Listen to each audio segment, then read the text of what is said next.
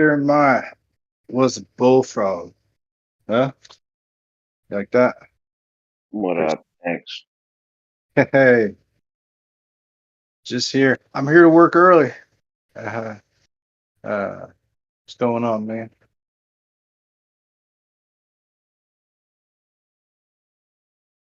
Shit.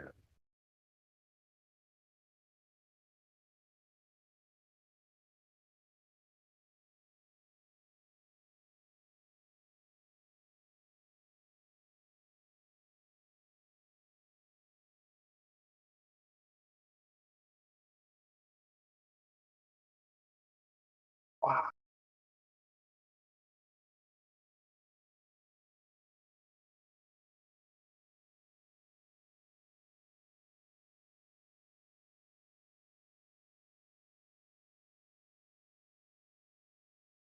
This morning brought to you by Chock full of nuts, dark, bold, 100% Arabica, Cuban roast. Mm-hmm.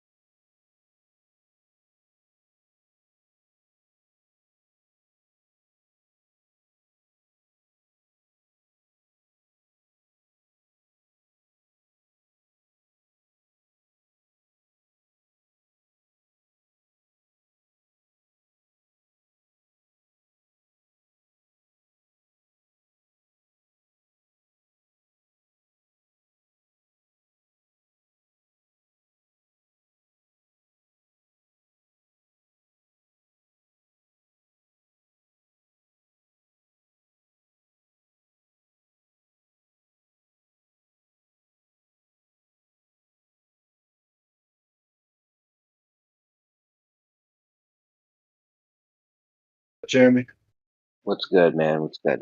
Anything good happened last night? I don't know. I'm just having a real good morning, man. I just feel like totally on fire. Crazy. Well, let's get Negator Doofus up in here and what we can fix that. We'll put it out. Just extinguish that. Just pour cold ass water all over that fire. That'd be good.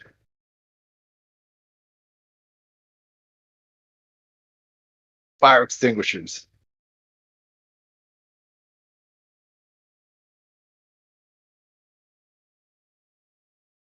No, Doofus is on fire. But if he starts yelling that way, is it? Do I have permission to just mock him outright? Then I know that we don't mock here, but like, is it possible to do that? Because like, I'm pretty sure I can totally battle yelling. Like, I could probably almost sound exactly like him, and maybe sometimes Nah, that's I've told good. him several times. I've told him several times you can't do that, even if he gets interrupted. I know getting interrupted is mad annoying, but he knows he can't do that. So I just give him a warning or something. I will. Can I just do? I don't want to do it, but if it's a reflex, I'm not gonna try to do it on purpose, Jeremy. Obviously, that would be weird. Bro, we Trolls. gotta try to de-escalate situations, bro. Well, it's for future de-escalation. You know what I mean? Sometimes you can't de-escalate it right then. It's just got to like let them know. Oh, and they think like, oh, next time. You know what I mean? It could be like this too. And yeah, I don't know. Maybe you're right. Like this Maybe you're whole right. thing is much better when everyone's calm and shit, like we are right now. We're kicking it, it's nice. If it gets, even if the Globers, like even if Kosho or something comes in or Negator, like it doesn't have to be like this giant battle. Like, we can not engage him if we want. I don't know. Yeah, yeah, Yeah, that's cool. Yeah, do that. We'll engage. Fine. Like everyone gets all fired up. I'm guilty as hell of that because I get fired up in the past a lot, and I probably will in the future. It just happens. I don't know. Yeah, man. We're all flammable. Oh.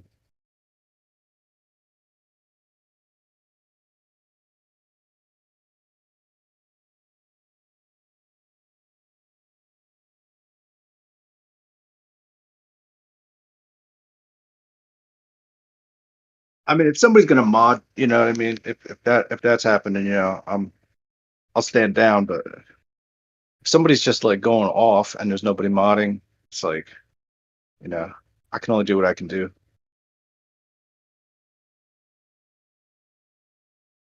That's all right. I don't want to start fights with anybody though. It's not fun. Maybe it's fun, but I don't like doing it. Okay, maybe I like doing it, but only really occasionally. uh,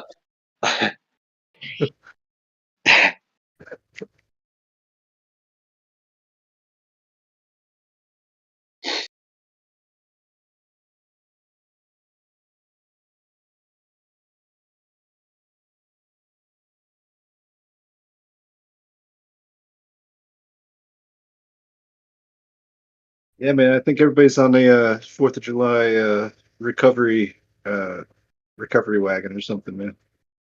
And been a little slowish. Not slow, but maybe a little slow. What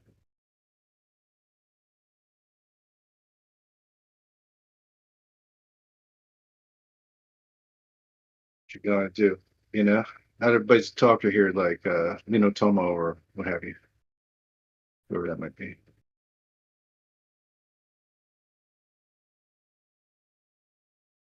What gets me like is that there'll be sometimes there's 30 people in here and there's no talking, and I'm like, how? So what? How are you? Hey, what's going on? Good, good. I have a bad connection. That's why I don't talk. Can you Oh, hear me a little bit? Or? yeah, yeah, man. Okay. I hear Yeah, your vocal cords making sounds. Yeah, it's good, man. yeah. What's happening? Nothing much. Yeah, I'm in Italy, so that's why I'm awake. I'm just driving around. I Which usually listen to all the debate and all the stuff. okay, just on your way to something. Yeah, right now I'm just doing some airing. I'm in a city called Turin, where there's the Shroud of Turin. I'm there. So All right, I I'm didn't just understand the doing. last thing. What'd you say? Could you say that? Repeat that last thing you said. No, I say I'm in a city called Turin. Turin. Oh, okay. Oh, Turin, like or touring. Yeah. Have you ever heard the Shroud of Turin? Oh yeah, yeah, Yeah, yeah. man. That's I'm famous. from there. Sick. Wow, man. You got any insight into this whole thing? They still put sheets on people? What's happening? How No, did that even it's all happen? bush.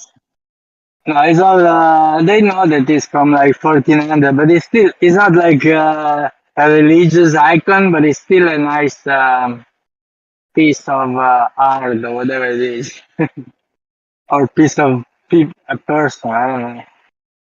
Yeah, Yeah. Where you from I'm in in. the U.S.? I'm on the East Coast. Yeah. East Coast. I lived in New York for a couple of years. Oh In yeah. Nice. 17 to 19. Where are you in New York? I was in Manhattan on 34th and 5th Avenue. Like Okay. 34th, so I was like midtown. That was full of Is that, tourists. is that I Manhattan like then? it, it's nice, but yeah, Manhattan. Yeah. Yeah, but I lived in San Francisco for like 25 years. Oh no way. Wow. Yeah, And then so you I moved to was New York? yeah, I moved to New York for work and then to London for a couple of years. and now I'm retired. I'm retiring, retired, retired. Also a little retired, but I'm retiring now in Italy because it's cheaper. Okay, is that where Turin is? Italy? I don't know where it is. No, probably not. The what? Sorry, I What? didn't hear. I don't know where Turin is. I'm an American. I'm bad Yeah, with geography. it's basically near Milan. If Oh, you have Milan. heard Okay. of Milan, if you imagine the boot, the boot of Italy is in the north part, North part of the boot. northwest. Right. It's near the mountain. They did the Winter Olympics in 2006, but the Winter Olympics are not very important. And in the East Coast, where are you from? New Jersey. New Jersey. New Jersey. Yeah, Jeremy likes it. He wants to move here. I like that. I like New Jersey.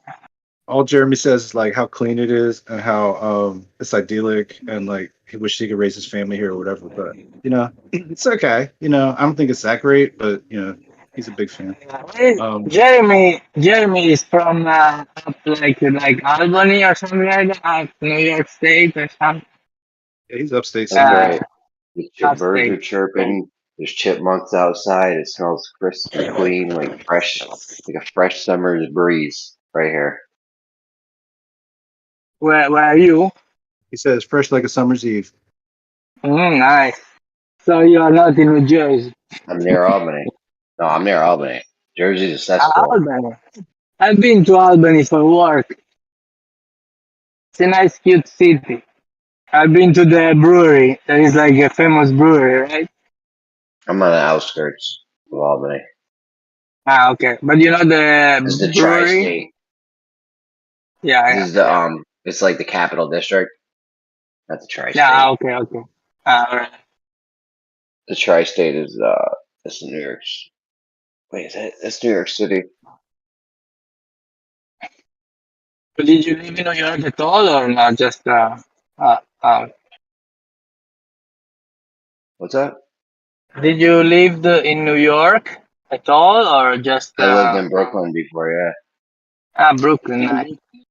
that shit's worse than Jersey. Yeah, but depends what year you lived Oh, there. Brooklyn's all right. What's wrong with Brooklyn?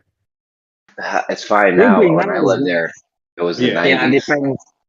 Okay. Yeah, no, that wasn't nice back Fair enough. then. When I was there, it was all mad gentrified and whatnot. Yeah, Yeah, that's what I mean. They took over. But honestly, there is like I went out a couple nights like to go get some like a pack of cigarettes like at like 3 a.m. at a bodega, and this is a bad idea. It's just like some people you don't want to see, I guess, yeah. How good's the fried No, chicken though? That's really the Yeah. reason to be in Brooklyn. Mostly when I live in San Francisco, mostly we're like just like zombie going around. It's a different type of crime. It's like crazy people on acid. But it was fun.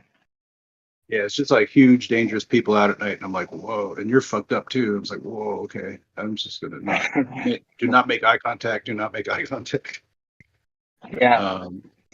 Behave. Don't be disrespectful. Don't be disrespectfully not making that. Just be casual, like you belong there. Or you can act crazier than them, then they leave. Maybe. I don't want to test that shit. Yeah, but Jeremy's right. I mean, there's parts of New Jersey that are not so nice. Elizabeth, it's like a bad level in like Sonic the Hedgehog, where Dr. Robotnik made it all shit. You know what I mean? It's real bad for sure. Elizabeth, New York. No, I think that the New Jersey is a bad name, but it's actually nice. Like every place after the 90s within the 2000s they got better all over the place, the Western world. But yeah, I like New Jersey. And if you are like in Hoboken, you have like the best view. What's up with New York subways, man? This shit is like the worst in the world. I know. It's gonna be tough to clean it up. because it's too late. They didn't Oh, it clean it ain't. up. I'm over. Yeah. I've been to in London. It's very nice. It's all clean. The Yeah, the yeah. subway. Mind the But gap. New York, Mind the gap. Mind the gap. yeah, Mind the gap. exactly. Fucking gap. Despite how clean the New York City subway system now is, it's still absolutely fucking filthy, and it's Yes. nothing compared to what it was back in the '90s. It was absolutely disgusting back then, way worse. Yeah. Late '80s, but there are parts of Jersey that are beautiful. Like there's parts of Jersey that look like where I live. Birds are chirping, there's chipmunks, you know. Hmm. Yeah, but the Highland, New Jersey. That's like north. Would you say next? North. Yeah, like Northwest Jersey is pretty. It's like Pennsylvania, New York. Yeah. So you're gonna move there, Jeremy? What, to Jersey? Yeah. No, I'm all set up, bro. I got a half an acre. I'm sitting pretty. I'm on a Ah, raised nice. ranch. Do you have chicken? I don't have chickens. Not chicken. I would love some chickens because I like eggs, and the price of eggs right now are fucking stupid. Yeah. Oh, yeah, they just came down over here, man. Like $2 a dozen. And I'm like, shit. It was like not too long ago. It was like $2 for an egg.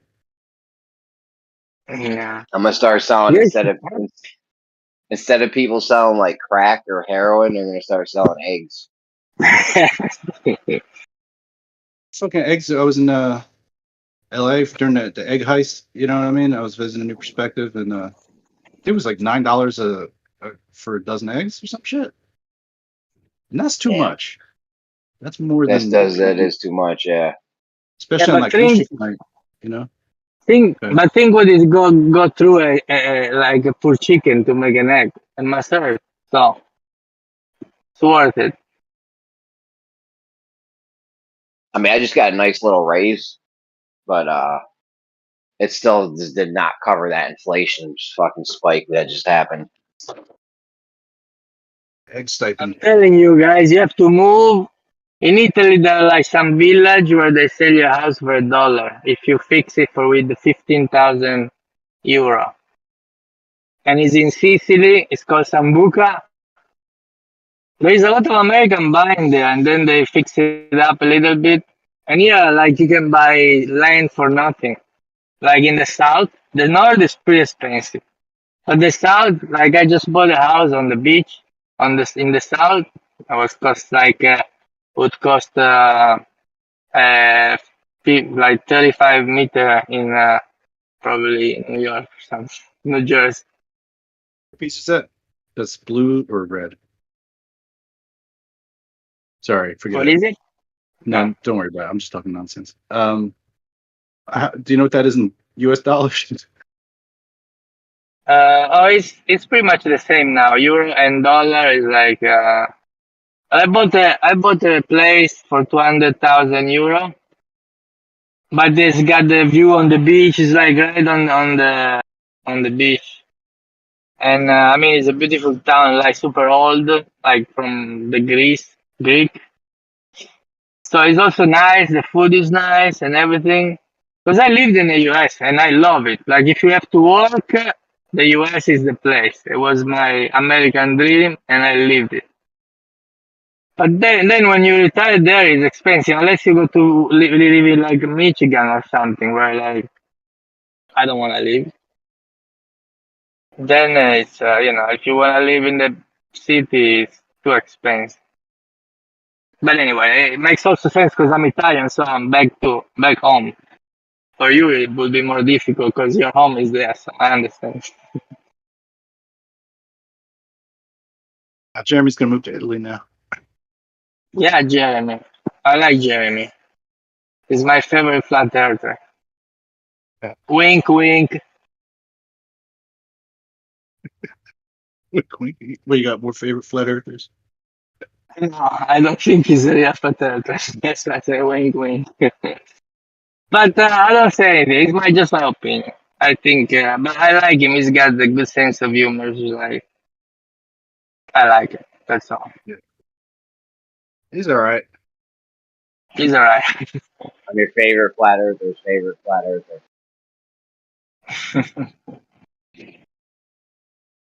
And he's probably my age. That's why I understand all the pain he went through. And I'm getting old, man. We're getting fucking old. yeah, I'm gonna be 56 this year. You're probably a little younger. Oh, wow, we ain't the same age. Yeah, about Yeah, a 67. decade. I don't know you're in your You got a 50s, man. decade. You got a decade out of me, bro. Ah, okay, good. Then you're younger. I look I'm happy for young you. though. What you I say? look young on the outside. I don't feel young on the inside. No, okay.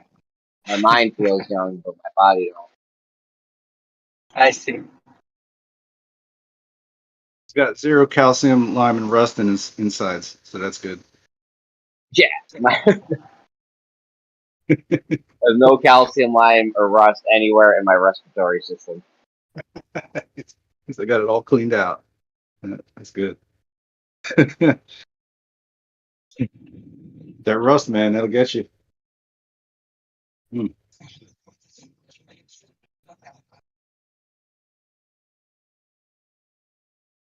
Yeah, it's cool. I'm about to hit the 44, which is good because I mean, how many times do you have double digits? You know what I mean? They're the same. Yeah, probably only probably only once a decade that happens. So I think it's all right. I'm starting to have to like take care of myself a little better.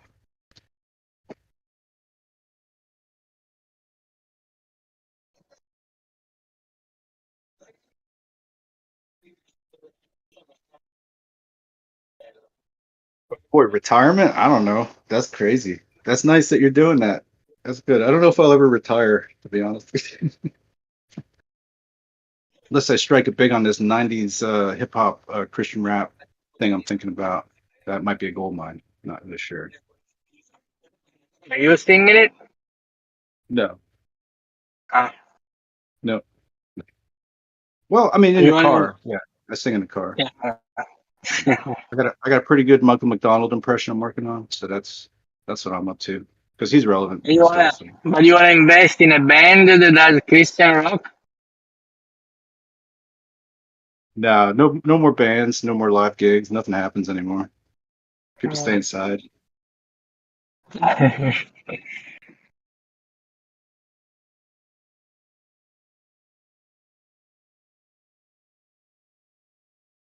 Nah, maybe it'll come back. I don't know, man. Maybe we just had like a couple bad years. You know, maybe it'll bounce back. But yeah, I don't know. Putting the world back together, guys. You know, getting there.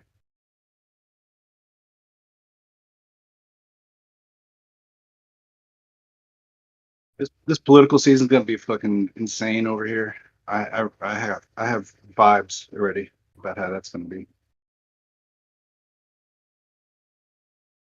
I wonder who they're gonna be the next president. You know, I don't know what's gonna happen. I have an idea, but no one would like what that idea would be, so I don't want to even say it out loud.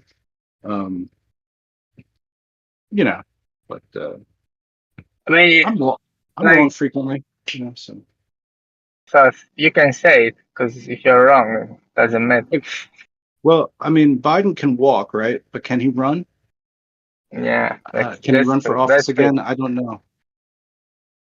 Yeah, the thing is, he's obviously like a little bit foggy. Right, To right. We put could it maybe get lightly. a slightly fresher brain, in there, and Yeah, it's so then, difficult because they're all crazy. I mean, it's difficult to find somebody. so I here's the mean, you situation need right the, now. They brought in Biden. Biden's doing his thing. You know, they got him on his meds, and he's staying alive, and that's a good job. You know, for what he can do. I think not dying is terrific. yeah, it's already enough. Right? Breathing. Yeah, it's like congrats, man. You deserve a trophy for that. But also, they built around him the most female dense cabinet, the most female, like everybody in the whole That's true. association. You know what I mean? So there's like this whole female infrastructure behind him, And which they were you know, pissed. I guess that's just the deal. But now think about what that lays the groundwork for, like for somebody else to run that, I don't know, probably a lot of people would be like, oh, I don't want her to be president. But I mean, it's I just feel like it's maybe it's I'm not fan fictioning it. It just looks like it could happen, but it might not, you know. But I could definitely foresee like a Hillary versus Trump too.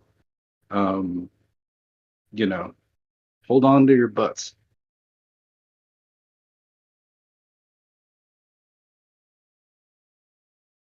Because I don't think anybody in the Republican Party can really like Trump, you know.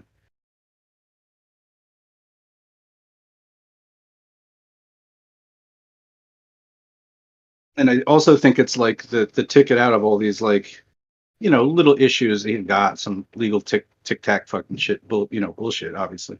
Not no big deal things you can go to jail for a long time. But I think if you run for president, I don't think they can like they can do all that shit. I think you're like in a different sort of gear where they can't really touch you.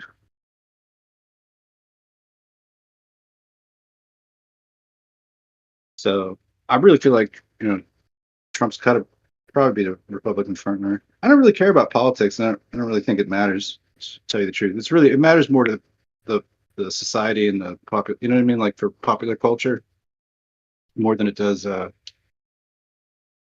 anything else. Seems like anything that's gonna happen is just gonna happen. You know, don't push it through either party. It doesn't really matter. Yeah, that's my dumb thinking.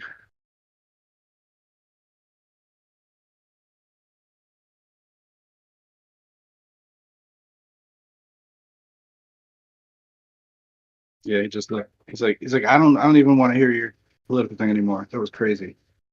I don't want this. No, I mean in Italy, yeah, we have we change government like we change underwear, so I can't really talk.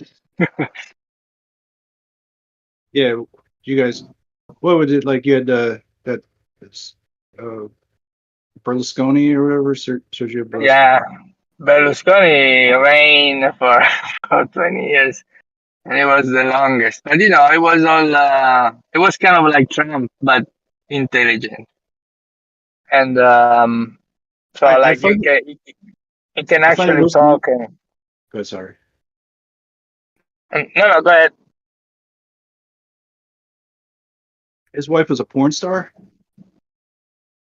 No, his wife was a normal star. Was actually in some movie. But the Oh, problem was that he loved to do parties, so he had like he's super rich, right? And so he had like all these young girls that because he also have television. Imagine he's like Murdoch, but he's in politics, so he's all the power is amazing because he's got the power of the press, power of the media, everything. Plus, he loved women, and that was kind of like his ruin because. Instead of attacking on politically, they're attacking like morally, which who cares what it does, right? yeah. Everybody would do it if they could, It's because almost he more was doing like distracting. Like the moral politic part is almost more distracting than the actual politics of the actual shit that actually matters. You know. yeah. Because at the end of the day, people love gossip more than like, politics can be boring, but if somebody screws someone else, it's more interesting. At the end of the day, we're all human, and we go for that. But anyway, politics sucks. Let's talk about something else. The Earth is a globe. Okay. The Earth is a globe. That's true. It's politics. Politics, geopolitics. Do you think it's political? The globe? The globe. No, I mean, look, honestly, the globe is something that it can be a conspiracy because it was so long ago. Like, if you go to Rome and you go to the Vatican Museum, they have like so many maps of that time, and you see like the evolution of the maps, how like they would study. And I stayed there for a while, and they even have in Florence like a globe from 1500, right? So it's difficult that all these people all over the world, to me, is sounds almost impossible. At the point, has to be a simulation. Then they're playing with us, but I heard all the theory from you guys too about that So that's also. your out. So Your out is that people cannot lie, and that this must be a no, no, simulation. no. I also live all my life near the sea. When I was in San Francisco, I was in the bay and stuff like that. I observe the horizon curving around me. In fact, one of the things that Jeremy was saying is like if we could do a circle that we know that's the distance of each, whatever buoy, then you see that it's a circle around you because you go around you. So it feels like you're on a sphere. So from the beach, if you look left, right, you see flat. Then in front of you is flat. Right is flat. But if you look around, it forms a curve. And no matter where you are on Earth, that happens. And so to me, that says that we are on a sphere. But I could be wrong.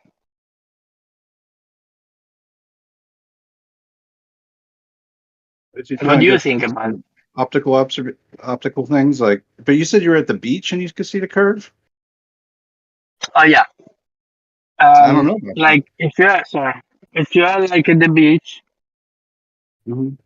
and you look like, have you noticed that every time you look at the horizon is always flat, right? In front of you, correct? I'm sorry. Say again. The horizon's Like always in front of you at the beach. Yeah. every Okay. time that you, let's see if you hear me better. This, hold on a second, because I try to do this. Uh,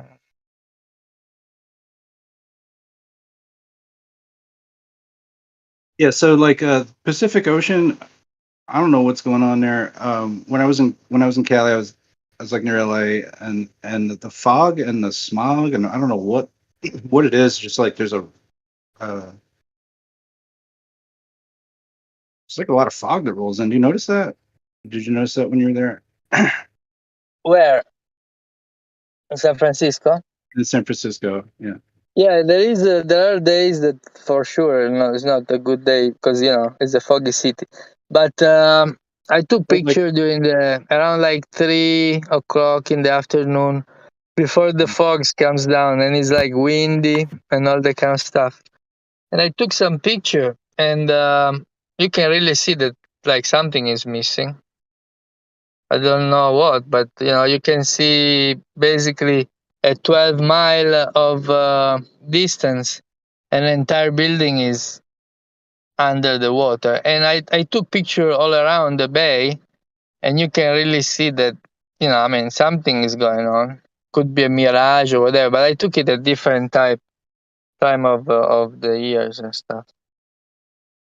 I can post something if I you mean, it's care. But difficult, like to because I was I was at the Salton Sea one time in California, and yeah, I know that I mean, I'm below sea level at this location I was at, and I'm looking out over some water, and it looks flat, and then it wasn't like 15 minutes. The weather changes real quick right there sometimes. I've never been anywhere else that does that. Quite so, like so many different like weather fronts like all moving around, but the so so within this 15 minutes, I was like, oh well, I could see how it's a ball right from here. I know it's not, but it doesn't look like if I imagine it, to be a ball, like I could be there, Mhm. right?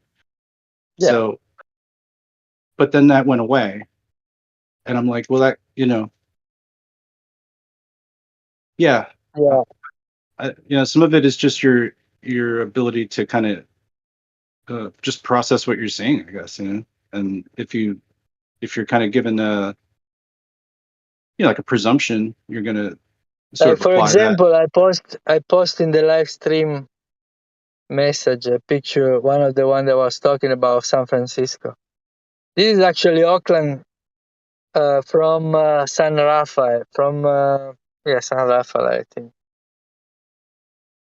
And you can see it's missing. I mean, it's almost like at that. I don't know. Can you see the image?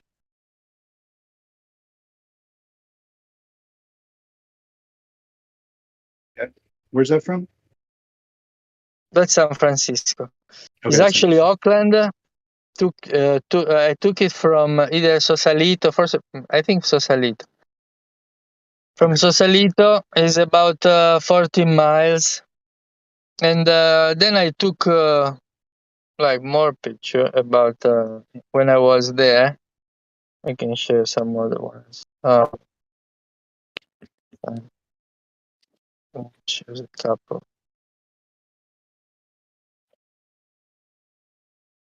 Yeah, I think I was there too. I was near I was on Treasure Island. I think that is that near Sausalito? I forget. This one are other.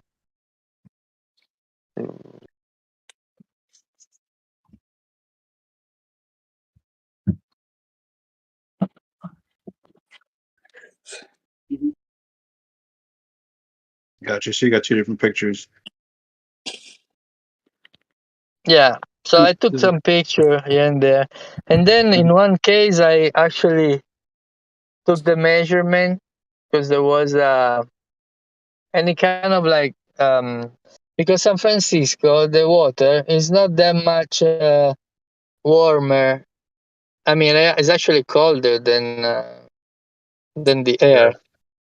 So there is a little bit of haze, but you can see that it's pretty sharp at the horizon, what we call the horizon, where like actually start disappear the water, and then the haze is in the background because it's farther away, obviously. Yeah, I was finding it so interesting. Some places. I was in the desert for a little bit in California too, and it's certain times of the year like there's just a little more humidity than others because Yeah. of the desert, and it's like the air has like a blue haze to it. And I'm like, that's so unusual. From the rest of the year, it's like only a couple days out of the year it would look like that. Yeah.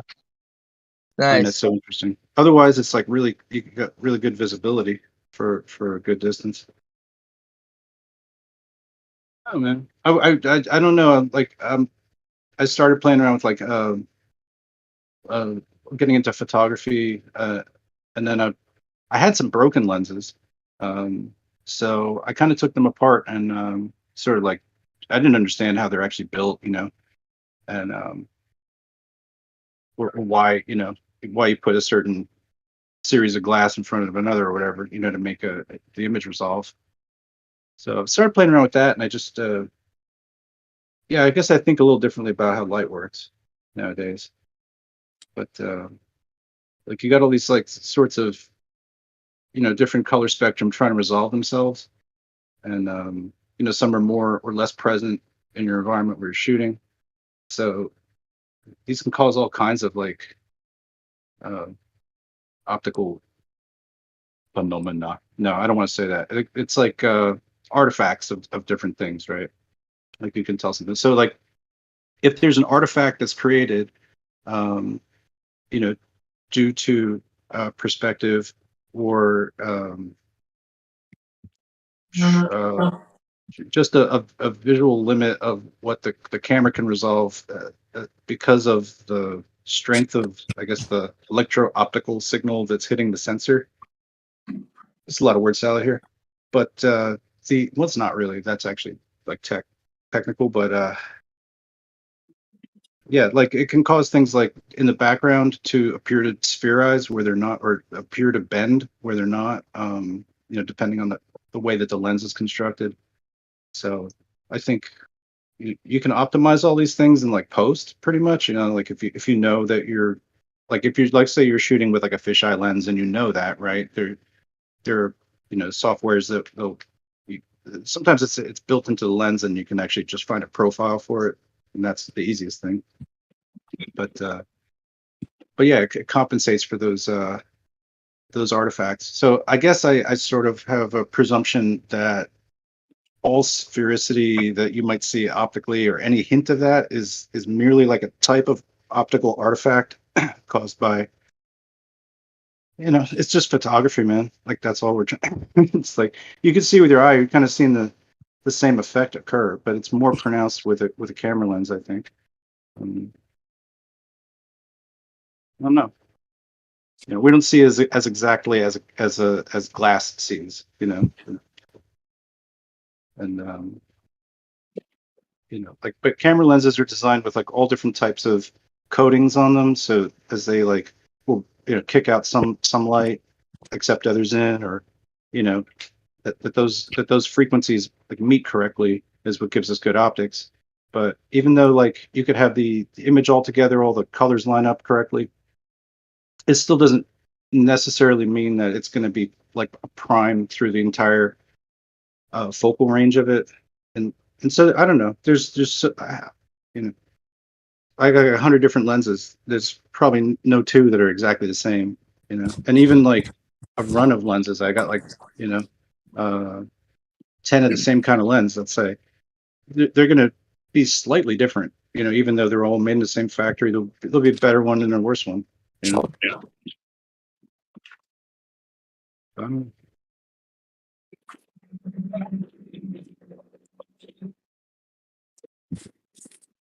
I don't know, man.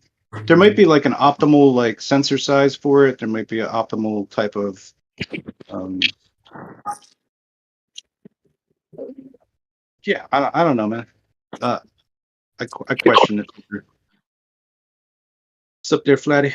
Flatty Push. What's up, everybody? How you doing, man? You get to the dentist? Oh man, I'm in big trouble. I don't know. I don't want to go to the dentist. I've actually had to work for the last 2 days, and like my fucking mouth was hurting so badly, and I started to get an ear infection. Like I could feel my balance was leaving me, and my ear was like the whole like right side of my head was all fucked up. I just woke up, and I kind of feel better. So I don't know. Maybe I won't have to go to the hospital. We'll see. That's cool. Yeah, like the other day, I don't know what it is. I bit into something weird and like got I don't know. I thought, and I woke up and I was like, ow, ow, my whole fucking side of my jaw is like weird. And it's like it's weird when I swallow and I'm like, this is not good at all. Like that means I got some kind of infection percolating in there. That's not good. Um, Okay, I yeah, like that. dude, yeah, me too. That's crazy. Okay, well, we're like we're Star Brothers or whatever, so maybe that's why. But the Fuck. so I just started taking like I've got like some like immune blend mushrooms, and I think they've actually helped more than the swishes. But I was just like sea salt mouth rinse. Actually, the first day I was like, yeah, sea salt, and I'll just throw a bunch of cayenne pepper in here too for fun. And I think that actually helps too. Like I the drank a cayenne. shit ton of cayenne pepper last night. That's so funny. That's my go-to: cayenne pepper, turmeric, cinnamon, and ginger with honey and water. Yeah. And yeah, just that's exactly what I did yesterday. I call it water with all the fixins.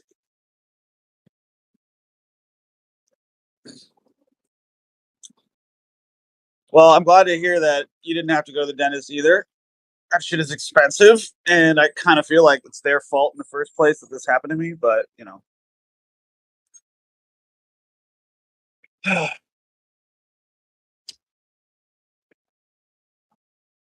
Yeah, man. So this new movie that came out called Sound of Freedom, which is basically all about stopping human trafficking in this world. It is the highest grossing box office film for a 4th of July ever. and I can only find one article online, like trying to bash it, and it's from fucking Jezebel. And That. Jezebel is like some stupid website that I'm now aware that exists, where it's basically a bunch of I think it's run by pedophiles or something, because they seem to not. They're basically like, new movie Sound of Freedom is just like a QAnon conspiracy theory wet dream or something like that. And then they fucking go into the like all the little details of how, like, you know, even though the movie is based on a true story, it's really not that good of a story. Like, they're really not saving that many kids or something like that. And like, dude, one of the criticisms was like, yeah, the human rights organization that the movie is based upon, they might have actually traumatized some of the children during their rescues. Like, rescuing the children from a pedophilic sex ring was more traumatizing than being in the sex ring. And I, like, honestly, I was still wiping the sleep out of my eyes when I read this. I couldn't fucking believe what I was reading. But yeah, now I'm just sipping my coffee. It's like, what the hell? That's a fucking weird. That's funny. Yeah, I mean, it's not whatever QAnon wet dream movie though, in a way. Yeah, I mean, I stopped looking at QAnon like the day it came out on 8chan. I was like, this is ridiculous. This doesn't even make sense. This is somebody just having a laugh. And I mean, I guess people are still talking about it like half a decade later, which is kind of weird. I feel like that. I mean, I don't, I never really like dug into it per se. I know, people have definitely told me about it, in this form for sure. Not actually here, but other people I've known get into it, and I feel like there was like there's a whole bunch of different topics that covers, but like I think the one thing I can say is like pretty much nobody was giving a shit about the children's safety stuff before that quite as much, and I do feel like that's probably the most like resonant part of that whole trip, in a way. Yeah, and I would say, like, at the beginning of the QAnon days, when people were really trying to hard sell me on it and get me to, like, where we go one, we go all. Uh, it was I think it was a little less about the pedo stuff, and it is more so about it now, which is fine. But my biggest issue with the whole QAnon thing is that uh, their whole call to action was do nothing and trust the plan. It's like, oh, the world's so fucked up, but don't worry, the government's gonna save us because there's actually good people in the government. That's the real conspiracy. And I'm like, what the fuck? No, it's not. Like, I don't know. I'm just not buying the idea that, like, change is going to come from within inside the system and it's going to become good. So, like, their call to action was basically just hurry up and wait for someone else to do it for you. I didn't think that was. I don't know. What do I know? I didn't even vote for Trump the second time. I obviously don't trust the plan.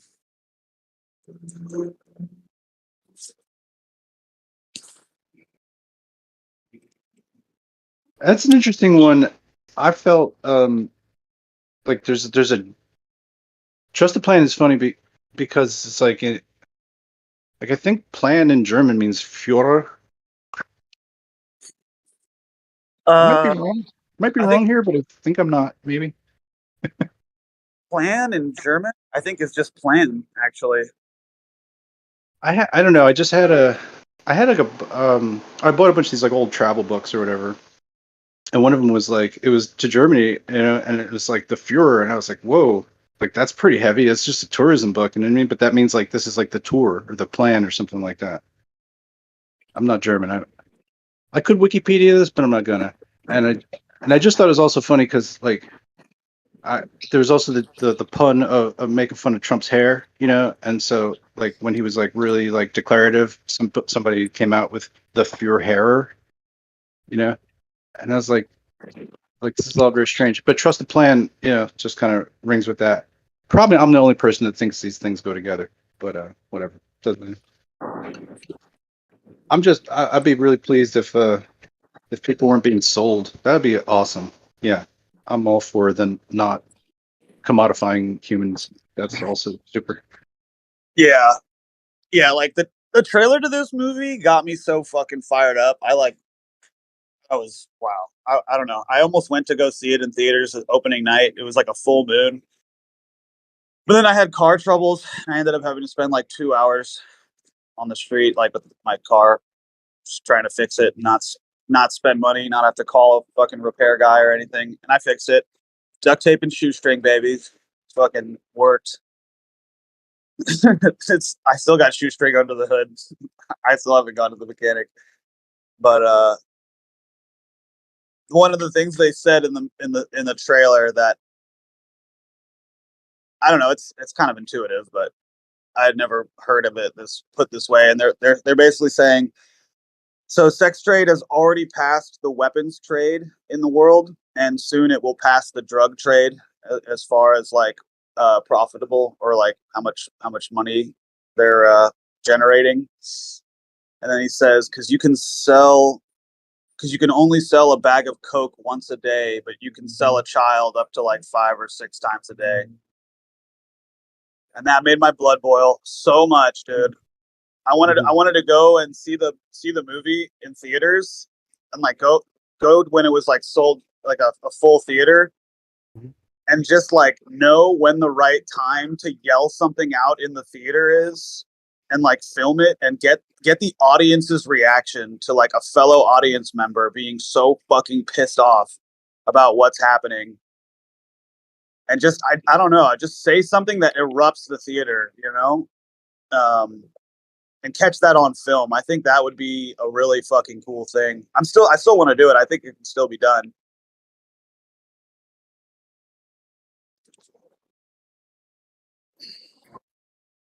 Cool.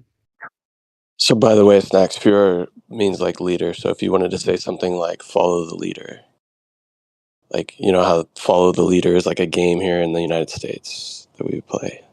Okay, let's play follow the leader. So, if you said that in German, you'd say like, folgen Sie den Einführer, which is like follow the leader in German. Right.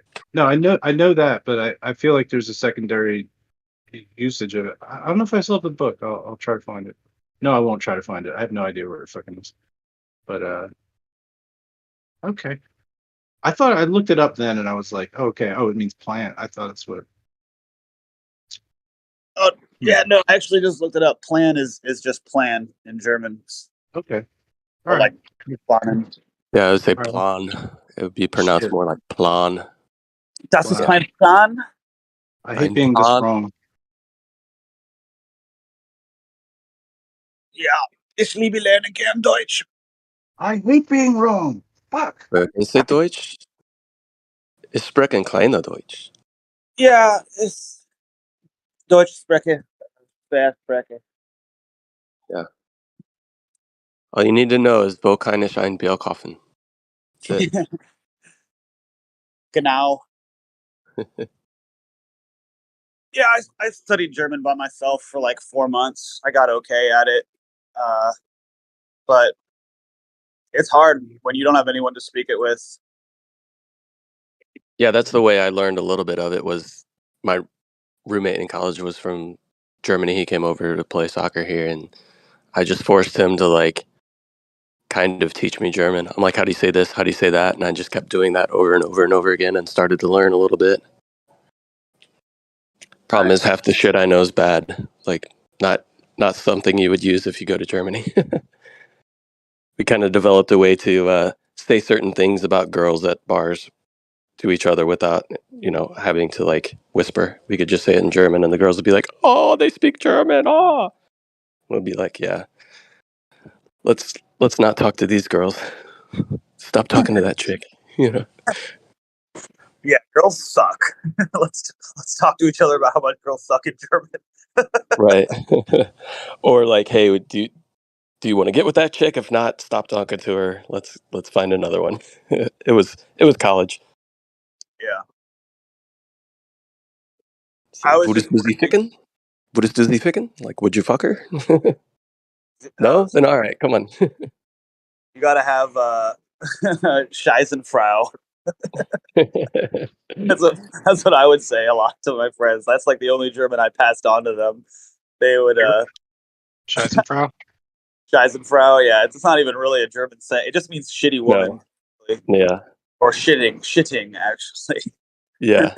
But I tried to get like my friends to learn with me. I even tried to get my girlfriend to learn with me, and like they would literally like download Duolingo, and then like a week later, I'd be like, "So how far are you in German?" And they're like, "Oh, I'm learning Spanish now." I'm like, "What the fuck?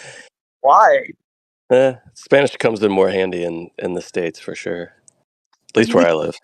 Yeah, we all took it in high school though. It's Yeah. es una bueno idioma, pero yo fuck, I don't even remember how to say it.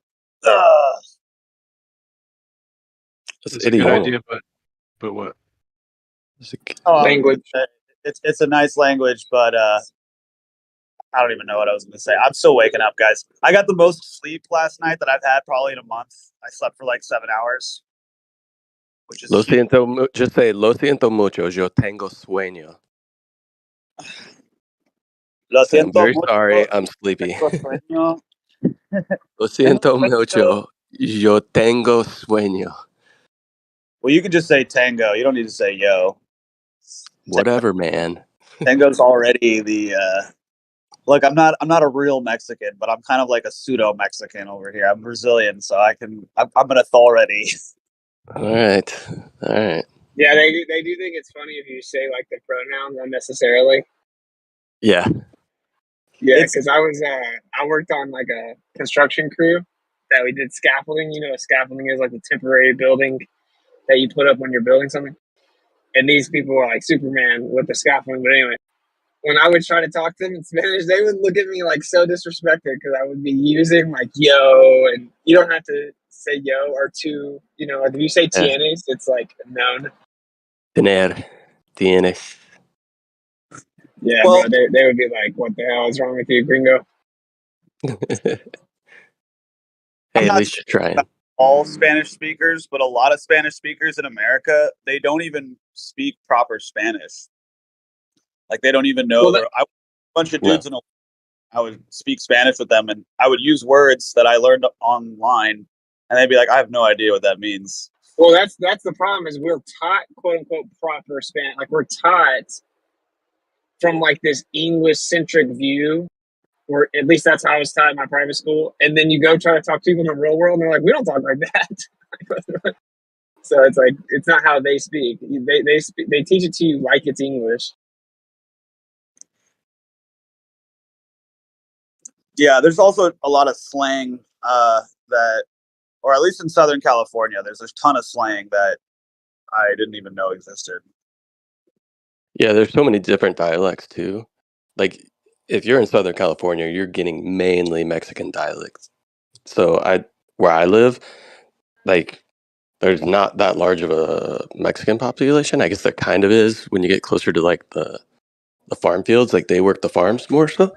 But like we have a huge Cuban, Puerto Rican, Dominican, Colombian, Honduran, like all these people from all different Spanish speaking countries, and they all have different dialects, and they all And hate that's each some of the other. most beautiful women in the world, Yeah. in my opinion. Like the list that you just said there. Yeah. Colombian, Honduran, Ecuador. And even Brazilian women are fire.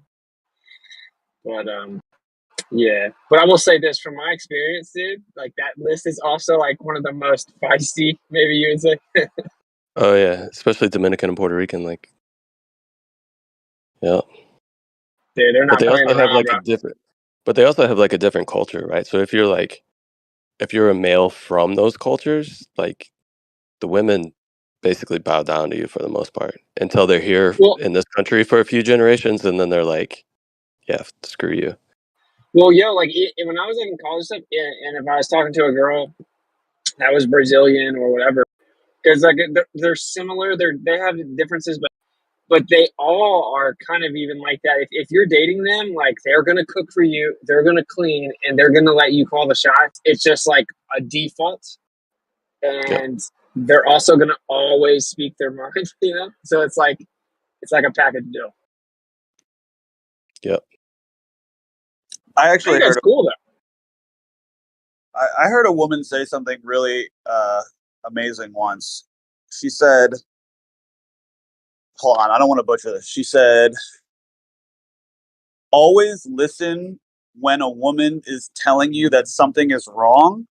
Like when a woman's telling a man that something's wrong, always listen, but, or excuse me, always pay attention, but don't listen to what she's telling you to do about it. And a woman said, Exactly. it's like, That is so well understand said, that, dude. yeah, understand that something's wrong. Their intuition is kicking in, but like the decision making process needs to come from within the man. I don't know. I always Yeah, thought that was exactly. That's a perfect way to say it. Because they can tell Well, that something's wrong, but they cannot tell you how to fix it. exactly. right. They'll have an idea in mind on how you should fix it, but you know that shit's going to be so cryptic, and you need to figure that out. Like, you just got to make your own decision. You got to be fucking Alan Turing and fucking crack the enigma over there. Yep. Well, like a lot of times they know that something's wrong, but they don't even know what it is that's wrong. Like a lot of times they're even wrong about what it is. You know what I'm saying? Like they just Yeah. know that something's wrong. You know, they're Yep. just like intuition bottled up in a person. Well, that's okay. I think that men and women have like inherent superpowers, and what like a woman's superpower is her intuition, and a man's superpower is like his instincts on what to do once he's listened to that woman's intuition. Like when we get together, we are like the ultimate team, and yeah, I've always liked that idea. Yeah, Their like men their and men and intuition and our logic. We're unstoppable. We're a fucking weapon to surpass Metal Gear, honestly. No, yeah, it's like we're the thinkers. Like all the like major thinkers throughout all history have been men, and they're always going to be men. Like the philosophers, the one that have come up with like logical revelations.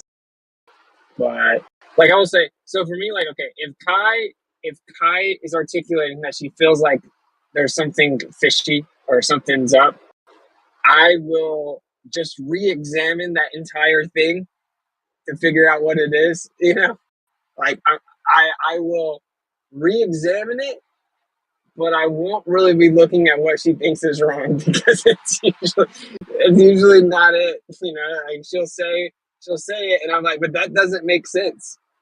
You know, that's my experience. It's not just Kai; it's like just women. I made a little meme about women actually yesterday that I think most men and women will enjoy, especially if you were born like in the 90s. I posted it in the chat if anyone's interested. But I guess there's some nuance here, right? Because they think about stuff that we wouldn't think about. So it's not like they're never right about stuff. Like they'll think about stuff that's like protection oriented, or maybe that's not the word, but like nourishment oriented that you would overlook. Yeah, I don't think protection is the word. 'Cause I think that's kind of like what our instinct is. But they're like protective over children. So like with like Aaliyah, Kai will think of things I wouldn't have thought of with Aaliyah.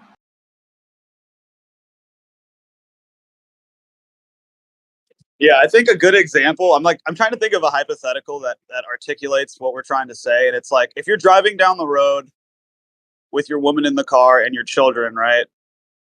And she says that something is wrong, like you're on your way to a destination or an event or something, and she's like, I don't know what's going on, like, but something is wrong, like we shouldn't go to the event, or like she's like telling you that something's wrong, but also giving you like some sort of solution that she's just coming up with immediately. It's like you pull the car over and you pop the hood or something. You know what I mean? Like, fuck, it's hard to describe, but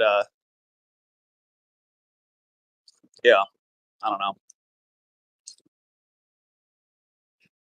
I I think a don't know. lot of They're also like, as if you were to generally speaking, they have higher social awareness. This is why so many men are not good with women, in my opinion, because they lack social awareness. So, like, this is why I think I was kind of able to talk to women. It is because I could sit at a table with like 10 girls and I would know what they're all doing. So like they have nonverbal communicators and they're all on the same page socially. So they're like they have social cues. The way that they move their eyebrows and their eyes kind of say everything, and they communicate to each other without verbal communication. So like all 10 women can sit at a table and they all are on the same page about something, but no one said it. But the guy will be completely oblivious. And I think that if they notice that you can pick up on it, they're attracted to you. That's my opinion. Like I think that they excel in social awareness. I actually I went out and I was social over the 4th of July for the first time in years. I went to Ojai, California. I met up with a bunch of random people that I like. My connection to them was just like my one friend who works up there, and it was pretty cool. Within, I want to say 1 minute, within 60 seconds of arriving at this like little hole in the wall bar that had like a pool and stuff, I was standing in a group of 7 people, mostly women, 4 women, 3 dudes, and all of us were just like pretty much just meeting for the first time, except for me and my one friend, and we were all unV'd, and we all found out within another 2 or 3 minutes. Like the conversation just immediately went there. We like started realizing that every single person standing in this circle having this conversation resisted, and then like we all ended up doing like this huge group hug. It was kind of tight, honestly. It was cool. The organic bond. I ended up actually making some really like I was doing a little networking out there because I'm trying to start this raw dairy farm, and I need investors and I need people with land, and I ended up getting invited to this house party, meeting somebody who's like the local go-to guy for like agricultural enterprise in the area, and then ended up like I was having a very intense conversation with him about like my background in like livestock and holistic management practices. And then the owner of the house came up and kicked me out of his house because he didn't know me.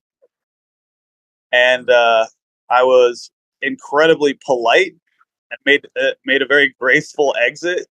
And then I got hit up for a job from that guy, from the guy that I was having a conversation with the next day, which was super tight.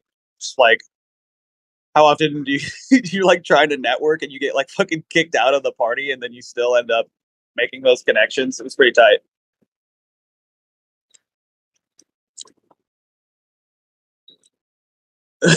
Actually, I totally forgot. It was so worth it too. There was some guy and he was definitely on like mushrooms or mushrooms and something, or at the very least he was on mushrooms.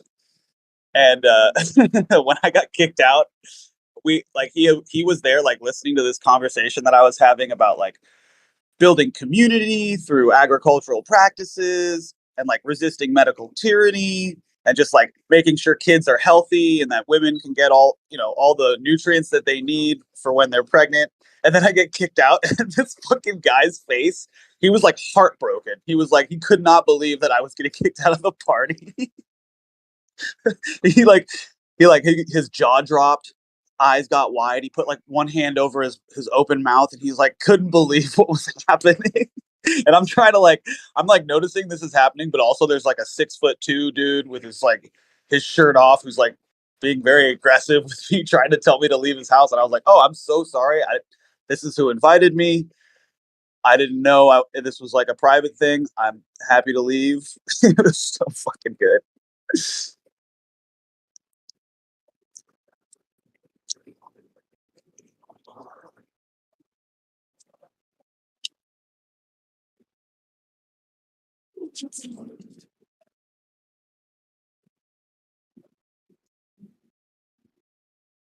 You had to go before the eyes wide shut shit started. It was a kind of a sausage fest, anyways, and I was really only there to just connect with like the agricultural people, which I did, because I have a little prediction here. There is going to be a time very soon when a lot of people are going to realize all at once that the food that they're eating is killing them, and that's happening right now. Like, you're seeing it before your eyes.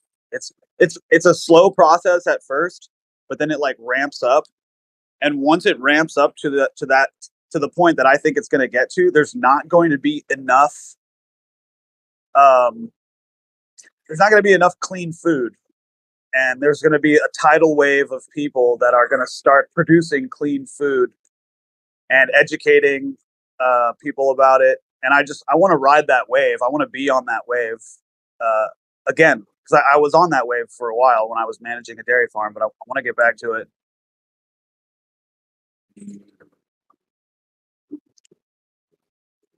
I think it's not That's only literally why we're like gonna move to Florida. Yeah, man, that's awesome. When you move there, I have a bunch of contacts in Florida for like raw dairy, clean pork, clean whatever you're looking for. I got some amazing people that I would love to put you in touch with. So just let me know. Don't hold out on a brother. Come on. If you're There's no such thing as clean pork, but that sounds cool. Outside of that, yeah, I understand. That's people have their opinions. That's fine. yeah, You know what I mean. I'm just saying, yeah. For me, poor choice of words because it specifically said called unclean in the scriptures. But yeah, no, that sounds cool, man. Like I think it'll be like central to east, like halfway down, maybe a little bit. I don't know yet. I don't know where we're going. I can. Have you ever heard of I'm Live at Oak? Live Oak, Florida. No. Yeah, it's a little town. It's like central, What like is it? north almost. It's a place called Live Oak. I lived there for a little while. But Florida's riddled with permaculture type people who are trying to produce healthy food, and they're not trying to do weird stuff with children. So Yeah, because it's like incredible. It's like set up for that. So like, I think one of the major problems that people have is water, and like specifically like structured and clean water. So there's like kind of a decent solution. You can use like a vortex to structure water, like even municipal water. But I don't know. Like what I think is so appealing about Florida to me is that there's always clean water everywhere. I mean, that's pretty irreplaceable. yeah, that was one of the things that I loved about it. All the springs. Um, if something really terrible did happen to society, like, I mean, you wouldn't be that screwed without electricity. The winter months aren't very harsh there. Yeah. My only feeling I was a little bummed out about Florida was just like the soil conditions. In a lot of the places that I went to, you really only had like 4 inches of subpar topsoil, and then you just hit sand. Well, yeah. Which, So the reason that doesn't factor into my decision is because I'm not gonna be growing food the way that most people do with soil. Like I'm gonna use like wood chips, and, like I'm gonna create like a top layer of soil. And actually, I want to find land, which is why we're just renting and trying to find place while we're there. But Like, I want to find land that's undisturbed. If someone already has like many inches of undisturbed like foliage that's like the best soil, quote unquote, that exists. It's like not even close. It's like a natural pesticide. It naturally makes like removing weeds super easy, and it makes the plant so hydrated that like the bugs can't really eat them, can't really eat your plants. So I don't really plan on like digging further and further into the ground, uh, only to get a well. So like that's why, because that's like the worst part of Florida is that there's sand there, but I don't really plan on digging into the ground like that. So I don't know. I think that I can bypass that. But No, you sand is also good for agriculture in many ways that, a lot of things enjoy well draining soil. So you can have a top layer that can retain, and you have a well draining soil, but then the tap roots can go down to a very high water table. So you don't have to dig down far in Florida to hit the water table. So you've got well draining soil, but then you have a high water table. So it's like a ton of shit grows here. Have you ever seen like Back to Eden gardening? So Yeah. they show like this mulch like wood chip thing, and dude, the roots spread out so much wider in that top layer of like mulch that it's gonna get the water regardless. It's actually like perfect for like California or something, because it's like you don't have to worry about a lack of water as much because the roots spread out so far, it's so wide. Um, but it also displaces the water. So like say you're getting a lot of water in Florida, it'll displace the water it doesn't need.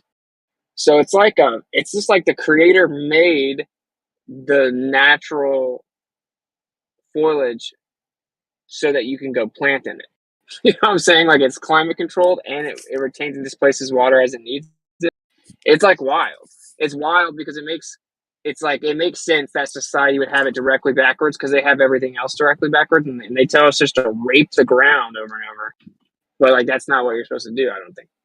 I don't know. We're gonna try it out, see what happens. The only problem is finding land that's undisturbed, right?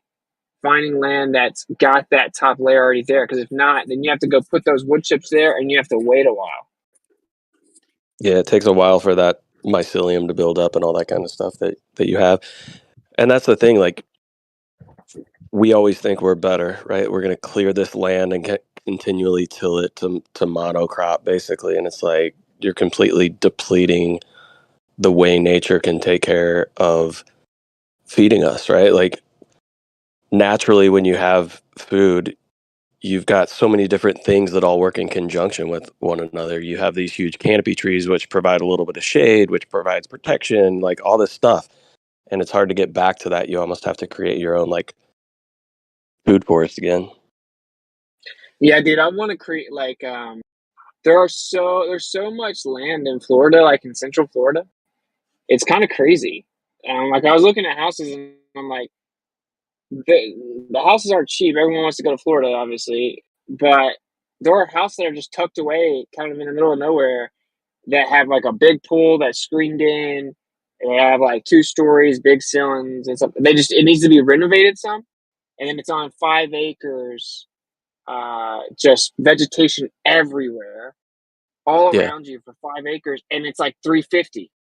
So like 350 for like a big house with a big pool and tons of vegetation on 5 acres. I mean, that's a good price almost anywhere in the country. So like if you're willing to like renovate it and be the one that goes, and because they look at it like uh basically the untamed vegetation is a negative, and I look at that as like a positive, you know. So I think I weighed it out pretty well. I think the decision is certainly to go to Florida and just to look around for a year or two and find that like sweet spot that Yeah. people are not, that are undervaluing.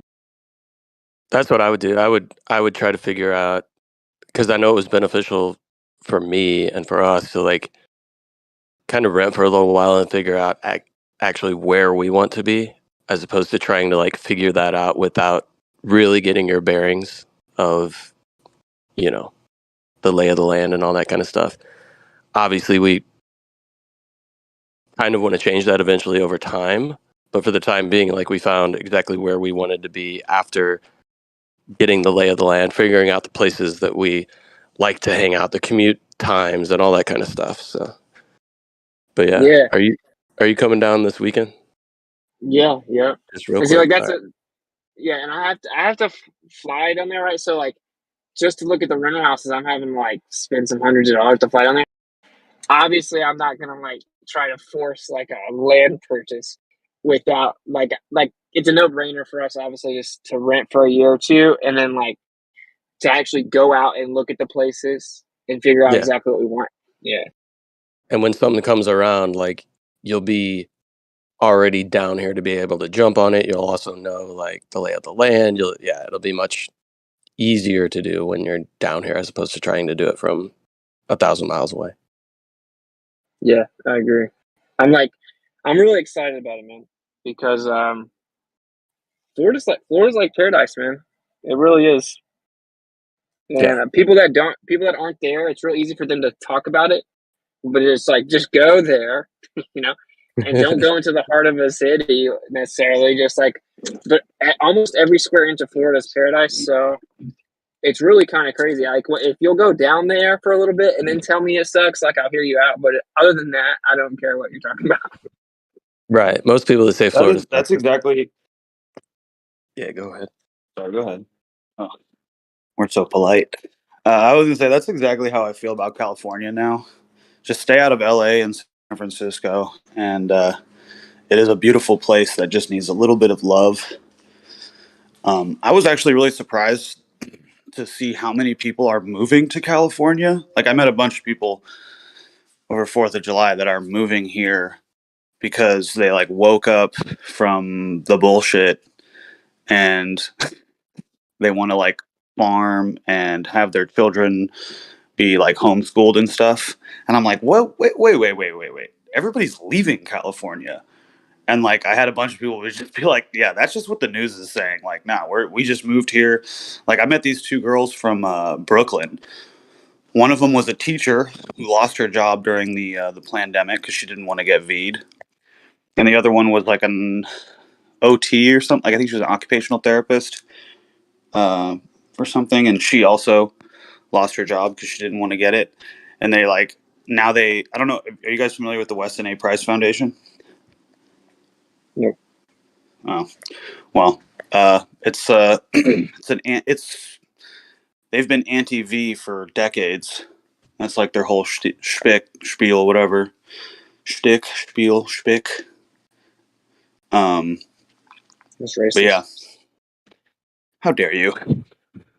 Yeah, like I think that California is similar because when I went out there, because I've always heard I'm from Tennessee, so pretty much my whole life I've heard that California is like a cesspool. And so when I went out there, I was like pleasantly surprised, to be honest, because California is also paradise in lots of ways, but it really is. California is beautiful. Like basically everywhere you go is beautiful. Then you go to LA and it sucks. Obviously, LA sucks, but like California's huge, and it's not just LA. Even though LA is really big, there's places everywhere that are really beautiful. But there is a difference. There is not as much life because of the water. You know, so like if you go to California for a while and Florida for a while, to me, California has some benefits aesthetically, meaning like you have mountains. So you get like the ocean and the paradisical climate and the mountains. And that's like a beautiful combination. That's like my two favorite things. So when you get both of them, that's incredible. That's why California stands alone, in my opinion, in that sense. But there's just not enough water. And I don't know if that's artificially engineered or whatever, but like Florida has so much more life, I feel like. Like a palm tree in Florida looks distinctly different from one in California. It looks like the stuff in California is kind of struggling to survive, and it needs man to come along and help it out. Where in Florida, it's like man has to come in and try to hold it back. You know, it's just a little of a different vibe for me. No, it absolutely is. The Southern California, at least, is a chaparral environment, and these chaparral environments kind of demand large scale grazing operations. like California just used to be full of wildlife that would roam the plains of California, like go through the mountains. There are species that would like migrate from the tops of like the Angelino Mountains and the San Bernardino Mountains, and they'd come down into the valleys in the wintertime. Anyways, because we killed all the animals out here, we made an imbalance. We started desertifying most of Southern California. Because like some of these places that I went and saw were regenerative farms that are reversing desertification and increasing soil and refilling water tables. So yeah, I would agree with you. Like Florida, you're definitely holding it back. California, that she needs a little love for sure. Yeah, yeah. Like I feel like I received the confirmation that we're supposed to go to Florida, so like I'm very relieved now. I'm like very comfortable with our decision because I like, got the confirmation from the creator. From my perspective, in many ways. So I mean, like I said, it's always easy to say stuff when you're not there or something like. But when you go, like, say, even California is similar, but like if you go to Florida, bro, it's so obvious. The creator made this world so beautiful. He wants you to enjoy it. And if you live in like like where I'm from, like the sea, it's so easy to lose sight of that because you never see it. So then you go down there and you see all this like exotic wildlife and crazy vegetation and everything's green and it's like every day feels amazing. Eating, It's like eating on each it other. what?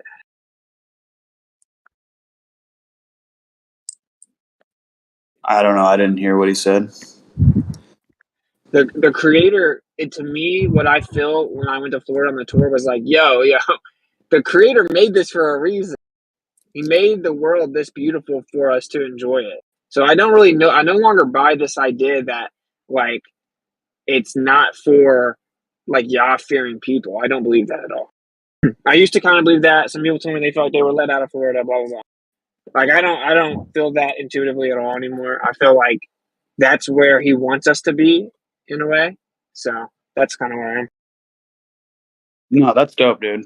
You should follow that instinct. That's like I think that's like a very strong connection that men are supposed to have with the creator in terms of like, where should I be in the world? Because, Take a look at my cam and you tell me if shit grows here. yeah, I was like, whose camera is this? It's beautiful. Yeah. Nice, dude. Oh yeah, see, that's such a beautiful backyard, bro. Like, where else do you get that? That's just par for the course there. Yo, you got some big trees.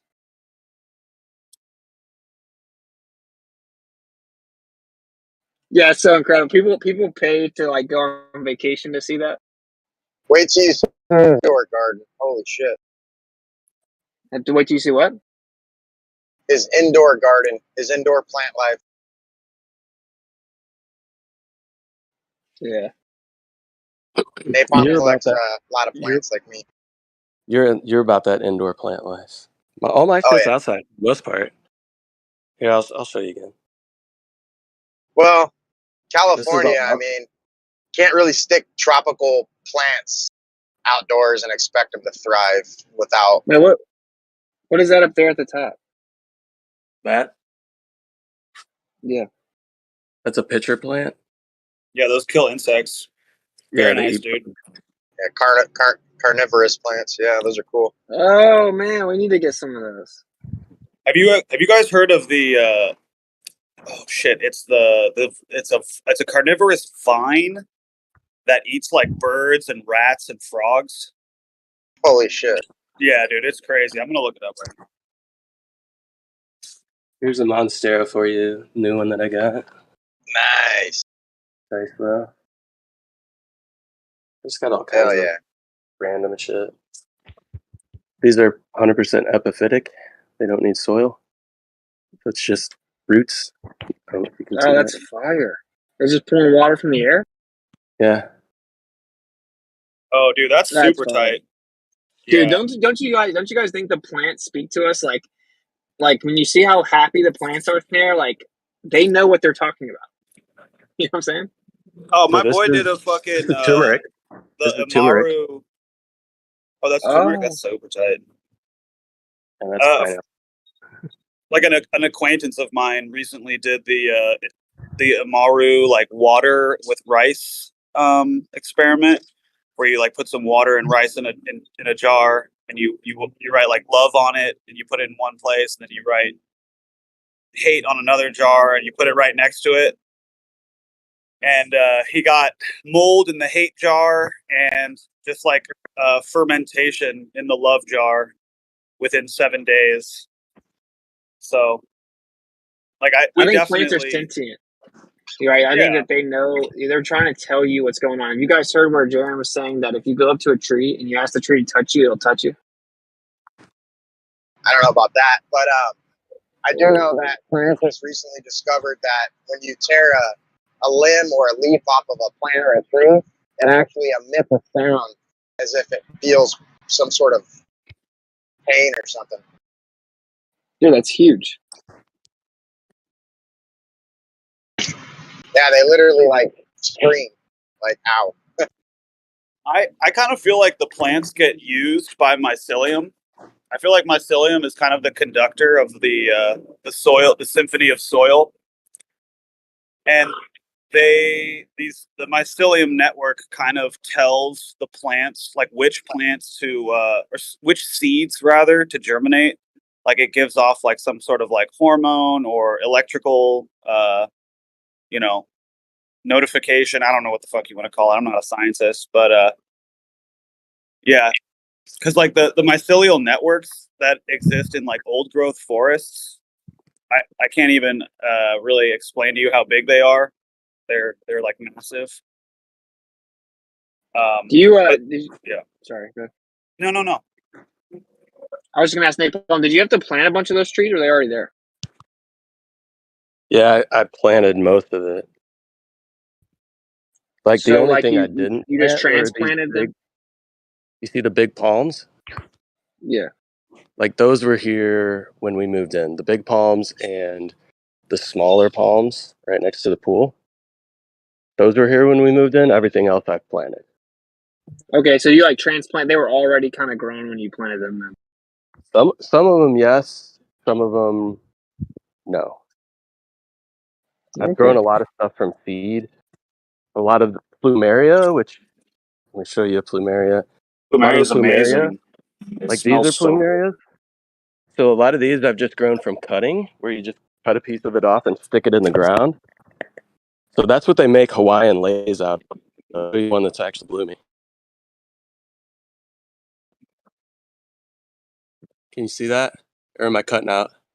Yeah. You're good. So that's a plumeria. We have a ton of those. Anyways, I'm probably cool. now. Now, like we're looking at places to rent, dude. You can't really find backyards like that are reasonably priced. Like, so yeah, we're gonna have to just put some things aside until we actually get land, because I mean, there's some. But here's so a lot of this shit, it grows quick. Like you don't have to spend a lot of money to do it. So I want to say, so everything from that white bird of paradise all the way down here, all of this stuff, I may have just planted last time you were here. Oh wow! Yeah, I wouldn't worry about the plant life on the land with it. I mean, that's the whole fun of terraforming your own property into what you want. I would worry about the setting and the soil conditions and stuff like that. Yeah, well, like, okay, so this is the thing though. When you're renting someone else's house, obviously you have so much leeway, and when you're in like an HOA for sure, right? So like, I don't know what all we're gonna be able to do or whatever. It's not really about like, I know we could quickly grow stuff. It's just about like how much room is there to do that. What are they cool with? What are you allowed to do? So we're just gonna kind of have to go down there, enjoy the fact that we're still basically in paradise, and then look for other lands, and then we can really like, build from the ground up somewhere that we're gonna stay. So to me, that's still way worth it. I'm just curious if you've thought of maybe like getting an RV or like a tiny home on wheels and just buying like, or even not even buying, just like finding some chill people you can lease like 5 acres from for a couple years for like a So very reasonable. I own an RV, Oh, I but did not know that. yeah. So like we started by buying an RV. We got a really good deal on RV, and then we put a lot of work into it. So we made it like look really nice on the inside when it was not. So we do have an RV. It's not diesel or anything. But it's a Class A motorhome. It's like a huge RV. It's like 37 feet long. But when so we thought we were just going to travel. Like Chris and I traveled. I loved it. And I'm like, yeah, well, Kai and I are going to travel. We're going to do another tour. And so we got the RV, and then you had all the degenerates calling me homeless, living in a van. It's like, buddy, it's a Class A motor. But anyway, then she got pregnant, and we found out pretty quickly it's just not ideal for her to be pregnant in the RV. And now we have Aaliyah, and then she's going to get pregnant again very soon. So it's just not really in the cards for us right now. I don't think maybe we could at some point where I don't know. I think we'll see what happens, but it looks like ideally we'll be renting a place while we purchase a place that needs work, and then we work on it progressively until we're ready to go over there. And I don't know what we're going to do with the RV. Either trade it in for like a smaller one so we can still take the family to travel places or something. But we thought we wanted to do the RV thing, and it just didn't pan out with her. She got pregnant like immediately. So yeah, that's kind of what happened. No, I hear you. I didn't think about that. That's tough with little ones. Yeah, especially like in Florida or something, dude. It's like it gets hot, so you have to run the AC. So in an RV, you need to be plugged up to like ample amount of power to run that AC nonstop, right? And like our generator, it'll like kind of smell like gas, and so I would never want to leave in there with that thing running. And so it was just a bunch of different parts of the decision where like you can't just go park on someone's land. They have to have specific hookups, and with the Class A, you have to have specific way to dispose of sewage. And so it just wasn't really. We were paying so much for RV parks and for the RV. I'm like, we can just rent a house and pay for storage at this point. And yeah, it didn't work because when Chris and I travel in the RV, we're like 2 dudes, and we just left the RV all day every day. So it was way different than like a pregnant wife. You know what I'm saying?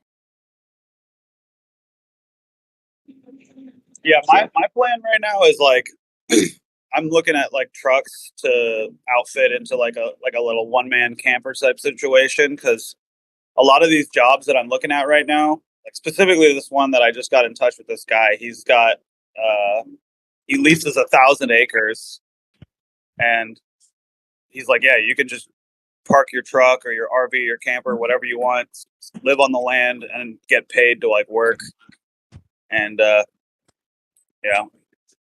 No, yeah, it's very cool. Like if you have a friend and you have an RV, then it can definitely save you a lot of money.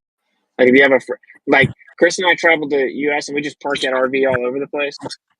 But you bring in like babies and stuff, it gets a little bit more complicated. What I actually want to do, I think, is like buy land, and then I want to trade that RV in for a newer one that's smaller, and then I want to actually try to put not just regular solar panels, but solar panels that they even work at night.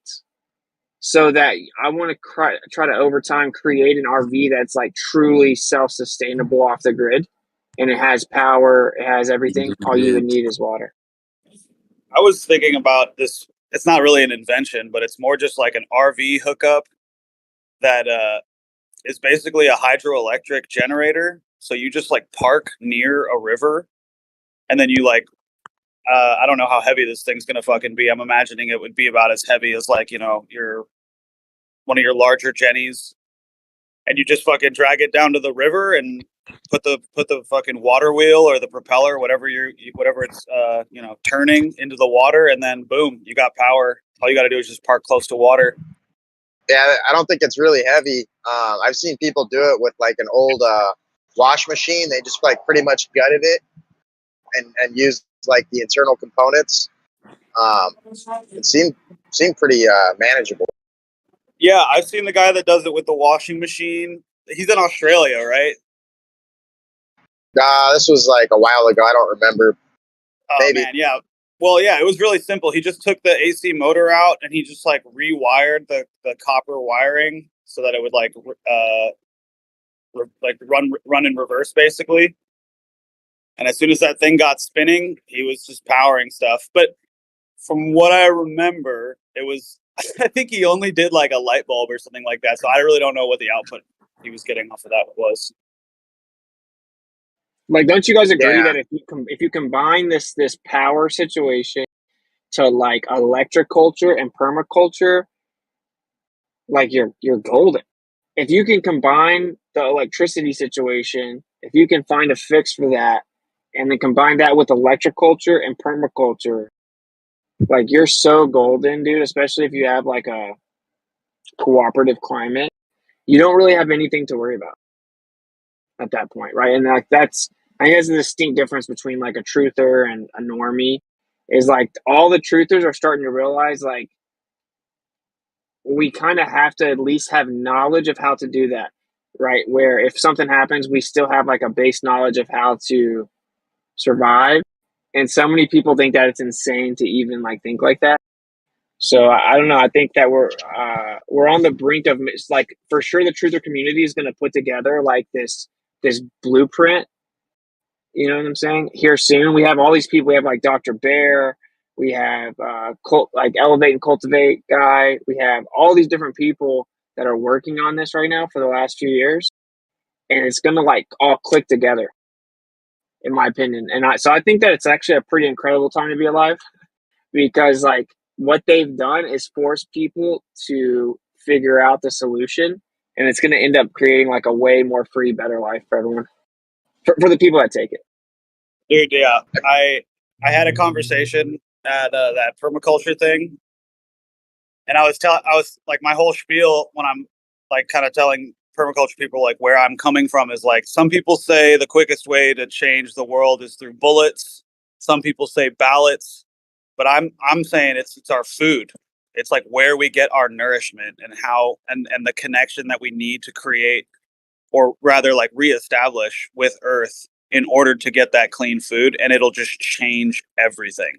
Like it's you fucking skip like 10 steps and just fucking transcend into this whole new state of being. In order to have the clean food, you have to have clean water. And by clean water, I don't mean quantitatively pure, but qualitatively pure water.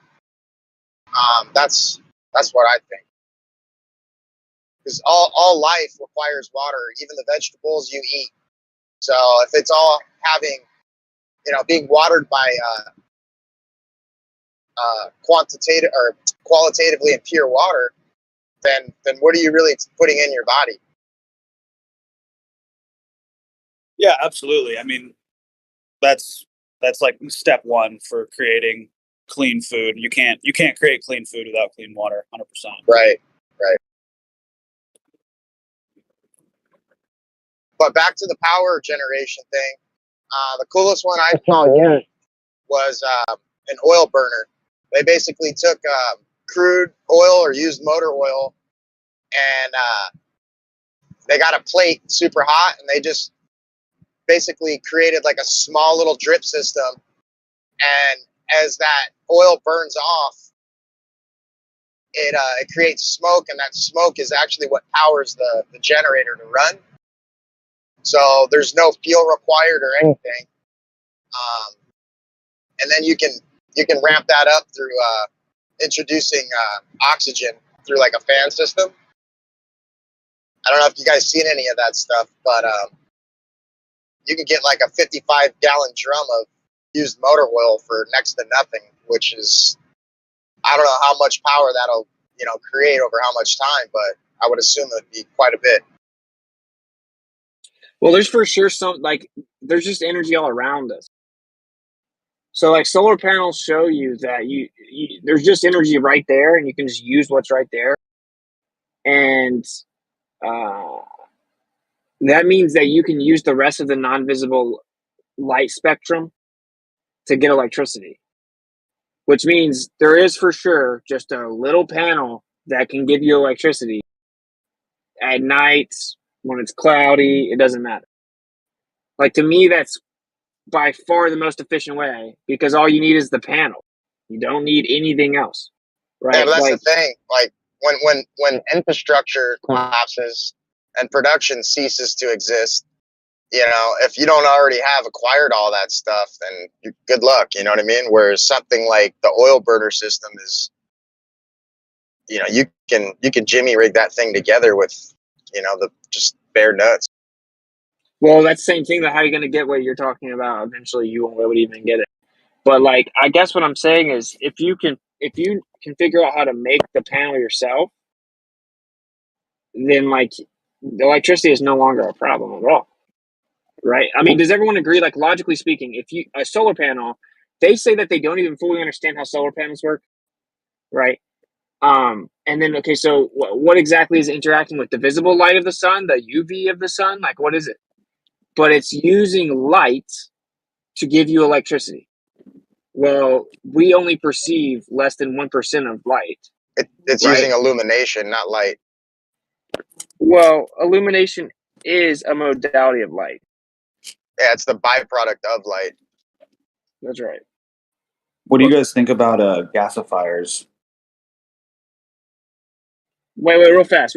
So wait, are you saying that you think that it's just the illumination that's giving us electricity? The excitation itself? Yeah, that's what it seems to be. It seems to be that reaction of that light interacting with what is manifesting that power. Right, because if you think about this, right, like if you throw on night vision goggles, you can see. And so, like, you could say there's still illumination there because you just have to perceive in a different vibration to see it, which means that the background is almost always in a process of being excited, just in different, it's a spectrum. So, that being said, depending upon the material that you use, you should be able to harness that excitation even with non visible light. Like, at Oh, I least see what that's you're what I saying. Yeah, because if you can, that solves everyone's problems overnight.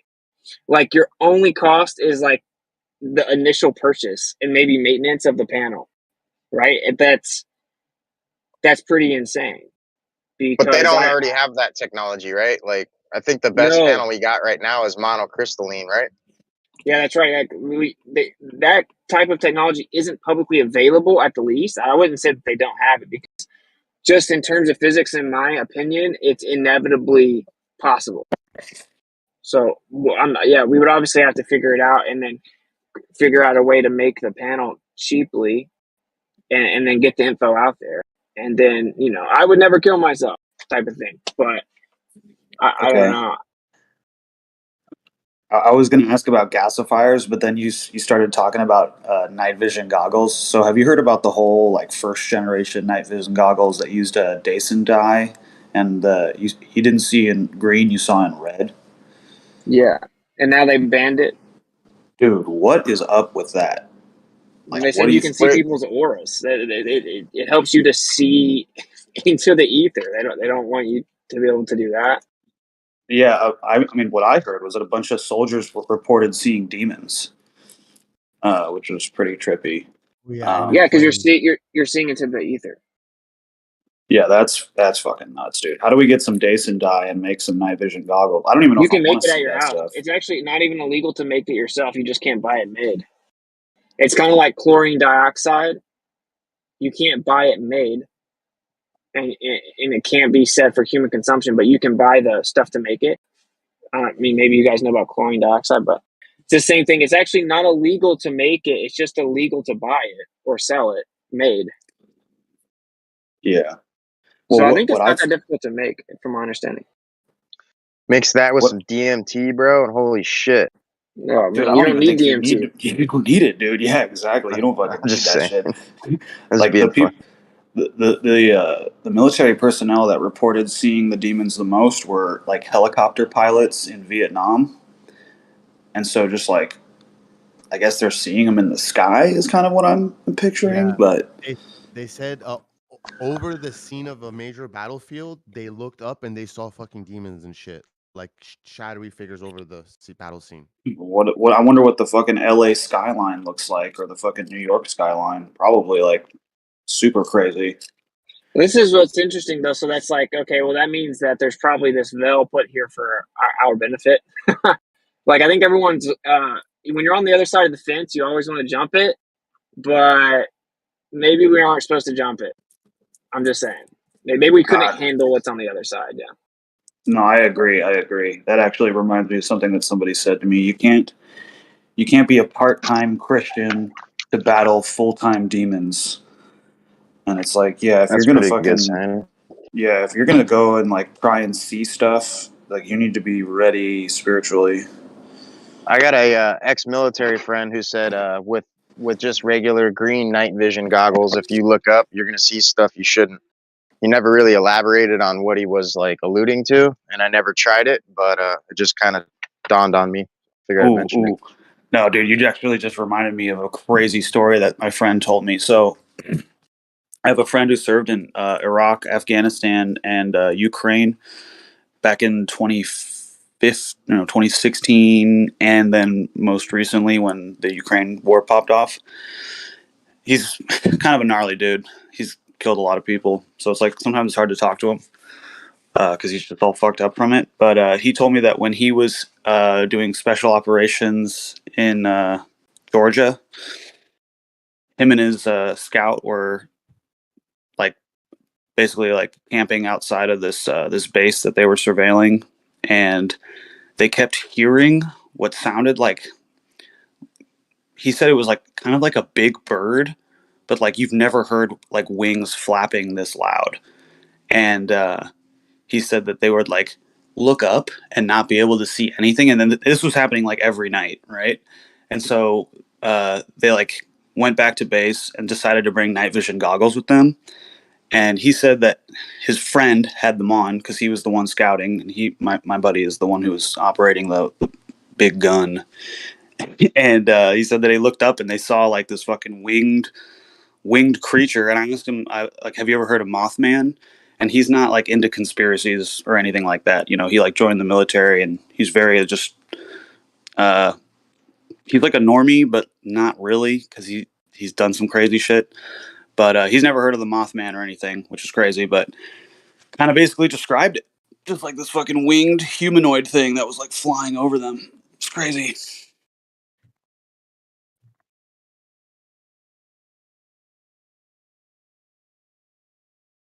Have you guys seen the video that Owen Benjamin used like night vision to look at the sky, and he sees this like light shoot across the sky and stop and look like a star?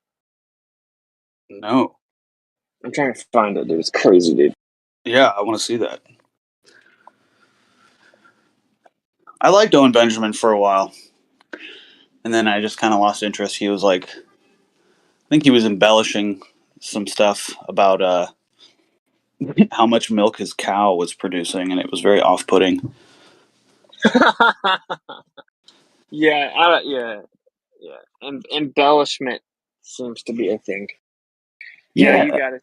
That's so funny you say that though, because like, dude, why would you embellish something like that? Well, dude, that's the thing. Like, he was a big part of my waking up. Like, watching him come to Flat Earth was, like, from a flat earther perspective, was like really cool. First of all, it was like peak YouTube era, and then he was kind of started getting weird. So I just was like, whatever, I'm just gonna stop watching him. And then I remember was when he was on Instagram. He was like posting pictures of his farm in Idaho, and then he put this one picture up, and there was like 34 half gallons of milk in his fridge, and he had one Jersey cow, and he's like, I just got all this milk in 24 hours, bears. What's up, Beartaria or whatever? And I'm like, living on a dairy farm, milking 7 cows every day, like not even getting more than like 12 gallons. And this dude has fucking 34 half gallons in his fridge, and he's got one cow. And so like I got into his comments. Was he saying for sure that he got that all from his cow, or was it that he got it from surrounding neighbors? From what I remember, it seemed very clear that he was saying he got this from one cow in 24 hours. And so my comment was something akin to, Like 1 cow in 24 hours, question mark? How many times are you milking a day? What are you feeding the cow? How much does that cow weigh? Just like what the fuck are you talking? Because like our best producer milking twice a day, maybe 4 gallons. And this was in wintertime too. And like he's keeping the cow in a barn and stuff. So like that's fine. But I don't know. It's something didn't seem right. I would gun to my head, Yeah.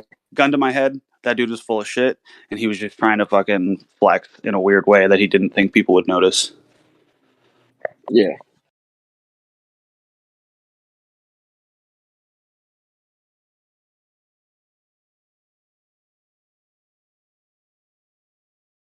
But were you able to find that video?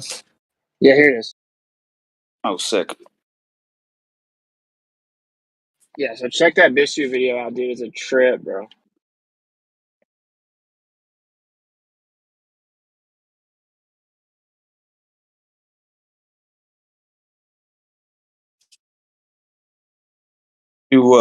Do you use the chat AI bots ever for anything? Sorry, I was watching the video. What'd you say? Do you use AI chat bots for anything ever? Sometimes like to get normie scripts and stuff. Yeah, that's cool. Yeah, I don't. So yeah, I look at it like everything. Technology can't be intrinsically evil. I think that AI is used to tap into some really dark stuff. But I prayed a long time ago about like my phone. 'Cause I think our phones are the same way. And I feel like I was shown pretty clearly that as believers we're supposed to use the technology against them, and that like if you're right with Yah, then you're protected. I'm just kind of reading into what you're asking because the idea being like, is AI kind of like effectively opening up communication with like demonic entities or something? I don't know if that's what you're saying, but I think that it is possible. I think that I think they actually get their orders from AI demons. I know that sounds crazy, but I think that if you're protected by Yah, then you not only can you use it, but we have an obligation as believers to use their technology against them. So that's kind of how I see it right now. No, that doesn't sound crazy at all. Ever since the fucking Titan submarine thing, and I was like trying to decode because I think it was completely fake. I don't think anybody went down there. I don't think anybody died. But I'm trying to like decode the occult symbolism behind putting titans of industry on a craft called the Titan to go to the abyss to visit the skeleton of a Titan. This indestructible ship. Like they're definitely um, fucking. It's a weird flex. And then Titans are basically the children of the Nephilim and humans. Or no, excuse me, the fallen angels and humans. The Titans are the Nephilim. And like so Bible says that we got technology from fallen angels, and then we've had Yep. this like technological advancement, we get flooded, blah blah blah. Then in most recent times, you have the UFO Roswell crash, which they're like, ooh, aliens came down, and then like 10 years later we're on the fucking moon. So like there does seem to be this correlation of beings falling from the sky and then a technological advancement ensues. So, yeah, I don't know. Yeah, So well, like isn't what's the interesting about good. I was just gonna say, isn't the story that the the ship that's actually at the bottom of the ocean was originally called the Titan? Like they switched the name of the ships. Like there was two ships that were basically identical, the Titan and the Titanic. I don't think so. I don't think that the sister ship was called Titan. What I was the think it had a sister? different name. Somebody wrote a book though called the Titan Yes, that's what before it the is. That's Titanic. what I was about to say. So, like, The originally it was written in like the late 1800s, and then it was officially published in 1912, which is the same year the Titanic crashed, and it's called The Wreck of the Titan, and it's about the world's biggest, strongest ship that everyone thought was indestructible and could never sink, goes out into the ocean. I think it literally hits an iceberg, but I'm not sure about that detail, and it sinks with a bunch of powerful people on it. and it's published the same exact year that the Titanic happens, and then they go visit the Titanic in the Titan, right? So that for sure is like some type of spell. I The don't know Olympic, exactly what it is. the Olympic and the Britannic. I think it had two sister ships. Oh, the Yeah, Olympic. so it's like the Olympic. Yeah, that's The Yeah, Olympic I I was heard of like the Olympic. I never heard of the identical. Britannic. I don't think the Britannic was identical, but the It was Olympic like and the a Titanic hospital were. ship or something. I'm not sure. well, I don't think that they could have foreseen that we would be able to take like cameras to the bottom of the, like be able to fucking see what was going to go on if or like see what actually went down if like if people were going to check their work basically, because they're like, fuck it, we're sinking the ship, this is like an insurance thing. But I don't know if there was even, if I could just go back to the symbology behind this whole like Titans at the bottom of the ocean. Like the whole time we had fucking James Cameron, this like sci-fi documentary filmmaker who's done documentaries called Aliens of the Deep, Ghosts of the Titanic, Terminator, which is about sending fucking AI back in time to kill a woman who's pregnant with a son that's going to save the world, named JC, John Connor. He did Avatar, which is about fucking blue demons living under the water, The in the most Abyss. recent one. So it's Yeah, just, dude, this is what I was about to say to you. Yeah, so like I think of most of the ancient world civilizations that were super advanced are under the ocean. I think that they know that, and I think that they're obsessed with it. And there is a conspiracy that they actually have technology to go down to some of the deepest parts of the oceans, and that there are like areas that they all meet in under the ocean. I mean, just say though, hypothetically, that would be like the best hiding spot ever. Obviously, you think like Bohemian Grove is nothing compared to like under the ocean. So I do think there's a lot of historical importance to what's under the ocean. I think that a lot of it was the ancient civilizations of the past that were run by what the Greeks call the Titans, right? But they were just Nephilim. I think that a lot of that is under the water for sure. And I think that's why you see UFOs go underwater. I think that's why we find all kinds of like architecture under the water. And I think they're obsessed with both that and Antarctic at the edge. Um, so that's what I currently think. I think that there's probably something deeper to it. As to why they would tell the people about it, though, that's very interesting. I don't know, unless it is to seep into the conscious that powerful people they go in, submarines down deep for certain reasons, and they just kind of want to sprinkle that out there. I don't know. well, I think it's pre-programming. I think they're getting ready to let people know. Well, look, I think Project Bluebeam is probably months away. Like, I don't want to be one of those like, "What's the end of the world?" I'm not saying it's the end of the world. I just think the government's fucking, or these people in charge are really losing control over the information. Like, they're losing the information war right now. People are just getting way too woken up, and so they're gonna have a big distraction. And we've seen more alien shit in the last 6 months in the news than we've ever seen ever. Yeah, It's just yeah. so I don't know. How do you think it ties into the ocean thing? Like, what do you think about like? Aliens are demons, basically. Yeah, yeah, and I think a lot of them are under the ocean. Like, I Yeah. think. Well, the That's what I Bible think. says that's where all the spirits of the Nephilim are trapped, is underneath the ocean. And then or sorry, that's what Enoch says. Enoch says that. Excuse me. The Bible, though, I mean, all the dragons, all the leviathans, they all come out of the oceans, the rivers, and the seas. Yeah. Jesus Christ walks on water to show his dominion over the abyss, over this demonic realm. When he casts demons out of the man, the legion of demons, they all run into swine, and then the swine run into the sea and kill themselves, releasing their spirits back into the water. Yeah. And then you've got all this shit in the news about Titans visiting Titans underwater. Titans in a fucking ship called Titan going to the bottom of the ocean to fucking visit the Titanic. James Cameron, who's completely shaped, you know, the modern society with his films in a huge way. Like The he Abyss did, is one yeah, you. exactly. The Abyss. I missed that one where they fucking find aliens at the bottom of the ocean. And so when you follow this aliens are demons narrative, and you're like, oh, they are Like, yeah, I don't know. You said it yourself. All the UFOs are usually spotted over water. It's just they're gonna collide these two things. It's gonna be really gay, and unfortunately, I think a lot of people are gonna buy it. But But I we'll see think what it's gonna. happens. This is what I think. I think that it's just blue beam is actually a trap narrative, and that there's going to be something real that happens. In my opinion, there are real entities. They can really transport in crazy ways that would defy the stupid pseudoscientific understanding of physics, and Well, people are going to revere them. I think it will be a combination of like holographic deception and some real phenomena. In my opinion, like this is yeah, how I would do it. If I was the government or the shadow government, whatever you want to call them, if I was they them, I would want to keep the space narrative going.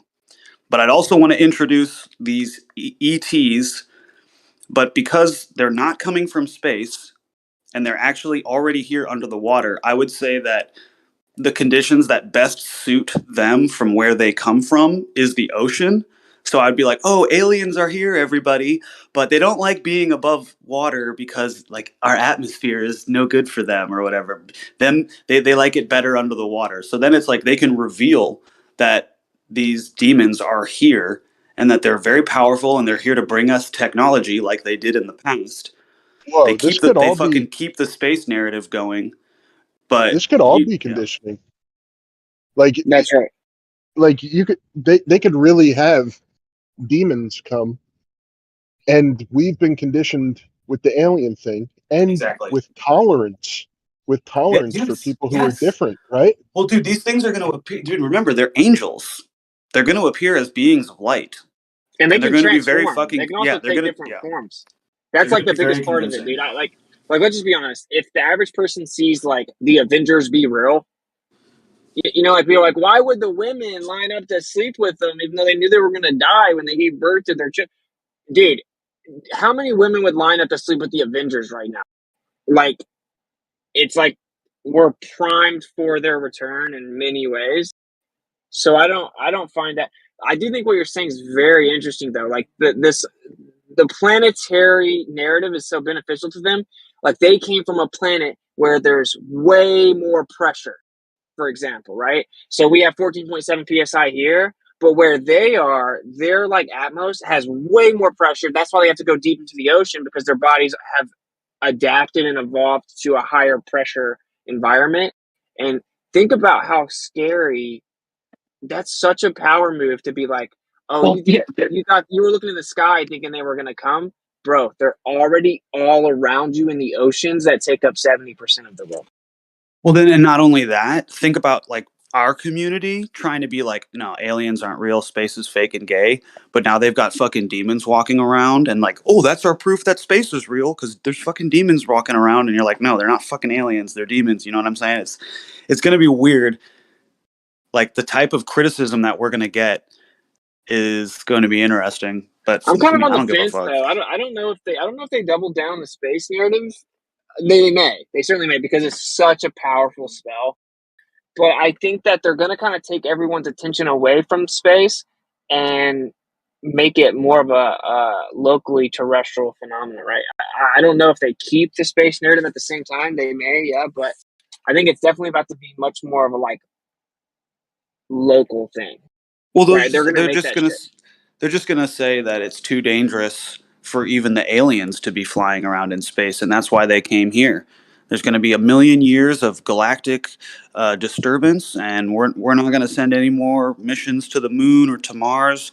They brought all the technology to us to help us, solve climate change or some bullshit, dude. Like they'll be able to keep the space narrative without ever having to send, quote unquote, send another person to space. There's so Yeah, many that's ways to true. do it. There's no reason for them to get rid of the space narrative if they can just like move your attention away from it. See what I'm saying? Like if they can just, yeah, I don't know. I've been on the fence about this for a while. Like, do they? I think there's going to be an entire revision of the system, and I've been predicting this for years now. The whole like aliens or demons thing. I think I figured that out with my friend in 2013, like pre flat Earth, because that's like for sure what they're interdimensional entities. I'm on the fence though. I don't know if they revise the whole system. They can do whatever they want to. They actually don't have to hold on to NASA. I think NASA will be done away with and disbanded. I think the CIA, all the letter agencies, the current government structure, the current monetary system, the transportation system, the technological system, the communication system, all of it. I think all of it will be revised. It will be completely redone. And at that point, it's up in the air for me if they reintegrate the space narrative. They don't actually have to. They can even come out and acknowledge the truth about the Earth and still deceive everyone, right? Like they can deceive everyone without space. In my opinion, I think they actually will get a lot of people to take their guard down. They'll be so like baffled that we were so wrong about where we live that whoever's bringing you that information, they're going to trust them. Like, imagine if these entities come and they say, actually, this is what the Earth is. Space is actually like water. This is how you actually live in like this energy field. There are many different dimensions that you can transcend and go through. And here's a projection slideshow of your real history, and it shows like all these giants and stuff, and they say a bunch of truth. I don't know. I just think that would maybe be the most effective way to deceive everyone. I think they want to deceive literally everyone. So there has to be some way they do that, and I don't know that space helps them do that. That would be fucked up, dude. If the quote unquote aliens come down and they're like, actually, it's a flat Earth and everything in the Bible is real, but we're here to do X, Y, and Z. I definitely wouldn't fall for it, but it'd be super hard to be like, they're lying too. Well, they're not. kind I of think they're lying. going to say that they made Yeah. Jesus and that they made the Bible and all that, right? Like, I think they're going to be like, we made you. Jesus is one of us. Oh man, that'd be nuts. That would be super nuts. Yeah, we'll see. They we'll made see. religion for us as a slow path for us to become more enlightened. They created religion for man.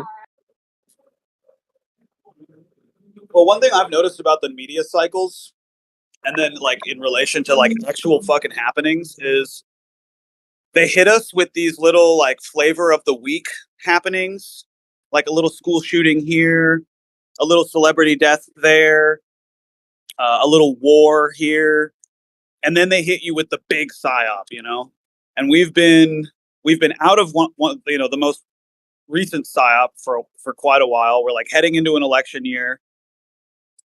And I don't know. It seems like the next year could be very interesting in terms of what type of psyops they want to use. It does seem that there's the pre-programming foundation is set for some sort of alien thing. Yeah, whatever the deception is, flat Earth can't save you. So we have to keep that in mind. Oh yeah, 100%. Like they know that. They know that whatever it is, it has to surpass that, right? Well, they have to figure out a way to deceive even the most elect. And I do not feel like the most elect. So whatever it's going to be, it's probably going to trick me. I pray that it doesn't. I pray for the wisdom to see the truth, to have that, that discernment. A lot of people have woken up to the Earth. Thank you. So flat Earth can't save you, right? Because like too many people know. Like I don't know if you guys are paying attention, but we already won.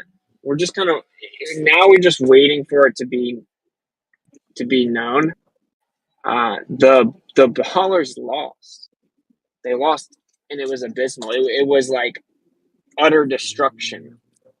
If you think about dismantling a narrative that big in a matter of 5 to 7 years, that's insane. That's incredibly fast. They lost. So what I'm saying is they know that. They know that. So whatever they try to pull off, it has to surpass flat Earth. It has to, right? So if they come and then they start saying, like revealing the truth of the nature of the Earth, there are stuff that flat earthers want to know as well. Like we want to know, wait, what is it that people call the firmament? Is there a torus field? How's that work? There's 7 density layers. Oh, it's actually this type of superfluid.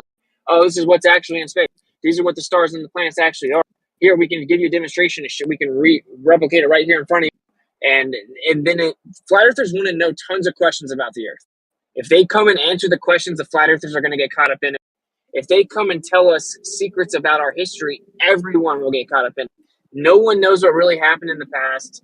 The most brain dead normie knows that we can't explain stuff like the pyramids and stuff, which means everyone, that applies to all people. If they come and they say, like, they put a projection in the sky and it's like a slideshow and they go through our history and they tell us what really happened, obviously they'll deceive us. It won't be the full truth. They'll say stuff like, I made Jesus or whatever. But like, imagine, like, let's be honest, the flat earthers will fall for that, bro.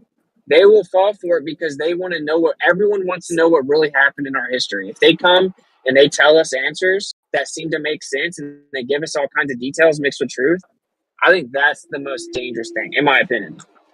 I don't know how feasible it is, but I'm just saying, if they're able to do that, flat Earth very quickly becomes nullified as some type of like weapon against deception. Yeah, I posted the Google Trends, which I don't really give this a whole lot of it doesn't hold a lot of weight with me, but I just do think it's interesting to like search the flat earth search term on Google Trends. I posted it in the chat if anyone's interested. Yeah, well, I don't think that most people use Google now, right? Like, if you're looking for something that may be a conspiratorial truth, like, people don't use Google, and no flat earthers use Google, so it's hard to even tell, right? Like, I think most people know you can't really use Google if you want to find the truth. That's my opinion, right? No, Like, for you sure. can't Google follow.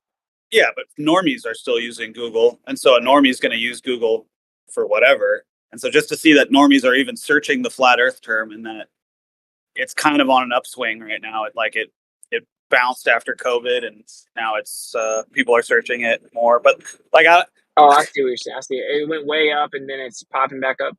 yeah, I think that the normies like are they're waking up. It's Yeah, I dude, don't know. 3 billion searches on TikTok. Yeah, dude. Oh man, the TikTok stuff and the Instagram stuff is crazy. Yeah.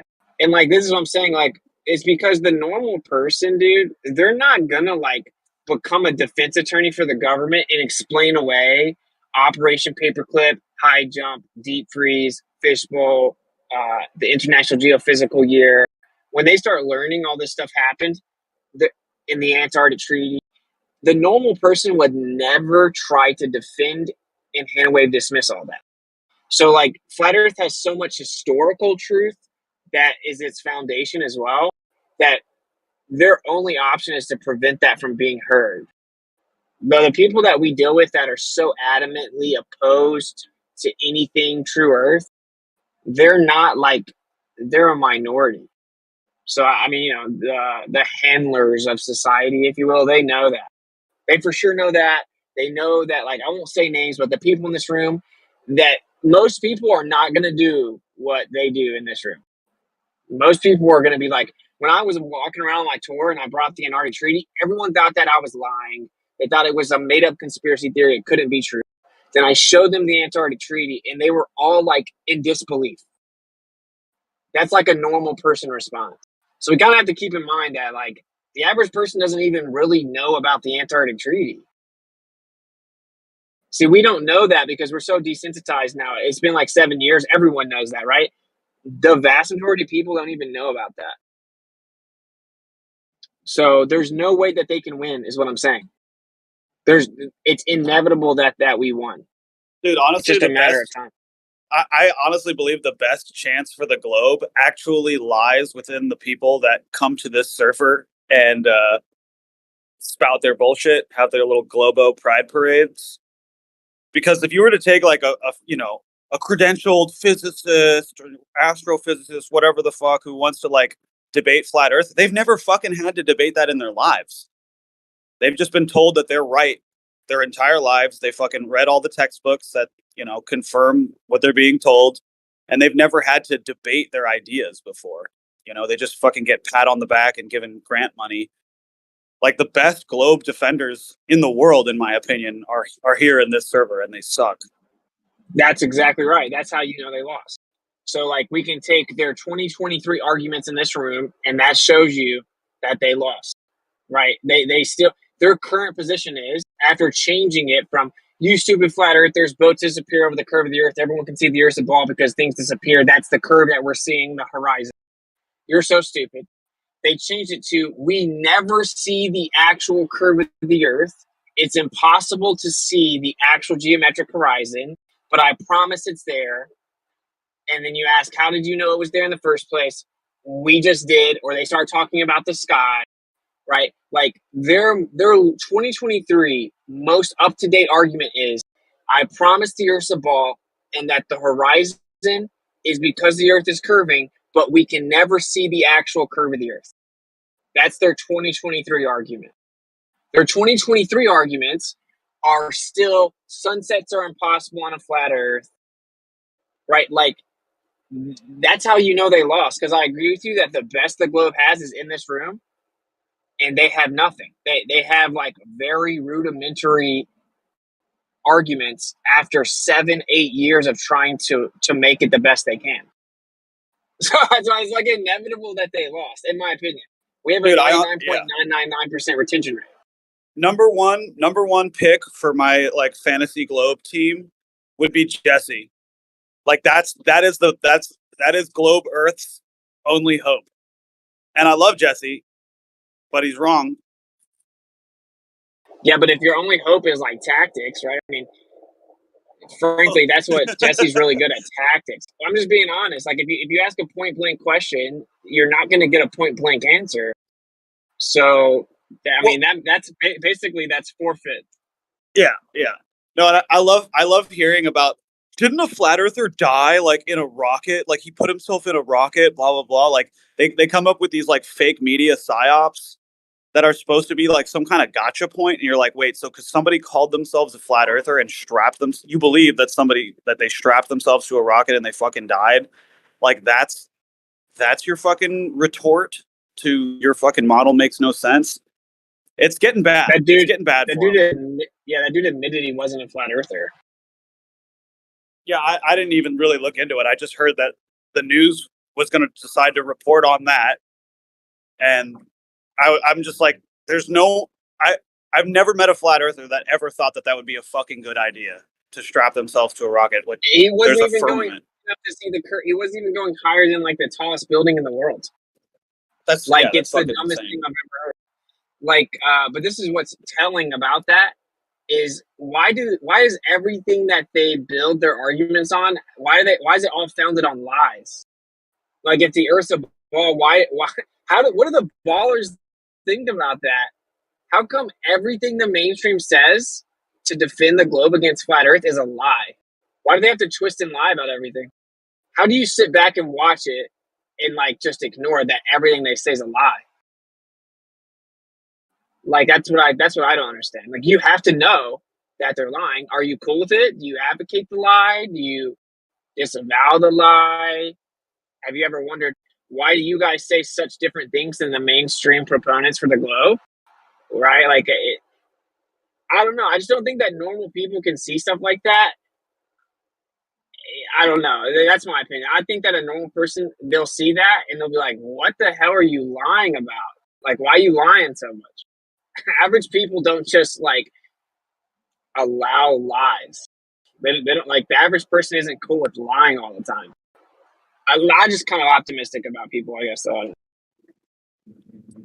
Well, I think you should remain optimistic because I think one of the biggest backfires that the whole pandemic had was you've got billions of people in the world right now that have this little splinter in their mind that they were lied to and that they possibly like really hurt themselves.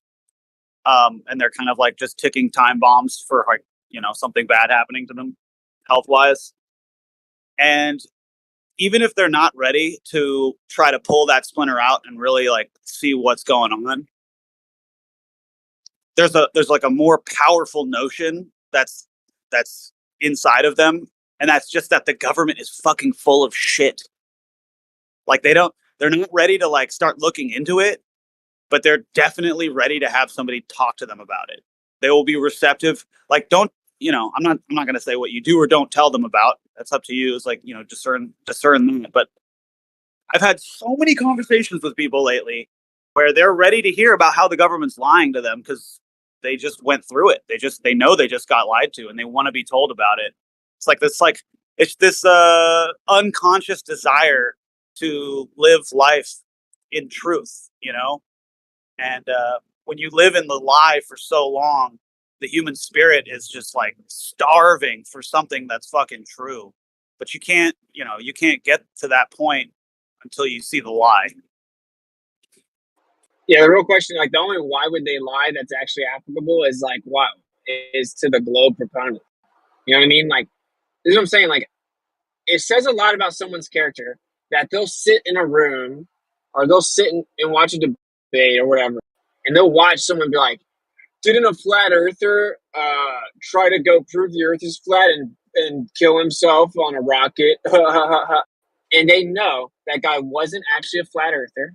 He had been doing those crazy stunts for years before that. He admitted he only said flat earth so he could try to get funding. He didn't even go higher than the highest building. It would get nowhere close to doing anything to determine the earth is flat. And again, he admittedly wasn't a flat earther at all. He was actually a retarded glober, right? And in the people that are used to this conversation, they know that, but they'll still sit back and find enjoyment in the people like saying that to try to humiliate the flat earther. So that says all I need to know about your character. You know it's a lie, but you'll sit back and watch it. It's the same thing with Antarctica. Flat earthers just have to lie and deny reality and claim you can't go to Antarctica, but you can go to Antarctica. But we all know that we say all the time, there's obviously approved guided tours and you can go to like 2 different locations, but you can't freely and privately explore. They'll sit back and watch the people be like, you're so stupid, you can't go to Antarctica, ha ha ha. If you really believe that you'd go to Antarctica and prove you're wrong, but you know it, you're lying. And they know that that's a misrepresentation of flat earth, but they'll sit back and they'll watch it or they'll say it. I'm talking about the people in this room, like the Globe veterans. So, in my opinion, that says a lot about someone's character that they'll sit back. That's why the other day, I think it was yesterday, I'm like, Xanax, correct that dude. I'm like calling the ballers out because they sit here in silence and watch it, which means they enjoy that humiliation. They don't really, they're not here to make sure no one's being misrepresented. They find enjoyment in the flat earthers being ridiculed, which shows that there's something going on inside them that they need the flat earther to be like tore down, right? So if you can take all that into context, really, they're not bringing anything to the table because you can never discover truth without good faith.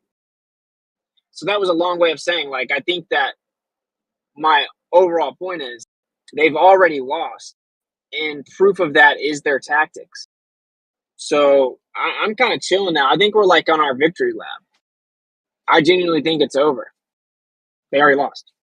Yeah, we're routing the enemy, and as the enemy is just getting slaughtered on the battlefield, and they're like running away and they're destroying their own infrastructure so that we can't use it. They're just like burning down like cities and towns as they flee, and that's what the enemy does. That's what a losing force will do.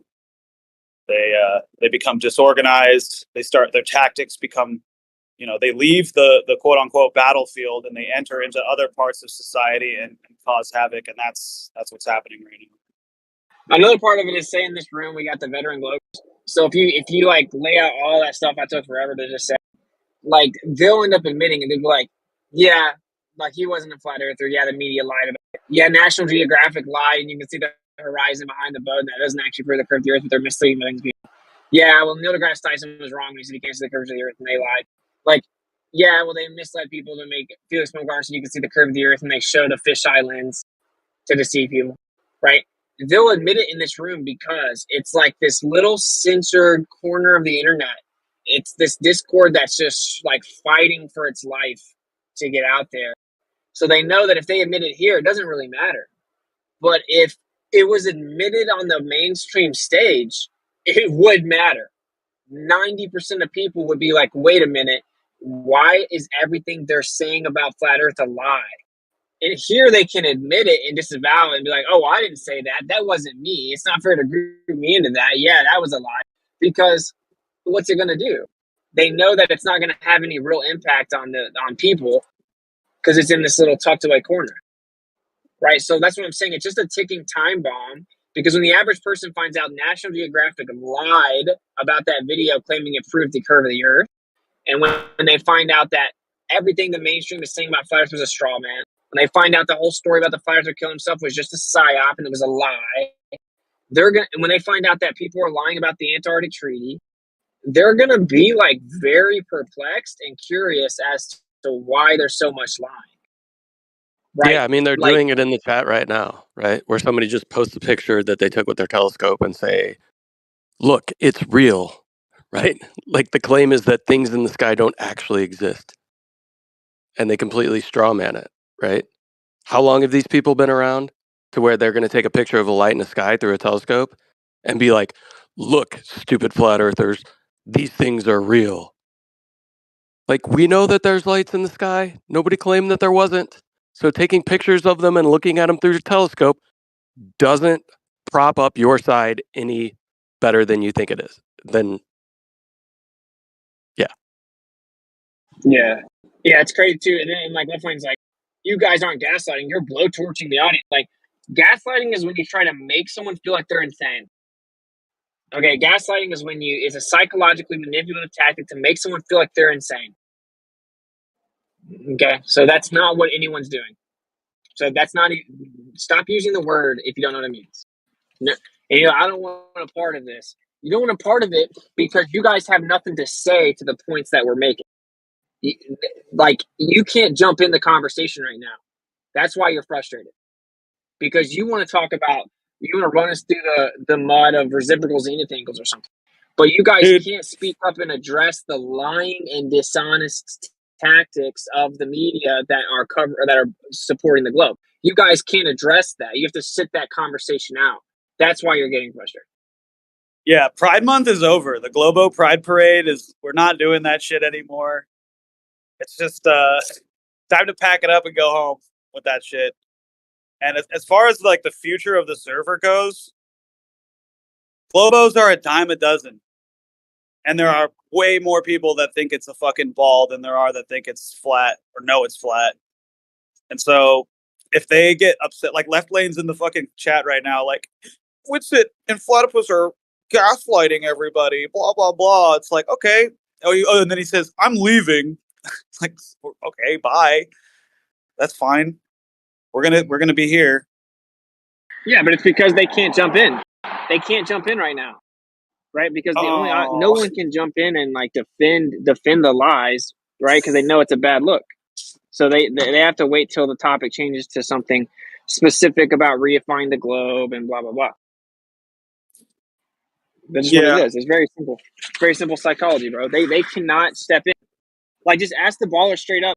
Hey, do you disavow all the mainstream constantly misleading people and strawmanning flat Earth and lying about what we actually say, and then lying about different pieces of alleged globe evidence by intentionally doctoring footage and faking everything and misleading people to think theorists of the globe? Don't you think that that's bad faith and dishonest and immoral?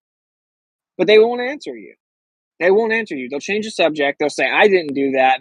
They won't address that point. And that's all you need to know. Yeah, it's kind of cool actually, because I don't really think the server needs all these Globos around, just like wasting our time. I think this place can be more of like an educational center or hub where when flat Earth hits that critical mass point and just explodes, and people are going to be looking for a place to learn more about it and talk to other people that have just woken up, this is going to be one of the best places to do it. The people that run this server, the moderators, the people that have been in the conversation for, over half a decade, we're the best ones equipped for this job.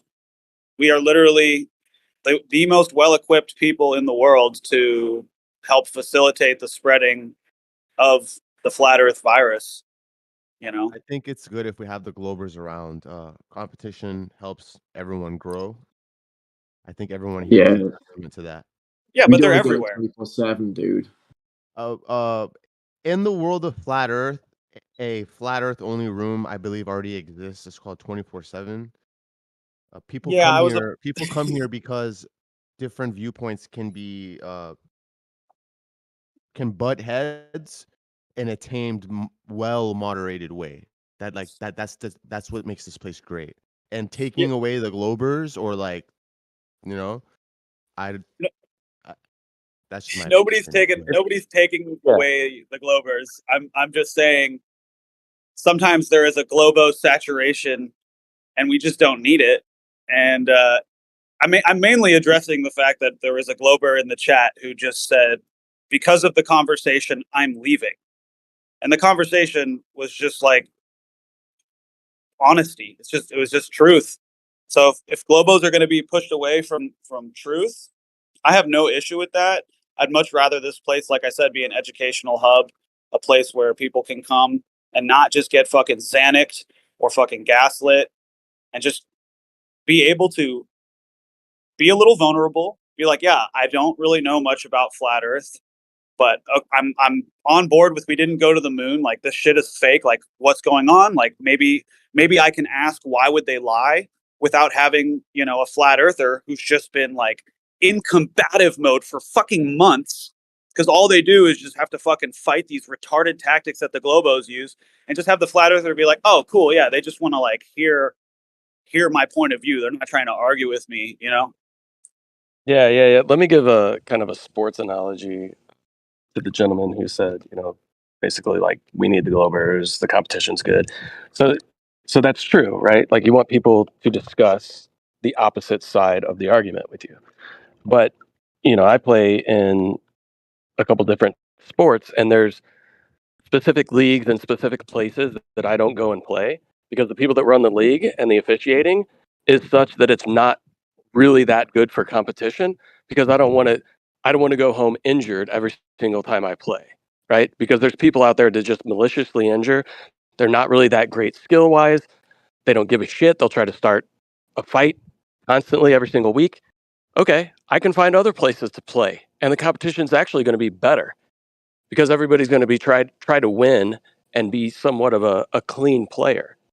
So to say we need to keep all these people around that are obviously using the tactics that they use just to divert the conversation, push people into specific directions or down specific rabbit holes to get everybody away from the topic, like intentionally. Like, we don't need those kind of people around. We just need honest Globers that want to have an honest conversation about things. Because I think all the truthers just want to come to legitimately the truth of the matter, regardless. And you're going to be able to learn from people. But if people are here to just intentionally, I don't know, disrupt the conversation. I think that's how Yeah. you're perceiving it. You know, I think someone just not agreeing. Oh, that's how I'm perceiving I it. don't think they come here to cause. I don't think they come here to cause trouble. Okay, buddy. Yeah, like Dogs Are Gods, that dude. Is that what you're talking about? Are you fucking mental? That's all he's here for. Turn it into a shit show. There's a lot of people around that do that. I mean, whether intentional or not. If you guys are you know? looking for an echo chamber, 24/7 is here. Buddy, and stop it saying is that. it is an echo I chamber. love how Stop that's saying that. that's Stop always saying the that. reply. Stop saying that. No space one is said they special. want an echo chamber. Why do you keep saying that? We're saying that if you're not going to engage in intellectually honest and good faith interaction, then that's what we don't have time for. We let all the Globers hear all the time. They talk all the time. They bring up their points all the time. Stop saying it's an echo chamber. It's Not the opposite here. of an Not echo here. chamber. Not here. Please stop yelling at me and listen to actually what I say. I'm tired of being attacked by you all the time and Because put down. You're gonna do it again, and for that reason, I'm out again. Continue. Good. Just leave for good this time. I just muted him. I don't want to put up with it today. Yeah, but case in point, right? Like, you're literally making our point, bud. Appreciate it. It's just weird because like when they don't come here to blah blah blah, then can we address the points we're saying? Because like Left Lane right there, he's like, it's not a good way to lie about everything that's said. I said, name one thing specifically that was lied about. No answer. So it's all just baseless tactics, bro. All of it. That's like specificity is like your anti-venom. It's like your kryptonite, Kryptonite. right? Yeah. Yeah, specificity is Glober kryptonite. Like it's all tactics. It's like just say baseless, vague things that aren't true with no specifics, so it can't be rebutted, and then just avoid when someone calls you out and tells you to specifically back it up. And then you do it all day, every day as a group. So yeah, we are certainly allowed to call that out, right? Because that's weird. I'm saying I was making a general point that why don't the ballers in here acknowledge that the way the mainstream see, then he says everything, the literal antithesis of specificity, left lane. So like what like my point was, dude, the mainstream, they lie about flat earth. They lie about it. If you think the Earth's a globe, you should have no problem saying, yes, the mainstream misrepresents flat earth.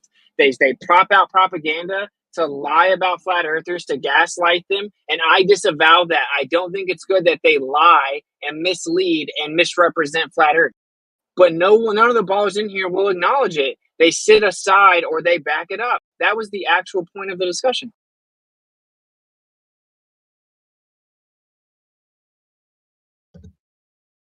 Yeah, I probably So- shouldn't say this because I don't want to help them out, but we know what you're doing.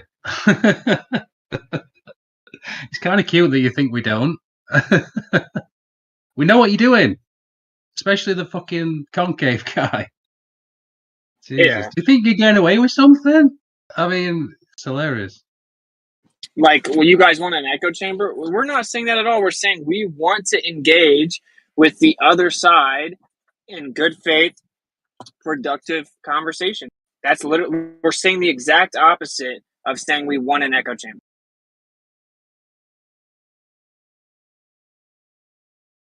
Yeah, it's like saying Just another we want to play the soccer match, but just follow the rules and accept the yellow cards and red cards if you get them, but try not to get them, right? As opposed to like, Yep.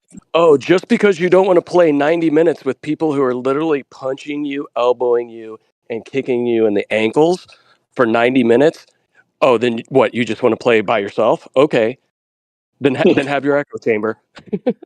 Yeah, that's weird, bro. And like, that's what I'm saying. Think about it. I was trying to give them such an easy way out too, because they can just acknowledge that the mainstream lies, and it doesn't really matter because it's this little tucked away corner of the internet. But they won't. Widget lied about Jesse. He's done lots of work. When did I lie about Jesse? I said every time I ask him a point blank question, he responds with a question or he doesn't answer my point. I didn't say he didn't do a lot of work.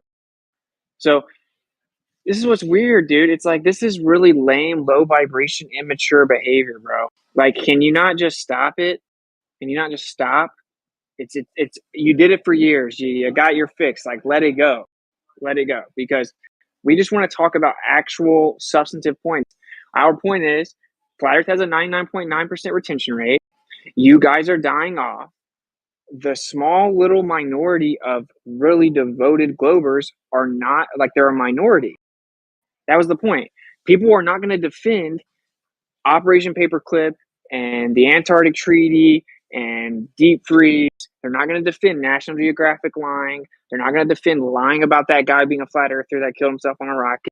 The average person would never defend those lies.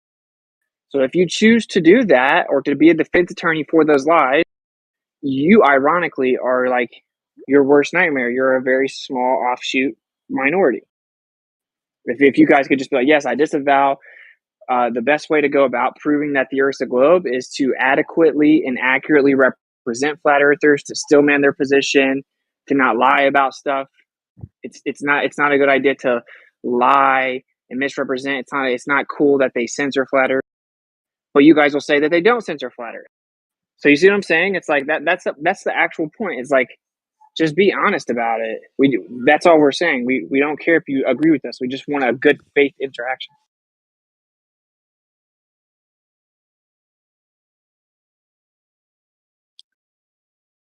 Like, they'll all say that flat Earth isn't censored.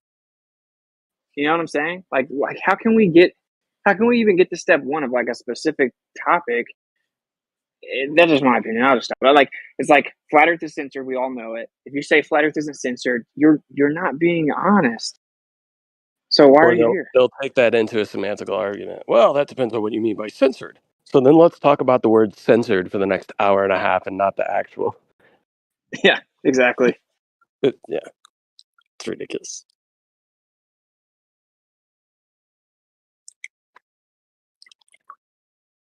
It's just weird, bro. It's weird to me because like, I mean, not all the ballers in here do that. Like Kosho will readily admit that flat Earth is censored.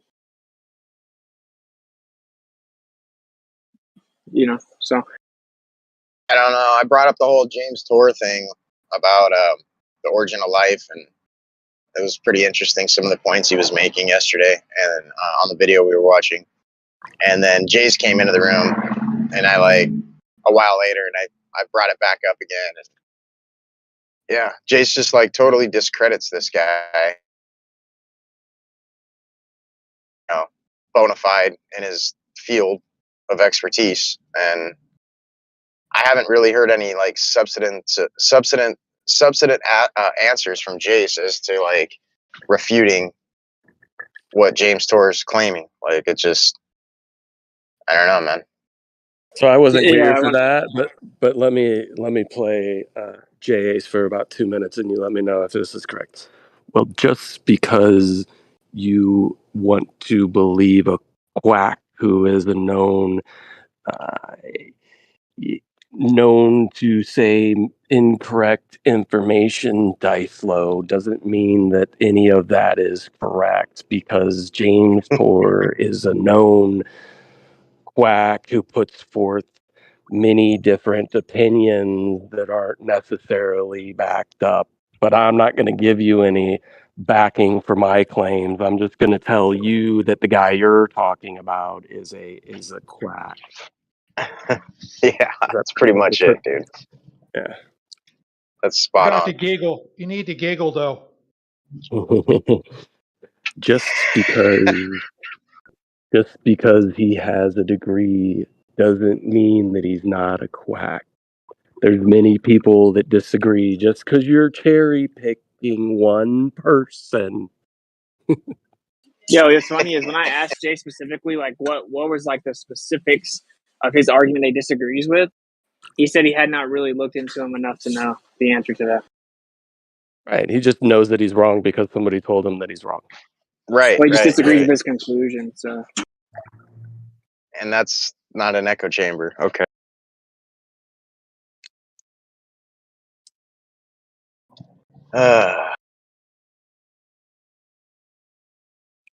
Yeah, they're kind of geeking out in the chat. It's pretty funny.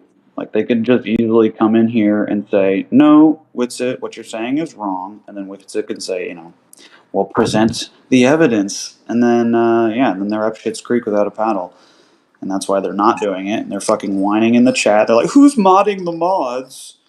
It's like, yeah, nobody, bitch. Shut the fuck up.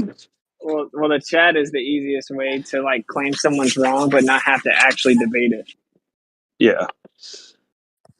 Wah, Yeah, it's a wah. whole nother like level, right? Like being able to text debate is like, all right, we just taught you the basics. Now you learned how to play the sport. Like you haven't even graduated to the high school level of the competition yet. And then you've got people that are in the pros. So it's like you're just hanging out in the easiest realm to be able to try to debate a subject, but it's not really a good venue. Nobody wins It's a text. the drunk guy at the game watching LeBron talking about how much he sucks and how stupid he is. Yeah, it's an armchair quarterback, basically. Yeah. Yeah, you could just go out there and show him that you're better at basketball than him. Like you should have did a step back jumper. Like you could just go out there and do it. You could go out there and play. But it's way easier to just call LeBron trash from the bench. Not even the bench, just like the audience. But whatever.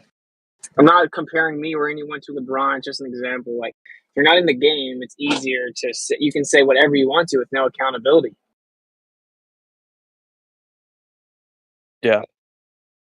So what are your thoughts, Witsit, on, you know, the I find it very interesting that Globers can just put pictures that they took from their telescope into the chat and think that that's somehow proof that the Earth is a globe, right? Or somehow backs up their claim that the Earth is a globe, that that's somehow evidence of it.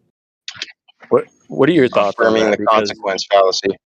right, because we all see these things, right? We can all zoom in on them, but that doesn't change what the surface may be, right? It has no correlation at all whatsoever, at least in my opinion. So what are your guys' thoughts on that? Like, cool, you take pictures of things in the sky. How do you think that that somehow gives you more relevance to back up your claims that the Earth is a ball? Yeah, and he If you get wasn't an even. even higher resolution, does the Earth become more of a ball? Like, Yeah, no, I don't know. he even posted that, not even saying the Earth was a ball. He just posted that saying that space is real, which is just like, what? You know what's funny is like that one thing I've found to say to them for the whole like, oh, you think everything else is a sphere claim? Like if you even grant that the stuff in the sky is a sphere just for intents and purposes. Like, wait, so you understand the flat Earth position is that the Earth is in the center, it's stationary, and it's in the center, which means it has a special and unique position. So if everything moves around the Earth in the center and it has a unique position, why is it that you think evidence for it being a ball is that it wouldn't be unique? You know what I'm saying? Like, oh, it's in the center, so it's distinctly different from everything else because it's in the center of everything and everything moves around it. And you think it's logical to say, therefore, it must be exactly the same as everything else around it? You see what I'm saying? Like, I've never got a Glober to respond to that. Yeah, I mean, is it just basically the very old argument of things in the sky look like circles, therefore we're on a ball? Is that all it is? It literally Like is. that, like the worst correlation argument that's probably been used by the glove side, I guess, is what they want to use. I don't know. I know, and it's just so stupid when you take it to the next step. It's like if the Earth is in the center, it's like the only thing that has that singular, unique position. So why would it be the same as everything else? That doesn't even make sense. Weird. Yeah, Is somebody like in the bathtub right now? he's in his pool, I think. Oh, It's sorry. my I'm water in my pool. bong, dude. Oh, okay. I'm literally in my pool cleaning it, so that's my bad if you hear Splish splash, I was Splish taking a splash. bath. Yeah, and I'll go on mute because I got to dive down to get the shit at the bottom anyway.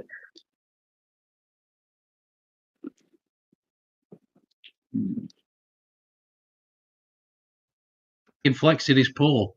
Must be nice. Every Oh, you time weren't with here your earlier, man. pineapples and your fucking pool. You missed my tour earlier. I gave a tour. Yeah, Yeah, he's got an awesome pool, dude. that's not helping. I'm coming to your house, Napalm, so you better get ready. Get a room ready. Oh, book a flight. I'll pick you up from the airport. Napalm, drain the pool. Let's skate it. Trust me, if I ever have to drain the pool, it's the first thing I'm going to do. Hell yeah.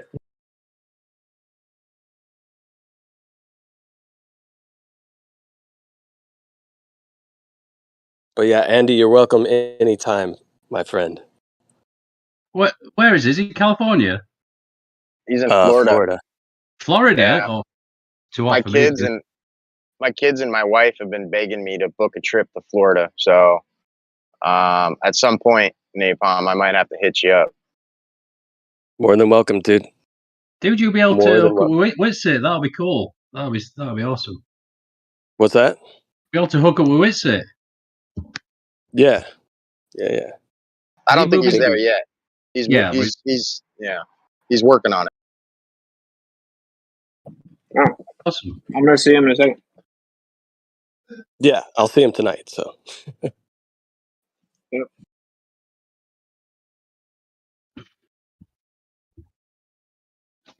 Yeah, I usually, I don't know. Actually, I might be okay now, but before, I think because I'd messed all my heating system up, with the alcohol, I mean, because I were in this like constant state where my body wanted to sweat, if you see, to get all the toxins out, and so yeah, I've always had an issue with heat, like I'll be surrounded by 5 fans in around. Although this summer is really mild, must be that geoengineering. But yeah, I'm a lot better with it now. So yeah, Wait, where do you live again? UK.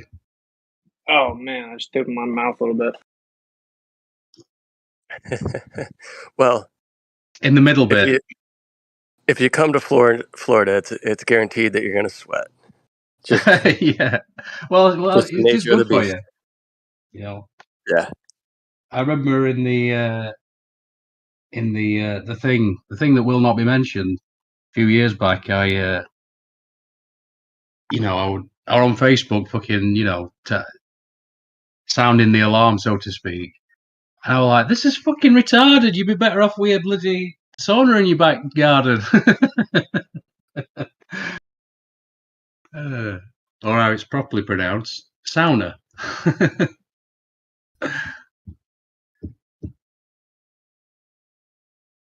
Yeah, this book Smurf sent me is wild. It's just all about salt. The whole thing. It's a huge book, and it's just basically about. I mean, it's all about the zodiac and whatnot, but it's mostly about salt. And it's funny how you remember in America what a big thing. I mean, we're sort of in America's pocket, so it's always just behind. We're always slightly behind, but pretty much on the same page. And they had that huge thing few decades ago about salt. Probably won't remember, but I remember it well. Where it were like, salt's the enemy. Salt's the reason for all the heart attacks. Is it? Maybe that table salt. Oh, salt. You're I saying know. I was salt, waiting right? that entire time. I was waiting to know if he was saying salt. Salt, yeah. Salt. It sounded like I you were thought you were saying saying salt. soul. Hey, look. This is my language. we invented it, bitches. Oh, it's freaking trash. I'm joking. I'm not. No.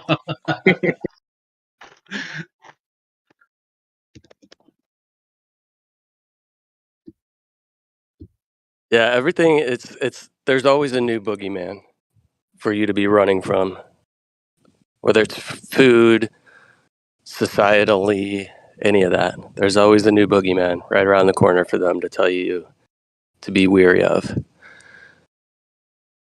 Don't take in all the salt. Buy all my low sodium products. Yeah, funnily enough, though, if they're talking about table salt, they're right. They are actually being honest, because that is shit. So make sure it's real I think salt. that is true. Yeah, David Avocado was talking about that at the table salt, like the typical table salt you get, is not good for you. It's like got poison in it, but it's the iodine in it. but like Iodized. I think Icelandic salt and there's another one that starts with an M from Hawaii. Pink Himalayan's pretty good. Yeah, like sea salts. You don't want dead salts. You want sea salts, and some of them are from really deep. Like Icelandic salt's really good, because then you don't have any of like the microplastics at the top that can be absorbed. But yeah, so like sea salts are the best. Yeah, I always use sea salt, and before that, I always used Himalayan salt. But this is a weird claim, and I never really looked it up. But Tom Barnett, I was watching him for a bit, and he said he's an Australian. He said the reason that you get that pink color is because of rust. And I was like, what rust? That's a weird claim, don't you think? And so he was sort of advocating for a very lightly refined sea salt. That's what he was saying. But basically, yeah, it was like levels they were talking about. So if you're on sea salt, yeah, Himalayan's great. That's the one you should definitely, compared to that. But the see, this is why I say we're advocating for a lightly refined salt. So weird. I was just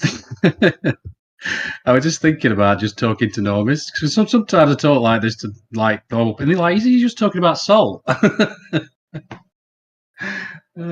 Just makes me laugh. I do the same with vinegar as well, by the way. Apple cider vinegar with the mother. It's underrated. Every time I recommend things to people, I usually forget that one because it's like, I don't know. Like I say, it's underrated. But it's with the mother denotes that it's not pasteurized. Well, like I say, when I talk to people like this and they're like normies, when I talk to this crowd, they're all like, yeah, of course. Everybody's getting it. But anyway, never mind.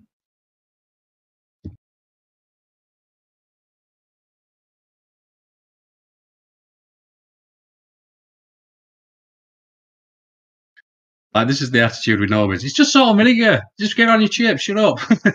Did you guys hear that we're gonna do a True Earth court on my channel, and I'm gonna be the judge, and then the chat's gonna be the jury, and then the state is gonna be presenting at the Ursa Globe.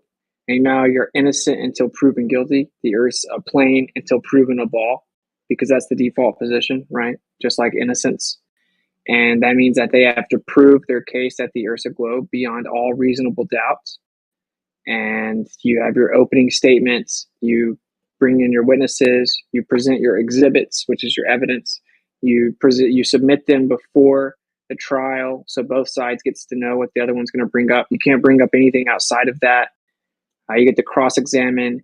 You get objections as fallacies, and then they're either overruled or sustained. And then you have your closing arguments. It's going to be hilarious, bro.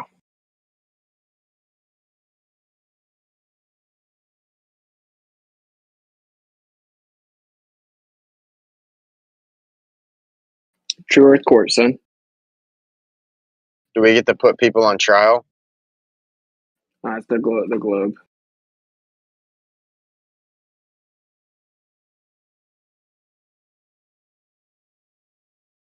Because, like, say you get arrested for a crime, which this is criminal, obviously, lying to children. So, like, say that, like, if you get charged for the crime, the state has to prove you're guilty. So, well, the state's the one pushing the globe, ironically. So, the state has to prove their case, which is that the Ursa Globe, beyond all reasonable doubt.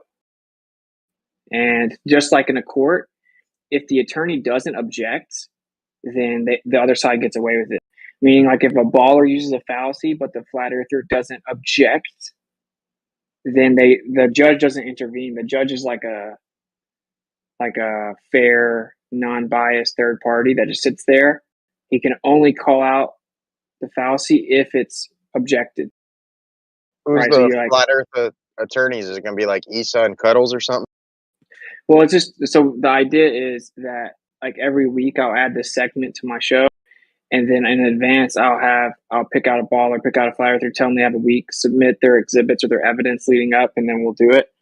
And then ideally we'll maybe even be able to pay them like $50 a piece or something, so they'll take it seriously and bring all their stuff. Yeah, so just be different people, whoever wants to do it.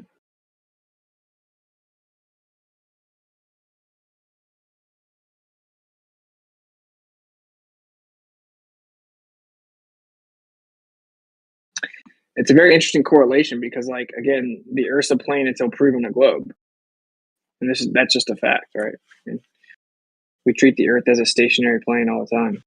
So, lying to children, quote unquote, gaslight. He doesn't even know what gaslighting is, dude. Left lane, stop using the word, buddy. You don't know what it means. Please stop. Fucking hell. Like, yo, I'm gonna define it one more time. Gaslighting is a psychologically manipulative tactic to try to make people feel that they are insane or incapable of logic and reason. It's a tactic used to make someone feel like they're insane so that you can have power over them. Saying that the state is lying to children is not gaslighting. Jesus, how many times do I have to define it? Here's an example of gaslighting. Whenever the ballers are talking to flat earthers, you just want to feel special. You just deny reality. You can't understand basic things. You don't understand the globe model. You don't understand basic physics. You think you're smarter than everyone else, but you're just delirious. You're just deluded. You're insane. Insane flat earthers. That's gaslighting.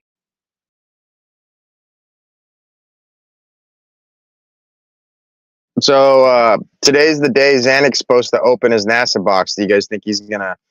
You guys think he's gonna show up and do it, or you think he's just gonna bullshit and have another excuse? The latter.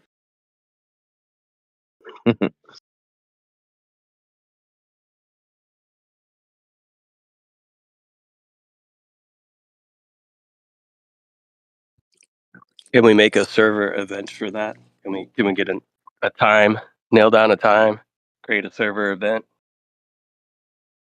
Yeah, it'd be nice, huh? But I guess you can't have too many people in if he wants to like put his camera on and do it. Oh, really? Not enough bandwidth to support it, or something, or what? Well, I was like I was telling Andy, I was like, "Oh, you missed the tour earlier," and then I was just gonna kick my cam on and give him a tour, but then it was said that there was more than 25 people in here.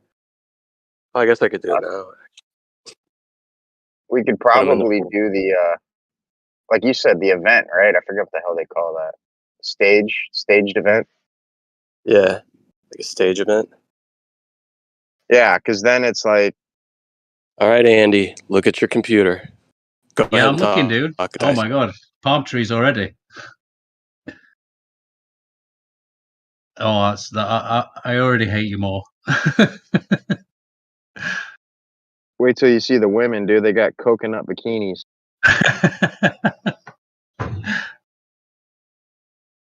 Oh my god, that's so nice.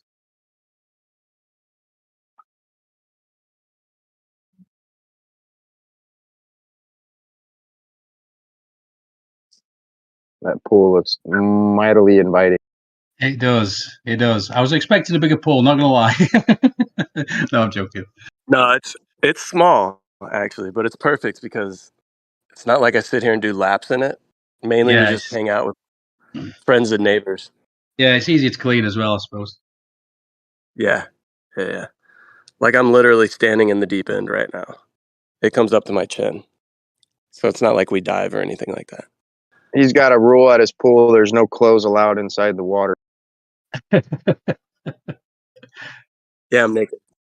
No, just like.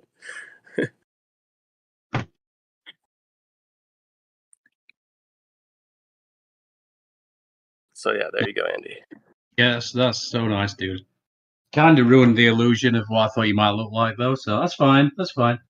It's like with Oh, did you Zanuck. In my head, like Zanuck looks like Zlatan Ibrahimovic. I bet you don't. Shit. What's that guy's name? I think Zlatan. Xanic Did looks you see like my face? I nah, a little apologize bit. if you had to see my Not face. really. Not Well, really. he's a Swedish footballer and he's got a ponytail and a goatee. And if he don't look like that, I'll be terribly disappointed. Who's Nick or me? Yeah, Zanuck. You thought I looked like Zoltan? No. Oh, okay. I think Xanic's got like a mullet. Like I picture Ben Stiller from that movie Dodgeball. But it's just funny how we do that, don't we? The brain sort of automatically puts a face to the name, like to the sound of the voice. It's very odd.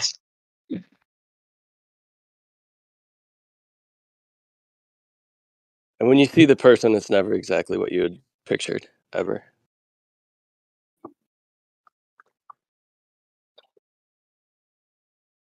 Yeah, I've just got a perpetual 5 o'clock shadow, so and no beard and no Jufro either. So sorry to disappoint everyone.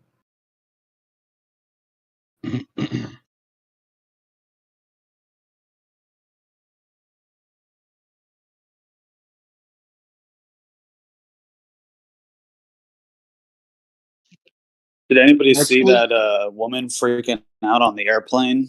Talking about Yeah. how she was like sitting next to a demon or whatever. No, so yeah, I posted a video yesterday about that, and I thought it was the pilot she was talking about, but it was actually the steward, the stewardess, or whatever, however you pronounce that. Supposedly, the chick lost her earbud and was looking for her earbud, and then the stewardess, I guess, came and helped her. And I don't know what took place, but she like flipped out and was just like, "Dude, this person's not real. Get me the fuck off this plane." They were like already going down the runway when she like made the plane stop. So all the passengers got off the plane. They brought in like bomb sniffing dogs and like all sorts of shit. Totally fucking checked the plane out thoroughly and then got everybody back onto the plane. And as she was trying to get onto the plane, they stopped her and told her, "No, you can't board the plane anymore." So she pretty much lost her $500 plane ticket. And and then everyone's asking like, well, why would she be trying to get back on the same plane that she was trying to get off? And I guess they had moved all the staff onto another plane, like they swapped the staff out. But yeah, basically something happened. I don't know if that lady's like face glitched or some weird shit like that or what took place, but it was really bizarre.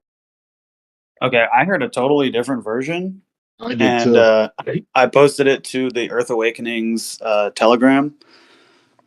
If anybody's interested, but I heard that it was somebody that she was sitting next to in a hoodie, and that like he wasn't saying anything, but she was having a very intense conversation with him that seemed to like increase with intensity, and then up until like this boiling point where she just tripped out. But like the guy was like not saying anything, and so she geeks out. She leaves the plane, and the guy telling the story, who was claiming to be on the plane, like it's like 3 minutes long, but I'm just giving you the gist. He says that the dude in the hoodie, like after she leaves the plane, looks around and kind of like looks at everybody on the plane and then makes eye contact with him and winks. But he said that when he winked, his fucking eye blinked vertically. Yeah, you see, it's shit like this. No offense, but the mind is very powerful, and the way I see it, especially in a fear state, it can play tricks with you, and so it doesn't seem any more. Not by Well, I'm not selling anything. I'm just No, it's a valid point. I hear what you're saying. People in a I my buddy and I actually both watched a man who had just gotten hit by a car like die, and we were kind of in shock when it happened because he had just tried to fight us in the middle of the street, and we were like dodging his fucking uh, shitty punches. And like we had this moment where we looked at each other. We were like, are we gonna beat this fucking homeless guy up right now because he's just like drunk trying to fight us? And then we were like, nah, let's just fucking like leave. So we didn't even run away. It was more just like we just got away. He was like all fucked up and stumbling. But anyways, like a minute later, like he got hit by a car because he was in the street stumbling around, and we watched him fucking die. But like we were retelling the story of what happened to our friends and like almost had very different versions of what happened, like what we were paying attention to. Like there were details of the story that I was recounting that my friend like didn't even know that had happened. He was just like, there were so many things that had happened. Like the car that hit him fucking drove off. There were people like screaming and coming out of their apartments to try and help, and like it was nuts. It's like people trying to stop traffic. So like when the fear sets in, the point I'm trying to make is that yeah, you definitely do get different versions. I think what's unfortunate about this specific case with the woman on the plane is that she didn't start like praying or something. Like that would have been crazy if she like, I don't know. I think that would have been an interesting thing to see happen. Just try to like They were cast trying the to say demon that out. lady was drunk. They were trying to say that lady was drunk or whatever, because I guess like she was spotted having a drink or something before she boarded the plane, but she seemed coherent to me, and she definitely seemed like she was freaking out. Like you could definitely genuinely tell she was freaking. He was freaking out to the point where I could definitely see that could have been a mushroom trip gone bad. But I don't know if you noticed, like if you pause the video when she's freaking out, she throws up a really crazy Baphomet hand sign with the 2 fingers pointed up and 2 fingers pointed down. Did you catch that? Here, you know what? I'll pause the video and I'll fucking. You saying the lady did that? Yeah, dude. Look. Wow. Here, somebody post. Where you dropped the video? Yeah, yeah. So here's the still image of her freaking out, you know, throwing up the Baphomet sign. But it happens really fast in the video. So like this is cherry picked, 110, you know, 1,000,000% cherry picked. But what you see is what you get. You know, it's like it's there. It looks like she's just going off on someone with her fingers, though. Yeah, yeah. No, I'm just. It's just a weird story. There's lots of things to pick It's a apart bit and weird to do speculate. 2 fingers, I guess. You know, like when a girl's going off, she'll like move her head around and she'll use 1 finger. Yeah, Yeah. it's kind of a chick thing, dude. The head bob, you know it's getting serious when the head starts bobbing, bro.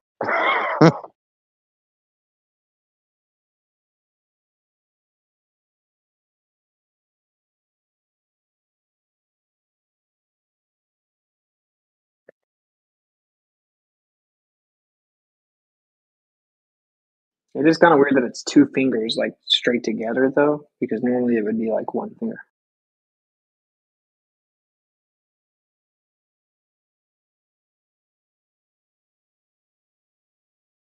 Okay, so I posted a Telegram link of like another passenger recounting what he saw, and then I posted the Instagram link at 9:06, which is the original video. And now there's another video of a flight that is being picked apart, and they're saying it's from the same plane, and it's not.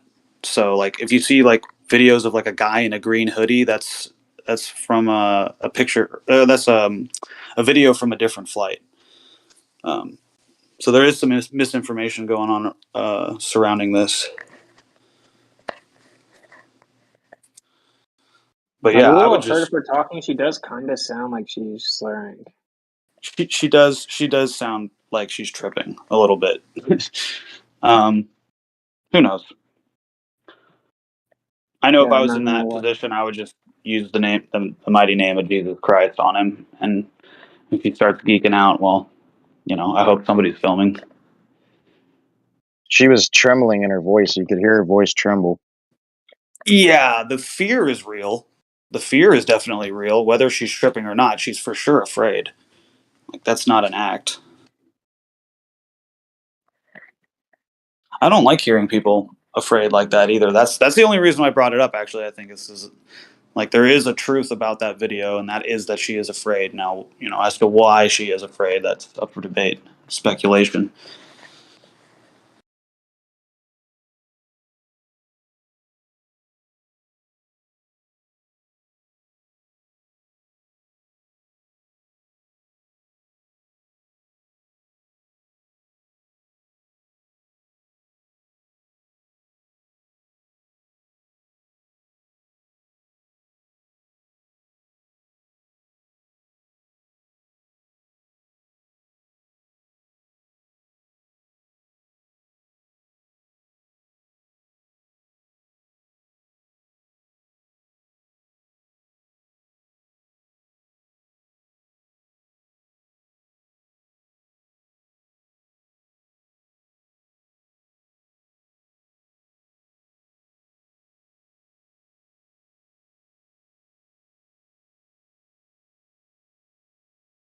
So I brought it up yesterday. I'm just going to bring it up again. Hold on, I want to get my information in front of me. So there's if you go on Rumble and you look, I can't post the link because it could get the server in trouble, but there's a woman named Dr. Lee Merritt, Lee MERRITT. And she does the video called, or a presentation called The Parasite Paradigm, aka the Parasite Protocol. And basically just goes into how, the Kung flu that came from China, the subsequent juicing of a large population involved a technology that she's calling like synthetic parasitic gel, that are these like synthetic parasites that are destroying our immune system and causing like cancer and all kinds of other heart related, blood related issues. It's only 32 minutes, I think, but honestly, well worth a listen. She makes some incredible points. She even addresses some of like, I'm sure some of you guys have heard of like the snake venom theory and stuff like that. She addresses that. It's pretty cool. She talked a little bit about what parasitologists are doing in other countries and how they approach disease and viruses, so-called viruses. Very, very interesting stuff. Wait, so is there a video of like the actual interaction instead of this guy just talking? Yeah, I posted the video of the actual interaction at 9:06 or 6 after. Yeah. And yeah, let's see here.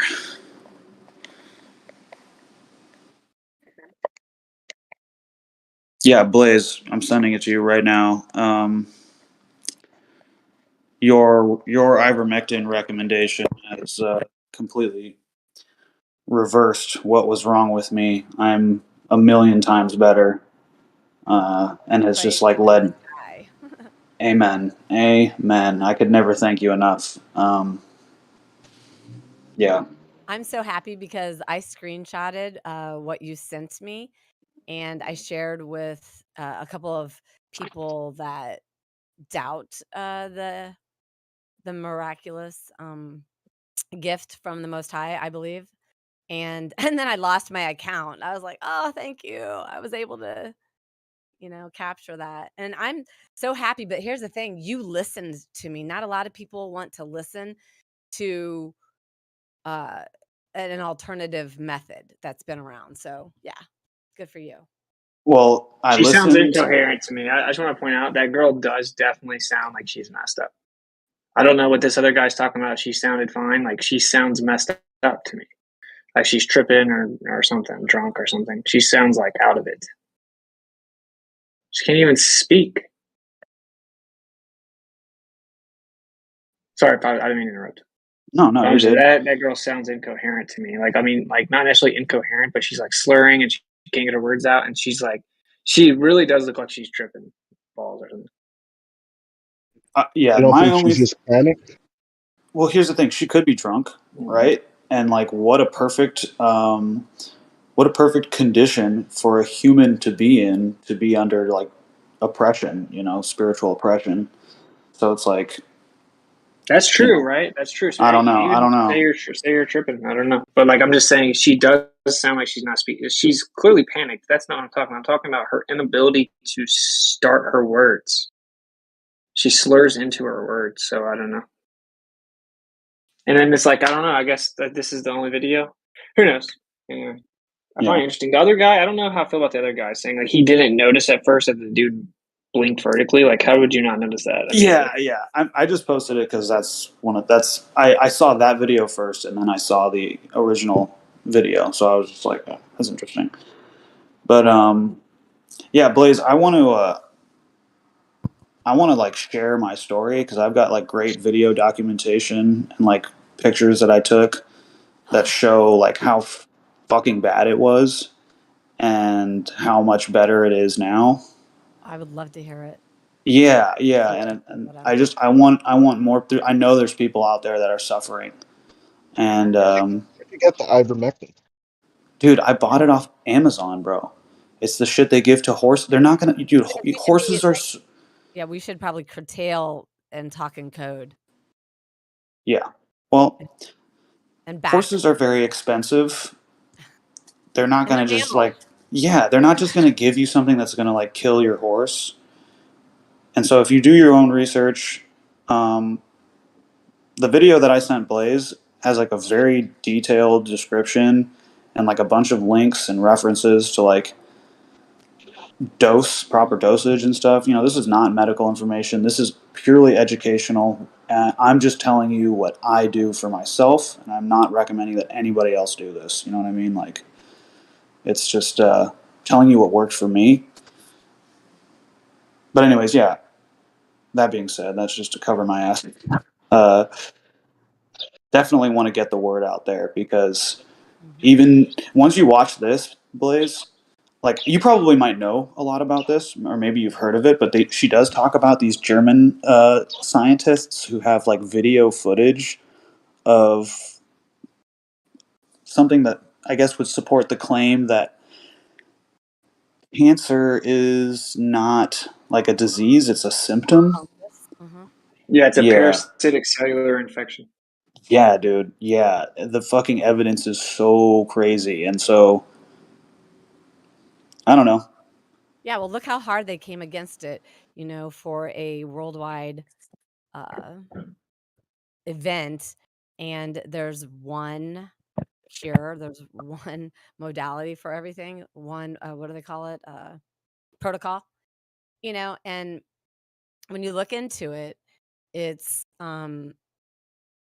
they don't they see what's in nature and then they make it synthetic, right? So we all know about the and all that kind of stuff. So um it's that simple. There's a lot of things that we can use naturally that work, and this is one of them. This was a gift from the Most High for sure. Yeah, it comes from Japanese soil, right? Yep, one area. Yep. Mhm. And that's why, and I have a really good 11-minute video that's what I sent you, I think originally, and that's what you were asked me. Yeah, because I wanted to send it to somebody else, and I did, Yeah, and they ended up taking some as well. So it's like you created a ripple effect, and you and I now both have no idea how far that ripple effect is going to go, because I don't know who I'm going to end up, giving my testimony to, and how it's going to affect them, and now you can pass my testimony on to other people. You know what I mean? It's just oh yeah. it's so Well, and rad. here's the It's so thing, freaking rad. you and I have known each other, on Discord for, I guess, going on 4 years, and I knew you before you went out to the dairy farm and all that kind of stuff. And when you came back, it was so heartbreaking listening to you and everything. And then I had heard about this, and that's why I don't know if we were in a chat and you heard me talking about parasites, or I was just like, hey, check this out. But you have to give yourself credit that you listened, right? That you were open to it, because not a lot of people are open to the information that's out there, that you have to research yourself. So I'm just Yeah. Can glad you get it's better. on Amazon? Can you get like whatever pops up, or is it a certain like I can dosage or? I can Here. send you. Okay, you Oh have yeah, it. yeah, yeah. I was gonna say I have a bunch of boxes of it right now. I could just screenshot it for you if you want.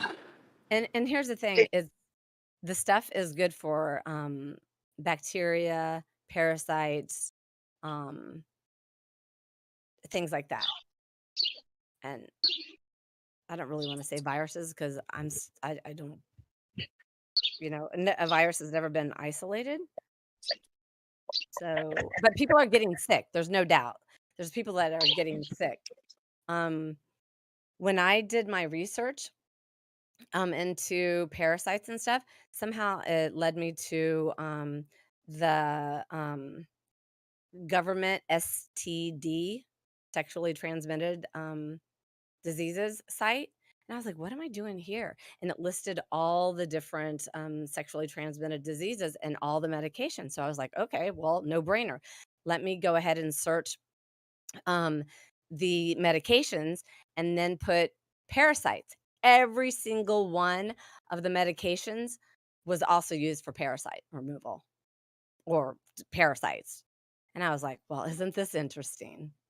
Wow. What if people could actually get rid of the sexually transmitted disease by using a parasitic, or what, maybe it was bacteria, or pathogen of some sort. You know what I'm saying? So I don't know if it was exactly, Pretty interesting because they do openly admit that some STDs are parasitic. So that that would make sense that most of them or all of them are. and think about it. We are mammals, and I guess a lot of animals on farms, they get de-parasited, dewormed, or whatever once or twice a year. So, as people living in the United States, we probably really don't think about that because we think, oh, everything's good and everything. But if you eat sushi, and who knows what they're doing it, and I am someone that had did major research on that snake venom stuff. And I'm not saying that's in the things that they were pushing on us. I'm not saying that at all. But what I am definitely emphatically saying is they are using that stuff in medicines already. And we know the people that are interested in doing their own research. We know that they always have a good part, a front to validate why they're using it. So if they're already using it, the snakes, that stuff, and then they're making it synthetic, come on.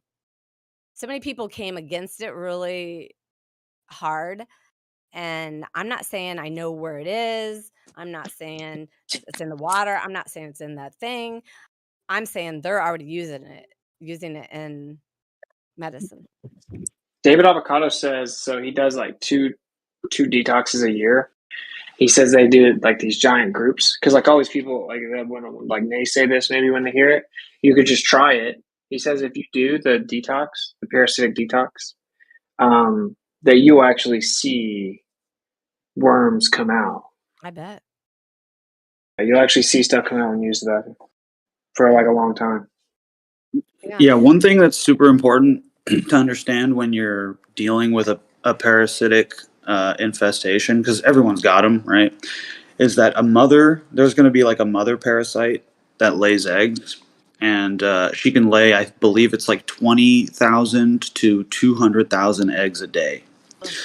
And the hormone that is released by the mother that gives the eggs the signal to hatch is only released when the mother dies. So when you're doing a parasitic cleanse, you have to do it in cycles. Otherwise, what you're going to do is you're going to use it once, and you're going to get symptoms because it's going to kill the mother. And as her body breaks down in your body, you're going to have get kind of like cold-like symptoms. Maybe sneezy, maybe a headache, maybe just some mild symptoms. But then she just gave off the hormone to release potentially millions of eggs. And there's different types of parasites. There's the kinds we can see, and then there's the kinds that we can't see with the naked eye. And I'm kind of referring to like the latter, but this could be for both. Did you have Herxine? Did it get worse before it got better? Yes, 100% is exactly what happens, and I didn't understand that. He said that's always going to happen. He said like you have to keep doing it until they stop coming out. He's like, if you just do it real quick and stop, he's like, you could actually make it worse. Yeah, you'll fuck yourself up, and I did that to myself. That's exactly what happened to me. So like, do your fucking research, guys. Really look into this because you could hurt yourself. As long as the parasites are alive, the immune system, for the most part, doesn't even send out any antibodies. So when you kill off the live parasites, the immune system starts making the Y antibodies and attacks all different parts of your body. Not to mention that the eggs, they can slip through the intestine wall and actually end up like in your brain, like in the blood-brain barrier and stuff. So it's quite insane, actually, what the human body is insanely smart with so many things. But yeah, if you kill off a parasite, the dead body will be it'll start getting washed all over the body and be attacked by all your antibodies, which can cause like a sort of like a paraneoplastic syndrome, like how cancer, like if you have a tumor that's cancerous, the body will start getting confused with your brain cells, and it can attack certain parts of the brain with those same antibodies. It's sort of like that. And so Kinda that's crazy. why. Oh, sorry. Go ahead. I just wanted to tag on. Yeah, go ahead.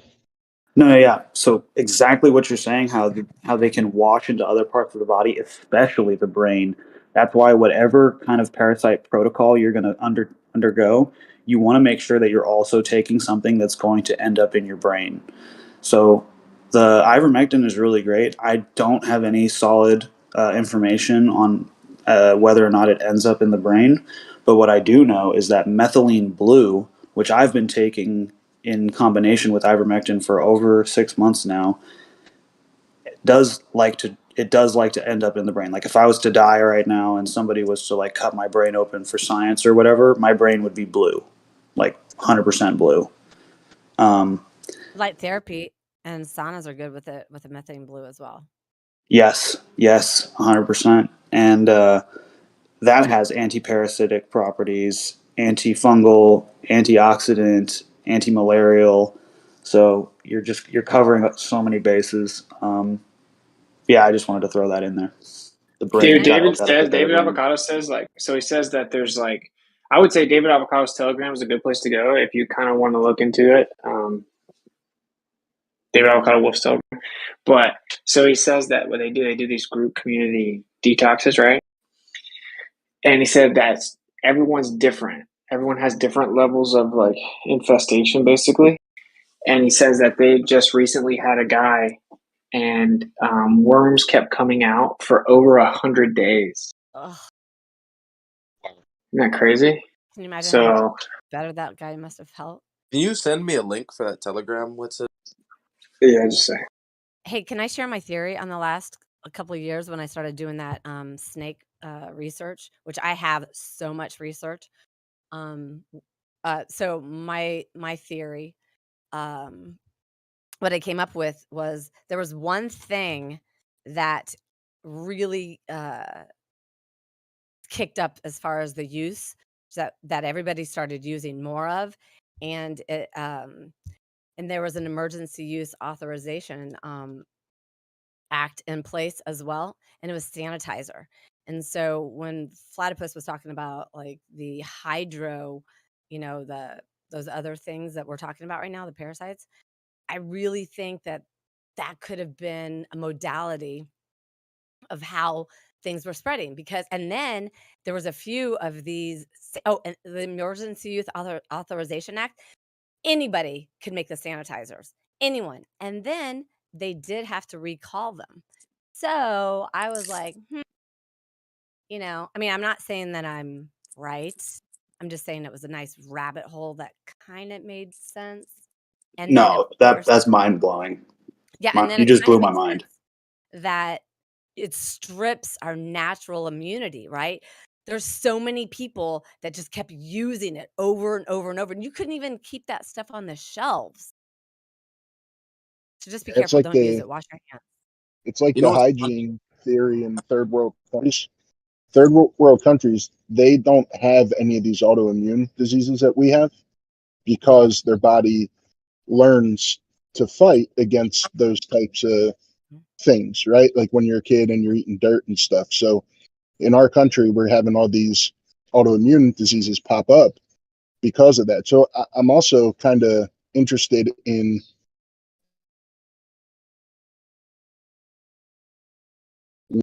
what We those type lost of medications could possibly do to our immune systems too. Like I hope there's no downside to it.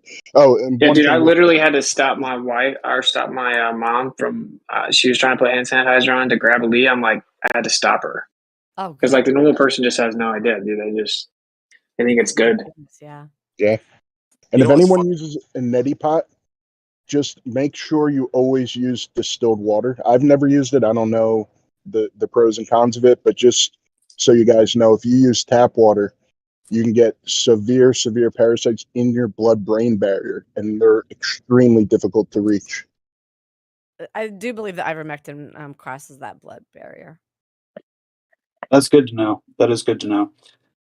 I literally just took some ivermectin right now. I'm on day 2 of 3 for a cycle. I'm doing 3 days on, 5 days off, 3 days on, 7 days off, all the way up to 21 days. And then I'm going to do what some people call maintenance, where it's just like, because I was doing 7 days on, 7 days off for a while, and that did a good job. But I just after watching this video that I sent you, Blaze, she addresses the venom thing pretty interesting. Yeah, you'll see. It's I good like, stuff.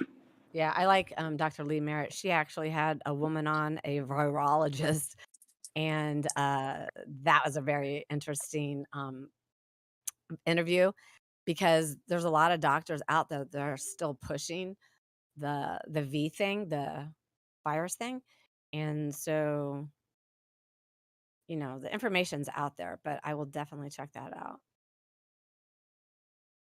Yeah, isn't like black walnut like really good as well? Yeah, but apparently that would take like a year to the strength that they have right now. I just don't know. There's this one lady, what's her name? I have one of her DMSO books. She's coming against the Ivor hard, very hard. Amanda Vollmer Alberta's Yes, DMS. yes, yes, Yeah, yes, yes. And I'm like, that's a darn shame. But And she's by a the way, legend now. yeah, yeah, she's she is. awesome. That's what I'm saying. It's crazy.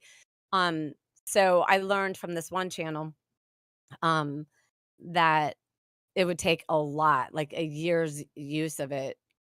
Yeah, but look at this. If you look at what I just dropped, right? So that's what's on Avocado Wolf, and so it says it has proprietary herbal blend including cloves, black walnut, wormwood, milk thistle seed extract, Chanca piedra extract. I don't know, Protease alpha something, blah blah blah.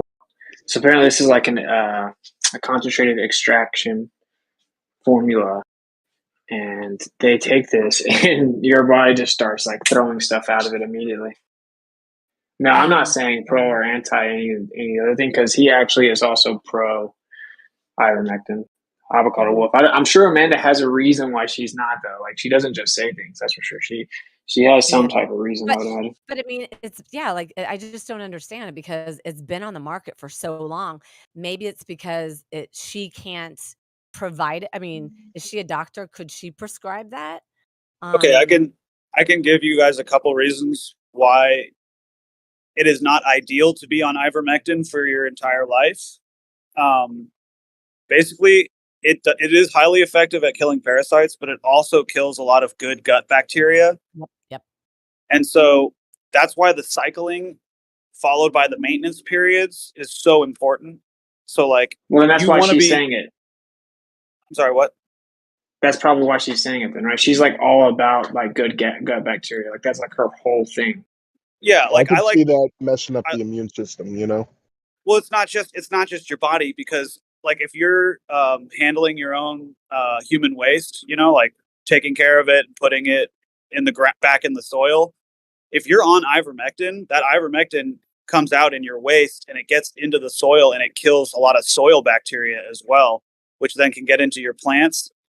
And it's like you just want to be careful about how much parasiticide you're putting into your environment. Like ideally what you would do is you would take it, while you're sort of, I would say, like in a city environment. But once you get parasite free, you get off of the city shit. You get off the city food, the shitty air, the shitty water, and you move to a place where the soil's good and you don't need to be on ivermectin anymore. You know what I'm saying? Like, I think it's a transitionary. It is a wonderful thing, but it's like a transitionary thing. I hope to Well, not have to take.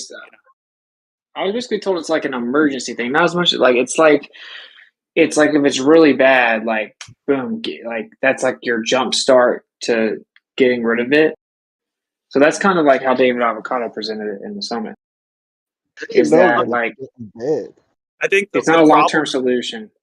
Yeah, the problem is trying to figure out how emergent your condition really is. Like for me personally, I was having a fucking emergency. and I am no longer having an emergency. I'm back to my athletic self.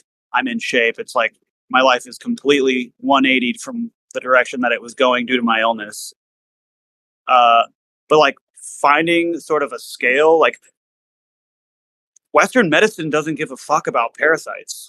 You know, we don't really have good parasitologists here in the U.S. or like mainstream ones that we can like that the public can get good information. You know, you really have to look. Yeah, but it's because they want to break all the symptoms up into a million different things, obviously, and so they sell us the narrative that first world countries don't have parasites.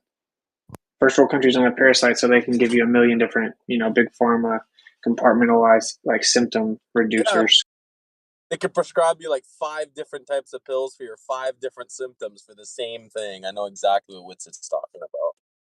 But do you Which realize this is good way to so tell. very simple shit? All you have to do is just be like a natural man. You hear about like, oh, take saunas or whatever. Have you never worked out in the sun? Like, that's basically a fucking sauna. If you're wearing clothing, like thick clothing in the hot sun, you're basically taking a sauna. Oh, eat herbs and shit. Well, I mean, did they not just take meat and random fucking plants, just throw them into soup and shit in the Wild West? Like, if we lived like how the cowboys live, it would be like the perfect hipster fucking routine or whatever, except you wouldn't even need a routine. You wouldn't need a sauna. You wouldn't need all these special herbs. You'd just be living it naturally. Like, I feel like all this problems is because you're trying to, like, even with that hand sanitizer, nobody fucking used that shit. You know what I mean? Like, all these A problems lot and of shit people is did. it's not like you guys are coming up with remedies for problems that are caused by just living an unnatural lifestyle, you know? Wait, what are you saying that there's not an ancient agenda against us?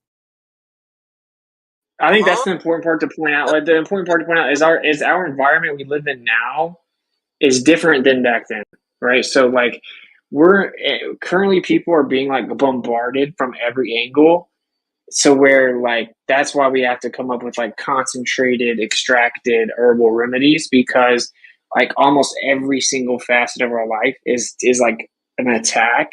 Where back in the day, it wasn't like that, you know. Okay, now I understand what you guys mean by that. But at the same time, you're giving a little too much credit to a bunch of men in a room, right?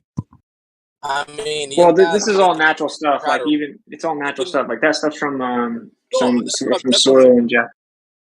that's what I'm saying. But like, I kind of agree more with Platypus. Like, use your remedy now, but it's kind of like a bridge to get back to the way that you're supposed to be living. You know what I mean? I never get Yeah. sick, dude. I never use any remedies, but I'm just like a man's man. I just do shit that like is natural. I don't sit at home and fucking type on my computer all day and rub fucking hand sanitizer under air conditioning, you know? Like, No, but other people normies I did. don't know, But I think feel like about there's a like I feel like man was created to live on the natural earth. And so if you're just living on the natural earth, not doing unnatural things, you'll be fine. And I what mean, about I've Skiba? been I've been What do you fine think for happened to Skiba? Like 25 something bad years. attacked him, and then that was probably the last place that he wanted to go. But you know, as me as well. But I guess he probably couldn't breathe. So you know, I think he led a pretty healthy life. I don't know. I mean, I think there is an agenda to make us Okay, sick. so one of the things that she talks about in this parasite protocol is how this synthetic parasitic gel can be activated by certain frequencies, like Five Guys, and I thought that was pretty interesting. Where if you just come into contact with this gel, that you can be targeted, like using your fucking Wi-Fi router or something like that. Also, that oh man, now it's gonna be hard to like use words. Shoot. The idea that people were given certain electronic codes after receiving this gel, Oh yeah. that theory's been out there for a while, and yeah, this is just more. I don't know if you want to call it evidence or just whatever. They have MAC Something, addresses. Yeah, the GMOs have MAC addresses. yeah. Yeah, something's going on. It's not It's not really good. funny, I guess, but it's like, think about how crazy it is that we had to sit here and like entertain something like that. Seriously, like what a crazy world. Yeah. I also think though that we have like a very powerful weapon against this type of technology, and it is like I think that technology came to us by a spiritual channel, and so it can be combated with a spiritual solution.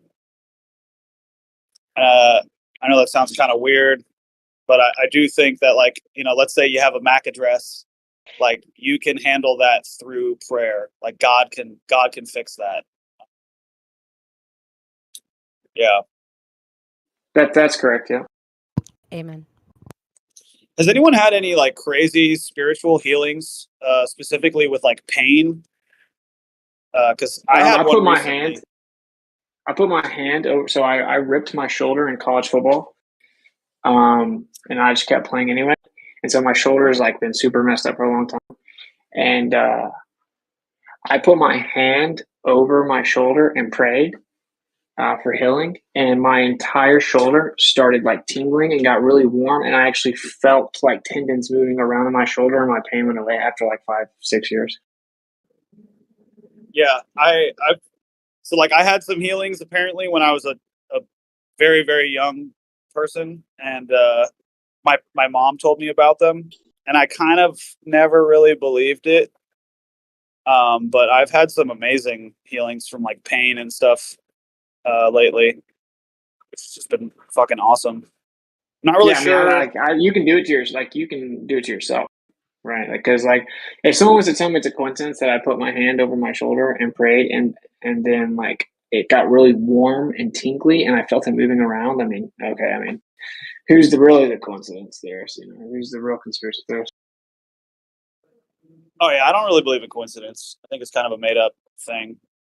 It's like an atheist term, Like coincidence. Yeah, well, I mean, think about like placebo effect, right?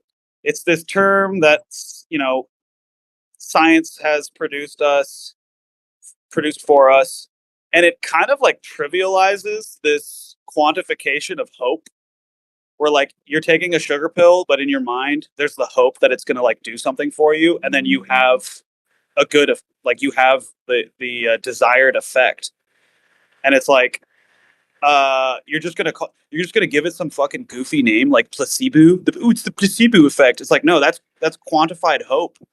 Like that's amazing. That's huge in my opinion. But we're just like, oh, it's just a placebo. It's like, Yeah, okay. I think they called the Messiah called it faith.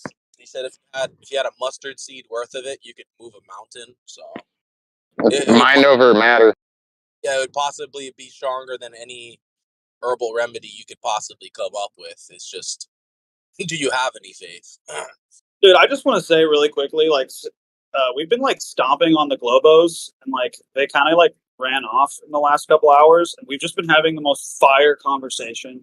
And yeah, just want to say that. Yep, I agree. That's how it works. Fuck, I crushed that guy. What was his name? Doofus? Manfred? Oh my god, Witzy, you should have seen. Yeah, tell me about that, dude.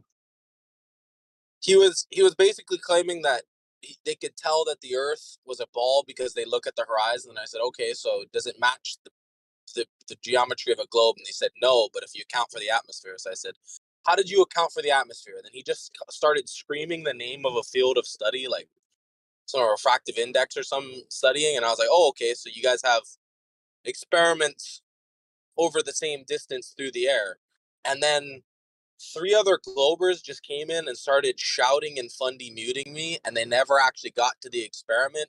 And as far as we can tell, there is no experiment because the guy just started shouting and insulting me and then just left. So like, yeah, that doofus guy got absolutely destroyed. Like crushed like an elephant stepped on a fucking ant. No, I looked up that area of science he kept talking about. and it seemed like it was just like used to make lenses flat. It didn't seem like it had much to do with like anything to do with like refraction in the atmosphere or anything.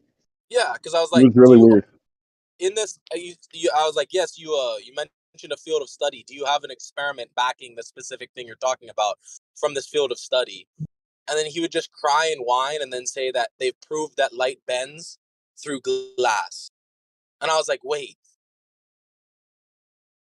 what the fuck does light going through glass have to do with light going through the atmosphere over the scale of kilometers? And he was like, well, light went through glass in an inch. And I was like, dude, that guy was fucking, I don't know, man. Some of these guys, like, I feel like it's good to demonstrate and crush them in a way. You know what I'm saying? Because I remember when I first came in, it was crushing them all day. And I was just soaking up all the fucking information, listening to it. Yeah, it seemed like the area of science he was talking about was literally like something that scientists figured out as far as a way to make the refractive index gradientized itself, like turning that into a gradient so that they could literally have like flat pieces of glass or lenses still work as if it was like a curved lens. So I don't know what he was bringing that up for. It was really weird.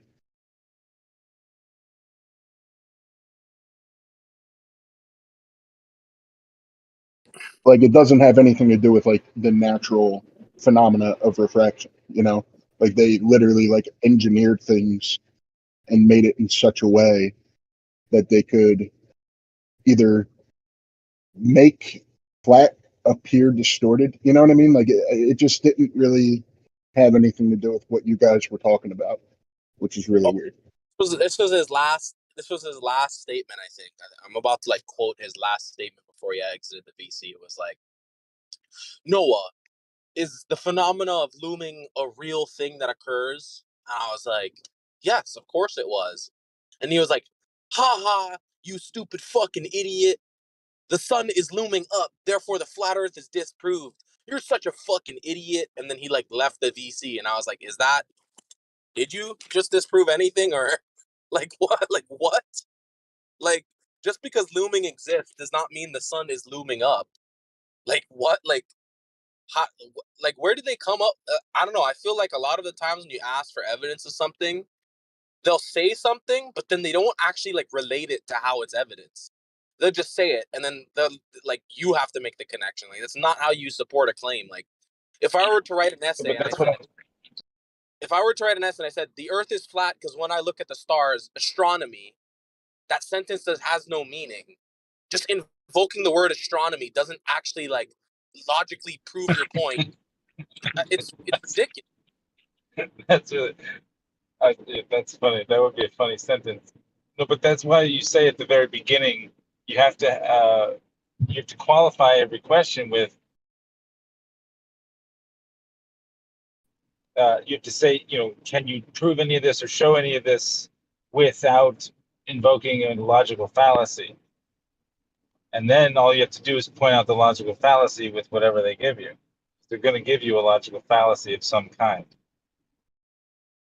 Yeah, I remember that tactic on like a YouTube video. I think schooling ballers or something. How are you guys I've been doing? trying to use that. Can you give me support for this claim without illogical reasoning or fallacious argument or something like that? I've been trying to use that. Exactly. No, that's the whole point. I'm here. That's the whole reason I'm in this entire, you know, corner of the internet, is because once I figured out that, yeah, all of the proof that I thought I had, the thousands of years worth of scientific proof, it turns out to be based on logical fallacies. And once you understand what a logical fallacy is and you see it for what it is, it's like that's what every question, because yeah, can you explain it? Explanations are explanations. I mean, we're talking about demonstrations, and can you do it without invoking the very thing that we're trying to argue in the first place? Whenever you talk about the atmosphere and they say, well, that's what the atmosphere is doing, well, then you can't use that as an example of the thing to prove the thing that you're trying to prove. Yeah, you have to be able to And demonstrate. then, and then if the person you're arguing with, if they don't, if the person you're arguing with doesn't understand that, then you're wasting your time. Or at least if they're still not going to get it after you lay it out to explain how that's logically fallacious. Well, You don't like have I an always actual said, argument. man, these guys are. If they still don't get it, you're just wasting time. Well, like I said, man, these guys are always just basing their worldview off of their beliefs. So they've got a personal incredulity against the facts, being that it's contrary to their beliefs. So they take offense. I mean, and once you do that, the facts, right or wrong, are smeared on the table. They don't want to see the facts, right? They want to support their belief. I noticed that this guy kept on basically like his You're main claim. roboting. Whoever's Yeah, we speaking got a right robot coming through whatsoever. Like all I hear is it, and that's it. What I notice is that you get a claim from them, and then the support claim, the guy's still breaking up. This guy's Yo, still why are you breaking still up. talking? All right. Should I put him in the hot mic room? This Yeah. guy's Also,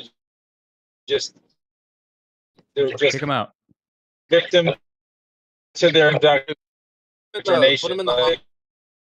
That's just what they did. Like, all right, all anyway. better. Go ahead, Noah. What I noticed was that like you get a claim from them, right?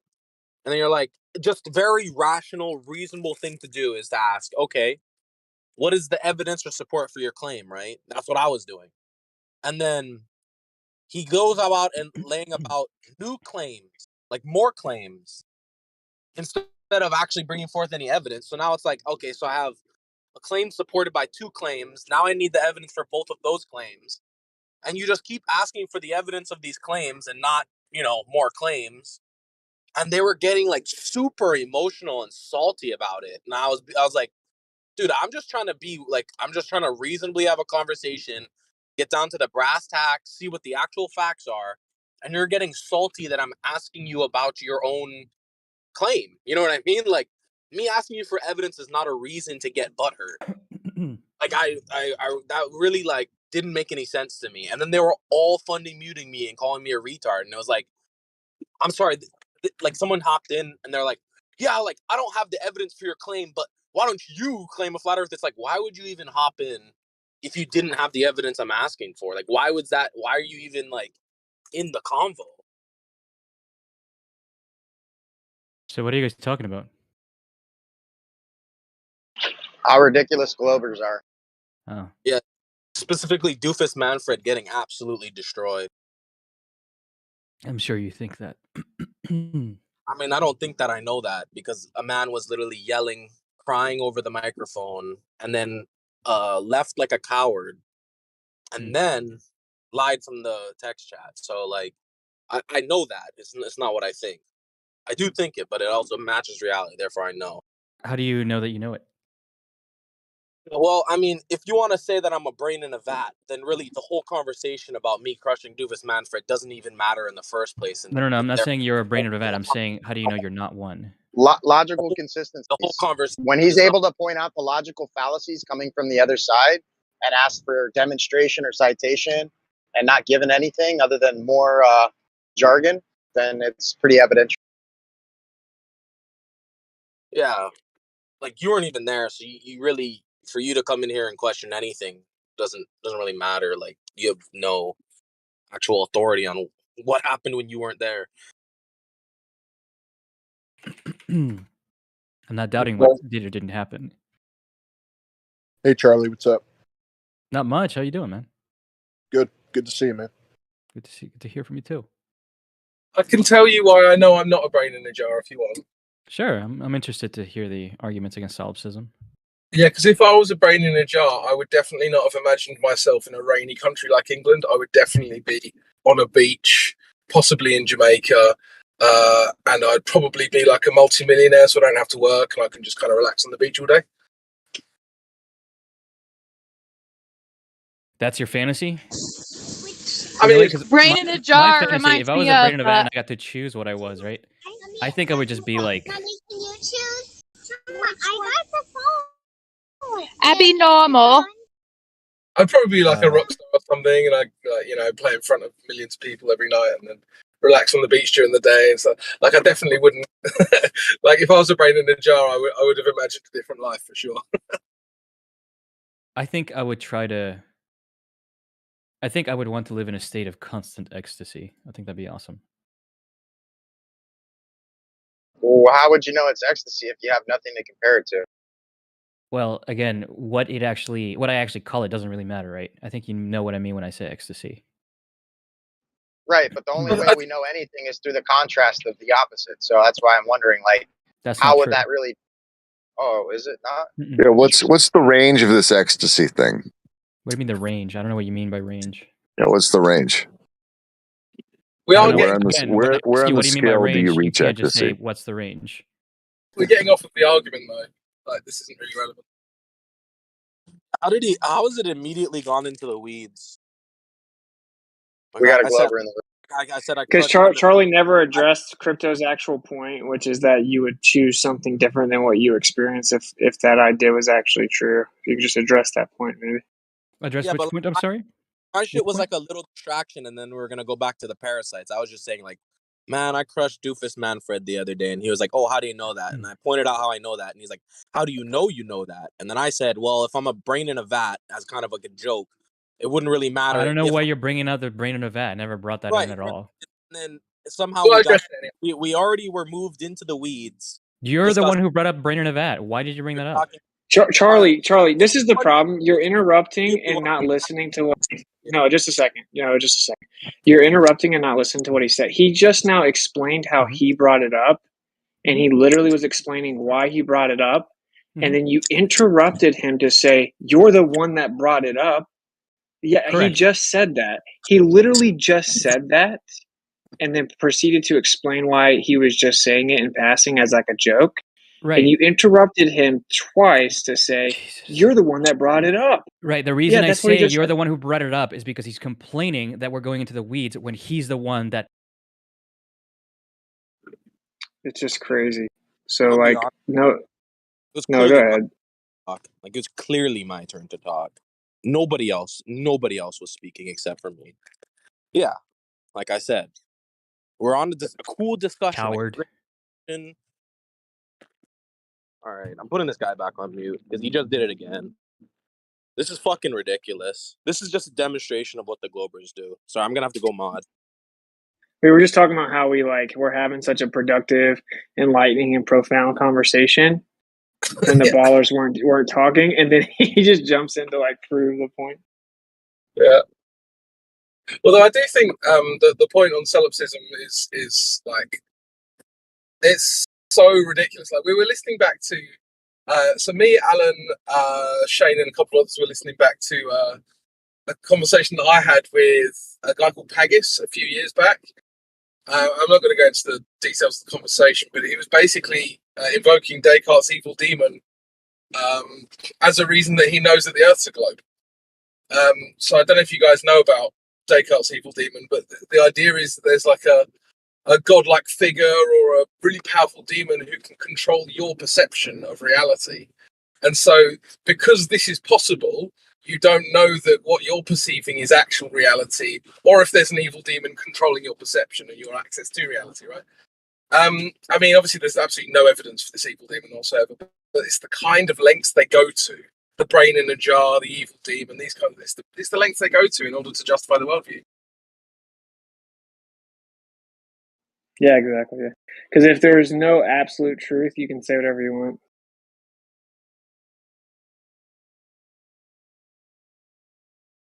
I just thought it was interesting how he chose complete ecstasy. And then when I asked him, how would you know it's complete ecstasy if you've got nothing to compare it to? He just like kind of went off the wall. No such thing as an objective truth is a fucking scary mental illness. True. Yeah, because Yeah, it's also just wild.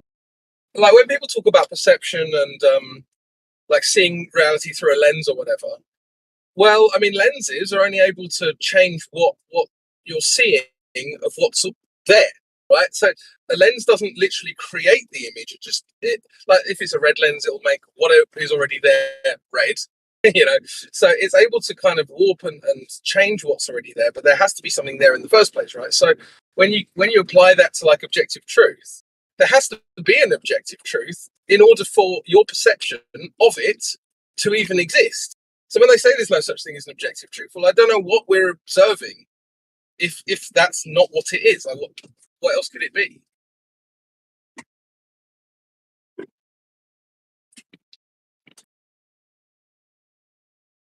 Exactly. And not to mention the term itself is contradictory. There is no objective truth is contradicting itself as it speaks. Yeah, yeah, Drew, that's the statement of objective truth. It's like the statement punches itself in the face. You said Yep. when someone says It's there is no masochism. objective truth, you ask them, are you saying that as an objective truth?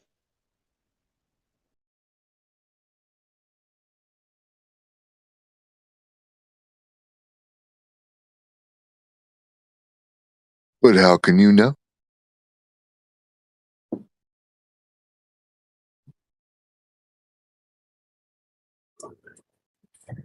Yeah, I'm going down the road. That's what I love about two Globers. Like when they say they're totally okay with you, the idea of possibility of there just being you a brain in a jar. That's like totally acceptable. But the idea that the government's lied to us and told us where we live for the whole time is no, that's too far.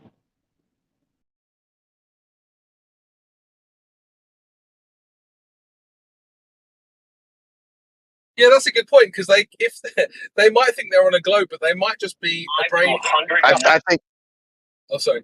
Yeah, because they might think they're on a globe in this reality or whatever, but they might also just be a brain in a jar on a flat Earth. Right? Right? I mean, like, come on. I think the only way you can conceive that as a possibility is through the fear of God, right? Like, if it's easier for you to entertain the idea that you're a brain in a vat versus an actual being in reality, like that just rings out fear of God to me. I don't know. That's all I hear. Who's the brain in a vat? Charlie. We all are. Kosho's mum. No, that's brains in the back.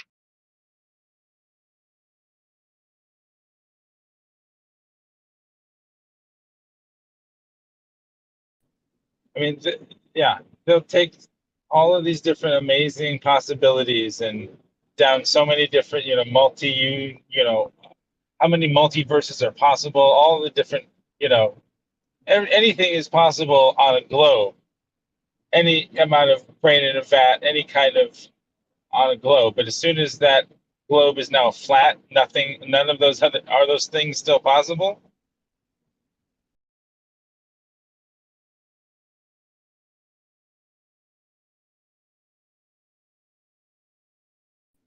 In one of those multiverses, is the world flat?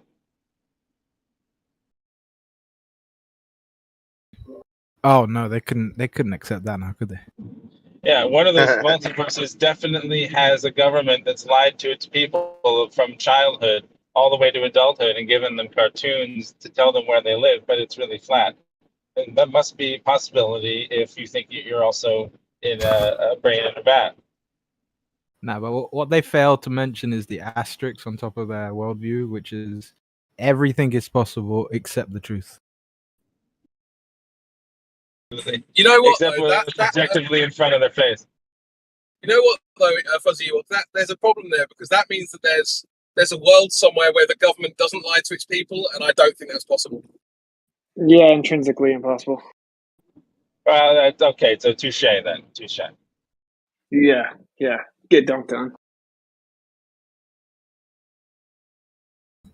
The other thing is, why are they obsessed with possibilities instead of just what is? It's like it's possible that you didn't chop your leg off when you landed on the axe or whatever. But dude, you chopped your leg off, so who cares? Have you guys ever wondered, like, what was it really a bad thing that people used to like be banished from society for said mental illness? No, that's perfect. I'm just saying, it doesn't seem like such a bad solution after all. Huh? Segregation is like the best thing society could ever do. For Like, have anything that isn't for the benefit of society should be segregated outside of it. Yeah, like have a brain in the vat society over there just being hilariously retarded, and let's move on. Forced integration is criminal. Yep, I completely agree. I've actually thought about this for a while. I think what we should do in England is basically like you vote for, instead of voting for like a party, you vote for a set of ideas, and then whatever set of ideas you vote for is where in the country you have to move to.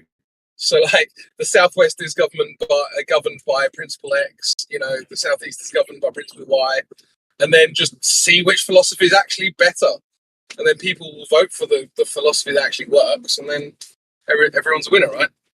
Yeah, That's before a good the idea, United yeah. States became completely homogenous, that was kind of the case here, right? Like if you didn't like the politics of the state, you could just vote with your feet, meaning you could just walk to the next state. But now it's been People so still kind of homogenized do that just doesn't take place anymore. Yeah, I mean, they kind of do that. They think that people still think they do that. But, like, so someone's like, oh, you want an echo chamber? Actually, yeah. Yeah, I don't want the brain in the vat people around me. That's correct. Yeah, I don't want my kids to be taught about sexuality when they're 6. Yeah. Yeah, I was going to dude. Yeah, there's some things I think echo chambers are very healthy in. For instance, telling children 72 genders. I'm perfectly happy to live in an echo chamber that doesn't accept that. That's fine with me. You know what's so funny? They actually have to leech off of us. People like this have to leech off of the society built by sane people. So, like, if you were to create this island, look, dude, you have 1,000 genders over there. Everything's a simulation. You're a brain of that. You know, all this nonsense. You sit over there on your island. They'll just all die. Like, they have to leech off of the sane society. So, forced integration is their only means of survival. So, the very thing they complain the most about is the only reason that they even exist or can sustain themselves. What I've been saying, Could man, you we run need to me go find a through new, the forced integration part of what you mean? Yeah, Sorry, we're I didn't forced mean to do that, to Dustin. have degenerate beliefs integrated into our space. Oh, okay, I see. Carry on, Duster. It's all good. Go for it. It's like, yo, we just want to have a conversation and we agree and disagree and we try to boil down to get to truth. Then we have someone else that comes, knocks the pieces off the board and says, there is no truth. Like, all right, bro, get out of there.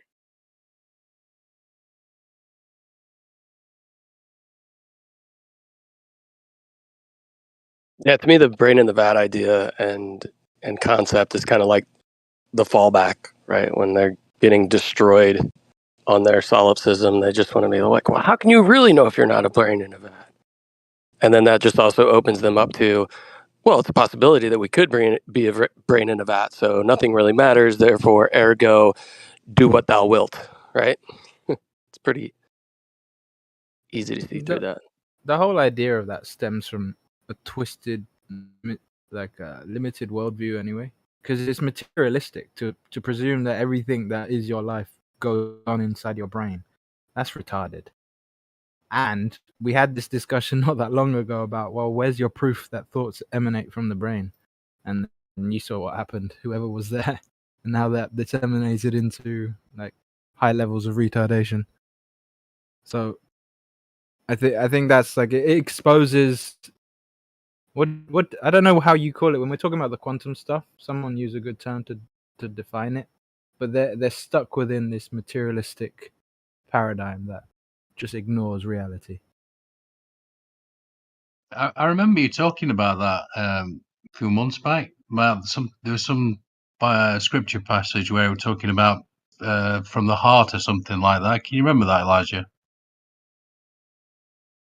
That was interesting. Yeah. So it's interesting when if you're going to bring up scripture, every time it's talking about mind, the word not every time necessarily, but the majority of the times, at least within from when you go back to the original language, it's actually the word for heart. So a lot of the time where it says mind in the English, it's the Hebrew word for heart. So that's interesting. But it's also like, well, like I said, there's no definitive proof, but they want to hang on that. They want to hang on that the brain is everything. Yeah. It's like, well, the brain is nothing without the rest of the body, and vice versa. So it's a complete system. And then you have the entity that sits within the body, and then you have the force, if you will, that allows the body to exist. And that's where Witzer would probably like to chime in about all of that stuff because of the ether connection. But if they just ignore that, then they can go brain in a jar, because somehow to them that makes sense. It's like, well, your whole existence happens within this gray matter that's just bobbing around in your cranium. It's like, since when? Are you interested in actually discussing solipsism with somebody who accepts it, or are you content just No. talking about it amongst yourselves? We're Yeah, we literally don't talking care about how we're not interested in that. Like, that's literally the topic of discussion.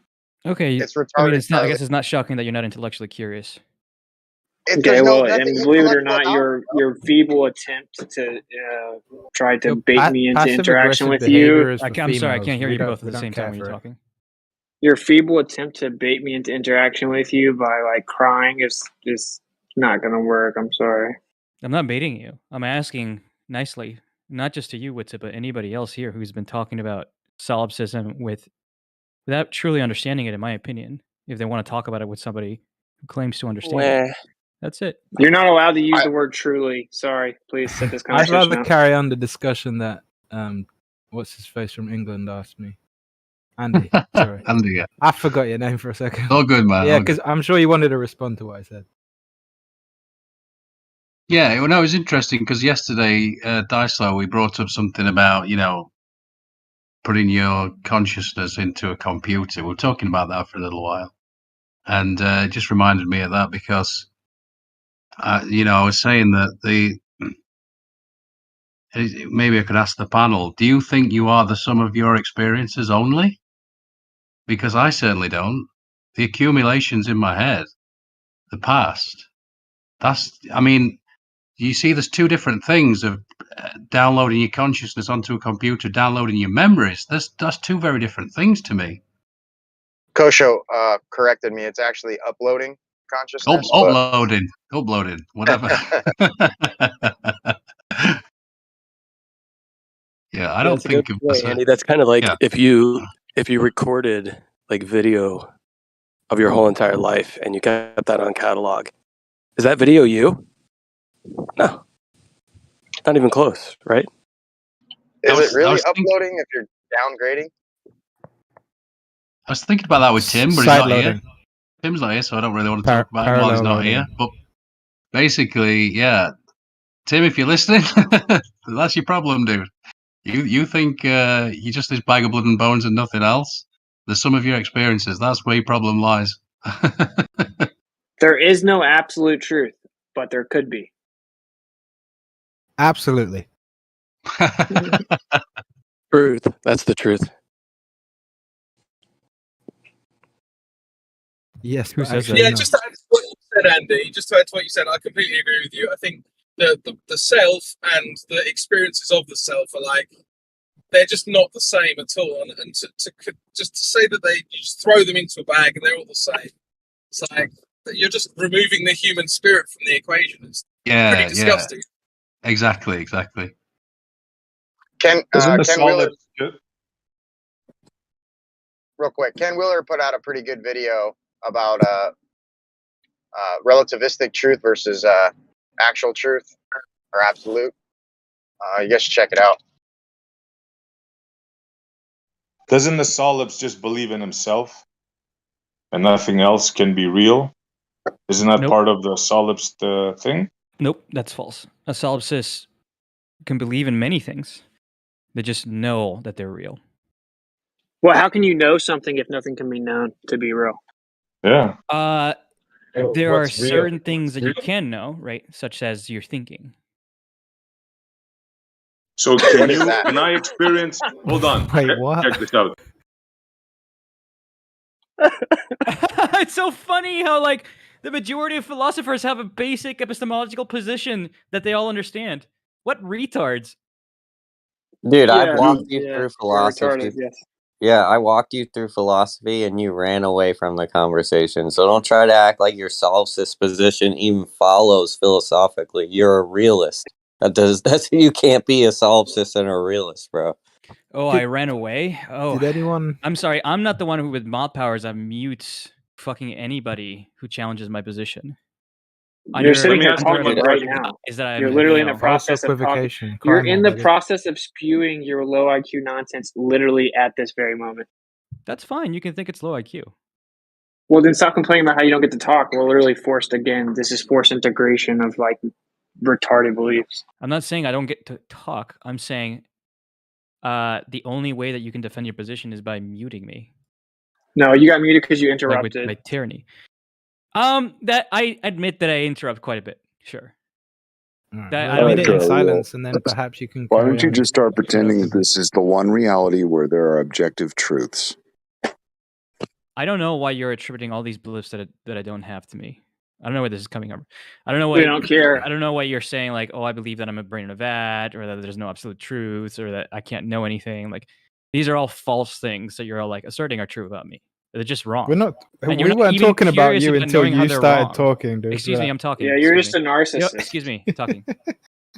You're not even interested to know how you could be wrong.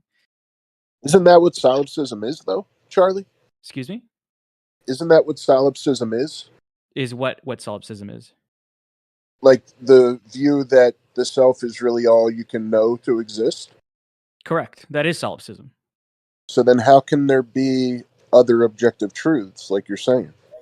It just glorified narcissism. So the concept of it being difficult to attribute truthiness to things doesn't mean that the concept of objective truth isn't real. Can you prove that you're not just a brain in the vat, Charlie? No, I can't. Can we all just There agree we that this go. is just narcissism? It's just like a philosophical term to denote What's it? narcissism. What's it? No, You Charlie, gotta stop with the personal attacks, otherwise I'm gonna start coming at them to you, brother. Charlie, But can it's I not ask a a personal question? attack; it's a fact. You're a narcissist. Your belief You is that you're that's all that actually an matters. opinion. You should go back to school I'm to in learn the the difference middle between of fact and talking. opinion. I'm in the middle of talking, dude. Your belief is that You're all that accusing me matters of being is, a narcissist. buddy. This is why you got muted.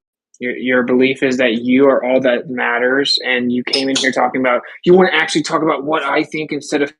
We weren't even talking about you. We were just talking about the idea. So, like, that's what I'm saying. You're just like, you think it's all about you. Okay. When did I say that I'm all the things that I'm the only thing that matters? You came here saying you Yeah, want to can I actually ask you a talk to me about what I believe, and we weren't even talking about you. When did I say that I'm the only thing that matters? You just accused me of that. I'm not gonna let you run away from that, Witzer. You're a fucking I coward. didn't. Answer the question. I never Charlie, claimed that you said that. because So you're you lying. came in, because you came in Yo, and said, "Why are Charlie, you can I ask you a talking question? about me and what I believe?"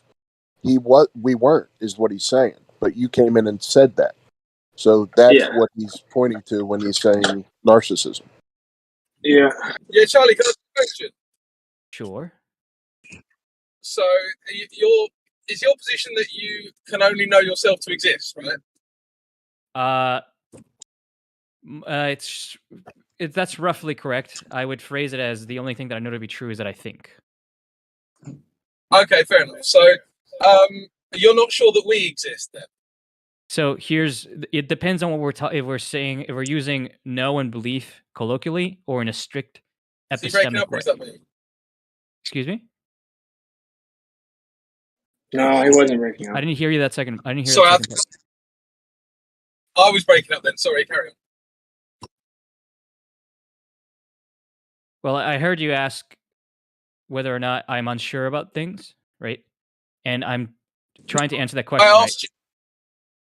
I asked you if you can be sure that we exist, like everyone else on Discord right now? It depends on what you mean by sure. If by sure you mean in the colloquial sure way, or if in the strict epistemic statistical way, right? In the everyday parlance, I'm sure you exist, right? But if I'm talking about epistemology in a strict way, no, I don't know that you exist. I don't know most things to be the case. Okay, so then You don't know well, I've got a follow-up question. Sorry, I do have a follow-up question. So, in the epistemological sense, if you're not sure that we exist, how are you getting muted when you interrupt people? It seems to me that you don't understand what I mean when I say epistemologically, right? So here's No, what we can I do. know Would you mind parroting back my point to me, like your understanding of my point? What is it that I mean by epistemological versus everyday parlance? So, epistemology is just the theory of knowledge, right? So it doesn't actually mean an awful lot unless you elaborate. I'm asking you to repeat back my point so that I can be sure that you understand it. I'm telling you why your point was vague. Okay, so you don't understand my point. Because you didn't make it. I did make my point. When I say it depends what you mean by sure, right? Are we talking about the everyday usage of the word sure? Or are we talking about the epistemological use of the word sure, which is very strict? Charlie, what does So he's just going to pull you into semantical argument for the next hour. Trust Charlie, me. he's asking because you use I've that got an word. anyway. I Got can't an hear hour, but anybody talking at the Charlie, same what time. does epistemology mean? Excuse me? What does epistemology mean? Roughly speaking, it's the study of knowledge and how we can know things. Fantastic. So when you say I have an epistemological definition, what does that mean? I didn't say I had an epistemological definition of the word sure. I asked you. In what context do you mean the word? Jesus. You actually did. You said there was two ways that you could be sure. There's the colloquial sense and the epistemological sense. Correct. So what does that mean? It means, for example, if I say bank, in certain contexts, I could be referring to river bank, or I could mean like a banking institution bank. Do you not understand what different contexts could mean? Yeah, but that has got nothing to do with what you said earlier. It is absolutely analogous to the current situation, right?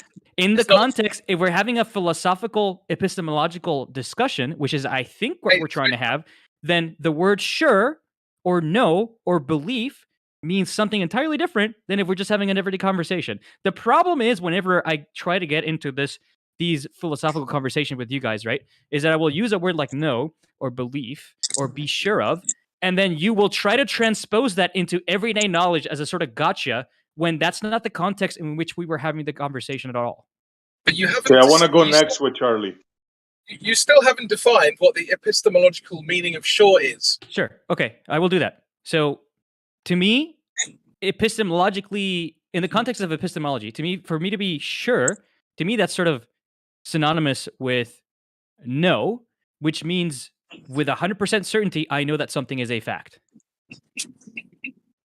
Okay, so I was using it in that sense. So you still haven't answered my question. Okay.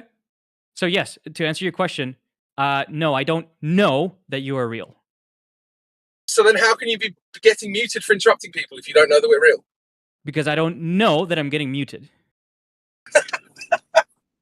Okay, bro. So literally, It's not that hard just to say I don't know anything.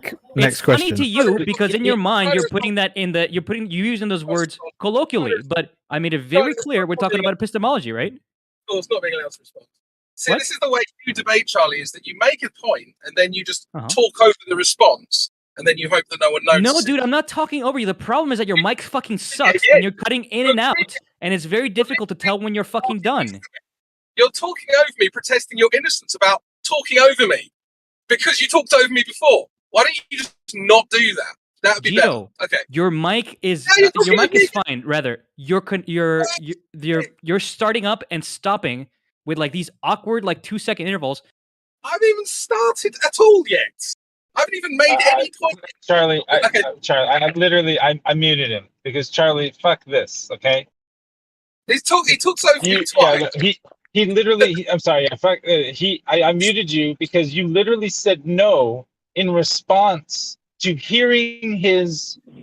You knew he was talking. You knew he was talking because you said no. So his microphone could not have been that bad. You could have just stopped talking like what you should be doing, Charlie. Yeah. Thank you. Yeah, so yeah, obviously, like the whole idea that he doesn't know that he's being muted, but then that keeps going backwards towards he's not experiencing anything, or at least he doesn't know that he's experiencing it. And if that's the case, then there's no point even being engaged in this conversation. All right. Right? Well, I'm So he's having a little actually difficulty hearing you because I keep getting fucking deafened by you fucking cowards. Jesus Christ. Well, okay. Even while I muted you, you couldn't. That doesn't mean you can talk over me. You Does it? couldn't hear me while I. Can I just So finish hold my on a point? second here. You hear him talking, somebody unmutes you, and you take that as your opportunity to start talking? No, I don't. You I have didn't hear him talking absolutely at no all. etiquette, Charlie, and this is what I was talking about last week when I called you emotional, and you're like, "Oh, well, I do admit that I'm getting overly personal emotional." Dude, check your emotions. Well, you Oh, sit in your life corner is over so there, okay? Is this Geo that I was talking to? Because you kind of sound like Geo, but I don't know if it was the same person. Crypto? Am I going to make my point, or is 5 different people going to just keep on trying to interject? I'm listening.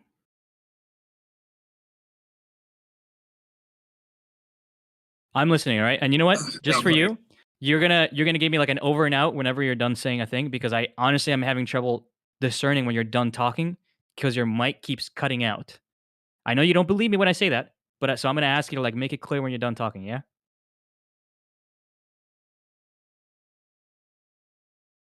Am I coming through? Can you hear me? I can hear you just fine. Okay. The point is that your actions are incongruent with your perceived worldview. That was the point. I was going to elaborate, but I can't be asked. My actions are incongruent with my what? With With my your view? worldview. Yeah. How so? I told you I was going to elaborate, but I can't be asked now because I've been talked over too much. Okay, well. Cool assertion, bro. I can tell you why Well, I don't think they're in conflict. Would you like that? Maybe you don't know why I think they are. But are you going to talk over me while I explain it, or am I going to actually be allowed to finish? I told you, I'm not going to say a word until you make it very explicitly clear that you're done talking, right? Which you haven't been doing, so I'm trying to discern. But because I don't know what you're doing, if you're driving or something, or you're using like a phone that's far away from you, your mic cuts out very abruptly for like awkward amounts of seconds. I'm not trying to intentionally like interrupt you. Okay. Yeah, so the whole idea that you don't know that you're experiencing being muted, right? I mean, first of all, that's an interaction between two people that wouldn't make any sense within a single person's mind. Okay, so that's the first thing to understand. But second of all, if you don't know that you're experiencing this current conversation, then your emotional state doesn't make any sense, right? So you have to bear that in mind as well. And if you don't know that any of these things are being experienced, then even wanting to have the conversation also doesn't make any sense. Okay, can I ask that whenever you say these things, you make one point at a time? Because you made 3 points, right? And I was trying to write down the first point so I can answer it accurately. So can you repeat your first point? You're cutting out for me now. I don't know. Can anyone else hear him? It's difficult for me to answer when for 15 seconds that you got to speak, you made like 3 different points. Okay, so why don't we take it back to your first point so I can address it one at a time. So would you mind repeating your first point? No, not really. I'm too annoyed now. I can't really be bothered to talk to you anymore. Okay, how convenient. Okay, anybody else? I got a question for you. Wait, can I say this Do real you fast? believe? I've been waiting for a while, man. So Go ahead. I'm gonna go. Charlie, do you believe in pain? Is pain a real thing? Are we talking about the epistemological definition of belief? If I smack you in the head, are you gonna feel pain? Are we talking about the epistemological definition of belief or a colloquial definition of belief? I repeat, if you smack me in the head, am I gonna feel pain? Okay, you're not gonna answer my question? My clarifying What question? It's very simple. Pain. If I kick you in the nuts, are you gonna feel pain? Is this in the context of the conversation that I was just having with this other guy, right? Are we still talking about epistemology? I'm asking you a very simple question to show everybody that you are simply not worth talking to. That's my objective here. Okay. Well, so, I feel Can you feel pain? If I hit you or if you hit me, can you feel pain? Yes, everybody knows what pain is. Everybody's been smacked or hit in the nuts. Excuse my language. Can you feel pain, Charlie? Yes or no? Okay, since you're refusing to answer my clarifying question, I'm just going to answer your question on both scenarios. If we're talking about the epistemological version of belief, I don't know that I feel pain. I believe that I feel pain, right? If we're talking about the everyday parlance of language or synonymously how I go about my life, then of course I know that I feel pain. I don't know why you ran away from like answering my clarifying question, by the way. I feel like I it's didn't run totally away. I fair. just want to show people that people like you. Now it's my turn to talk. Yeah. My objective, and I think I reached it, and I'm going to finish after this sentence because you're not worth talking to. My objective was to show people that somebody like you cannot even clarify a simple term like pain. You're just going to run you into the mud, and you're simply, Charlie, you're not worth talking to personally. So that's what I want to say. Ooh, does that mean I get to stop talking to you? No, you can talk to me, but I just want to show that you're not. There's no conversation to be had with you. You don't know what terms are. You don't know what words mean. You have two definitions of every single word, so there's no way to have a conversation with a solipse. That's my objective. With a what? You're a Solipsist. solipse? What are you, a solipsist? Solipsist. See, and you're just playing games. That's and it's all he like, does, yeah. That's this all is he what's does. so funny is we specifically didn't want to engage. You act like you were going to run away for attention. No one cared, so then you just came back anyway. So here's the psychoanalysis or analysis of narcissism. Self-centeredness arising from failure to distinguish the self from external objects. Here is solipsism, the philosophy, the view or theory that the self is all that can be known to exist. Mm-hmm. To claim that there is no crossover between this is incorrect. There is. Of course, they are not the same thing. One is a psychological effect, one is a philosophy, but they are, of course, related. And the materialistic belief that you can know nothing outside of oneself means your entire worldview is centered strictly on yourself and your perception, and that all things must conform to that. There is a crossover with narcissism, and I'm just being blunt. So, okay, so and when things don't start going their ways, what do? They get emotional and they start getting desperate. Dude, like your textbook, Charlie. Textbook. and then if you do something wrong, wonder like if it's like interrupt a people, side if you do effect of too much if you do something wrong, like interrupt people a lot and then get muted, then you would, in that scenario, pretend to actually be the victim to shift the am I burden. going to get to respond, or are you just going to leapfrog off each other being done? No, as I'm you're trying to talk? psychoanalyzing. To shift the responsibility away from yourself, you actually claim victimhood. Right, you only got muted because you kept interrupting people. It had nothing to do with people singling you out or being afraid to debate your, logically bankrupt position. So let me get this straight. You got to accuse me of something, then Stoic got to accuse me of something, and because Stoic stopped talking, you wanted to get in, and then you want to continue accusing me of shit, and I can't, Jesus, dude.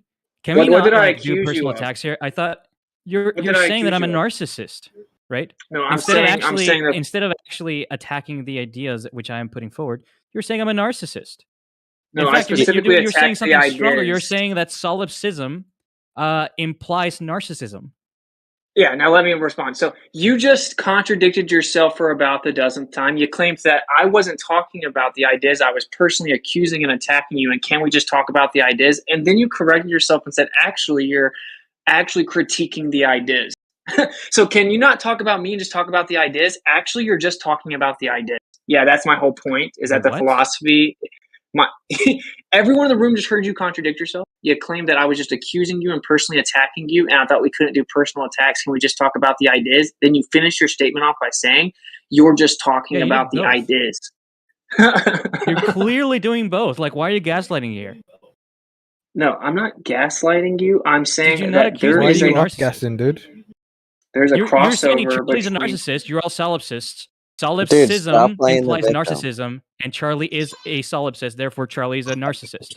It's You clear. can draw the conclusion if you want to. I'm just pointing out that there is a crossover between the two ideologies, right?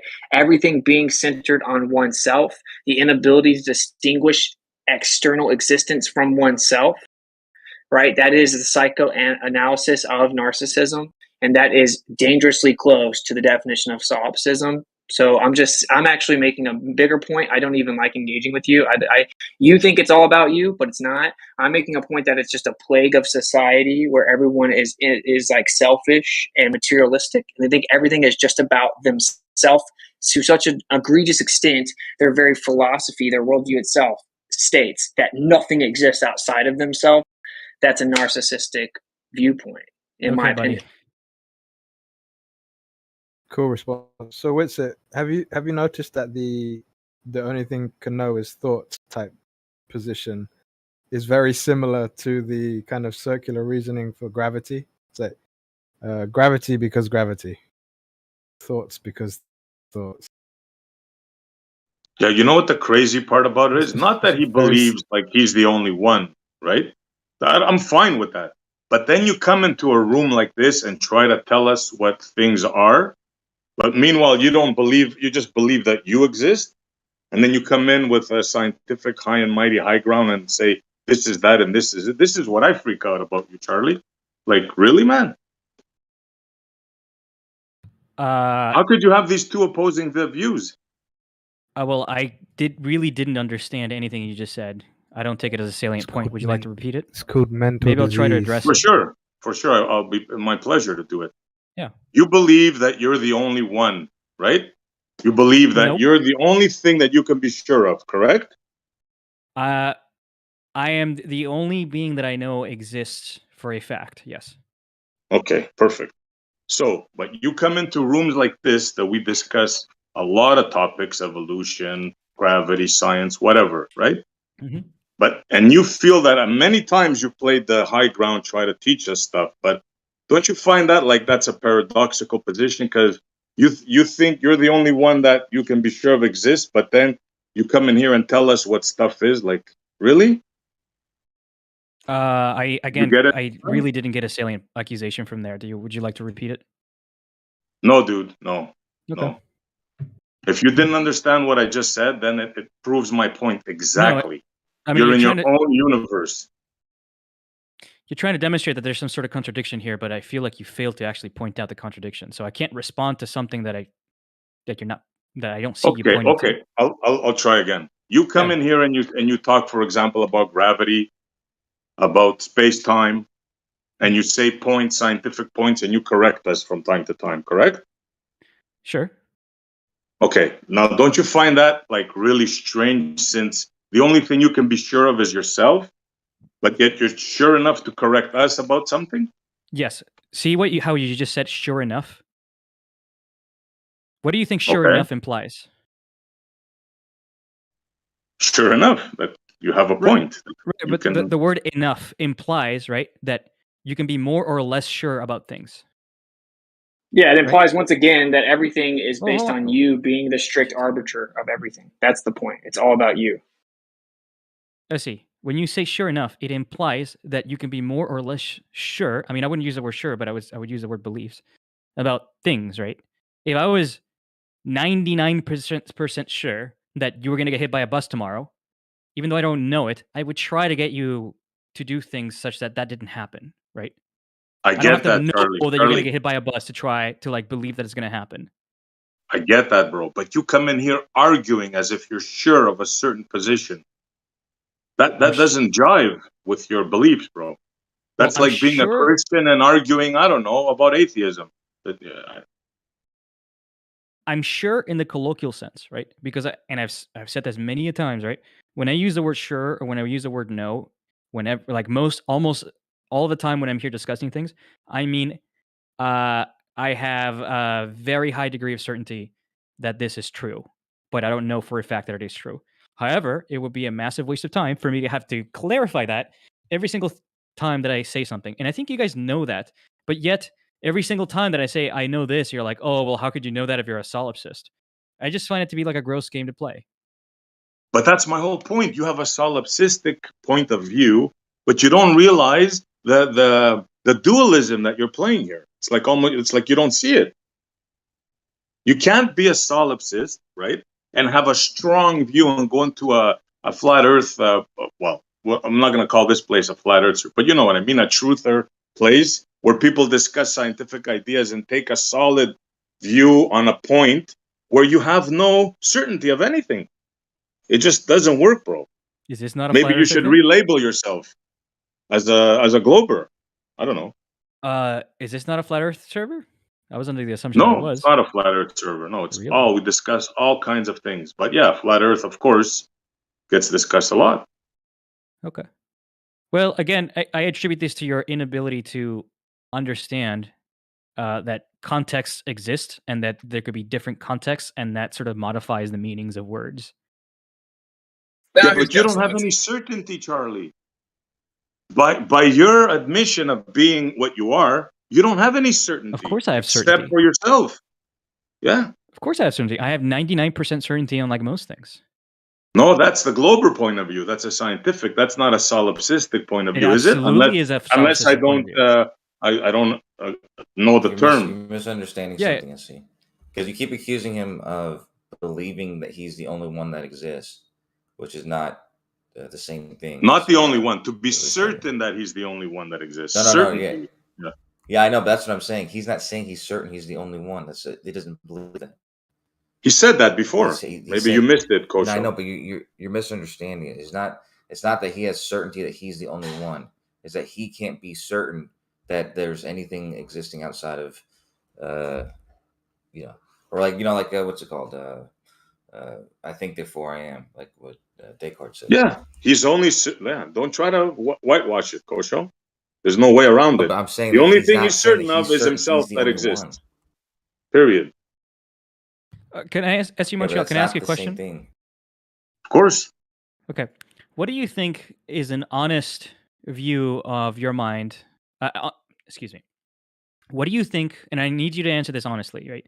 What do you think actually happens in my mind when, for example, I wake up in the morning and I go to get my mail, right?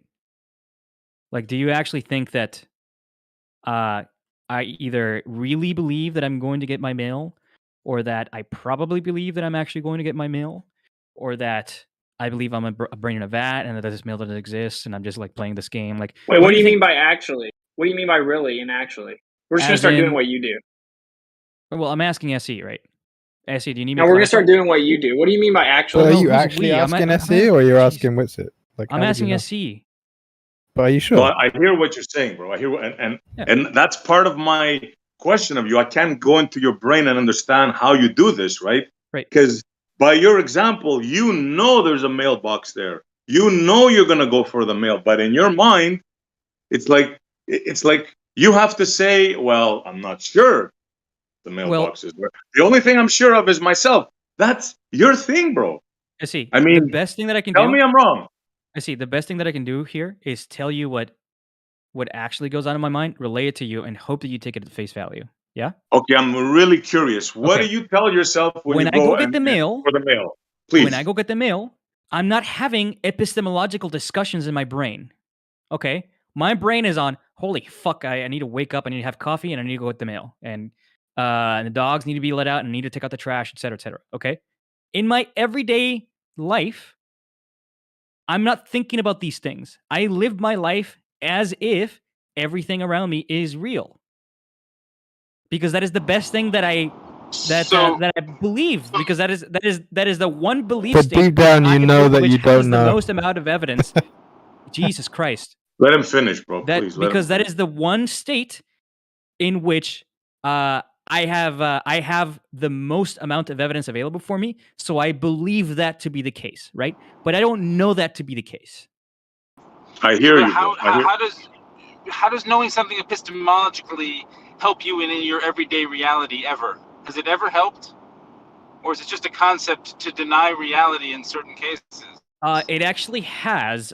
So this form of belief really comes from probabilistic thinking and acting under uncertainty, and then understanding things like Bayesian reasoning and Bayes' rule.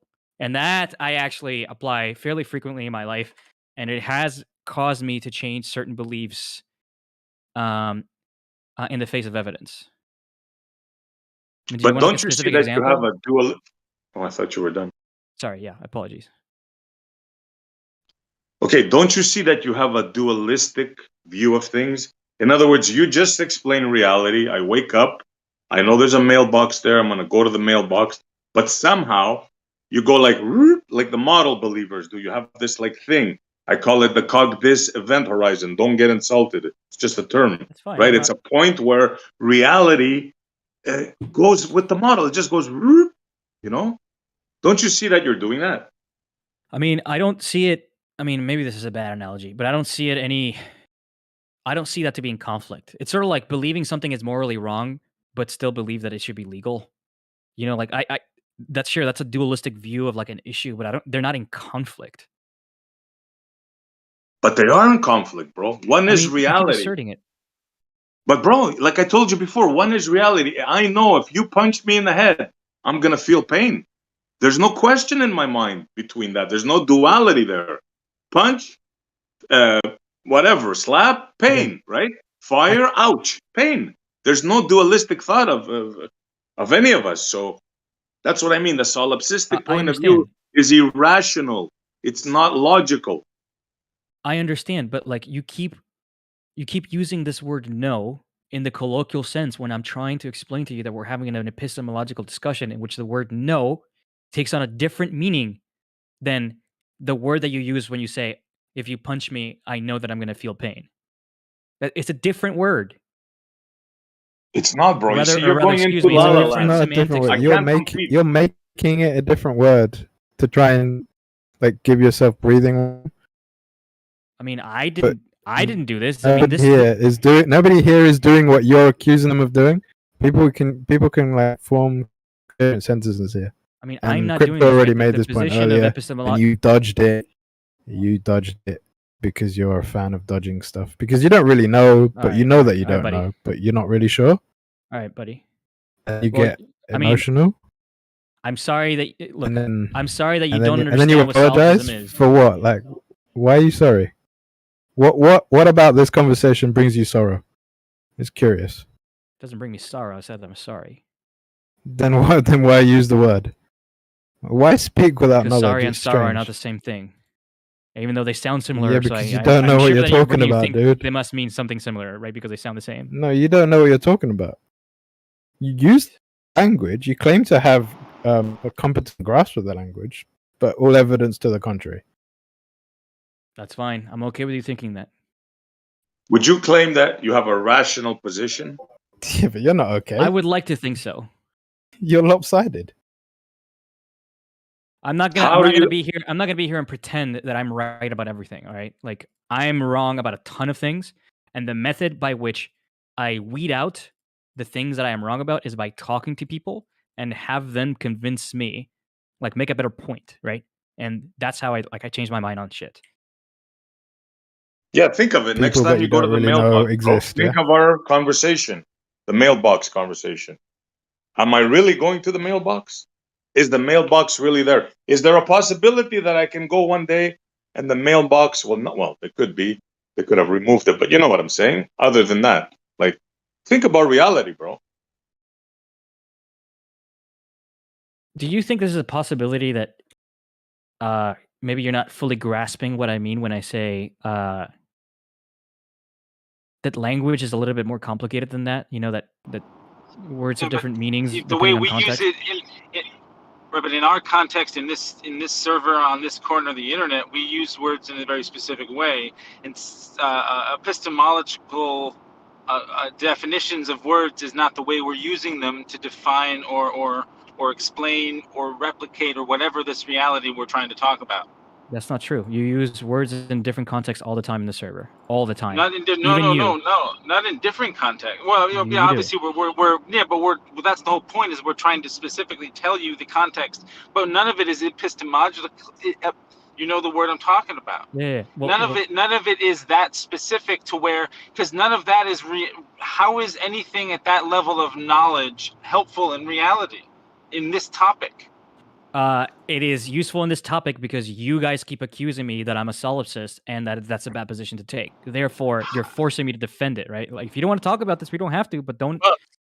Then Well, How does that Charlie, help you? you never. How does that help you prove the globe? Sorry, You I being was still how talking. does that help you? How does that help you Sorry, prove the excuse me. globe? Is what we're Excuse me. talking about. I was still talking. Okay. Not you being a solipsist. Excuse me. I was still talking. All right. Yeah, but So you're about a completely the wrong subject. You being a solipsist is not what we're talking about. You I thought this wasn't defending a the flat Earth globe. server. I thought we talked about a whole bunch of different issues on the server, right? Right. And that's Okay. So why are you harping that I'm not talking fucking flat Earth? Calm down.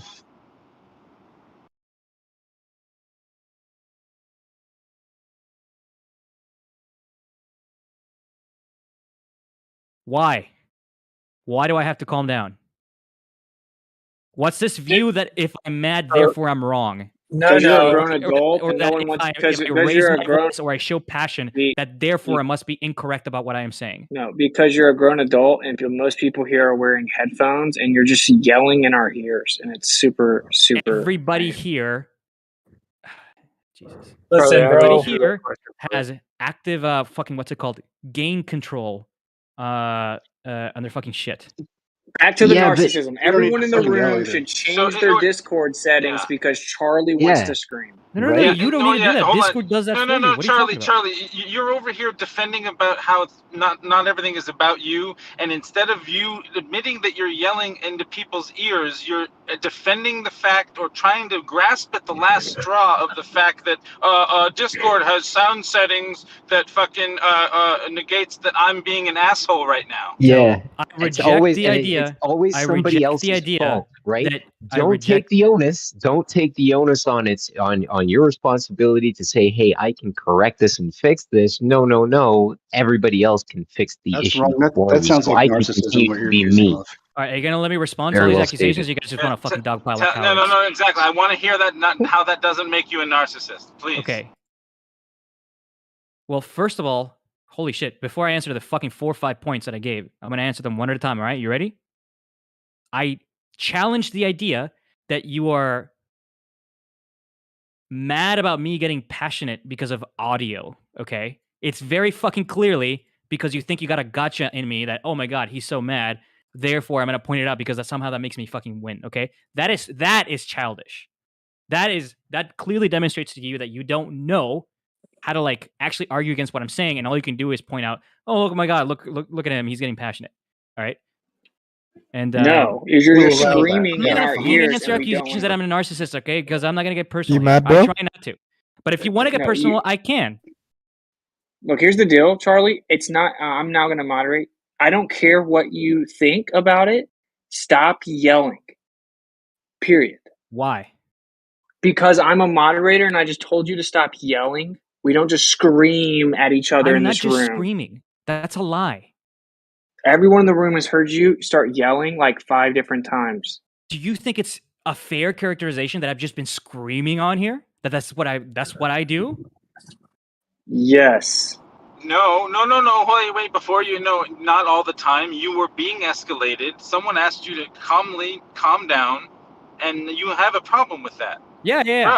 I don't like people telling me what to fucking do, especially if it's not like Then a leave. pre-agreed. Oh, dude, don't Leave? be a little bitch about it. Because Why? again, when I asked you days ago, last week, whatever it was, that I checked you on your emotions, and you even admitted to it, right? That's an opportunity for a grown ass man to look himself in the mirror and be like, I need to tone it down a little bit so I can Why? focus on the message that I'm delivering instead of being a little black hole energy sucking vampire that you're being. It just seems to be like you want to be the center of attention, like an only child or something. Okay. Do you have any siblings, brothers, sisters? All right, Or bro, did you get why all are we your doing parents' this? attention? Is this really what I'm you want this shooting fucking everything server at to you be? right now, dude, because that's what you do. You are Is an like emotionally driven everybody else that person, and likes I'm the server? Is this really questioning your what you want this ethics at fucking this server to point. be? Charlie, literally, let me be This honest is with really you. what you want the server to be. We were Just like having when an somebody incredible. comes here and like disagrees with your views, and you just fucking accuse them. Oh, you're a fucking No. narcissist. Oh, do you have siblings? Oh, do you have emotional problems? Oh, you should calm down. Is that really what you want this to be?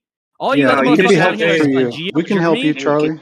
Is that Okay, really what listen, you want here's this the to deal. be? Person. Okay, here's the deal. So we were having a very calm, productive conversation. In fact, ironically, someone even pointed out, you noticed how we were talking about how the mainstream lies about the globe, the ballers didn't have anything to say. They left the room, and then we had this incredible, deep, profound conversation where we're talking about all kinds of like high level things regarding illness and health and stuff.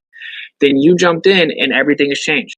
It's not a coincidence. You're being very aggressive. You're forced. You seem to believe that we all have to talk about Charlie's philosophy. Now people have entertained it for like 30 minutes, and you are continually interrupting and raising your voice at people. So it's just bringing this negative vibration to the room. Yeah, what we want the room to be is productive intellectual conversation, not like emotional rants of people yelling back and forth. Right. So Yeah, you were having a you're the circle guy that jerk shows up to the about how house party, sits in the middle of the dance floor, takes a turd, drops a turd in the punch bowl, and then starts wondering why the party's dying. You're like, is this All what right. you want? Am I The gonna party? get to again answer these Exactly. accusations, or is this gonna just be a circle jerk where we all just go against Charlie and he doesn't get to Back to defend you himself? being a victim. We want you to be quiet for a while. All right, that's fine. That's So fine. Charlie, I do have a legitimate question. Do you ever actually like argue for your conception of solipsism, or do you just take it always into a semantical argument that goes around and around in circle for hours until people eventually give up or it folds back in on itself? Do you actually have philosophical debates regarding the topic ever?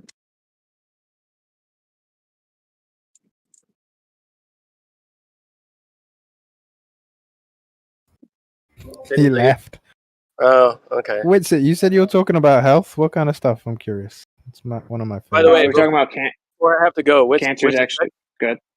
Check your messages and reply back to me at some point. Okay. Yeah, we were just talking about like cancers, parasitic cellular infection, and stuff like that. Yeah, Whitsit, finally, did you get the book? I did finally get the book. It took forever, but I haven't had a chance to read it. I don't expect you I to will read read it. it soon. I'll read it. I'll read it when I get back in town. No rush, man. It's not edited. And really good reference purpose. Wait, did you send the book? For reference purposes, because I don't know when I'm going to publish it, you would at least have the information that's there. But it is again once a lot of Kosho is extra personally offended. Make it into an audiobook, man. Wait, Kosho, you can't read? Oh no, not really. Why? What happened? What do you mean? Military training, stop at learning how to read. I just never found it useful, so I just didn't do it. Never learned how. Whatever you just said was next to inaudible. Why are you mumbling? I was eating a cupcake. You know, really surprises Can me anyone else how hear him? they don't see. Sorry, Essie. Just every response I heard from him was like muffled and mumbly. Go ahead. No, we're just gonna say that they don't see the dualism. Well, I think he did see it, the dualism in his approach, right? Being a solipsist, meaning the only thing you're sure of is yourself, which is fine. Live your life, live and let live, I say, right?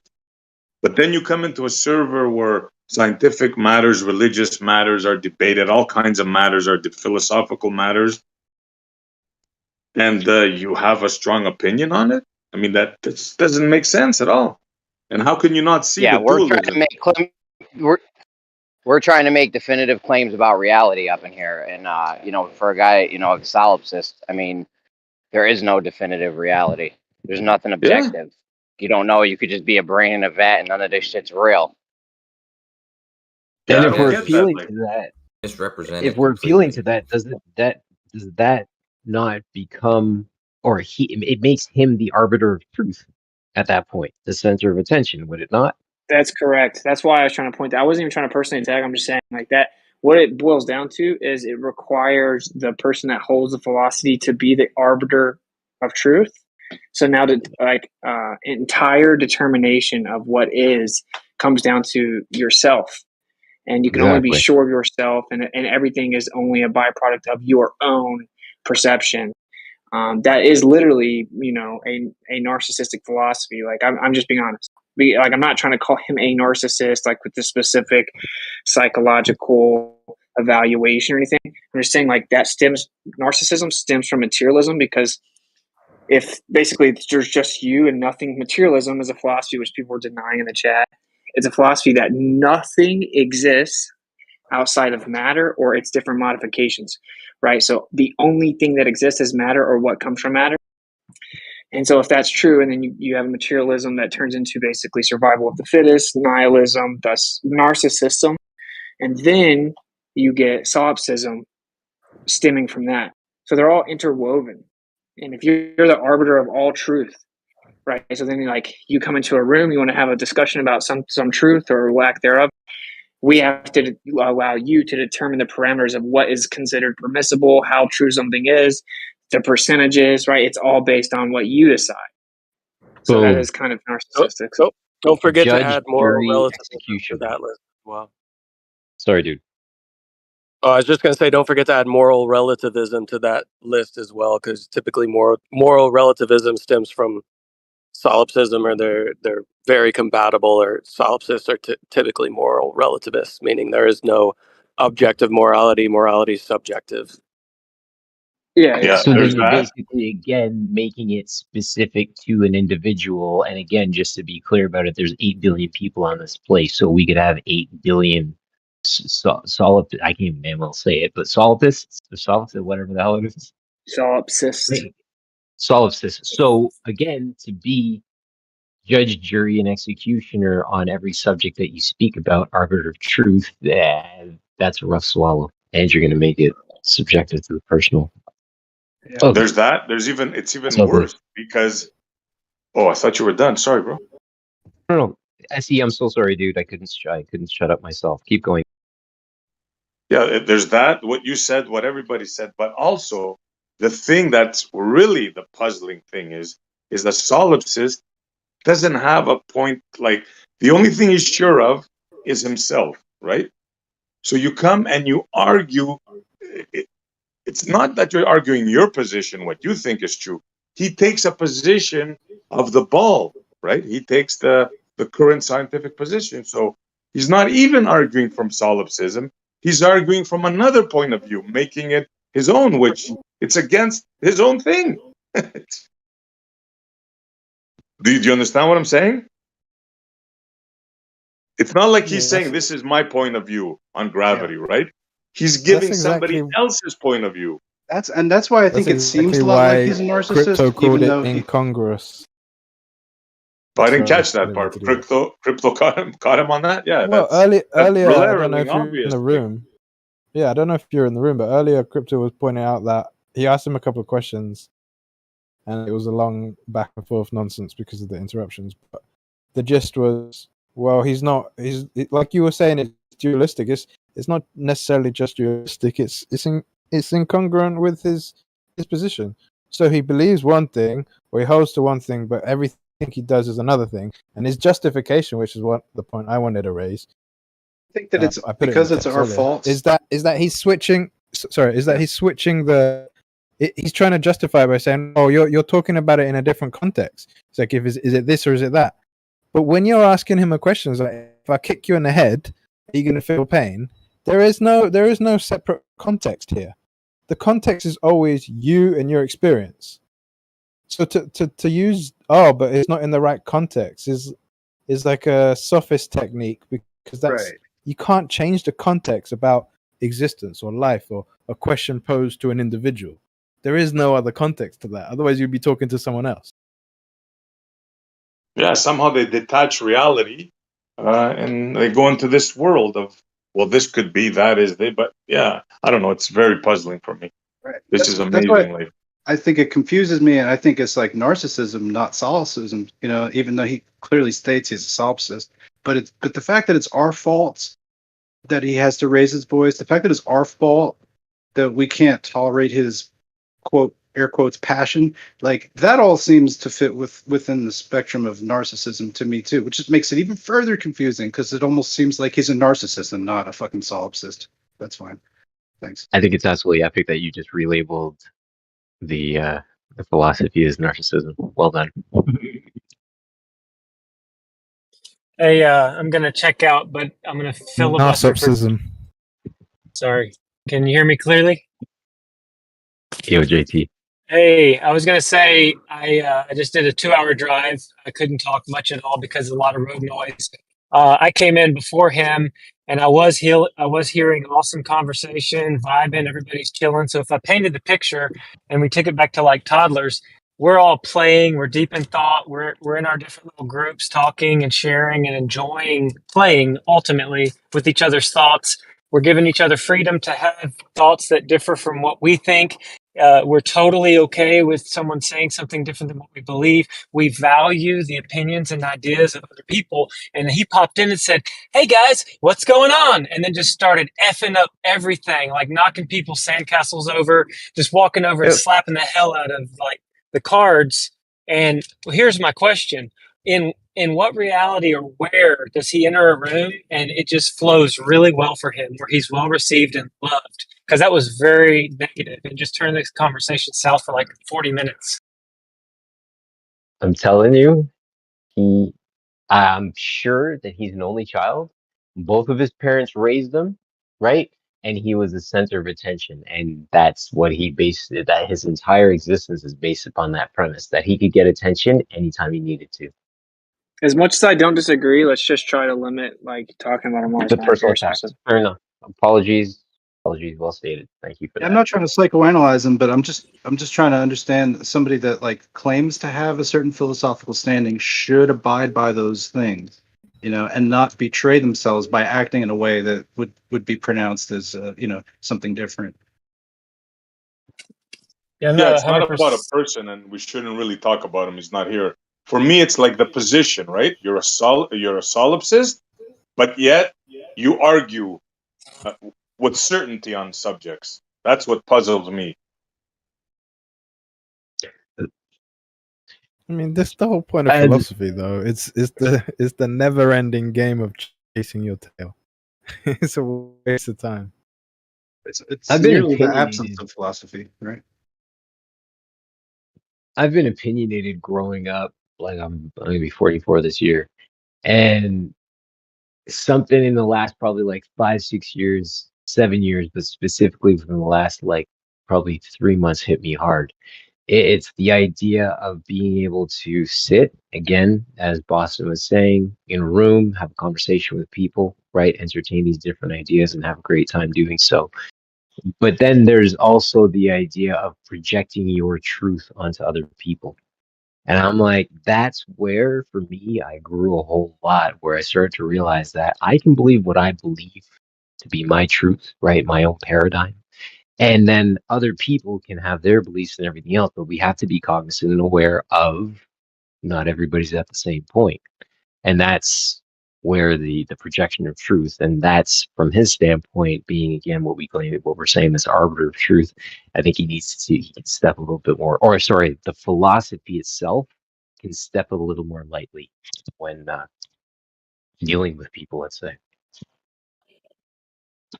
Yeah, bros, I wasn't trying to be a hater. I just enjoy the discord of people sharing thoughts and ideas. And when it shuts down completely, it just kind of is like a bummer.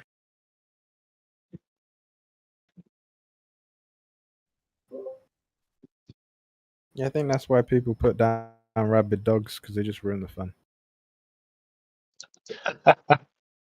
And then all the passion, it just seems like cognitive dissonance. That's the Yeah. sabotage he's doing to his argument. If he's truly a solipsist, you know, it would behoove him to like represent his platform a little bit better, because maybe he's making a bad name for people of that belief system or non-belief system, whatever you might say it is.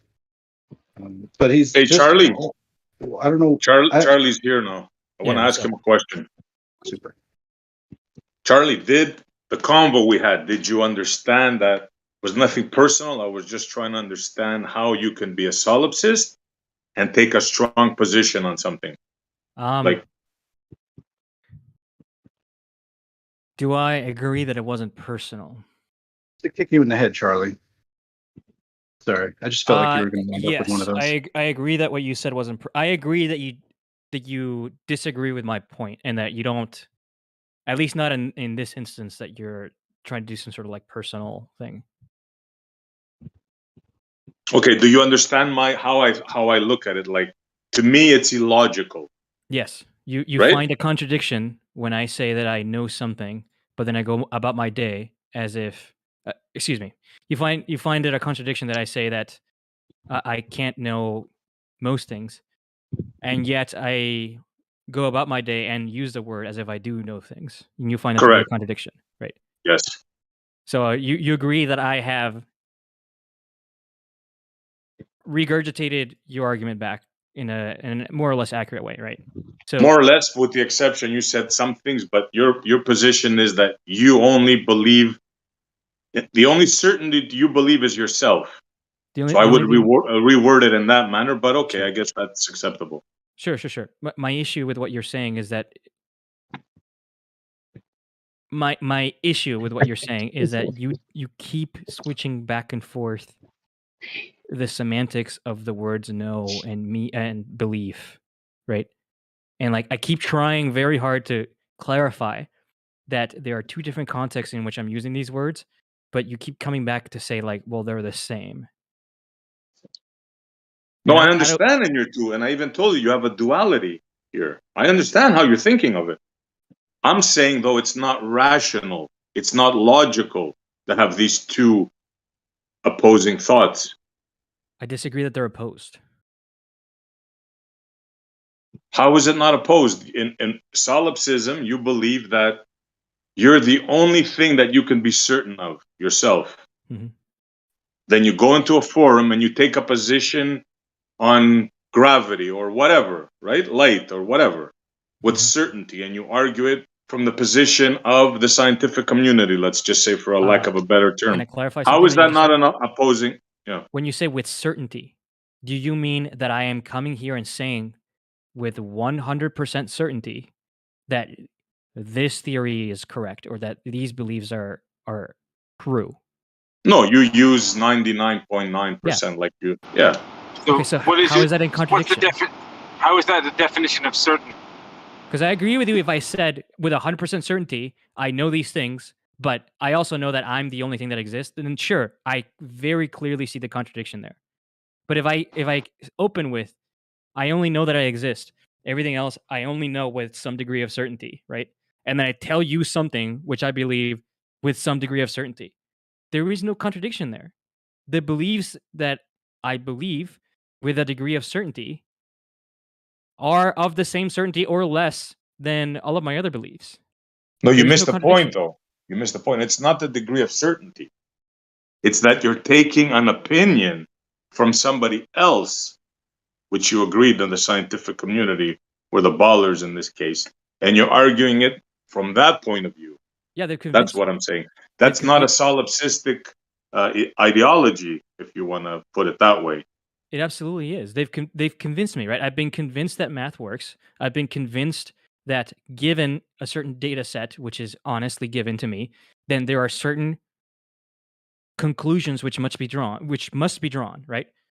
And that I am certain of with a certain degree of certainty, not 100% certainty, right? But with very high certainty. That's not in conflict at all. I mean, you keep saying that it's in conflict, but like, okay, let me ask you something. If I were to say, I'm a solipsist, the only thing that I know with 100% certainty is that I exist. And then I say, hey, gravity I know to be true, and this is how these are the laws of physics, these are the equations that describe it with 100% certainty. Can you describe to me why that's wrong? Yeah, obviously, in your point of view, there's not 100% certain, but you're missing the point. You're going with the certainty factor. Mhm. That's not my point. My point is you're a solipsist. The only thing that you're sure of is yourself, but you're taking other people's point of views. For example, gravity, like we just mentioned. That's not your idea. That's somebody else's idea, right? So if you're only certain of yourself, that must mean of your own ideas, of course, too. How is it that you're taking another person's point of view in a forum and arguing with it? Whether you're certain or not, whether you're 100 or 99.9, it doesn't matter. You're still taking another person's point of view, but you're a solipsist. What is wrong with that? Well, the only thing you're certain of is yourself, right? Right. But I believe with high certainty that other people exist.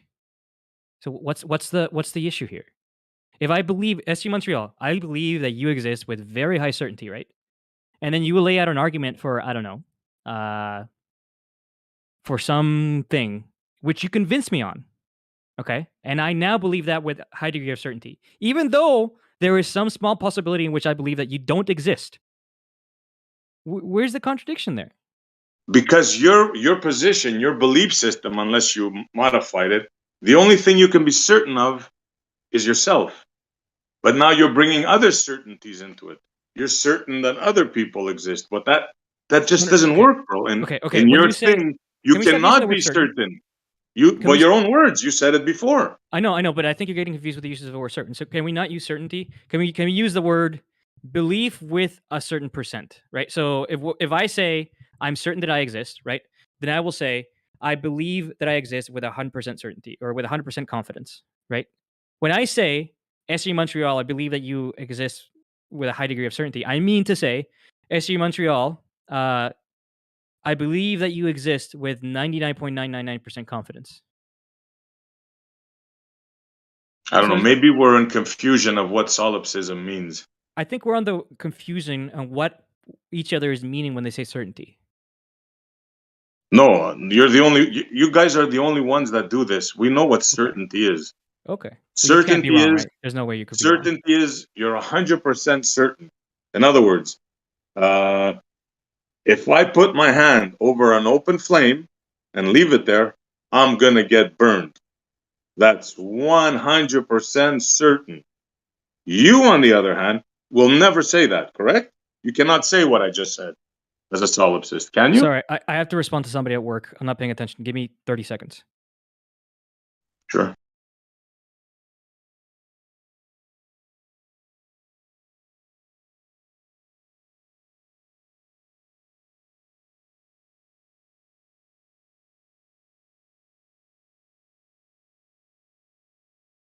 Like, is there any question of what certain means? I don't know. Do we still doing this? I'd rather know Yeah. about. I find it funny. How... He's talking about colloquial uses of words. Sorry, I didn't know you were still going. I'm sorry. I just can't instead of using the word certainty, let's use the word certain amount. Like this guy. Instead of using words, let's use other words because words.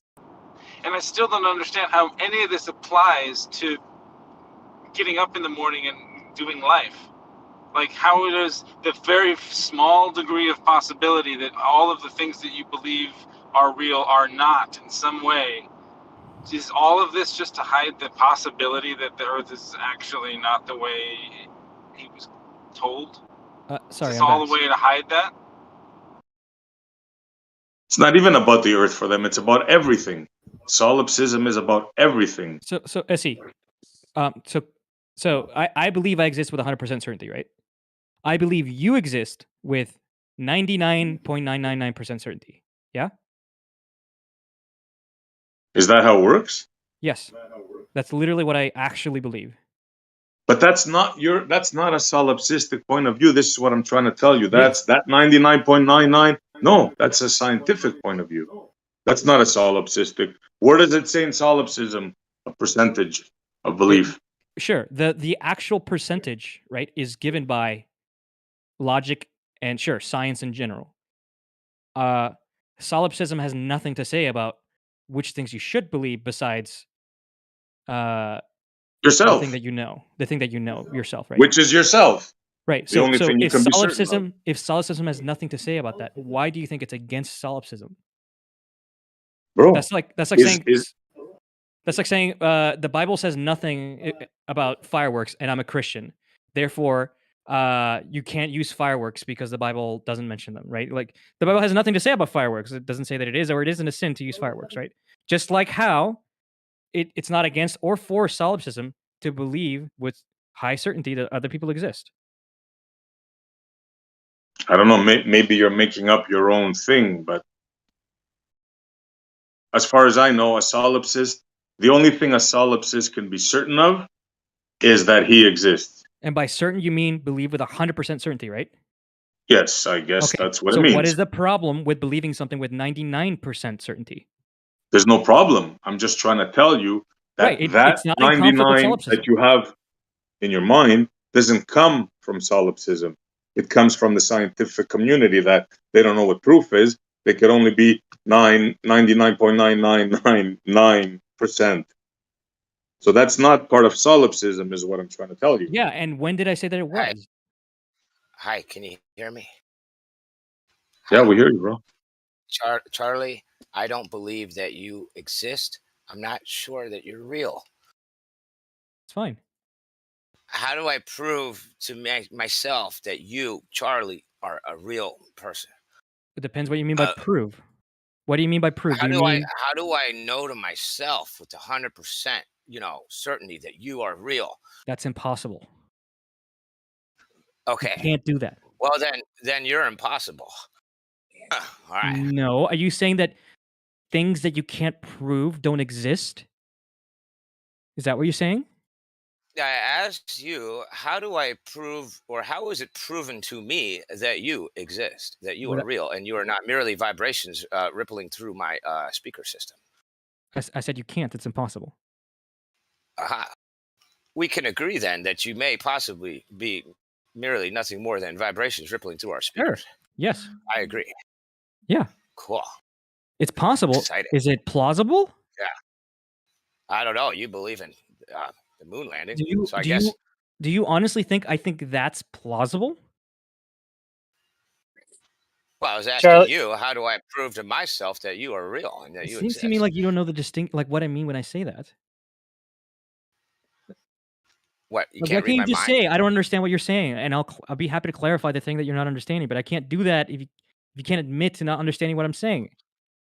Well, what if I'm the only one that exists and you are just a figment of my imagination? So in That's that case, possible. why can't you have a problem reading my mind or something? What makes you think that things that you imagine should be able to read your mind always? Well, because, you're just a part of my mind in this big drink, Okay, in the big but jar, what the makes big you jar we think? find ourselves in. What makes you think that your imaginary friend should be able to read your mind?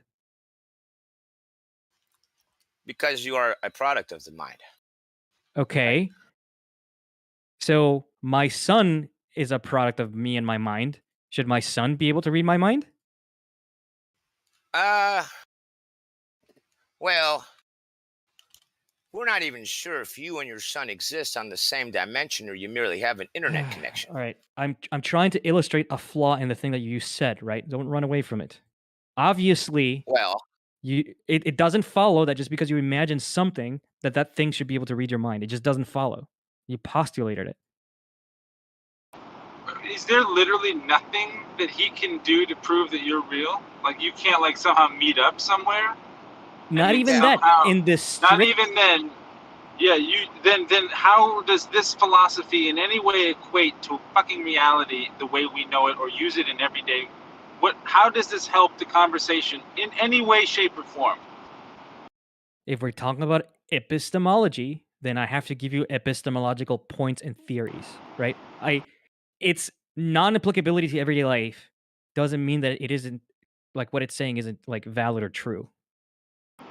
But how you could never prove that it is valid or true if it's a 99.99% chance that you don't even exist? Right, because I am But happy. how would I prove that true?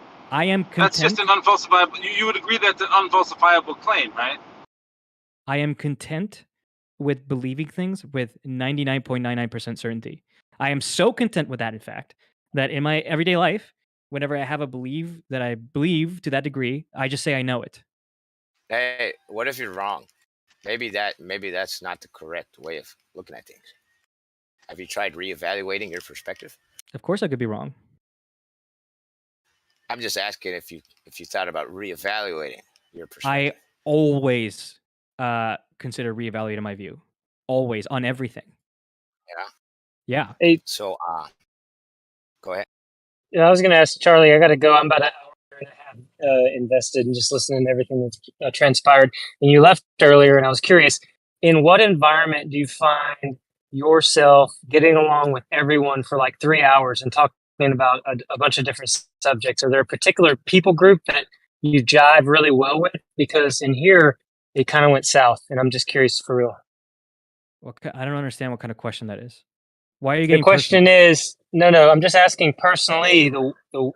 I don't know if I could ask personal questions or not. I just wonder, is there a time that you can go 3 or 4 hours with 3 or 4 people and just enjoy living, enjoy a meal, enjoy multiple topics of conversation, and it Yeah, be I have just really friends. chill? That's what I'm wondering. What type of people are they all that it's chill? I don't have a type. I have friends of all types of people, I guess.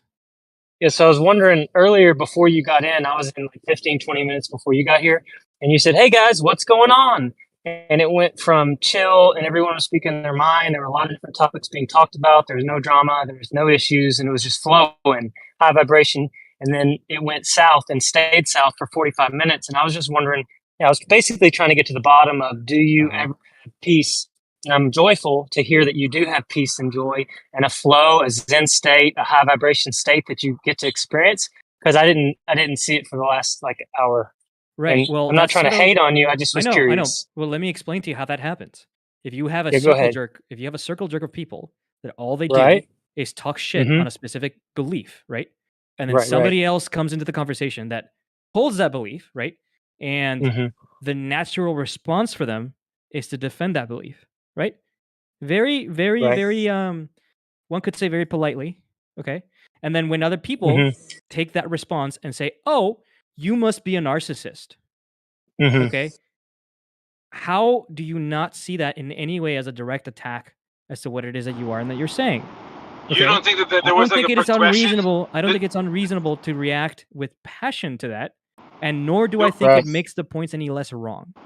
So there wasn't a progression to where you were not immediately called a narcissist. It was only after many minutes.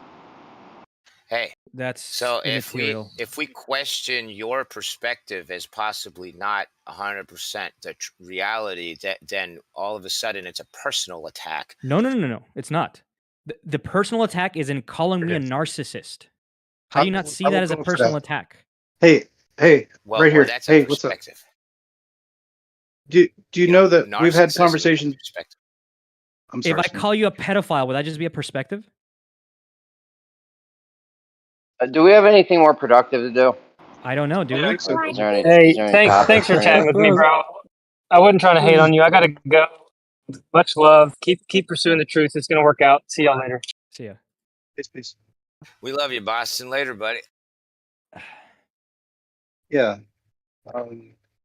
Perhaps we can have a more gameful discussion without trying to address Charlie specifically and cater to his important emotional needs.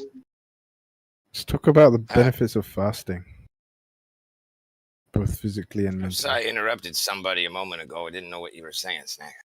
I'm sorry, Smurf. I thought I could just barge in real quick and just be like, "Hey, I'm the one who said that too." But I had a very civil discussion about it, And I think actually I haven't really like outright accused him. I just said like it seems a lot like narcissism, but I may be confused. You know what I mean? But I'll just cite these points of confusion I'm having because then I'd be calling him something, and I'm not trying to name call, right? But yeah, it got ridiculous pretty quick with the whole P drop there that didn't need to be dropped. No. And it's like if I like if I took like Charlie's head and like shrunk it down into like a little size of a grape and then like smashed on it with my foot and stuff like that in the pavement, then I'd have a pretty good replication of like what a Charlie type analog might be. Something he might say a lot. He does kind of bring these things in there, and I don't feel that they're helpful. And I've also called him out on these things, but that's not helping, and that's not Yeah. what he wants to talk about. Whatever. Yeah, you know what's not helpful is like people fucking actively Oh, glorifying hey. violent acts What's up? against Hey, me. you here? What's going on? He came back. Oh no, but that's what you do. I'm just trying to like steelman your type of thinking, and the things that you say. So am I misrepresenting you? Like, What? am I? What? You use these things a lot. You're like, hey, if I punched you in the head, if I kicked you in the head, if I slapped you in the face, if I poked your eye out, like you could do all these things, right? And you do say these kinds of things. And what? What are you talking about? When did I say that? You frequently use these types of what the fuck? like That was me, bro. That was me. Don't accuse him of saying that. What that the was fuck me. is going on here? Oh no, I've heard him Hey, say things like this maybe- before. What? I'm not wrong. Am I being Well, gaslight anyway. right now? What the fuck is going on? Oh, I thought he was You talking know about what, dude? later. Well, he's getting into the specifics, details. But back to the point. No. Hold on. No. I'm not just gonna let that go. Don't get stuck. He just, Don't get. he just hey, You can let only it be go, gaslit if you're off Excuse me. gassing. You're kind of lit Just stop already. off gassing, then you When won't be walk in- lit. Like, relax. I say let it go because now you're getting stuck in a side note. Snacks was trying to illustrate like a concept. Yeah, exactly. Hold on. You just accused me of glorifying violence, and you just want me to let that go? No, this is something that you Yeah. use as a way to Be a man. propose Let it go. a thought. Actually, You are a fucking liar. no, it's frequent You that you are do a this. fucking liar. Show me right No. now when I've said that. Show you, yeah. Okay, Yeah, what do I the do? only thing that I've It's seen not- is other I know. people glorifying I know. violence against me. So much so that the It's mods actually had okay. to delete the comments on the fucking text chat. It's okay, kiddo. It's okay, kiddo. No, go I'm fuck just saying, yourself. like, I'm not just gonna I let this just- go. Go well, fuck yourself. I'm not going nobody- to. Listen, Charlie Horse. Nobody actually wishes any real, genuine harm against you. So just put your tears away. Just bottle them up and. Absolutely. Yeah. Save him for a rainy day. Paper towel for your eyes. You're not worth Yeah, putting save- violence into, Charlie. You're not worth Save your that. tears for real. It's okay. I don't really think you're deserving of such a thing, or anybody's effort really to do such a thing. So I don't give a fuck what you think, and I But don't what give a I fuck do what think- rules I may be breaking right now. I just got fucking accused of glorifying violence against people, and you're muting. Well, you do bring Feelings these. Incorporated. Okay, stop You stop bring- antagonizing. At this point, stop antagonizing him. Okay, can we please move on? Okay. I was just trying Yeah, to bring try clarity. and antagonize me. Let's move on to something else then. Go on, I would Snacks. love Give it your to. best shot. I'm not trying to antagonize anybody. I'm trying to bring an At end to this point- like a certain type of I know. behavior. I That's know, all. but just bringing it up at this point is not going to help anything. Nothing good can come with continuing this. I understand this. Thank you. Oh, I will- that I will little cease red and desist. that little red microphone is quite productive.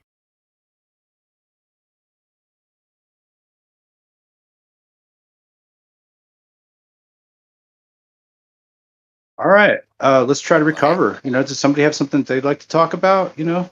Fasting. Get back onto. Retract what you said. Right now. Primal. Fasting. Snaps. What's your I was experience with warned by a fasting? mod to cease and desist from this engagement with you. So I'll listen to the mods. Unlike yourself, I will follow. No. You don't get to just say it and then No, stop talking I about am. it. Retract it. Stop. No, it's okay. I wasn't there for it. He's bringing up. I told him not to bring up. He's not bringing it up. Okay, it's No, okay. I want him to retract it. No, okay. Yeah, No, we that all won't want happen. things that we don't get. I'm not. It's life. No one's really going to command me to do that, but I will cease and desist from speaking of it, if that's okay with you, Charlie. If you can handle that, I will do that. Can we have Charlie retracted from the channel? By chance, is that a possibility? Yeah, can we cast a vote? But technically, I never got an answer from before because it got derailed so quickly. I still want to know how him explaining how the Discord audio work is a perfectly good excuse for being asked to calm down because you're yelling into people's ears, and how that does not make you narcissistic. I never got an answer to that. If maybe that's something we want to continue. Fuzzy, why are you being a dead horse? So who's a mod here? Fuzzy? Feelings. Yeah, what do you need? I want him to retract what he said about me. And you I muting told him. me? No. Muting What me he doesn't need when to I'm retract. requesting a If he retraction doesn't- for me no, what claiming that I'm glorifying I was- violence? No, what I was telling him to do is to not bring this up or antagonize him. I don't know what was happened. No one here could mod or judge something that did or did not happen in a conversation that didn't happen now. I can't mod that. So I'm modding this conversation where I don't know what happened. I Okay. don't care. So if I were to He say, thinks he's in oh, Canada, So man. if you don't, hold He on, hold thinks on, he, hold he on, thinks hold he on. can If you tell don't, people what they can and cannot say. hold on. If you don't, I told him that, yeah, that was an inappropriate way to do that. He's not, don't antagonize him. The way, I know what you were I'm not doing. antagonizing it. It's a fact. No, not you. I'm not talking about you. Not everything's about Voting. you, you know, questions the way he did. I'm stopping it. What do you want? I'm about to cut out. I'm driving. This is why people need to fast so that their hormones don't get out of balance. I fast all the time, brother. Okay, this is over now. Enough. Enough is enough. What do you Change do? of Like an topic. estrogen fast? Enough. Just Enough. No mainline more. estrogen and ignore everything else? Well, I have a question. I have a Go ahead. question. Can a part be greater than the whole?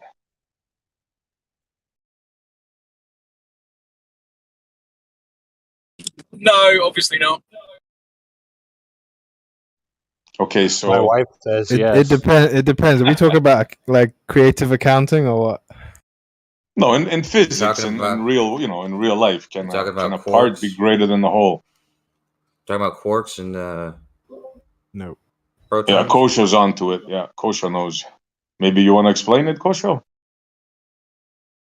No, I'm making breakfast. You go ahead. Okay, so Is it, they is it like actual found. breakfast? Sorry, as you go. So they found that in the atomic model, the atom, right? We know there's the electron, the nucleus in the center, a lot of mostly space in between, and in the nucleus there's a neutron and a proton. They tell us. Not telling you I believe that. That's the story, right? Now the reason I bring this up is because an AI did a lot of research where it would take humans months and years to do. Did it in a couple of days, if I'm not mistaken. Anyways, they found that is it the neutron or the proton? It's supposed to be made up of quarks. Proton. 2 up and 1 down, or 2 down and 1 up, depending if it's the neutron or the proton. Doesn't matter. What they found though is that there's 5 quarks now instead of 3. And one of them is called a charm quark, and that quark has more mass than the proton itself. I think you got the order wrong. What they found, or my understanding is that the mass of the individual constituents is less than the sum of the, the sum of the mass of the individual constituents is less than the mass of the entire thing. So like, No, I think you got it wrong. It's more. It's like 160 times more, or 120, some number, crazy number like that.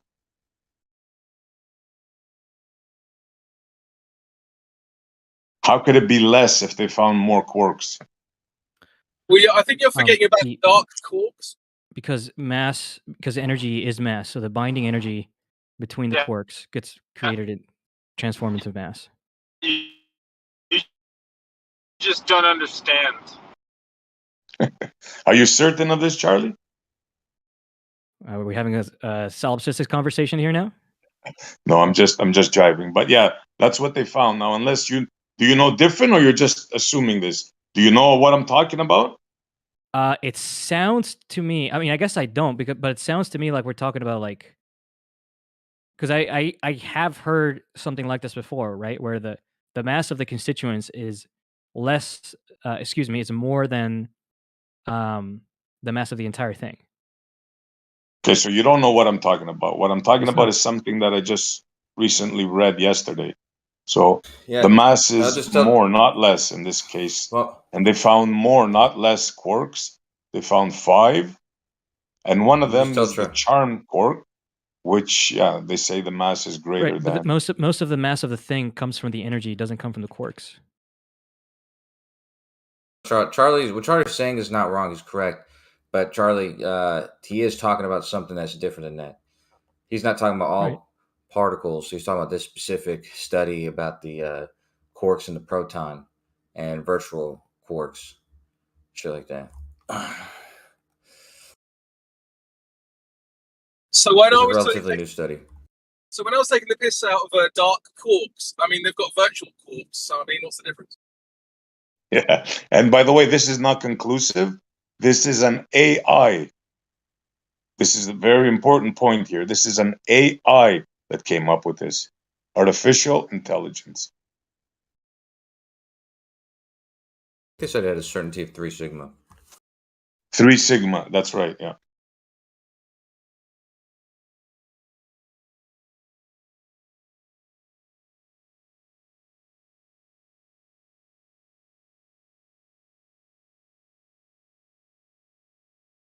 So if it's true, well, it's going to have to be, they're never going to admit they got it wrong again, just like they did with the orbital atomic model, where the electron orbits. Now they changed it into cloud probability.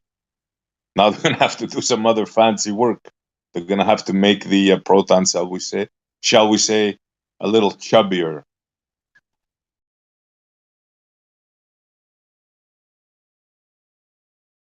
This is a good thing. Actually, whenever they find things out that models they got wrong or this or that or whatever, it's an indication that we're learning new things about the world. So it's not a bad thing. It's a good thing, actually.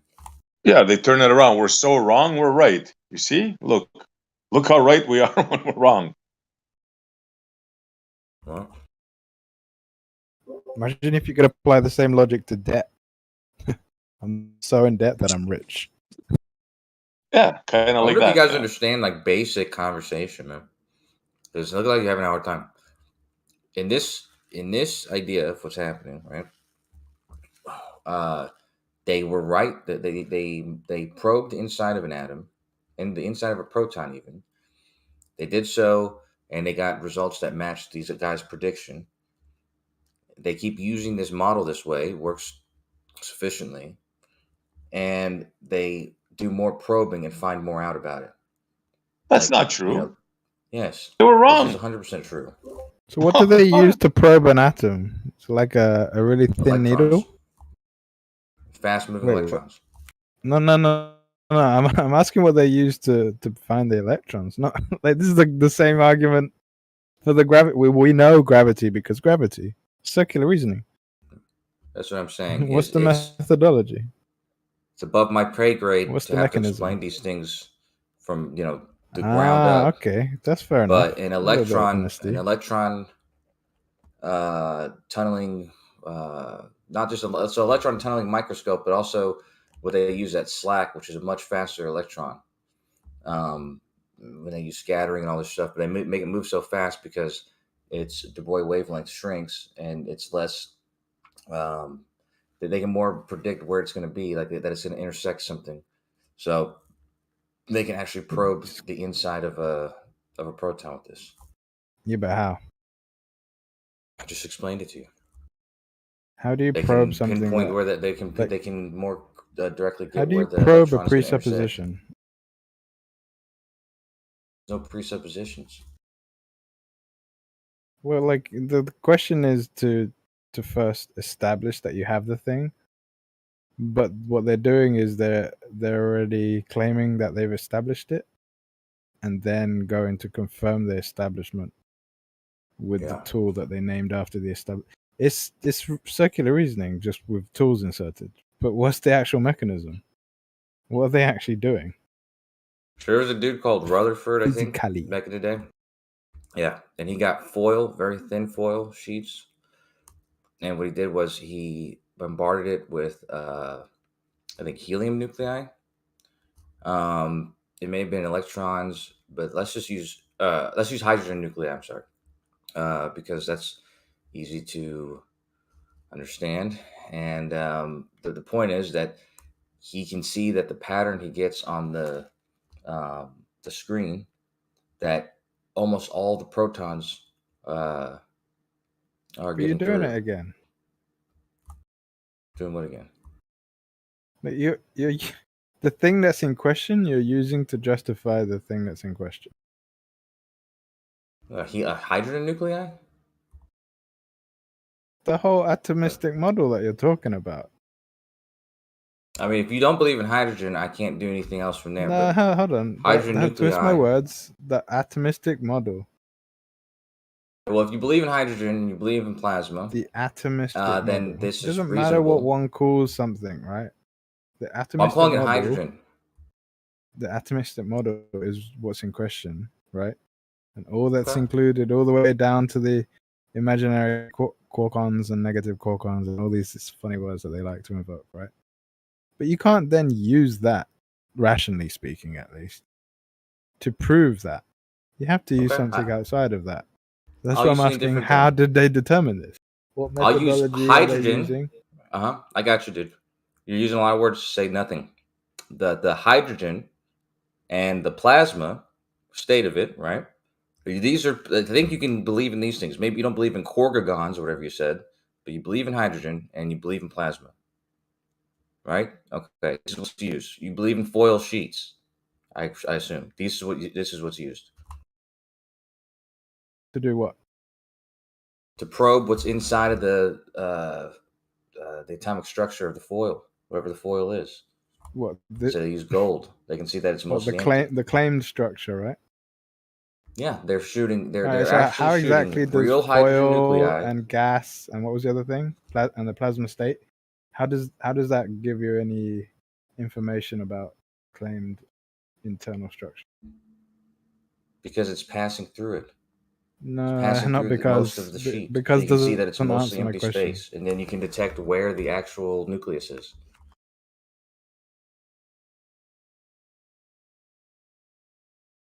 I didn't ask a question that required a because answer. I asked a question that required a detailed mechanistic answer. Right? So how exactly do you then derive information by using foil and plasma and the other thing that you mentioned?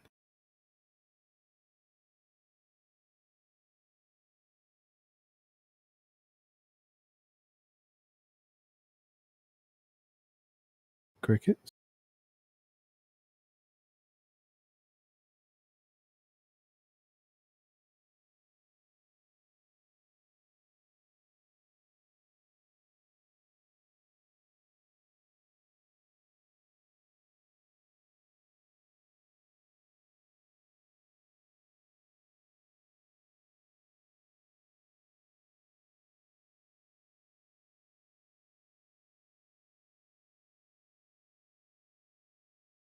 Have you tapped out?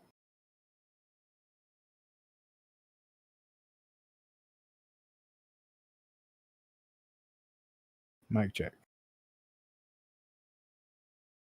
You're good, Elisha. Yeah, we can hear you, dude. I don't know if you can hear me, but I find it kind of strange because you're questioning the atomistic model, and then his rebuttal to your questioning of the atomistic model is to just reassert that hydrogen is made of atoms. It's kind of weird. Yeah, that's my whole point. And his rebuttal to that was using words to say nothing, which is hilarious. But yeah, I'd be fascinated about how you can use foil and stuff to find out about something that you don't know whether it is or isn't real yet. Yeah, it seems to be quite common in these discussions where it's like the proof of the thing in contention is the assertion of the thing in contention, and then when that's brought up, you just reassert it. But, okay. Okay, Crypto, you're here. If only life was so easy, right? You're here, Crypto. Good. Do you believe that hydrogen is real, or am I allowed to use that? But do I believe that hydrogen exists? Yeah. Yeah, I'm pretty confident that hydrogen exists. Okay. Do you believe in plasma?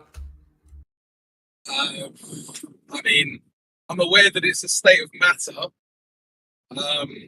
I've never actually personally witnessed it, so I don't know. Okay. But yeah, I'm again pretty confident that it exists. Well, it does, and hydrogen is something just like anything else. You can have a plasma. You have hydrogen plasma. You get free electrons, free protons. Okay, they have different charge.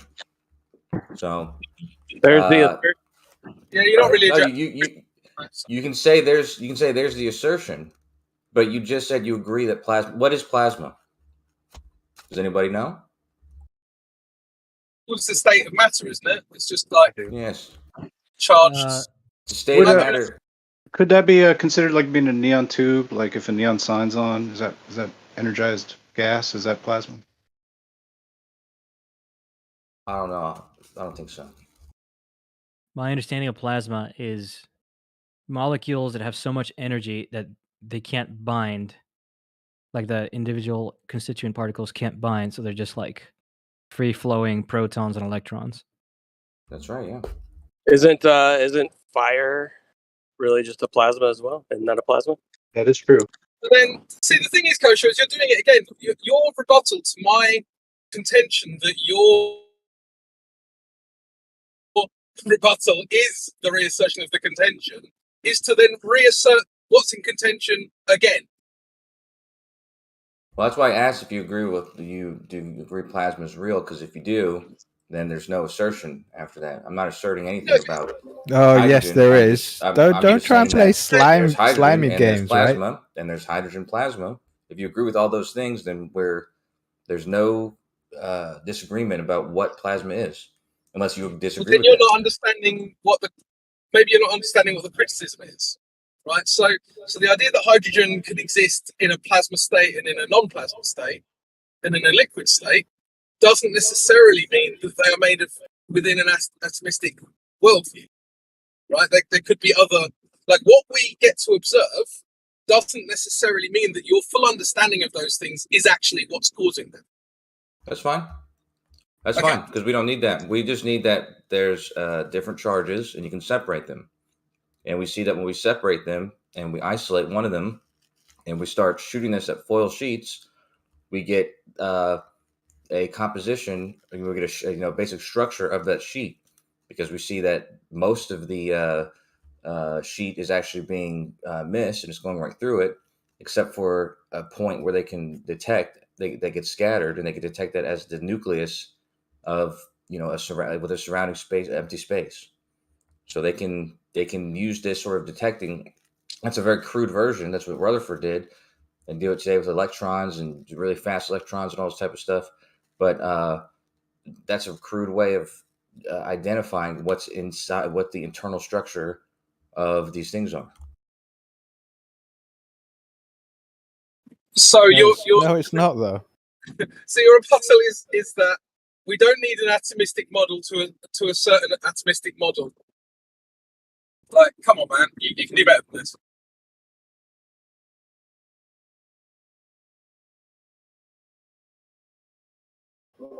So it's the height of investigative laziness. That you spend, and the irony of that is they spend more effort like making rubbish up instead of actually just finding out what really is. Are we talking about crypto or me? Oh, I mean, I think my words were pretty clear. Do you want me to repeat them? Yeah, but you sound like you don't understand this entire thing that we're talking about, and then you said Yeah, that but, statement. I mean, which makes it that's completely your shtick, ironic, right? It You, makes it Zanuck, the completely rest of ironic you, because your default no one's position is, making up. oh, No you one's don't making up what's understand. actually happening. I'm telling But that's you. not a rebuttal. I'm telling you 'cause how can't these things are identified. You guys hear you're talking at the same time? Thank you. I thought I was still going. Yeah, you were continuing the gaslighting. You're correct. He talked over you, Kosho. Proceed with the I'm gaslighting gaslighting. Kosho, how are you I'm gaslighting. gaslighting This guy just came in he's and just said chatting that. shit. I don't understand. No, This dude, is you rebuttal. literally, dude, That's you all you literally do. just said You don't understand. you What does that literally- mean, though? When we're addressing something specific that you said, both me and Crypto, and your rebuttal is what? You don't understand. Okay. That doesn't mean anything. It's stupid. So the accusations of gaslighting and all this type of stuff. I literally wasn't even here anymore, and you're sitting here telling somebody else that what we just make up, what reality is instead of actually going out and figuring out what's going on, right? This is what you just said. I responded to that. That's not gaslighting. Responded to something that you're saying about me. I literally asked you who you were talking about. Right, and did you hear my response? You said, "Oh, it's pretty clear what I said." Yeah, I heard you. So what's your point? My point is, when I later get accused of gaslighting, I'm just directing everybody who maybe wasn't paying attention to what actually went down. No, I mean, I don't care for the term gaslighting because I'm not a child. But his point still stands that what you were doing was trying to throw shade on the person you were speaking to, in this case me, by claiming that I don't understand without actually addressing what was said. It's laziness. I responded directly to what you said, and then you asked me the No, same you question. didn't. No, Yeah. your Asked you if you preface believe is in this: plasma you and if you don't believe in understand. hydrogen. It's a shtick. You, Zanuck, and the rest of you lot do this a lot. You claim that the other person doesn't understand to justify the fact that your argument has no legs whatsoever. And we've articulated this believe in so many hydrogen, times, right. and you don't even want to acknowledge it, that you're just justifying your assertion with the assertion.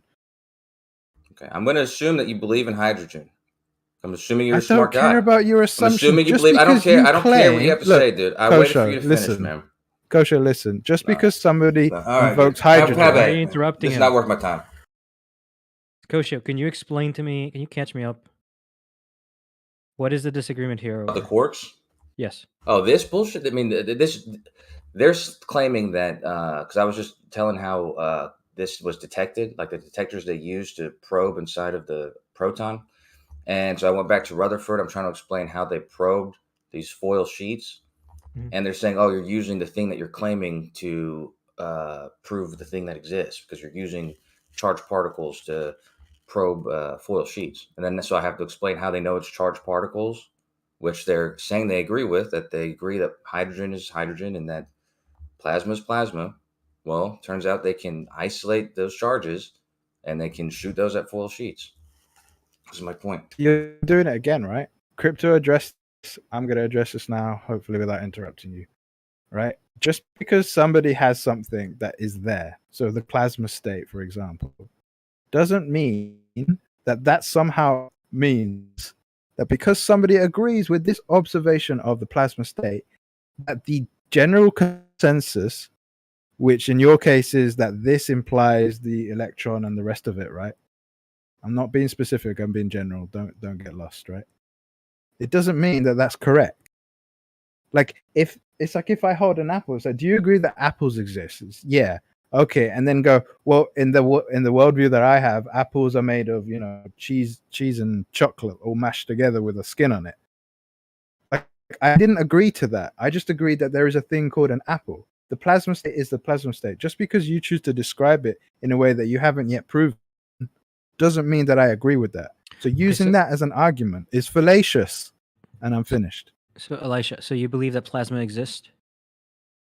Oh my god. Yeah, so I was going to actually use a similar example to what Elisha did, but I was going to say that you have, like, say, cars, right? Okay, so we all know that cars exist, but in my worldview, cars are made of tiny unicorns, right? So there are these tiny unicorns that make up cars. And then when you say to me, oh, how do you know that tiny unicorns are making up cars? I know. My response to you is, well, you've seen cars on the road. No, I understand that. What I'm trying to get to is like determine, not in the analogy, but in the real world, what part of it he accepts and believes, and what constituent parts he doesn't necessarily agree with, right? So I would assume that in the real world he accepts that plasma is a thing and he agrees that it exists, right? But my question is, does he not agree that like electrons exist and like protons? Well, I don't know about because you're new to the room, I'll give you the benefit of the doubt. No, I'm not going to agree to something that existing that hasn't been proven to exist. Right. And I'm asking you which has not been proven to exist. This is let me finish. This is the thing about this this model that is very interesting. Back in the day when this model was first being proposed and pushed out into the mainstream or into education and stuff, they had the sense of what would you call it? Integrity to go, this is how we view it. This is the model. This is what we believe these things are. So the observed cases of charge and these different things that are measured, we believe that this is electrons, etc., etc. You can go and read this in the old manuals that they would have in the Navy, for example, within the theory of telecommunications that they would have, because the Navy do a lot of that cool stuff. Just a side note, right? But now, years later, how what do you want to call it? Maybe was that 60s, 70s, so like 60 years later, right? And even less because they've been doing it for at least most of my lifetime. They have changed from this is the worldview that we have. This is our understanding, and this is what we're proposing. To this is the definitive. And most people don't have the wherewithal or haven't done the due diligence to realize that this is just a model and a perspective that these people have, and that most people seem to have agreed with it, and that it hasn't actually been definitively proven. And that's what's been stated and what's been proposed and what's been rebutted by me in crypto, is that just because it's agreed upon and stated as if it is so doesn't make it so. Yep, you're entirely correct about that. Would you mind answering my question though? Yeah, I know I'm correct. It's not that hard. I don't need to be told. What's your question? What clarification do you want? Sure, I guess I'll ask it again. Do you believe that the electron exists? I think I've already answered that. I answered that No, in the you first sentence before I then went on. No. You said that that just I did because answer it. you went on I a did ramble answer. about how it used to be the case. No, that textbooks I used to say answered, we I believe answered this your to be true. question, and then I did gave already. contextual clarification. Do you believe that the electron is real? I answered it. I have no reason to believe in something that hasn't been proven. Okay, so I think that's a paraphrase to what I said, but that's the gist. Okay, so you don't believe the electron is real. Perfect. Like, what's so hard? Because you didn't say that. You said Like, I don't believe things that haven't that been hard proven. for the rest of I the don't room know to if you follow what I'm believe saying? that. I don't know if you believe that the existence of the electron hasn't been proven, right? You didn't clarify that, but now you have. I did. No, I now d- you I just did clarify that. I clarified that 100 times more than I needed to, because I like to give extra context when I answer these kind of questions. And most people tend to complain because it's too much. But so the like your position is weird. Anyway, back to the general discussion of what we were talking about, and that Kosha was, being funny about. Have we established anything new? We're going to get any concessions from these people who want to uphold something that they don't actually have evidence for?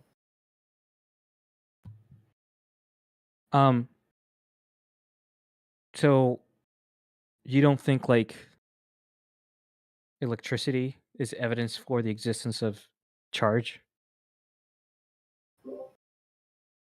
I mean, I'd accuse you of being fallacious, but I don't think. It's just I a don't even question. think the way you formed that sentence was intelligent enough to be fallacious. It's just a question, and I think it's a perfectly reasonable question, right? Like, is the It's existence of a reasonable circuits question. and It's like dumb. electronics and electricity in general, and not evidence for the existence of charge, right? And I think you would agree, right? When did I question charge? I never Like, claimed that you what? did. Are you here? I Are never you in claimed the that you room? questioned the existence of charge. Are you in the room? I never claimed that you questioned the existence of charge. So what are you saying then? I'm asking you now. Do you believe? I would think that I think most people believe in the existence of charge, right? But I don't know because you're giving me some different takes here. So I'm asking you: do you believe in the existence of charge? I don't think you're paying attention to anything that was said.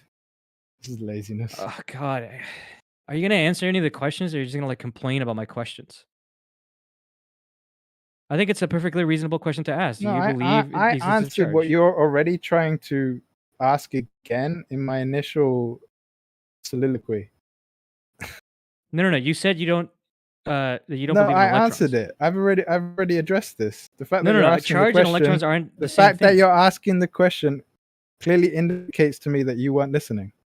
Dude, Or he's not listening asking you a intently different enough. question, I'm asking you a different question. What have I said about charge so far? Nothing. Okay, then you weren't listening. No. You were talking about electrons. You weren't listening. Do you believe in the existence of charge? You weren't listening because I've already addressed this. God. Jesus Christ, dude. And if you know he wasn't listening, then give him the answer again. God damn it. what? So he could ignore it again? It's fruitless. Dude, then don't talk then if you're not going to respond to what people are saying. It's like, what the fuck? Why does he Why have are to keep you asking the getting same triggered, question? Kosho? What Because it's happened to fucking your? dude. What It's happened to fucking your? dude. It's fucking What happened to stressful. your? To, stressful What to happened to listen your to, dude. composure? You either Why answer is the that- question, either answer the question, or Please. don't talk to him. You're like he addressed- vicariously triggered for another man. That's weird. Well, all right. yeah, So you know what? You know what? Here's what I'll do. Since it's so obvious that I wasn't paying attention, right? Any of the other flat earthers, what did you gather from Elijah's saying? Would you say he does or does not believe in the existence of charge? Well, I'm not going to speak for him, but it does sound like you're trying to set a reification trap, which is why he's. Why would you not speak for him? Because he said it's very obvious, right? From what I'm he not said. a mind reader. Because I'm not a mind reader, Charlie. That's why I'm not speaking for him. Why would Tell you him have to what a mind re- read? He said it. I He's saying don't he very clearly stated it.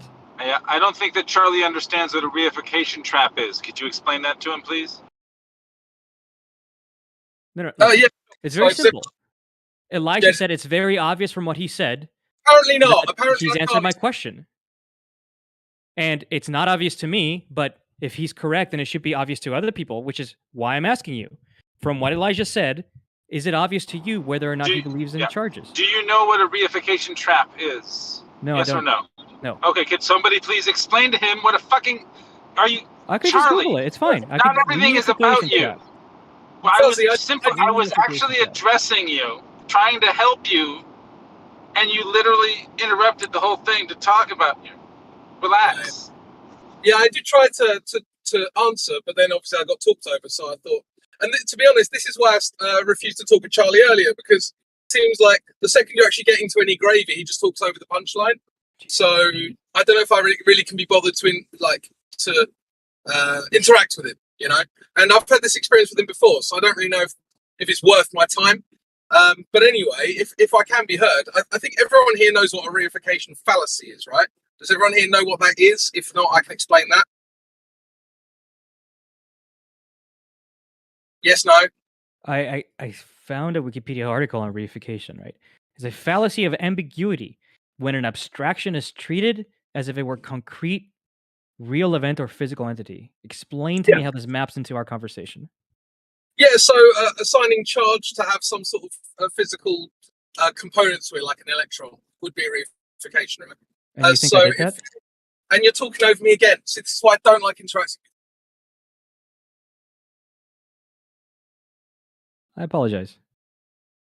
Honestly, Charlie, shut the fuck up and let crypto talk, dude. You had to go to the dictionary to look, or to Google to look it up. This man's going to tell you off the top of his head. Close your mouth and open your ears. What a moron. He had to look up a word he didn't know. What a retard. No, you have people rendering offers of help here in the conversation. Take down your ego and take in the information. Crypto, please, my dude, please go ahead. Yeah, but honestly, this is the last time I interact with Charlie, 'cause it's just so... It just feels like I'm just trudging through snow uphill whenever he's in the room. It's really annoying. So yeah, a reification trap is trying to get someone to answer in a way where they can only validate your reification, right? So that's what you've done to Elisha, and that's why he's responding in kind. He doesn't want to fall for your reification trap. I don't see how that is captured by the wiki, but that's fine. That's a horrible misrepresentation. The wiki is your god. Charlie hadn't even gotten to the thing past it. He didn't answer the thing about charge, so Charlie didn't have a chance to respond to it. This is a prediction for what Charlie was going to do. Did you not hear what I just said? I'm talking about what you just said. I'm talking about what you just said. I'm talking about what you just said, Crypto. No, I'm not going to hold on, dude. Why do you guys fucking interrupt just to say shit, dude?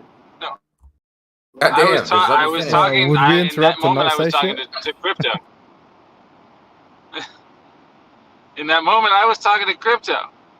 So again, yeah, I know. In that moment, you were talking to Crypto while I was talking. Yeah. You guys, would it be trying to help you? All right, would it be possible to kind of reset the energy somehow and get on some conversation? It seems like there's a lot of commentary about the conversation and not the conversation. I agree. Bring it back to Charlie's question, which was basic. He's asking if he believes with charge, if he agrees that charge is real. That's all he's asking. Excuse me, not back to Charlie. Hold on. Yeah, we're changing the subject. If nobody wants to not that even if we go back to... hold on, really quick, Joe. But it just if we are going back to Charlie or not, doesn't matter. If we do, he has to super understand what reification fallacies are and what. I don't think he understands it at all. That's why he doesn't We just understand. agreed we weren't going to talk about meta, right? And then you want to take it back to meta. Why are you doing that? No, that's why I said if someone, whatever. I'm saying he needs to understand. He still is going to go on this whole conversation, we agreed we not weren't knowing going to what talk about meta. reification is. No, but if not knowing what hadn't reification e- fallacies you are in the hadn't even context of done this that yet. entire forum you got to know what fallacies are in order to compete in here, right? He hadn't If he doesn't even said it understand yet, what those though, are, dude. I mean, he I'd rather had to talk look it about up. what he's He didn't gonna say. even know what it was. He had All right, to It's a look prediction. it up. This is all based on a prediction for what he was saying, dude. Can we just talk about charge instead of a reification Yes. fallacy? Yes, Jesus Christ. So, I mean, it doesn't have to be Elijah, right? But like somebody who believes what he believes. Because he said he doesn't believe in the electron after goading it out of him. So, somebody who holds his belief, right, that the electron is not real, this question is directed to you. Do you believe in charge? Well, have you ever seen an electron out of a cartoon book? Yes. You have seen an electron. From a cartoon. Yeah, as a depiction. A depiction of an electron. I thought that's what you meant, right? Oh. That's why you said cartoon book. I misspoke. Let me rephrase. Besides a cartoon book, you've seen an electron? No, electrons are so small that they're not comparable to the wavelength of light that our eyes can detect, so it's impossible to see it. You can How see do you know? depictions of it. Wow. So, How do you know wait, they're hold so up, small? everybody. Wow. So how do you? Hold up, buddy. I want to ask you, how do you know they exist since they're so tiny? I believe with high certainty they exist, right? Because there are other ways to probe their existence. Oh, okay. So how are these other ways to probe to prove to you that you believe? How do you probe the existence of the electron? For example, we can build models that assume its existence that must be consistent with reality, and we can make predictions with those models. And when those models are consistent with it, that is evidence for that thing being true, right? Oh, so did you just say that? Wow, you can build mental constructs. That's a model. So you can build an imaginary construct in the mind and see that this imaginary sandcastle of the mind correlates with reality. You are Yes. talking about microscopic, invisible to the eye, right? Well, Charlie, Can if you I could ask a elaborate question, on how you connect? Your models, are they 100% certainty? No. Are they made or are 99% certainty models? 99% certainty models. So you don't know. Okay. Yeah. Jesus Christ. If you're You talking got about five if you're talking sigma. about Five sigma means you epistemological don't know. context again, if you want to go there, we can go back into the conversation. I would rather not, right? Because I thought I would make it very clear. I'm the interrogator. You are the interrogatee. But So do you see I how just made that word do you up. see how you're doing what I Charlie, said you were going to do, right? What's the difference between so at what it seems like that your 99% certainty or under applies to everything that you pick and choose, right? What does that even mean? Everything that I pick and choose. What is it? You pick and choose whatever allow me to- number let me get to- is appropriate, right? There's no objective number to give to anything other than what you assume, right? I don't understand your question. What he's trying to say is that you have read these imaginary models in your mind, and then you are choosing that these things correlate in the environment. You're choosing to believe with a high degree of certainty these imaginary mental constructs because you see other things that correlate. But again, these are microscopic, too small, invisible to the eye. Right. So how does it that you can demonstrate the existence of the invisible particles? Can you elaborate through this? How do you the proving of the existence of these tiny micro invisible things? Can you elaborate this? So by things, do you mean charge, reinforces or do you mean a the particle? model in your mind? So what is it that you? Electrons. Invisible Right, hold on. electrons. What is it that you're trying to get me to demonstrate? The particleness of it or the charginess of it? I would Or like you either to how you prove to yourself that the electron exists. You prove the model in your mind exists of the electron, and then you mentioned that it correlates with the environment. So how do you make that connection? Yeah, sure. So the model predicts certain things that will happen when you put certain types of materials together, right? All of chemistry, for example, follows mostly from how electrons interact with atoms and molecules. So the model makes a prediction, right? And you can just go out in the real world. Okay, if I take two hydrogen atoms and I stick them together, what's going to happen? Okay, the model says this is going to happen, right? The electron is going to bind around both of them, right? If I go out to the and that's going to cause the resulting gas to have these other properties, right? And so if I go out in the real world, I can just go out and observe whether or not that's actually what happens, right? So when in fact that does happen, then that is evidence for the model being reflective of reality. Is it definitive or is it No, it's just not. You did say, correlative hold on. to He said he to said the the assertion you've mixing of already two. made? Now wait, everybody. He said the mixing of two hydrogen atoms. Okay, again, we're same dilemma. Can you prove that the atom? You've seen one besides a cartoon that doesn't count? Why are we talking about atoms? I guess we got the same question again because you mentioned to prove the reason why is because I'm asking you how to demonstrate or prove the connection between the model in the mind and the electron. And you said, well, if I mix two hydrogen atoms together, I get the result that correlates with the model. So wait, now you have to first then show us the atoms. We have to No, I these don't. are invisible. No, like if you don't want to assume anything, then sure. But I sort of assume that you agree that atoms exist, right? If you don't agree that atoms exist, no, you why don't. would I assume that? Why would I assume anything? This whole thing, it started because you were trying to prove. He asked you to show him the invisible electrons. No, I don't. Yes, you do. Right? Is this model of 99.9% the same 99.9% that you're sure that you're breaking up horribly. A person that's real talking to you on the other end of this line and me? I didn't understand your question. Half of it was sort of chopped off by a robot. I just didn't hear it. Is this model that you're 99.9% sure on the same 99.9% certainty that I am a real person on the other end of this line? Well, it can't be Are exactly those both the same number. same degrees of? Well, so how do you differentiate?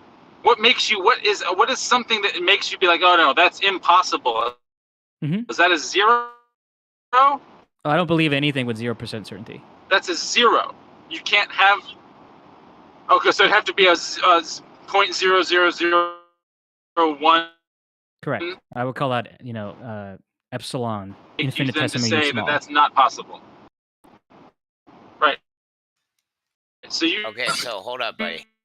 So you don't have literally an infinite gauge of whether or not, right? So, quick question then, Charlie, if you're there. Yeah, sure. What's the possibility or the probability that I am actually Joe Biden? That you are Joe Biden? Yeah. What's the probability? Because you said you don't believe anything with 0%. So it would be extremely small, right? Like 0.000 and a very large number of zeros. But it wouldn't be 0. But it wouldn't be 0. There's a chance, though, is what you're saying. Yes, I'm literally the meme. What is that movie? So you're saying there's a chance? Yeah. Hey. Whew, that's tough. That is tough. You saying there's a chance? Yeah. Okay, now let's get back to your interrogation. There's a chance you're Joe Biden. Wait, hang on. What's the chance that Joe Biden? There's a chance. Joe Biden is a clone, a real clone, and not actually Joe Biden. So there's a chance. Hey, yeah, Charlie. I think the reason you guys think you were explaining that you could demonstrate. Stop. Oh, so good. I don't think you Hey there, have any Charlie. sense You for were the scale of these explaining. numbers. What's the probability that there's 4 Joe Bidens? That there's Very 4 high. Joe Bidens. 99.9%. At least 5%. Yeah. Yeah. There's I say 100% 99. chance. that there's You 4 guys I got crisis your actors. name. That there's 4 crisis actors that play So the role I of guess Joe Biden. here's the problem. Here's my problem with this whole solipsism is that it literally doesn't help we're you back per talking about this, I se. guess. Anything, no, but anything to get to that level of possibility that there's a possibility in your mind that one of us here is Joe Biden. That sounds like a crazy person. Right, That's because you actually don't a really good understand. point. That doesn't help you I know, in but natural life, right? I know, Ever. but that's So because why ever adopt it or talk about it? Why Right. ever? What does it Can I- ever can I help? answer your Joe, I question? think they can hear you. The problem is that you don't have a sense by how small 0.0000000000000000000000000000001 Bro, I don't want to hear you is. say zero. Compared to what? Compared to what? What do you mean compared to what? Hey, Charlie. Well, you need a scale. Charlie. I mean, 001 compared to 0.00. Right, numbers Charlie, are an would you absolute say- metric in probability. Yeah. No. You need a gauge, because if I also said that the difference between, like what you just said, how small a difference that number is. What if I said It's a probabilistic. It's a probability. You don't And need. now- Yeah, how do you what's the quantify the difference between probability? 0.000000001 and 0.0000002? Okay. When I tell you I'm gonna flip a coin, do you need another probabilistic event in order for you to gauge how much a 50-50 chance is? And we're not 'cause talking there's only about two a outcomes. coin, There's though. only- We're talking about Joe Right. Biden. And either Joe. How do you Yeah, quantify Joe we're talking Biden? about life. Joe Biden, I'm saying you have no gauge as to what. No, there's only two. There's only two possibilities here. Either you No. are Joe Biden, Yeah, or you are either not you're Joe wrong Biden. or you're almost definitely wrong. Those are the two Right, options. exactly. Or you're right, or almost definitely right. There's Hey, no Charlie. absolutes. Oh boy. Let's take a quick statement. Charlie. What's So, up, buddy? in order to understand what Hold on, the Crypto's gone. probability. Sorry, just quick. Am I still there? Hello. Can you guys hear me? You're good. You're good. Go. In order to know the probability of something, you actually need to repeatedly achieve the event, right? So, and then obviously the more times you achieve that event and the larger the sample size, the more reliable that probability becomes. So it's actually very, very difficult to make a probability estimate on something that has never happened, right? Or maybe it's only happened once. Right, you're talking about practically probing the probability, right? But Yeah, regardless, in reality.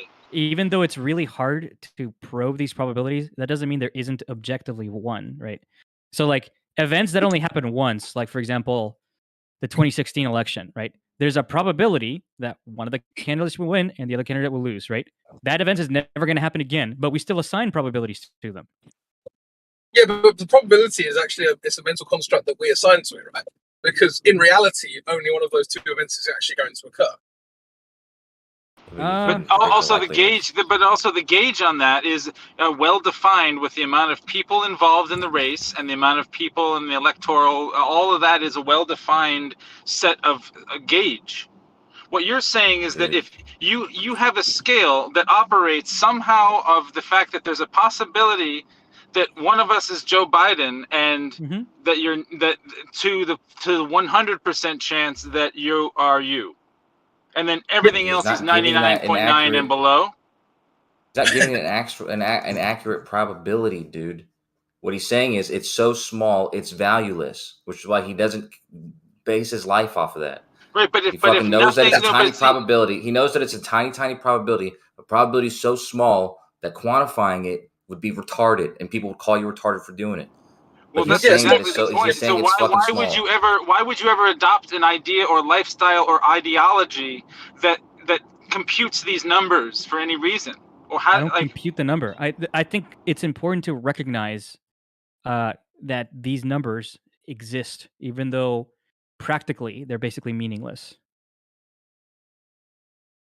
So again, in the context of the way that we're talking about the world and how it works, we're talking about practically how it works, physically how it actually is, and you're talking about the most minuscule, ridiculous chance ever possible, and then holding on to that possibility instead of adopting the idea that what's right in front of you in realistic reality You won't accept that. I clarified very over and over and What over the again. I don't know fuck? why you don't understand this, right? Practically, in practice, I don't behave like a solipsist, right? I don't go around every single time something happens. Do you know this? I don't go around. Well, actually, I don't know it, right?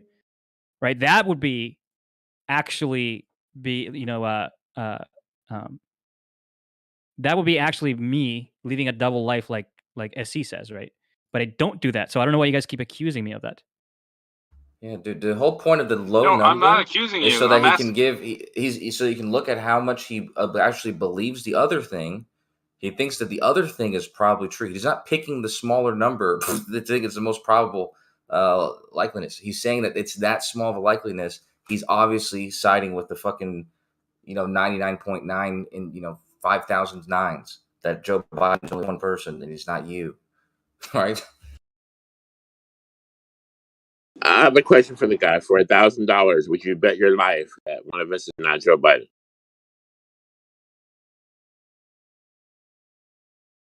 I mean, it should be easy grand, but the 0.00%, is that a real thing?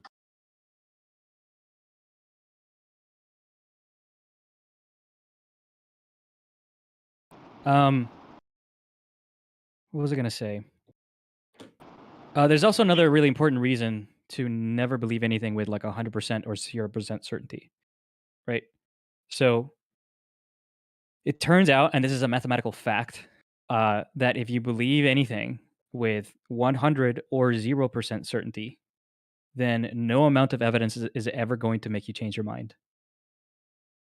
So if you believe something with 100% certainty, you could be wrong about it, and you are never going to change your mind. Right. That's philosophy, right? But No, in your mind, But would right? you? But in your mind, that number is so small, it's practically zero. So Correct. it's practically zero anyway. So you're saying it's zero. No, I'm saying that it's infinitesimally small, but I'm open to But evidence. you operate it all day to day as if it's practically zero. So thereby it's zero. Right, but if I were to face evidence which suggests that it's not zero, then it would nudge me in that direction. So, but that's my point. That's our. No, he's right. If the guy starts falling down the stairs, it might be Joe Biden. So, at what point do you start living your life by any number? Like, what number do you start being like, all right, I'm going to adopt this into my real life? 51%? Like what? I'm sorry. What's your question? Seems reasonable. Never mind. He's asking when do you start deciding that something's more probable. Then he answered his own question. Yeah. Well, so is it 51% or 49% that the government lies to us on a daily basis? Oh, the government lies to us at 90, on a daily basis with very high certainty. Okay, cool. So what organizations don't lie to us from the government? I'm not aware of a government organization that doesn't lie. That's great. Okay. How do you have gas pressure without a container? You actually don't need a container to have gas pressure. So the reason being is because if you were to look at the theories that actually explain gas, right? They explain it in terms of a momentum exchange of individual particles.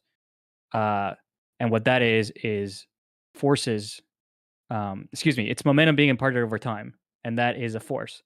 And distributed over an area, that's what pressure is. Is it demonstrated? An area of what? So what do you mean an area of what? You said an area. I'm saying that whatever area you're referring to is probably the thing that's going to cause pressure. The area is what causes pressure. No, that's not it. Then what is it pressing against? It doesn't really matter what it is, right? You can have pressure against really anything. Yeah, a container, a physical object of some kind, anything really. Yeah. Right. I mean, it doesn't even have to be a container at all, right? Okay. If you stick out your hand on a moving car, you're gonna feel the air hitting your hand, right? That's pressure. That's really what pressure is. Yeah, you can have pressure within a gradient at different gradient levels, and the gradient at the pressure at one level is if you want to call it contained by the difference in the pressure from another layer of it. Okay. All right. Maybe I shouldn't have gone that far. How about curvature? Earth curvature, then. What do we got for Earth curvature? Any evidence or proof of any way that NASA is telling us the truth about curvature? The problem is, I have stopped giving the evidence that I accept because you guys just don't accept that evidence, right? Like you don't have the how do I want to call it? You don't have the scaffolding necessary in order to inspect and accept this evidence. Please take me through your scaffolding. I would love to know what evidence you accept. I don't agree that you're being good faith about this. I actually am. I actually am. I've never heard your reasoning for curvature, or what you accept as curvature. I really have not.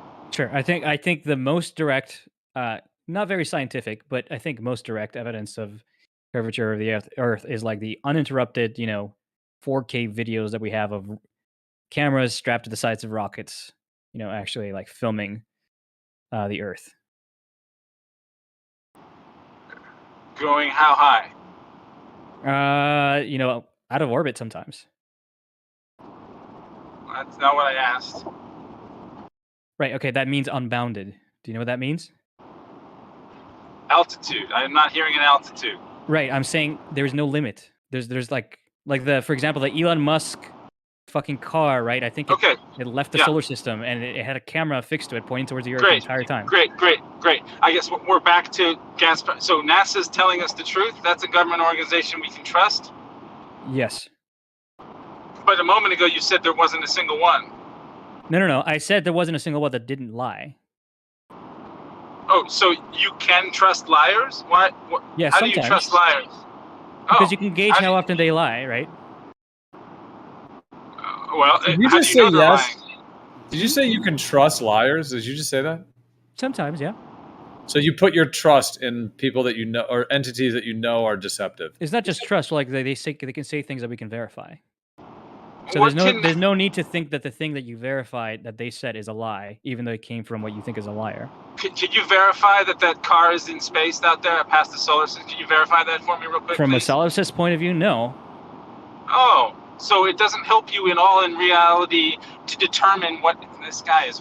Okay, I thought you were being good faith. I'm sorry for No, assuming I that you am. weren't. No, you're not. I didn't realize that your example was that. Okay. So here's the thing. You know how I said that you don't share the scaffolding that I have necessary to accept certain facts, and then you said, "Take me through your scaffolding," right? And I'm pointing out to you this scaffolding. Hold on. And then I said to you, or rather, I'm implying that part of this scaffolding is trusting that I don't know, SpaceX isn't gonna like CGI a fucking video just for the purpose of lying to you, right? You don't have that scaffolding. You just don't. You don't accept that.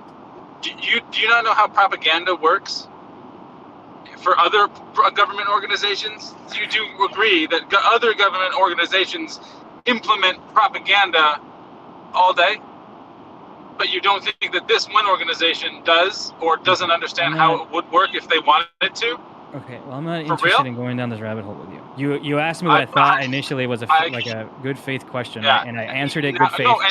And like you clearly just want to. Your answer. No, you didn't, right? Like you're saying. I absolutely accepted your answer. That's what you think. That's your level of evidence. Sure. I get it now. Yeah, I understand. Now I can you don't tell think you that I trusted NASA at one point? Like I don't have the scaffolding to believe that. I guess what I can share with you is why I trust them, right? Or like why I would believe that particular video is real, right? But again, you're gonna doubt that scaffolding in turn, right? Until we go all the way down,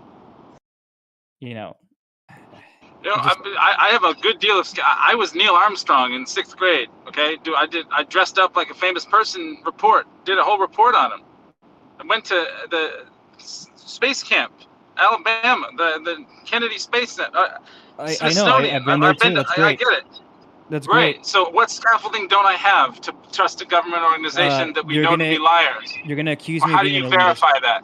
You're gonna no, but how do you verify? You said that they can verify things. You used an example of Elon Musk in a car, that you can't verify beyond a solipsist ridiculous notion. Right, but there are other things that I can verify, right? Using scaffolding that you don't have. This guy, man. Yeah, I'm telling you, it's scaffolding all the way down. It turns out that human knowledge depends on other human knowledge. It just does. I'm sorry. And like you're gonna accuse me of being an elitist, but part of that scaffolding is, for example, mathematics, right? Which I'm sorry, you guys just don't have the necessary mathematics to like knowledge verify from some of these things. liars. Like liars. How do you know that a government agency is lying? You said you don't know. How do you know that they're lying or not if you can't prove it and accept it beyond a solipsist notions? You can't prove the things that NASA says. Any of the things that NASA says. What can you verify that NASA claims? Are you done? So, for example, when an institution, a government institution, tells me the chain rule, for example, which is that concept in calculus, I can go out and use it, verify. Oh my God, this is actually useful, and it gives the right answer. And in fact, and in some cases, you can actually prove that it will always give you the right answer. Right? These are things that you can go out and verify. And by the way, math, calculus, these are part of the scaffolding used to be able to verify certain claims, and it's just not something you guys have or are interested in getting. So if some of us have quite a bit of math, actually, dude. One apple plus one apple. Yeah, sure. How do you verify? If I say I have one apple and I have another apple, and you want to use math, how do you verify that I actually physically have two apples? That's not what I'm referring to when I say that you can use math to verify things. Well, but that's how you would. So, okay, in an unverifiable claim that you can't physically go and touch or manipulate or see yourself, you just have to trust the math. You can't. You have to just trust that I'm actually telling you the truth about the apples, right? I'm sorry, I'm just not understanding your point. I guess not. Yeah.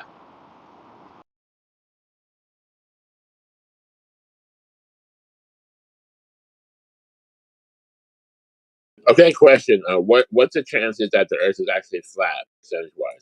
There's a chance it could actually be that. So, what do you think the chance of that is? It's non-zero.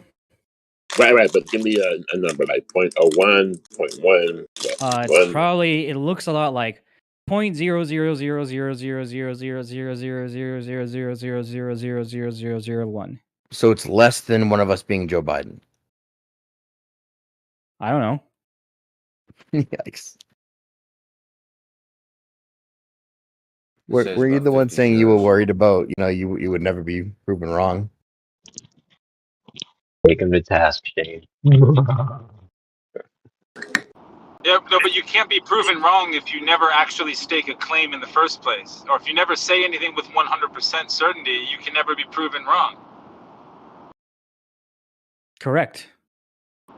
Yeah, that's a ridiculous way to go through life, because then that means that you're always right, and look at you. Oh yeah, what a ridiculous way to go through life, to always being right. No, just believing that you're right. You're not actually right all the time, but because you never actually say anything I'm of substance actually in the right first all the place. time. Listen, I am. If I say,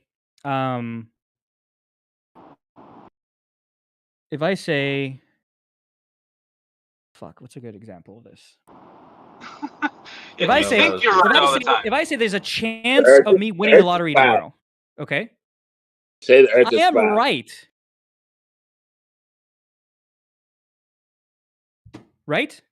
I am right. If I say there's a chance of me winning the lottery tomorrow. Well, that's assuming that. Absolutely right. Is it a good idea to go out and buy tickets every day? Okay, well, who the fuck cares about that? I'm saying that when I say there's a chance of me winning the lottery tomorrow, I'm right. Well, not necessarily, but not a chance of you doing anything. Because that's assuming that the lottery, that they actually are giving that money out to someone that actually bought a ticket. Right, and I can actually model that probability as a non-zero probability, which implies there is a chance. No, but I'm saying, there's lottery could be fixed, so there isn't a chance. All right. Yeah, if it's rigged, essentially, if it's rigged.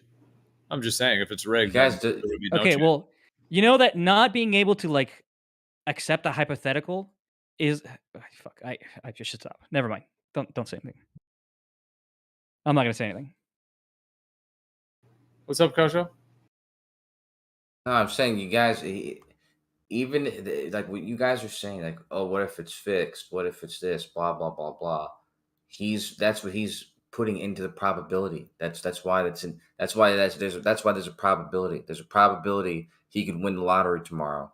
It'd be based on calculating all those things you guys suggested, plus everything else that's not worth anybody's time in calculating. Regardless if he buys a ticket or not, he could possibly win the lottery tomorrow. This There's just always seems like a everything really else. convoluted, like it seems like a very convoluted, twisted way to. I'm not calling anyone those words. I'm just saying this framework to me seems like a very like convoluted, twisted way to deal with the fact that you just don't know certain things. Because what about just being like, okay, there's some things you know, and then some things you don't know, and if you don't know it, then it's pending further investigation.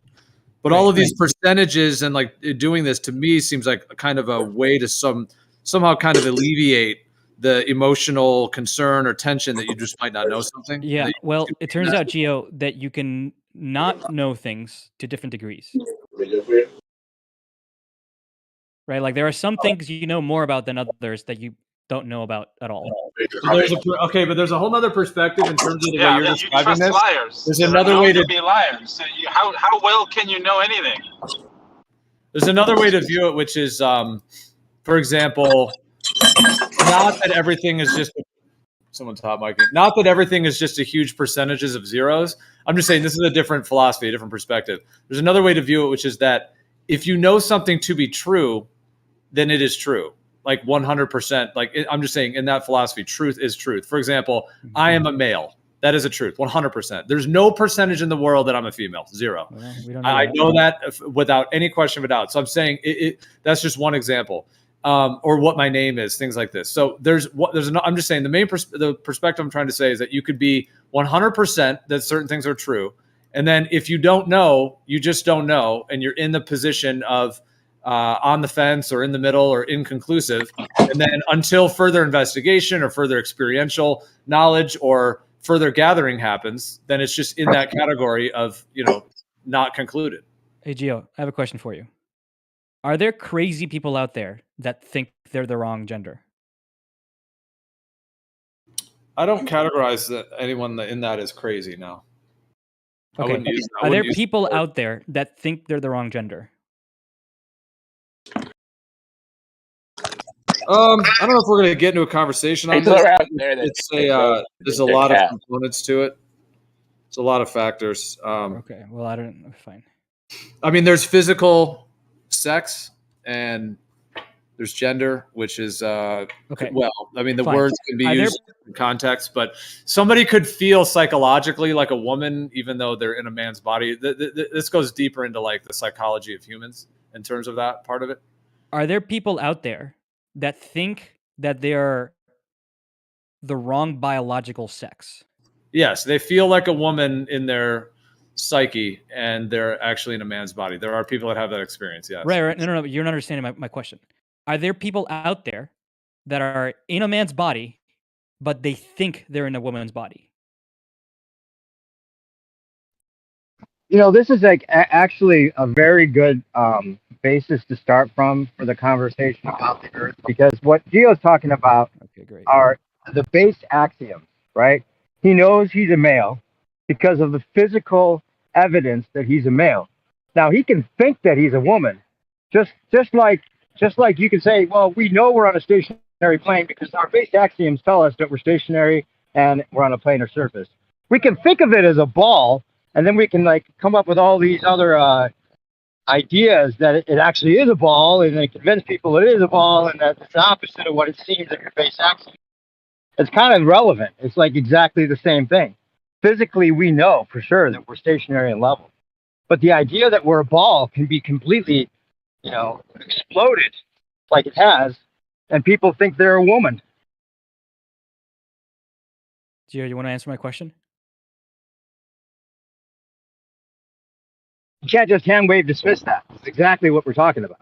Well, I asked him a question, and then you Yeah, just because someone thinks they're a woman doesn't make it probable that they're a woman in any way. But that's not the point that I'm making. You're answering a point that I didn't make. No, he made a relevant addition to the conversation, though.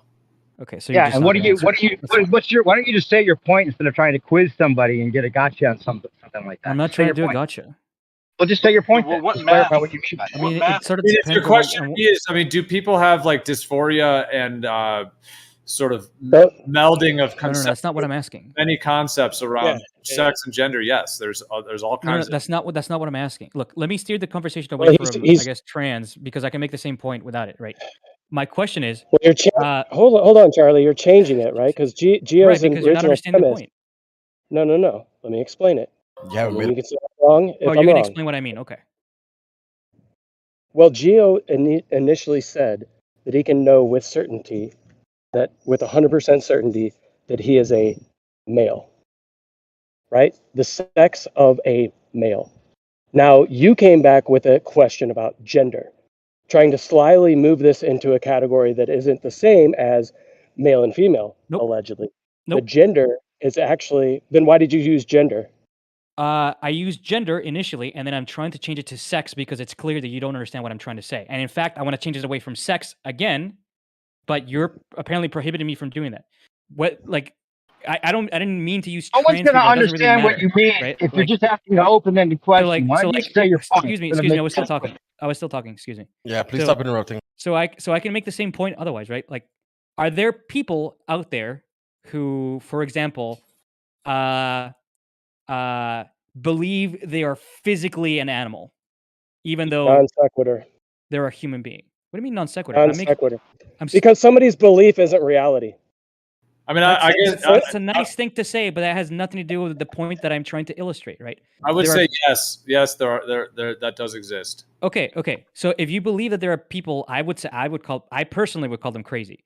People who believe they have a physical attribute, which they actually don't, right?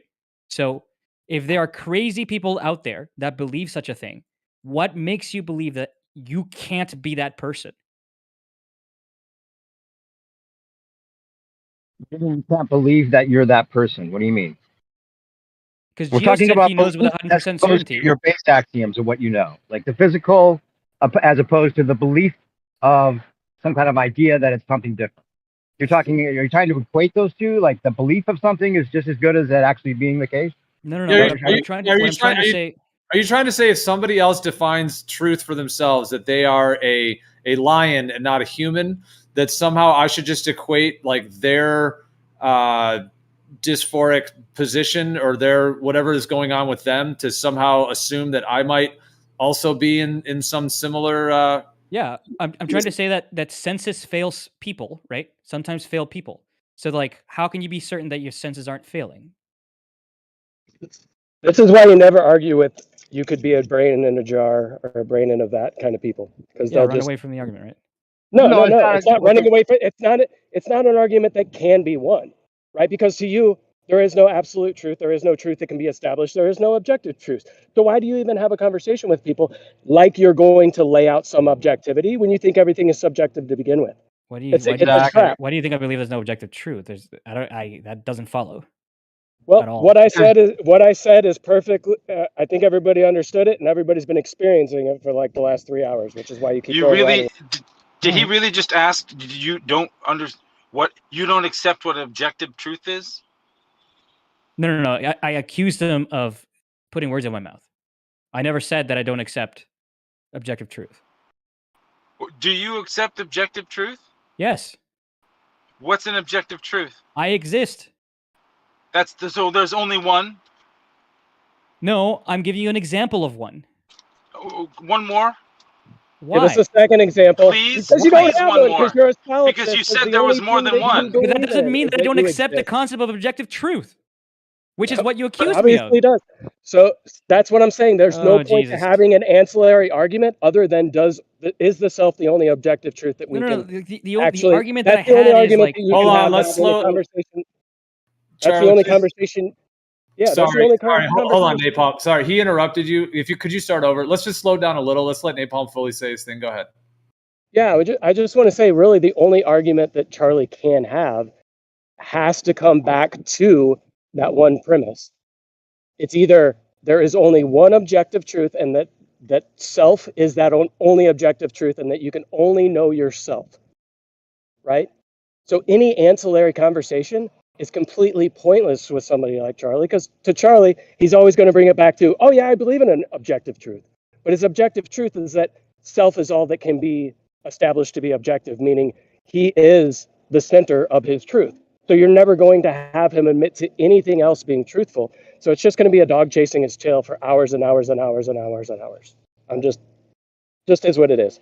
I mean, I laid it out when he first opened his mic about 4 hours ago that was the case. Okay, And that's so what's taking place over and over and over and over and over again for the last 4 recap hours. of this. I asked Gio a question.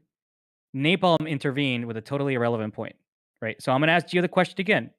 Gio, how can you trust your senses to not be failing you? No, you're going to do exactly what you always do, which is instead of actually answering somebody that says something, you're going to direct it into something else, try to bait somebody else into your BS. Let's go round and round and round so I can bring it back to there's no objective truth. I can never be wrong. Self is all there is. That's all that we can establish. But then I can tell you there's a 99.9999% chance that what I think is truthful, but I'm not going to actually hold it as to be an objective truth, because there could be a possibility that it is wrong, but I'm going to give you a probability of 99.9999% that what I believe is truthful. It's ridiculous. It's pointless in having conversation, to be honest. Yeah, and it also back to the point that I was making on top of that, which you said was irrelevant, but it isn't, because it's the same conversation we always have with ballers. And they say just because you can't always trust your senses means that you shouldn't ever trust your senses at all, and we can just throw everything out the window about our base axioms, which isn't the case. You know, we live on a stationary level Earth. Now, if there's good reason to think that it's the opposite, that'd be a different thing. But we don't have those good reasons any longer, and you still want to keep stretching it into being like, oh, well, it could be because of all these evidences that were created completely fallaciously. Why is the question unfair? Why is it a bad question to ask? How do you know? The question, Gio, that I've asked you 3 times now is, how do you know that you can trust your senses? How do you think that that's a well-formed response? Gio? Just always answer his question with another question, because that's all he literally does. I'm thinking about it. I mean, I didn't hear you ask it 3 times, but what's that's fine. You can even say, "Fuck you, Charlie." That's an unfair question to ask, but I think it's a perfectly fair question to ask. Well, just relax. I'll try. It's not about being fair or unfair, bro. You just keep repeating it as if you're making a point, and you're not making a point. So you're not even listening to anyone else's point in between, because it totally goes against what you're trying to prove, and you're not even clarifying. Just make your point instead of saying, Gio, answer my question. Oh, don't think it's unfair. Like you already got a gotcha. You don't have a gotcha. Just say your point, bro. That's not what I sound like at all. You're asking, how do I know I can trust my senses? Yes. Well, I would say that the senses are self-evidently reflective of what they're sensing. Right, but like, not really a question of how do I know? I mean, I'm just trying to think of the wording of that. How do I know that I can? I mean, the senses themselves, that's what they do. They're sensing the environment. So they're self-evident. Like if, there's I'm sitting at my computer with a desk. So if I were to get up and I was to see with my eye the corner of my desk, and I was going to look at it, and I was going to walk right into it, and I was going to run right into it, I don't really have to have any framework around how do I know that the sense is doing that. The sense is showing my position and that I might run into the table. It's self-evident. Okay, right, but I'm sure you know that there are crazy people that imagine, for example, tables, and they believe the tables to be real. Like the whole point that I'm trying to illustrate, right? Is that senses, though. It's not necessarily going through their senses. I mean, I take a crack at answering the question. Sure. In the case of a person that thought they were a lion, how could that person trust their senses? Well, they could ask another person, am I a lion? They could get that opinion, and they could also take a picture of themselves and compare that with what a lion looks like. It's 2 ways you could start to trust your own senses. There are ways that you can validate what your senses are telling you. Sure, but in this but the conversation, only Charlie, way you're the in this only conversation, way Charlie, the you're only lying. way which you can validate the way what your senses are telling you is through other senses. That's the only way to do it. No, I think the sense indicates it directly. The sense, like if I was falling off a roof, off a bridge, I was free falling. All my senses are totally indicating to me that I'm free falling, and I am actually free falling. So in that case, the senses are telling me exactly what the truth is. Yeah, this is a ridiculous argument, Charlie. So you're telling me that if you got in your vehicle right now and you started to drive and you closed your eyes, it would be just as good as if you opened your eyes, right? You're acting as if you don't need to trust No. your senses or things around you, and the senses that you use, your sensory input cannot be trusted. Just because you want to pick a hole where there might be some sort of optical illusion, there could be something that would be slightly deceiving based on perspective or maybe smell, that somehow that means that senses are not meant to be trusted. Do you But you honestly rely on think them on a daily basis, all of them. do you honestly think that's a fair characterization of my position? That I really do believe that when I drive, I may as well close my eyes? Do you honestly think you're not being like an Well, asshole when you say that? you're going down a road of, well, do you think your senses can be trusted? Blah blah blah blah blah blah. Well, you're also bringing up cases where somebody thinks that they're a freaking lion. So, what does that have to do with somebody's senses? And what do somebody's senses have to do with objective reality? I mean, are you going to answer my question? Do you honestly think it's not a straw man to say that Charlie believes that when he drives, he may as well close his eyes because he can't trust his senses? Are you going to answer my question? I asked one first. I don't care. All right. Well, I mean, Yeah, you're not being I good think faith. it is fair. I think You're it not is being good fair. faith. I'm sorry. I think it is fair. I think even the other flat earthers here understand that that's not my position at all. Yes, I think it's a fair question, which is why I asked it. Yeah, it is related, because what it made me think of when you said that, Charlie, was the idea of as Napalm was saying that, I was thinking of like almost a slight variation of it, where you could be like let's say you're driving the car, Charlie, you're driving, but your eyes are closed, but then the guy next to you is telling you, turn to the right, turn to the left. Oh, there's a stop sign. Hit the brakes, hit the accelerator. That you could just depend on someone else telling you just as good as your senses. That's what it made me think of. I don't know. I'm tired. Yeah, solipsism is a mess. That's the thing. At the end of the day, it's just a philosophical twisting, winding pretzel that doesn't really bear any actual value in my viewpoint. Ultimately, it is the I think you guys philosophical. have a misguided idea of what he's claiming solipsism is, or what you guys even think solipsism is. Well, how long have we been talking about it for, and we still don't, quote unquote, have an understanding of Charlie's perspective? Like we're somehow skewed in our understanding. What could that be Charlie's indicative got to of? figure it out. What could that be indicative of, Dicelo? No, the problem with it is, Charlie, is when somebody calls you on the BS or how illogical the stance of solipsism is, you just deflect away from it, continue to move on to something else. No. It wasn't that you pointed out that it was illogical, right? It's that you strawmanned my position, and if you don't Well- see how you're like, and I believe you are so doing it steel man it then. intentionally. No. You're Steel man, actually what is that? that's a straw man, right? You're saying that I believe that when I drive, I may as Never well said close that. my eyes because I I asked don't you know a if I can question. trust my senses. Which is, He's I think asking- everybody here in the room would clearly understand that it's a dumb position to take, and that's not what I've been proposing. So then that's your answer to my question. It's not a straw man. There's a big difference. Well, I can steel maybe man look it. up logical fallacies then first before you try to. I'll throw steel them man out it. Charlie thinks it's virtuous and humble to not have certainty because it leaves room for the possibilities of other potentialities.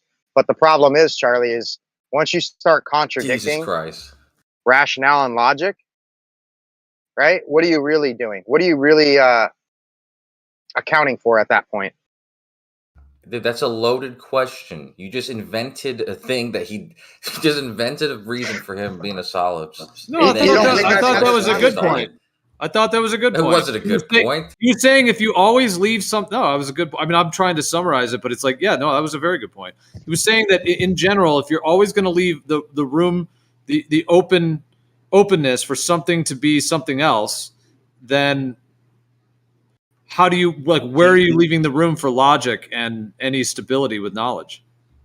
He said he does it Thank because he says he does it because he's moral to be moral. No, and I virtuous. didn't. Never Because said moral. I said you virtuous and said, humble. yeah, but yeah, exactly, virtuous and humble. Yeah. And that's why he. And these are the things that Charlie has exhibited to me. He's actually used those words in the past in explaining his position. Yes, Charlie Nope. has. I have not at all made my position Yes. on ethics or morality No. clear No, at I all. didn't Only use my ethics. epistemological That's a position. straw man. I never said ethics or morality. I said virtuous when you and use humble. okay. Virtuous and humble. Virtuous. In what branch of philosophy does the word virtue come up in? I knew we were gonna fucking have to start defining words about 30 seconds ago when he said that. I was like, oh, they're gonna start being like, we gotta define virtuous, we gotta define blah blah blah, because we can't. It's all word salad, guys. This is like PhD word salad type shit. Well, I think Charlie begin to eat his tail again. Let me make one point real quick. Let me make one point real quick. We got to go one at a time. Let's let Napalm or Godric.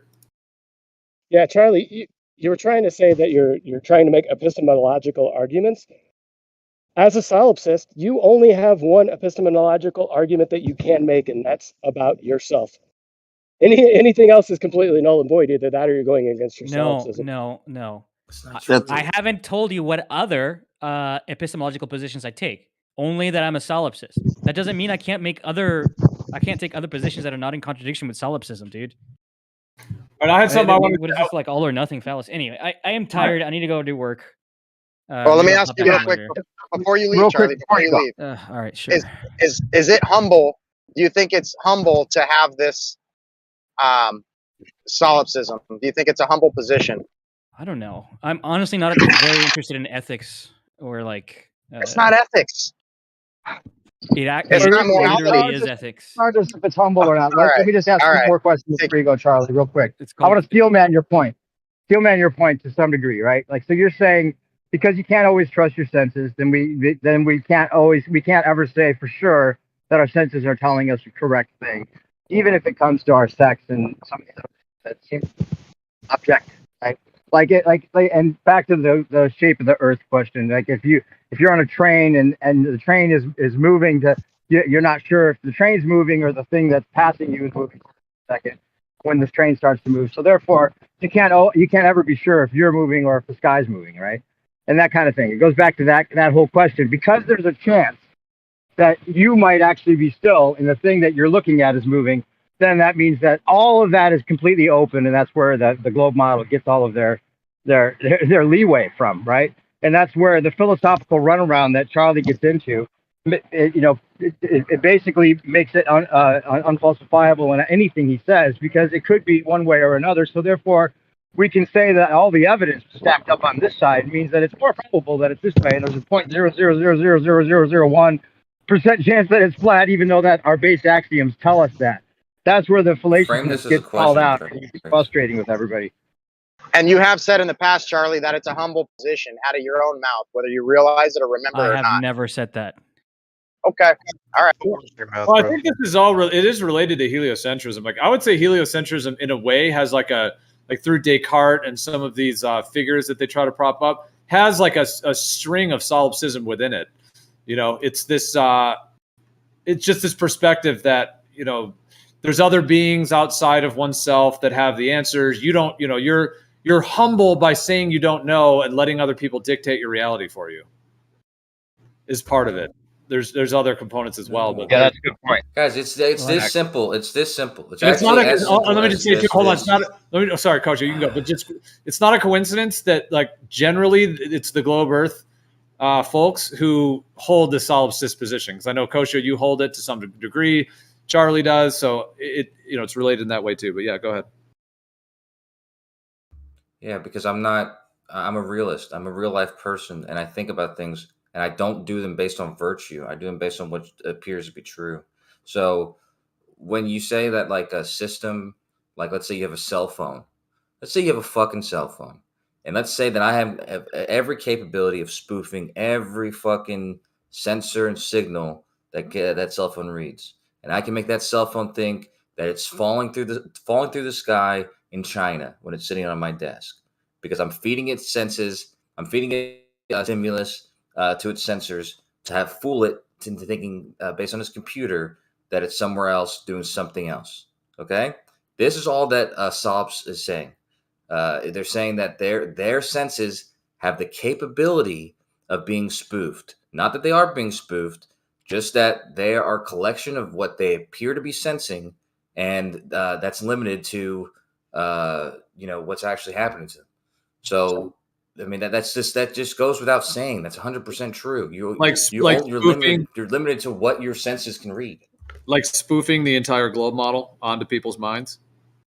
Sure, spoofing anything. You can spoof if you can spoof a cell phone. You can spoof a person. It's the same principle. So they spoof all their senses. So they've spoofed the Earth through a solipsistic Sure. But here's the important part. His claim and the claim in general, it's not that this is happening. It's that that there's that capability of that happening, and for that reason, that capability exists. They can't say that things are. They can't sense things 100% with 100% certainty. But they're not saying that small likeliness is for any reason the case. They're just saying that they can't be absolutely certain for those reasons.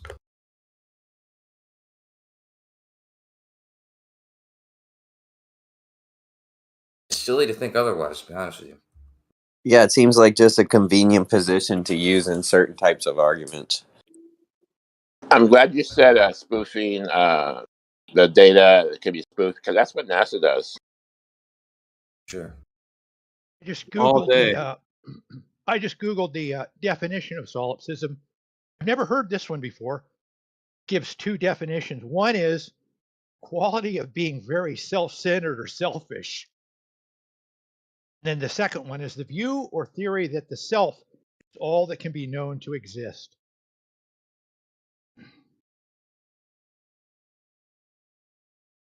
Damn. I don't know. They both sound the same to me. I just heard fucking narcissistic selfishness. Well, that was the whole point that Witsit was presenting within the confines of us throwing around this ball about, I don't know, 2 hours ago. Yeah, funny that definition didn't say anything about senses, huh?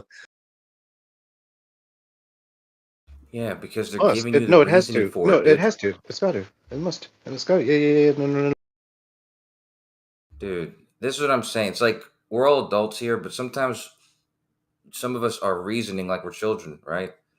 Like it's clear that that's the like if you are reading into what a solipsist is saying, they're saying that all they can know is that they exist, just like Descartes said.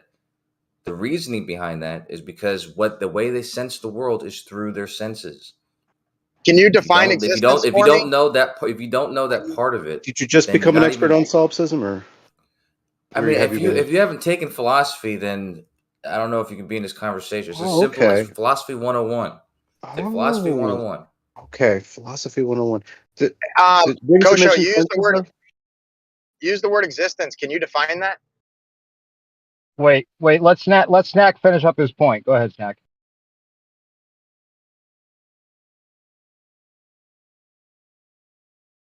Too frustrated with this argument. I don't want to hurt people's feelings or anything. That's cool, man. Go ahead, Snacks. What I said wasn't very important. I agree with that, man. I fucking agree with it. That's why I didn't respond, by the way. But yeah, what's the meaning of existence? That's a good question, man. Yeah. Go talk to your shrink. Well, Ken Wheeler's busy at the moment. Yeah.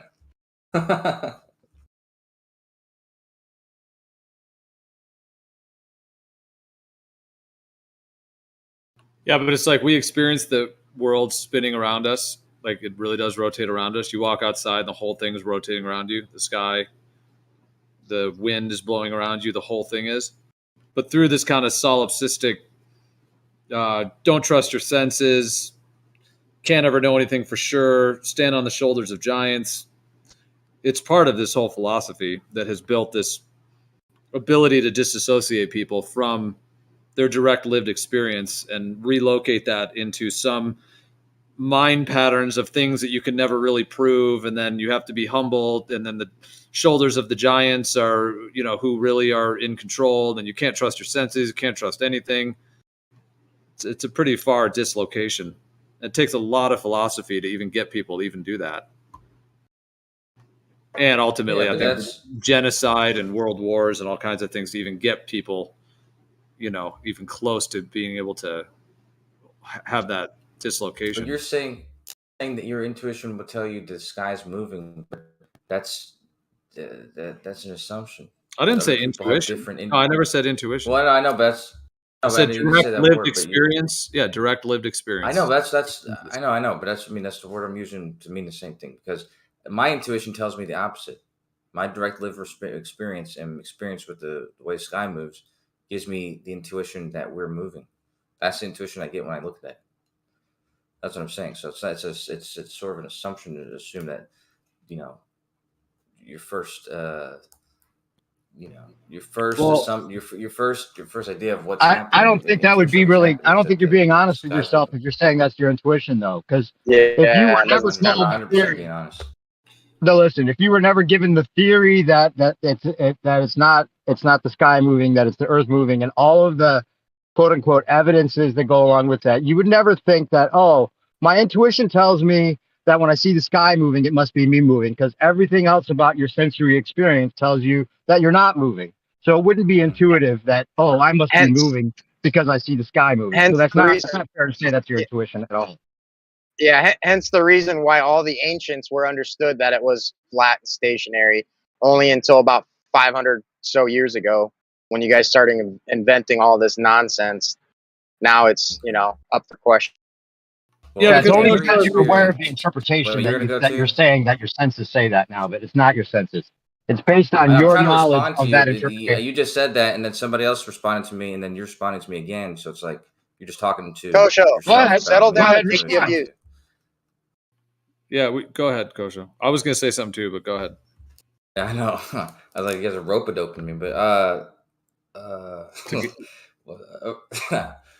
So, okay, so into every example that I can think of in my head of when I notice that all my surroundings are moving, my intuition 100% of the time is that I'm moving, even if I'm wrong, even if I'm not moving, and it's just things around me are moving.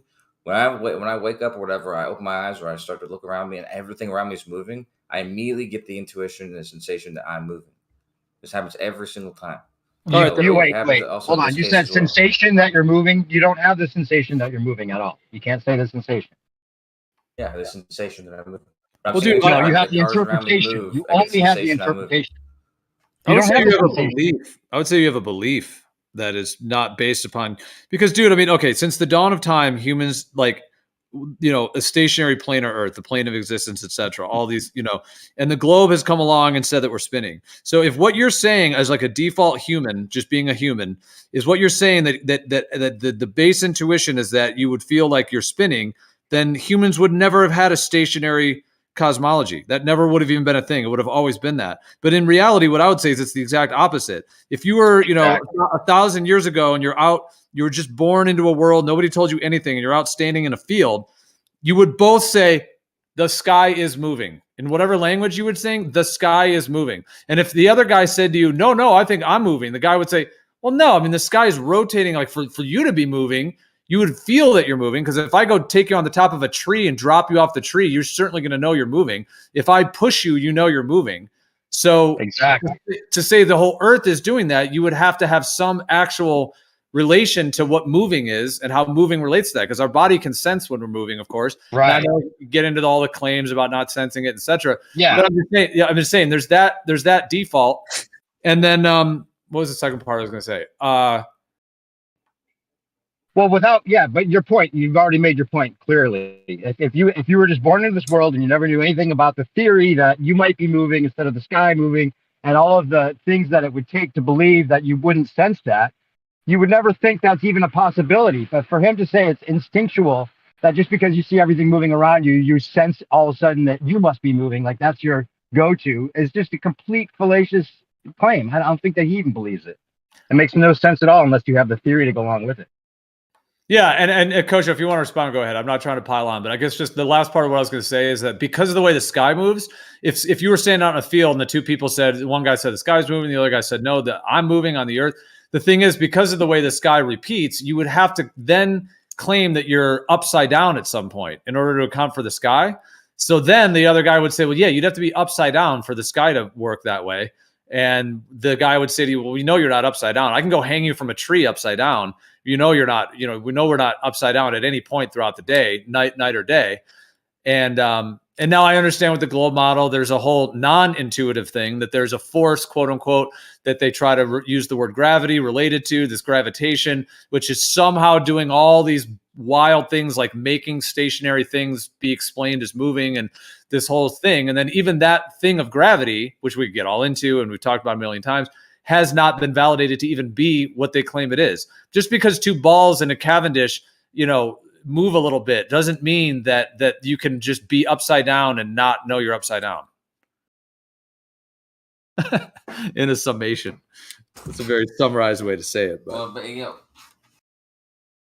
Well, regardless. Oh shit! Hold on. I moved my mic. Regardless. So just like I said, in every example I can think of, that's the case. So any other example, not just sky, if I use any other example, I automatically assume that I'm moving. And furthermore, if I notice that it's repeating itself, if I notice that my surroundings are like, what's going on? My surroundings are all moving and they're all repeating themselves. It would be wise of you to realize as quickly as you could that you're rotating. That's actually the only, we talk about certainty and solipsism. I would have to say the 99.9999% chance that if you observe that means that you're rotating. Because if you think of any other example of observing that's going to be what's happening, right? Only in the off chance that everything else in the universe is rotating around you, coincidentally, is that not going to be true? But the default would be that you're rotating. No, but Coach, though, you're totally ignoring the point that if you had no idea about the theories that allowed you to accept that you might be upside down and spinning without feeling it, and all those mathematical conveniences that you now rely on to believe it, if you never had those, you wouldn't even consider that that'd be possible. You're saying that instinctually, without knowing anything about the globe model's ideas or any of their theories, that you would just automatically assume, or soon enough, that you must be the one moving without any kind of idea that you could be upside down without realizing you're upside down. Without that idea, you wouldn't instinctually go there. Just for you to say 100% of the time, I would just assume I'm moving without any kind of another example of you being upside down without realizing you're upside down. So that's ridiculous.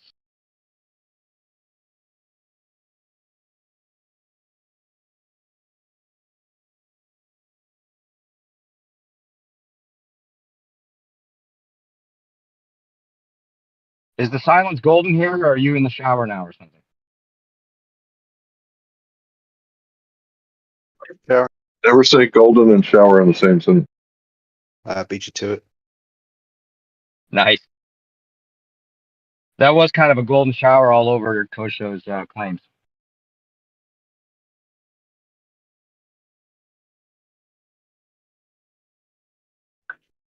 Yeah.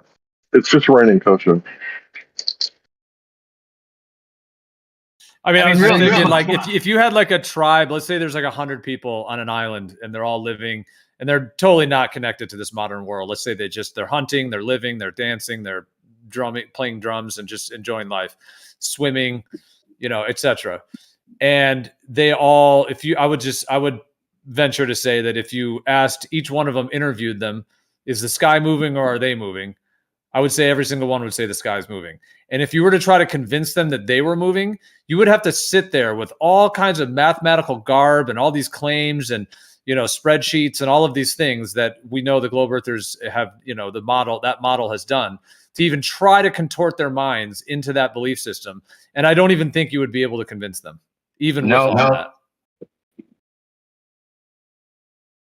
Have you guys ever done virtual reality? Yes. Okay, Bacon. Do you know how easy it is to put somebody in their own chair at their house, put a scene around them that they're riding on a roller coaster, right? And have them,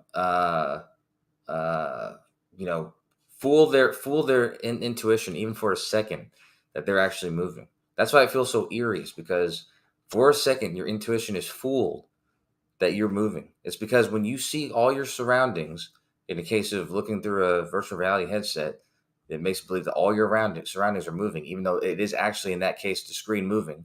The much less in reality the much less likely scenario. But regardless, when the reason it's doing that is because your sensations or your intuitions immediately instinctually believe that that it has to be you that's moving, because that's what makes the most sense in the case of everything around you moving. If Yeah, you know what the everything crazy you're thing seeing about that is, though, moving, Coach Joe? then that means But when you that have almost that, always means you're the one moving.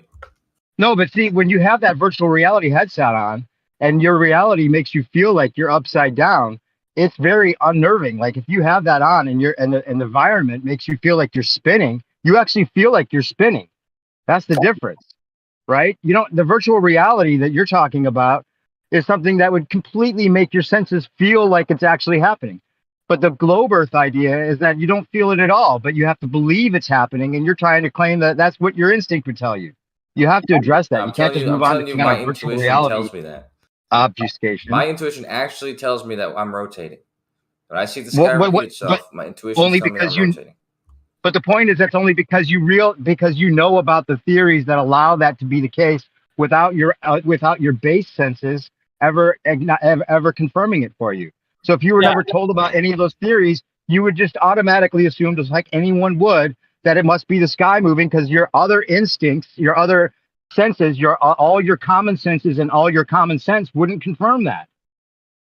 No, that's not why. It's the reason why is because if I were to view a scene, if somebody said they recorded a scene and they showed me their phone and it showed a bunch of lights going in circles, repeating itself, I would immediately assume that they were flipping their phone around, and not that they were making the scene around them go all around them over and over again. This is just what my intuition tells me. This is what I'm telling you. But If your intuition you think it's because of what they taught me about space, you're wrong. It's because this is what makes the most sense. You have to acknowledge what Gio said. If it was a tribe of people that never heard anything about the globe Earth, not one of them would think instinctually that they must be moving instead of the sky. Nobody would ever think that. You have to acknowledge that's true. Yeah, I mean, in place of it, the way you're using the word intuition, I guess I keep thinking of it. You're kind of talking about like the opposite of intuition.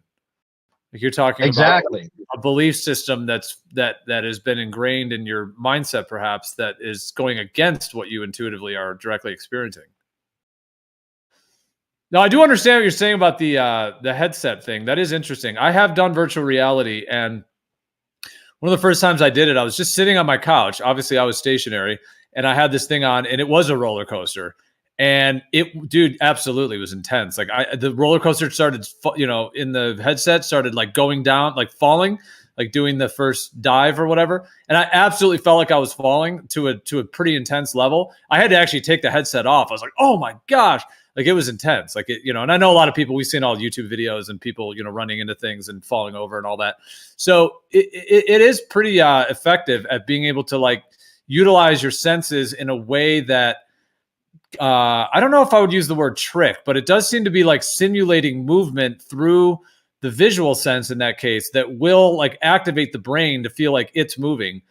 But that doesn't help his point though, Gio, as you know, because then it makes your senses feel like you're moving rather than feeling like you're stationary and believing you're moving. Right. It's the opposite. That's what I was going to say. Like, I think it's a cool point that he brought up, but it is the opposite. Yeah. It doesn't help his point. The headset makes you feel like you're moving when you're not. Whereas on the Earth, we don't feel like I'm moving, and you have to have this other belief system that makes you believe that you're right. So there's nothing instinctual about it, and he can't admit that. When everybody being completely objective in this conversation should be able to at least admit that, Kosho. Come on.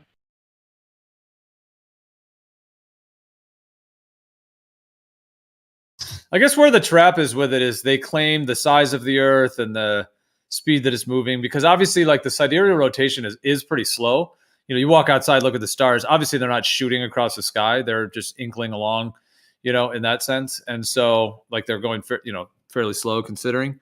So when you consider that speed, you know, that's why they can then get into the math, and then and then once you go into light years and, you know, eons of, you know, billions of miles an hour flying through infinite voids of vacuums, that even, you know, so it's like mathematically, it seems like it can be contorted to at least be able to be believed, I guess, because people believe it.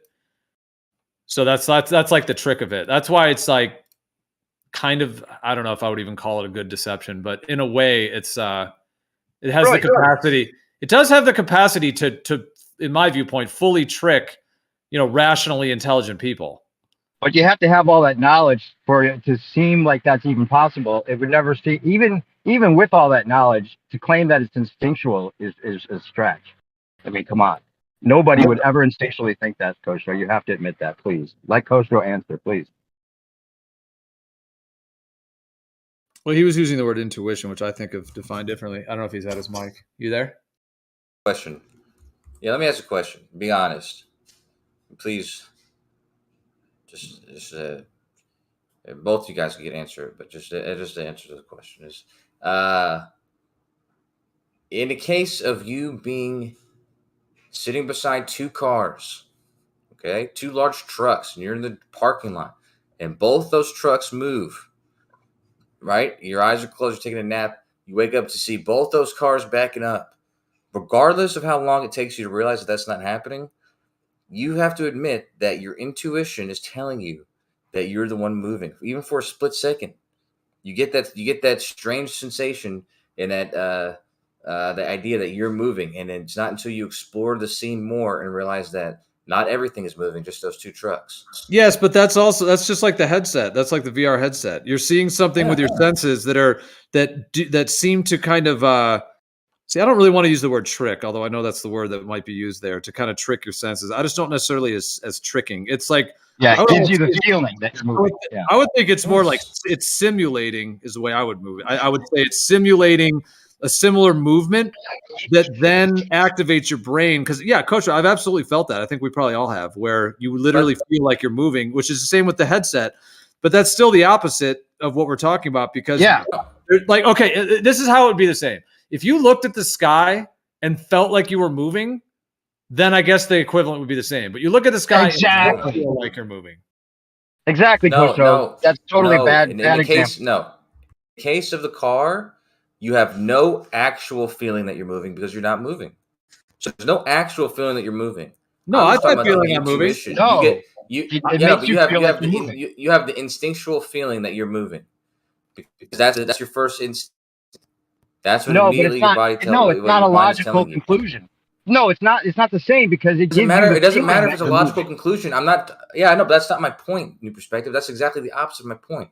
I'm saying before you even come to a logical conclusion, my intuition tells me that I'm the one rotating when I see the stars repeat themselves. It tells me I'm on a body that's rotating. No, but it gives you the sense that you're moving when you see the cars going. It gives you that sense, which isn't real. That's what I'm saying. If you were looking at, but Gio's point is, if you looked at the sky and you had that sense that you were moving, like you're trying to claim, then it'd actually be a good example. But you don't get the sense that you're moving when you look at the sky at all. You don't get that sense whatsoever. I get that. No, you only have the idea. Well, nobody. Coach, you must be one of many men, because nobody feels like they're moving when they look at the sky. Nobody. Yeah, what's your definition of intuition? I mean, I have my own thoughts on that term. So you'd have to, because are you trying to use it in terms of like instinctual, like instinct, or something? My instincts are telling me to be true. Well, my first instinct with my immediate instincts are telling me to be true. Yeah. But I don't see how the analogy is the same. So if I've definitely had the time where I'm in a car, I'm in the passenger seat, I'm not driving, and I fall asleep. And then the minute I wake up, maybe my head is pointed to the right. The minute I wake up, I open my eyes and I see a truck. Can I get it? Hold on, someone's hot micing. So I'm in the passenger seat. We're going 50 miles an hour down the highway. I fell asleep. My head is pointed towards the window. So when I wake up, my eyes open. The truck next to us is going a little slower than us. You know, we're passing it, let's say. And the instant first thing is, oh my God, I'm moving backwards. And it's just like with the virtual reality headset. It literally feels like that. So, you know, I've had that where it's like, whoa, am I actually moving backwards? And then you kind of wake up and look around. You're like, oh, okay. So for that analogy to be true, Kosho, you would have to look at the sky and then feel like you're moving. That's the only way your analogy would fit in terms of that in terms of connecting. Exactly.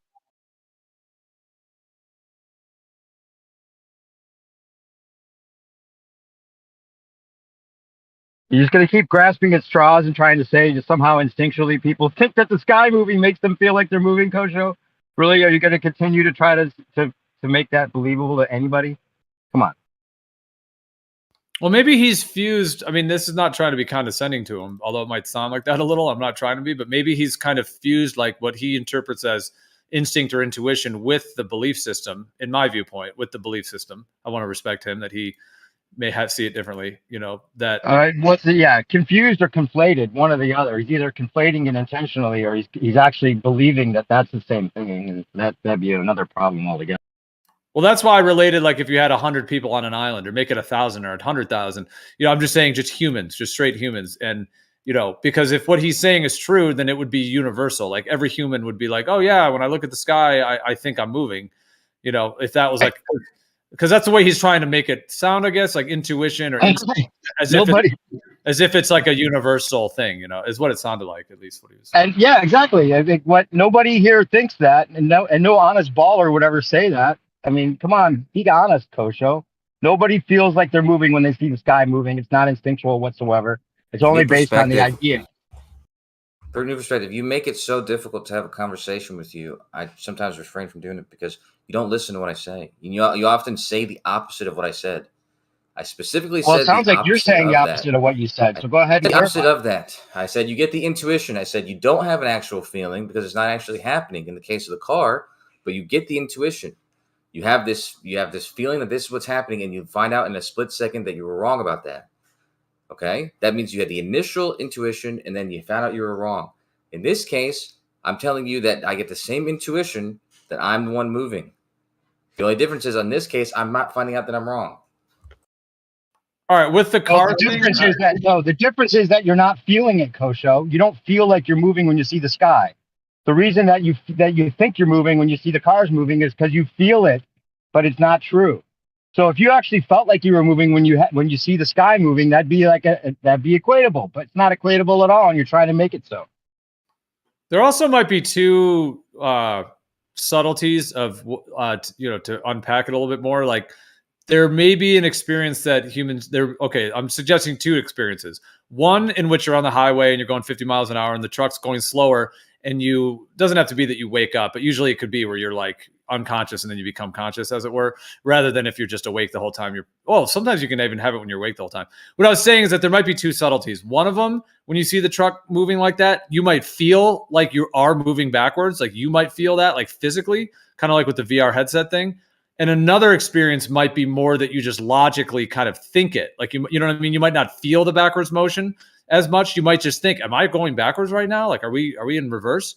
You know what I mean? So there might be two subtleties in that. I guess maybe he would have to define, if he's trying to relate it, which one. Because I think the one I took to, and the one that you're maybe considered as well, is the actual feeling that you're moving backwards. And that would not relate to the sky, because we don't feel like we're moving backwards when you hit the sky. But I'm just trying to give him some, like, Coach, is that what you're saying? That it's just a lot, like you just think you're moving backwards? You don't feel it?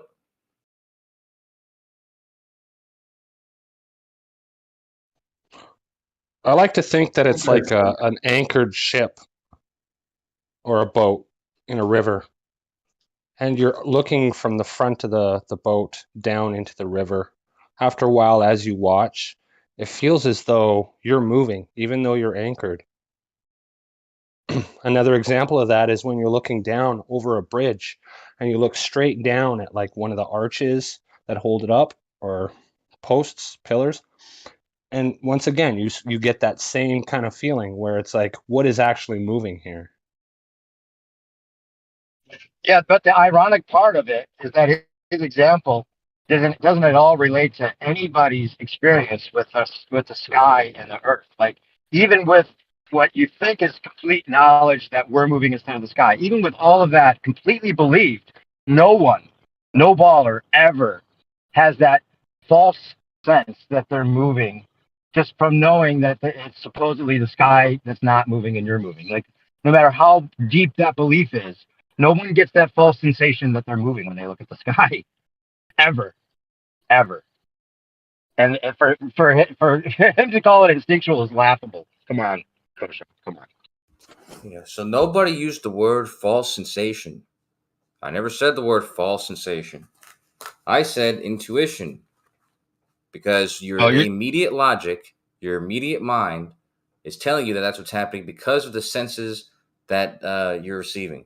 You're receiving the sight of your entire scene, either moving around you or rotating around you, whatever it is. So it makes sense that your immediate intuition is that it's you that's moving. No, it That's what doesn't. I'm saying. No, it doesn't. does. Because it's not even. It doesn't make that your immediate sense or any of that. You're talking about the interpretation being like your immediate sense, and the interpretation isn't your immediate sense. It would be your common sense and your common senses, which have nothing to do with your interpretation. Kosho, if you're sitting in a chair on the side of the road and you're drinking a beer and smoking a cigarette, you're just chilling there, and there's cars whizzing by, is there any sense of any component of what you're defining as intuition that you're going 50 miles an hour and the cars are stationary? Of course not. Okay, so when the sky is doing the same thing and you're also sitting on the ground having a beer and a cigarette and you're looking at the sky and it's moving, why wouldn't you also say, of course not? Because then that completely contradicts the opposite thing that you were saying before. If you're having a beer and you're in your car, in a boat, forget the beer, because I don't want to. You don't have to. If you're just sitting there, if you're sitting there and you see everything around you, not just the cars, everything around you is moving. When this happens, you're struck with the immediate intuition that you're the one moving, even in the cases where that's not true. Like I gave the examples when it's not true. But especially in the cases where it is true, that also happens. If you see everything in your immediate surroundings, I mean things on both sides of you, things above you, everything is moving, whether it's repeating or just all moving, that gives you the immediate. I mean, I don't see why you think it's wrong to have that as your immediate response, even in the cases where that is wrong. Well, maybe leave the beer out of it. I don't want to bring any idea of spinning or being drunk. So maybe just a lemonade. So what? Okay, fine. Yeah. Even tobacco can make people feel, dizzy. So at some cases. So let's just say a lemonade and an herbal nothing. Okay, just a lemonade. What are you saying now? Okay, so you agreed with me. If you're sitting on a chair and there's cars whizzing by, there would be no sense that you're moving and that it's the cars moving. What are you now? Okay. Now I was thinking of another. I was trying to imagine. Are you saying that if you were in the middle, this is getting so but okay, if you're in the middle of one of those roundabouts where the cars are all going around you, are you saying that would be different? That if you just you had your eyes closed and you open your eyes, and then somehow because all the cars are moving around you, that you would feel like you're moving? I mean, there's contradictory things. Because you just agreed if you're sitting and you're watching cars fly by the highway that you would have no sense that you're moving. And I was relating the cars flying by to the sky. And you agreed, you were like, yes, absolutely. But now you're still trying to make a case for the opposite. Can I give you an example, dude? This is actually a perfect example. Have you ever seen Fear and Loathing in Las Vegas? Of course. Yeah, of course. There's a scene when they're in that circus. I just saw it the other day too. But there's a scene where they're in that Circus Olay or Circus one, and they're actually in the merry-go-round. You remember that? They're in the carousel, the bar that's in the middle of the carousel. And every time I see that movie, dude, during that scene, I get the immediate intuition that the bar is spinning around, and not until Dr. Gonzo or whatever is like falling around on the outside thing with the horses on that you realize that that's the one that was moving. I get that sensation every time I see that the bar that they're in while they're talking is spinning around. But again, Kosho, that's the false sensation that you said you never said, but you keep identifying that as like validation that you must be moving when you see the sky moving, because you get the illusion or the sense, the actual sense, not the interpretation, the actual sense that you might be moving until you realize, oh, it couldn't be me moving because I'm stationary. You never get that sense or any kind of intuition that it must be you moving when you see the sky moving. Even if you totally believe that's the case, you still don't get that sense. You're trying to equate like this intuition and this like immediate like confirmation that it must be you moving just because the sky's moving. Like anybody would ever think that without all this theoretical bullshit you believe in. I mean, I'm just telling you the truth, man, because I mean, I watched Celestial Navigation and the Celestial Sphere and all that kind of stuff. And I guess because I have like have a picture of my mind of what the Celestial Sphere represents. Exactly. To me, and that then the way it moves. Well, there you to go. me, it's almost impossible for me to think about it in a way that doesn't include us rotating. Okay, now you're being honest because you're thinking about it in a certain way because of your knowledge of thinking that the celestial sphere is what the actual reality is. And that's your interpretation, not your sense, no kind of instinct at all. If someone didn't know about the celestial sphere or any of that, they would never have any kind of instinct that they must be the one moving by looking at the sky. Can you at least admit that? No, I was telling you why that's the case. I'm telling you why that's the case for you, because you're aware of in every other case, whether it's true or not, like in cases when it's even not true, if all your surroundings are moving, it's automatically your first idea that you're the one moving. No, it's not automatically. That bizarre that I'm saying. No, it is for me. Because your senses don't confirm it automatically. Because your common sense and all your common senses don't confirm it, that wouldn't be your immediate interpretation. Yeah, I mean, Coach, are you open to the idea that your belief system, your studies, whatever knowledge, etc., is a precursor to you then having your intuition define it this way, or how you're defining intuition?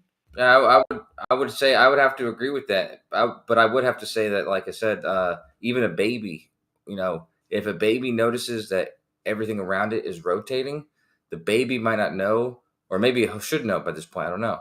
It's the one rotating because, actually, most likely it's going to hit the ground and not really know about it. But it has the opportunity to realize that it's rotating and kind of like, save itself. Well, with the Earth, the whole thing is so the baby has completely only their senses to go on, and the senses that it's an actual feeling. You can't conflate those again, Kosho. The feeling that you be spinning, and maybe the baby's like feeling that he's spinning even without knowing anything about the world. It might have that feeling intuitively that it's moving instead of the opposite, right? But that's the mistaken false illusion that it'd be moving, right?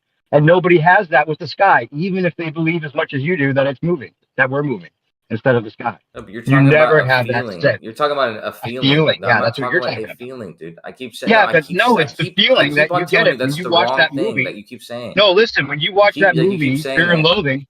No, when you watch that movie, you actually have that feeling. You get that sense in your body that you're moving, right? But that's a false. Try to understand what's being said, man.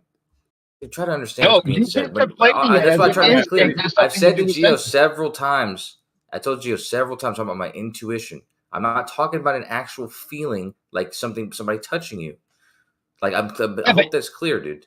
No, it's because you keep conflating it. When you see the cars moving right next to you, when you're waking up out of a sleep and you see the cars moving, for a split second, your body has that sensation that you're moving. It's not about your interpretation or your instinct or any of that. It's like this sensation hits you because you don't know for sure at first, but then you realize that it's not you moving because you're stationary. And you can't conflate that with your interpretation of the sky having some kind of instinct that you're moving. That's based on your brain. That's based on your brain making the assumption that you're the one moving, which isn't the same with the sky. That's what I'm saying. Yes, that's what I'm saying. Is that that's my point? Is that it's instinctual for your intuition to tell you that you're the one moving, since that's what happens in every other case.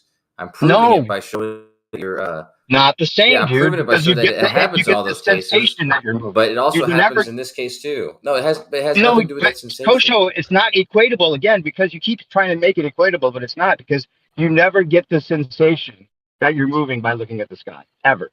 There's never a sensation involved. It's only interpretation. The sensation is just for proof that your intuition tells you that you're the one moving. Oh, let me ask you this. That's it. That feeling has nothing to do with that feeling. Like if the feeling you get that you're the one moving, like doing a virtual reality or when the cars around you are moving or whatever. Like this is just to show you that it is your intuition that you're the one moving. So I'm saying that even in this case, when I'm getting that same stimulus that my whole world around me is moving, I get the same intuition. No, wait, Kosho, you have to acknowledge Gio's point. Can we at least go back to basics? If a tribe of men that never thought about the globe model or never knew anything about that, do you think that any of the tribe of men would look at the sky and have any kind of instinct that it must be them moving? Answer I that. have no idea. Well, no, I mean you have no idea. Come on, use your common I have sense. no idea. You were, Do you if you never knew understand? I mean, anything about do you celestial know the sphere, answer? would you conflate that with instinct? I would say for Take your I'll give best you an guess. idea of a baby Whether being you able, know or not being is able to not. make that Whether you know distinction. 100% is not relevant. Your common Why are you sense interrupting tells me? you that none of these people would interpret that instinctually that way, right? Yeah, I'm telling you that I have no idea. And I'm telling you that I would understand even a baby. It'd be beneficial for a baby to understand that. No, So it a just baby's sounds like instinct when it sees things moving around them, for it to think that it might be moving, you it gets can't that wait. feeling Hold to on, try to you stop can't. it. You It can't. gets You gets guys, that idea hold to on. try You to got to stop go. itself. New perspective. Okay. You're kind of Sorry, jumping on. I didn't mean to cut you off. You I didn't mean to cut you off. But I think it's hilarious that you can't at least understand what Gio's point was, that no tribe of men that never learned about the globe would ever like instinctually think that, because their common sense and all their senses don't confirm it. There'd never be like, oh, it must be us moving. They would just rule that Who told out you because they this? don't feel it. Obviously, Who told if you you can't this? admit that, it sounds like you're Who just told you that? avoiding answering the obvious. Well, Kosho, Yeah, because but that who leads. told you that? Who told you guys that, Gio? Who told what? What New Perspective is claiming that both you guys know that these forest guys, these cavemen or whatever, what conclusion they're going to come to about whether the sky is moving or the earth's moving. All right. Well, then that leads to what I was. How do you guys know? How do you guys know what conclusion they've come to? All right. Well, hold on. I was trying to get in, but there was so much.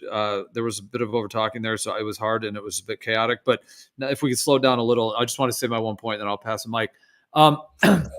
The 100. Okay, that was just a theoretical, example, an idea. If 100 men grew up on an island, were never, exposed to any theories about spinning globes, that was the original. It was just a hypothetical. That's the word I was looking for. That was just a hypothetical. But it leads to what I was going to bring up. When you're talking about, you're using this term intuition and what it seems intuitively to you, my question, which kind of links to that, to the 100 hypothetical people on an island, is what you're describing, are you describing it in your viewpoint as universal, meaning that all humans have this intuition, as it were? Or is it just your unique intuition or something unique to you? And then just to end that, that's the question. But then to end that, because if it was universal that all humans would think they're moving, then there would never be stationary cosmologies, stationary Earth cosmologies. Then if what you're saying is universal, if your Kosho intuition is universal and it's true in that sense, because that's like the definition of intuition, one of the definitions, like a direct perception of truth in that sense. So if you're saying you're directly perceiving the truth in that way and it's universal, then that would mean that all humans since the dawn of time would have had that. That would be the foundation. You maybe have a few that think something different or just a few whatever, but that obviously that's not the case. It's the dramatic opposite in that humans have always had the complete opposite, that it's stationary and that the sky is moving in all, the Vedas and the Nordics and going back through all time. And it's only this modern day globe contortion thing that they have concocted, in my viewpoint, of course, concocted this whole belief system with this kind of weakly supported claims of the gravitational theories and all these things to make someone believe that. So I guess, sorry, it's long-winded, but that's what I'm saying. So that's the ultimate thing. Is this universal you're claiming, or is this just your kind of way of sorting it in your mind? It wasn't long-winded at all. I think it was clear because it's not universal. I hope that I made that clear. You asked me earlier if this could be a product of my understanding. It would have to be, right? Like you asked me, is this possibly not like an intuition everybody would have, but maybe just based on what you've learned through your life. And I'm not saying that, right?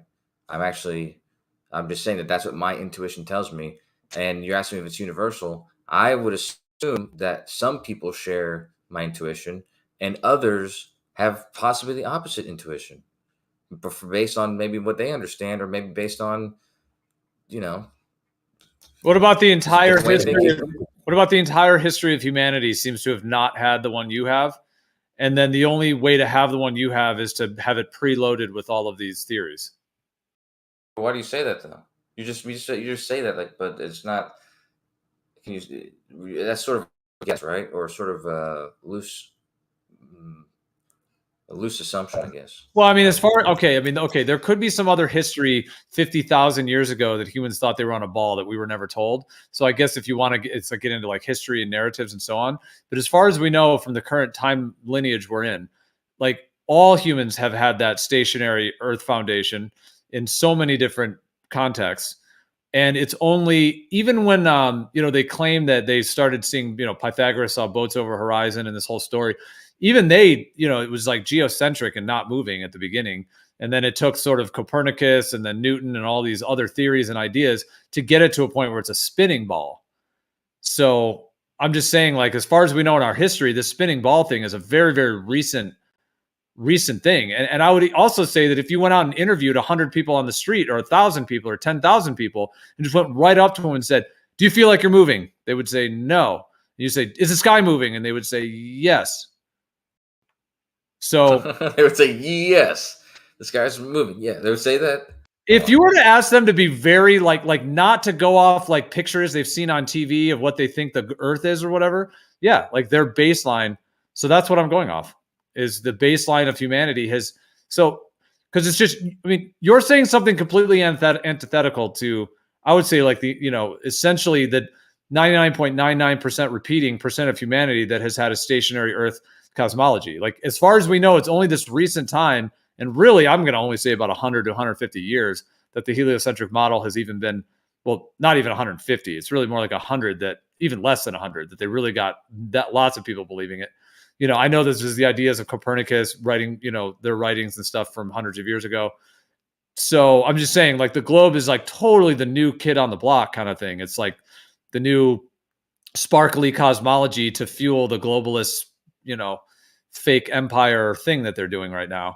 So I'm just saying all that to say that, like, if you're trying to claim that this thing about the moving and the intuition thing as if it's some like default of humanity, it just doesn't correlate with that.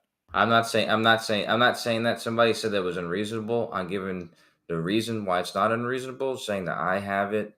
I'm not even saying that anybody else has this intuition. I'm saying that I assume that probability, and I would think that a lot of people do, and maybe some people don't. And a lot of, I don't know the numbers, but yeah, I'm just saying that this is what my intuition tells me. It's not that big of a deal, because I was going to say, there's something else I was going to say to you. You reminded me of, I forgot it now. Okay. But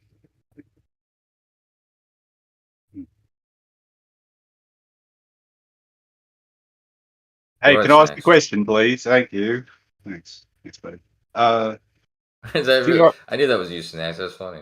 Hey, all right. Your intuition told you that? The VR goggles. It did. Right, because nobody else is doing that. But the VR goggles, right? Like, you've worn them?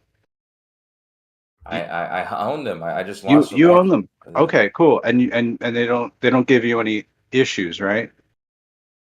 They don't make you feel sick. Depends right? on what you mean. Does it make you feel I sick? get a little sick. You get a little. Why do you get sick? Because my body is like the motion sickness. Motion sickness. Do you get that from just regular reality? Does that happen like when you're just like walking down the street, like, oh shit, I'm a little motion sick right now. I fucking get a headache now too. My eyes are twitching weird. Does that happen? Not at all. Not at all. Is there a reason for that? Yeah. Because because one's like an induction sort of the sense of tricking your senses, and when you see something, your body responds. It like prepares for that thing to happen. Whereas like when you're in real reality, like you're getting that feedback loop complete, and so you don't start to feel sick, right? And just like we'll walk down the street. But if you were walking in a VR, you might feel that way, right? Yeah, but you can only say that from your perspective, right? That you get a little sick. Other people, maybe they're fine with it. They're VR all day. They can be on there 24/7, 365. It's not a problem, right? I don't maybe. know. But I mean, Gio said that he felt something. But regardless, yeah, in the case of a VR headset, if you had two virtual reality simulations, like one of a roller coaster, or really, spinning around as fast as you would on a roller coaster, and spinning around as fast as you would on the Earth, you would get the same physical sensations, I suppose, as you should get in those situations. So if you were simulating that the Earth, you were on the Earth rotating as it rotates, because you're not feeling any weird sensations, probably because you wouldn't feel any weird sensation in that scenario. Whereas on the roller coaster, you would feel that if that was really happening.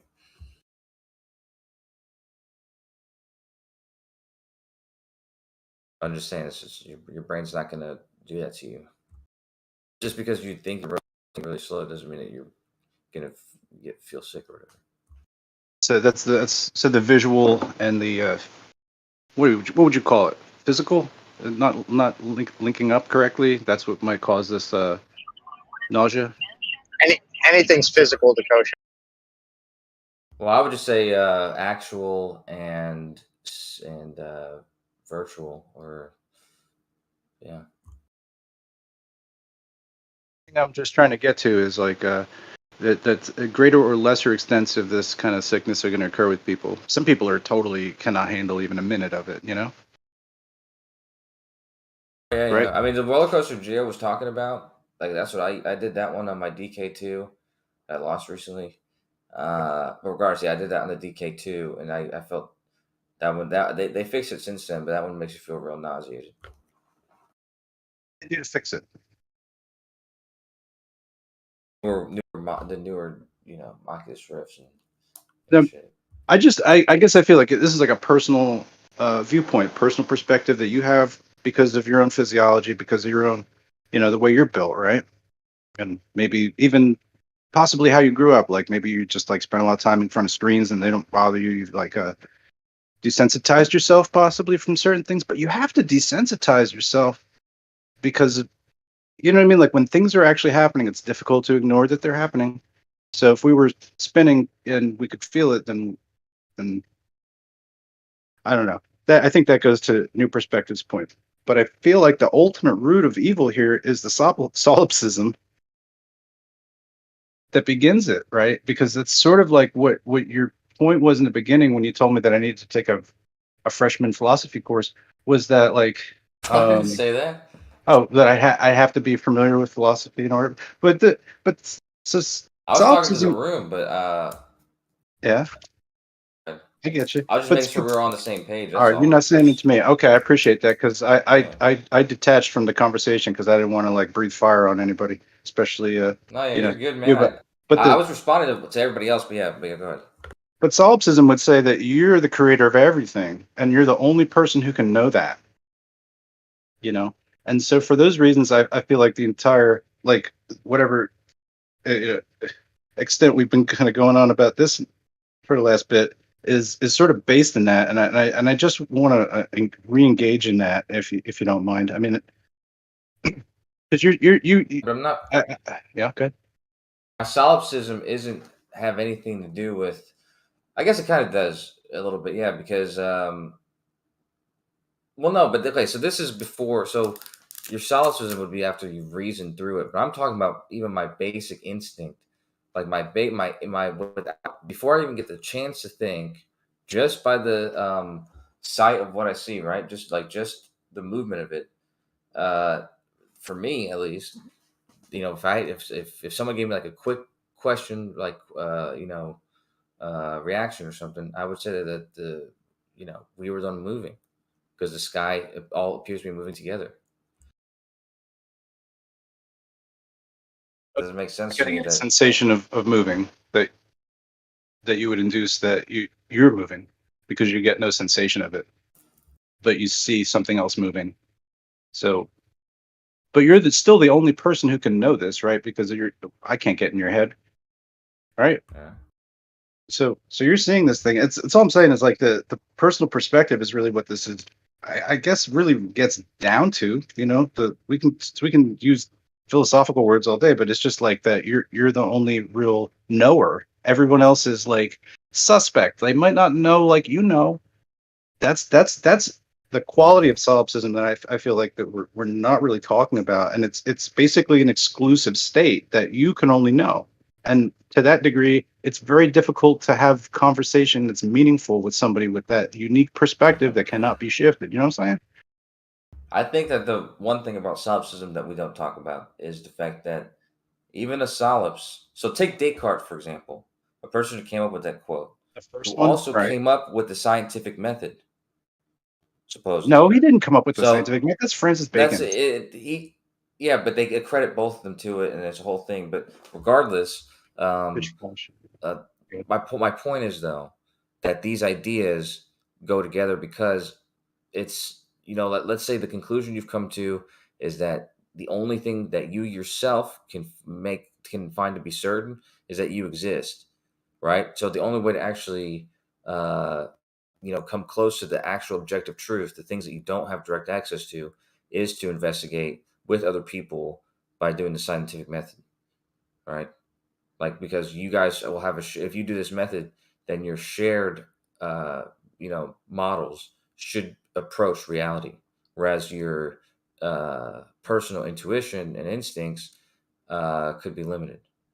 But there's no That's basically what universality Solip's here. is saying. But of consciousness, right? There's no universality there, like to the degree which Descartes is talking about. Like you cannot know his mind, and you may not be as qualified as him to think his thoughts, right? So this is like sort of the problem, the conundrum of it, right? That's a big word, but I could use a smaller word. It's just a problem, a logistical problem. In fact, that makes it so that like you have to basically question everyone as if almost like they might not be real thinkers, they might not be having real thoughts, and that therefore also that like possibly you're the sole bearer of any kind of semblance of information that is known at all to you, right? That you've effectively created these people, projecting them out there somehow. You've already been taught all of these things to fill their minds with, and that of the world and everything around it. And that seems like a pretty difficult position to hold up. And yet, why do we let Charlie do that? Or why let anybody do that? I mean, it's effectively it's a tire with a fucking big ass hole in it, isn't it?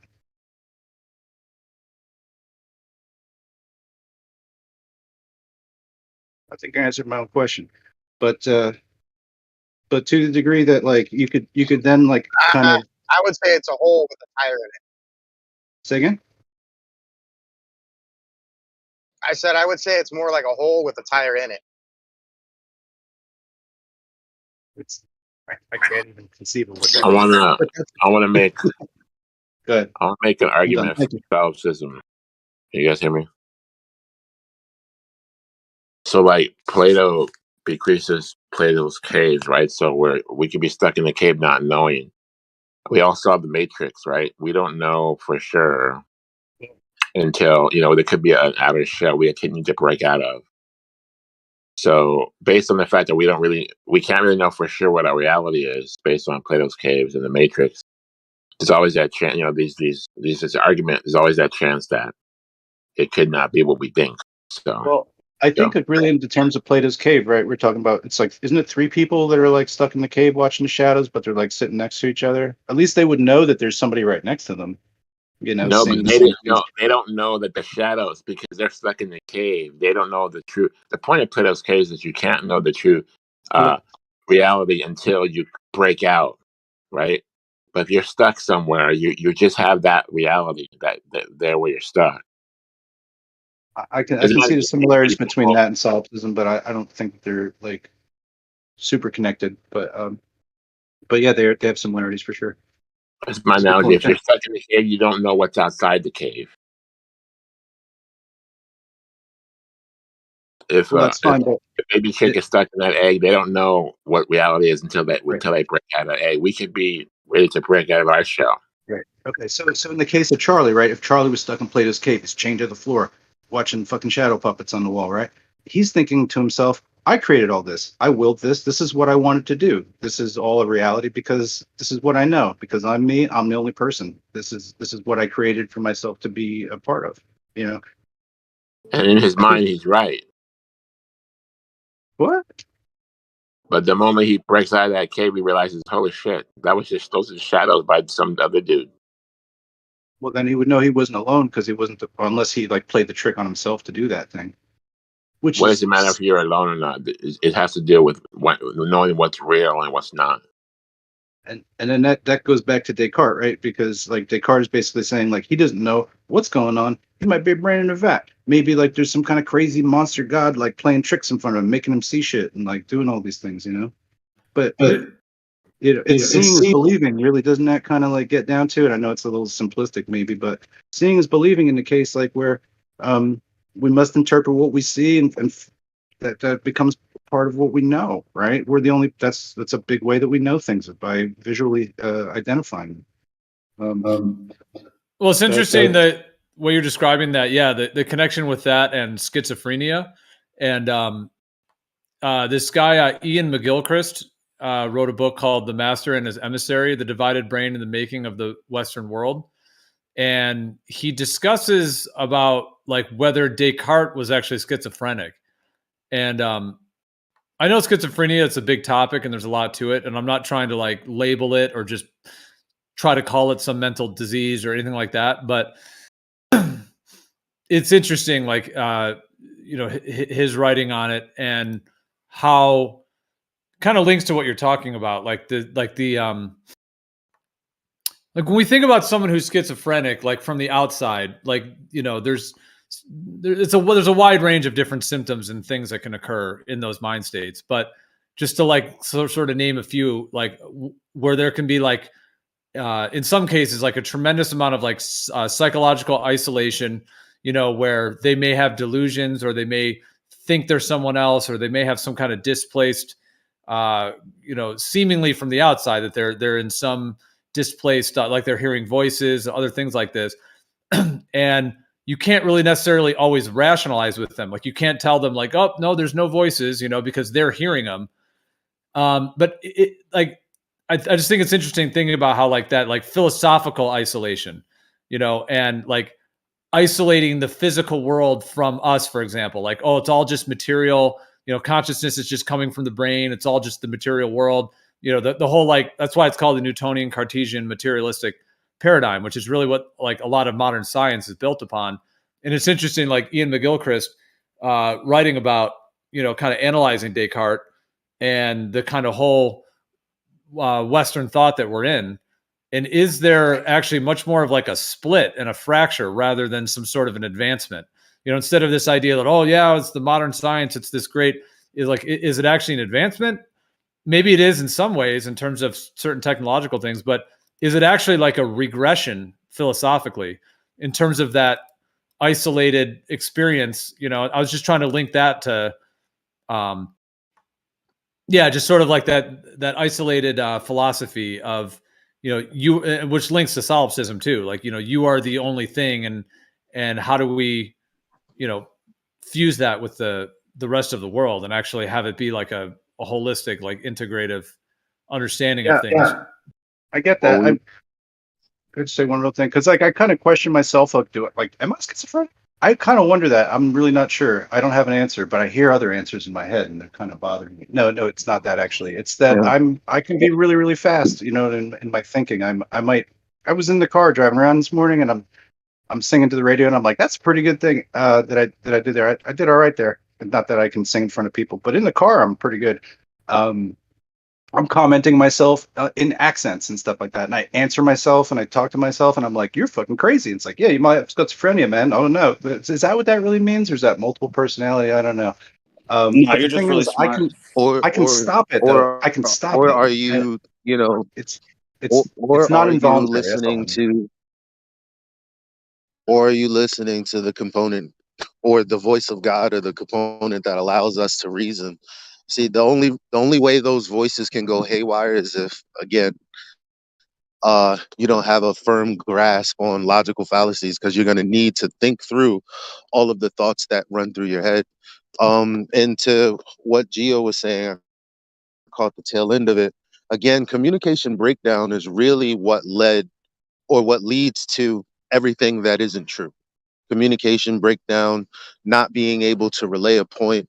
And when we say logical fallacies, you guys got to understand these are just thought forms. If P then Q, Q therefore P. It's that simple. That same illogical form can be applied to things more than just conversations in flat earth, which means we're susceptible to use those illogical forms when other people are talking to us, when we're talking to other people, when we're thinking things through, when we're thinking in our minds. That's why I'm always stressing it. Something as simple as if P then Q, Q therefore P can totally fuck you from actually having a real eureka moment.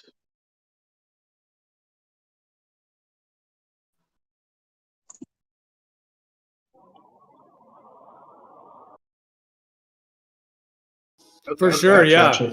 Yeah, exactly. Connecting the dots in actual logic and thought, rather than talking past each other or having some sort of like an isolated, philosophy on things that isn't like integrative and actually like the energy isn't actually flowing between the thoughts, the logic, one another, which I in a sense could even be said to be related to this kind of modern day, the kind of scientism, the isolation, the corruption in a lot of science, the way that finances and different thought patterns and different foundational assumptions have been able to run rampant and kind of in a sense kind of infiltrate our modern thinking and our modern philosophies in this current, in this current day. Yeah, just kind of this current industrial kind of Newtonian Cartesian paradigm, which is sort of what they've built heliocentrism on, and this whole kind of lineage of this current state in that way. Is it a little bit like? Do you think it's like a little bit like a metaphysical like elitism in a way? Like you're the only knower of the thing, and no one else can really like hold a candle to you. That's kind of the way I sort of look at it. Is like the core of this. Think about having something valuable right in front of you, but not having the logic to think through and understand that it's right in front of you. Someone can have something and manipulate you into thinking that you can't have it, shouldn't have it, or don't deserve to have it. That it's that it's instead of an abundance, it's a finite thing. When this I mean, just the world. I mean, fuck. It rains, it drops water to the earth, which we need, and then there's the stuff on the ground. Everything you look around you, especially if you live in a metropolis, you're looking at your phone, you're looking at your computer. All that shit came from the combination of materials from the ground and thinking things through. Real science breeds technology. No, if you have technology and you can also tell how they don't really know like the purpose, how or why or reason. Just think about all the commercials that you hear, the way that we take in what's the word? Entertainment. Hold on, real quick before you go on too far from that point. Let me just address it. We take science, they do engineering, we get technology from that. That's how you know science proves things. Because if science didn't prove things, we wouldn't get that. Technology would stop working or it wouldn't work. It works because we prove that this is how physical reality happens, and we can now utilize that. That's what engineering is and technology and shit. Yeah. Exactly. So then when you take it to the philosophical side of things, think about the entertainment that we listen to. Like how many infomercials have we been inundated with? The things that, our mothers love watching, that QVC, whatever. Oftentimes people buy using the fallacy appeal to celebrity, which is appeal to authority of some kind. In that case, it would be appeal to celebrity. It's the same. It's just another illogical thought form, because just because a celebrity said this is the product, it's the best product, I love it, I use it, that tells you nothing about the product, what it can do for you versus what you're already doing. But people will buy it. Like how much junk has every single one of us brought over the years thinking that it would be something other than what it actually was. So, like, the inundation of all of this illogic is everywhere, and we don't even think about it. We don't even think about it. Seductive advertising.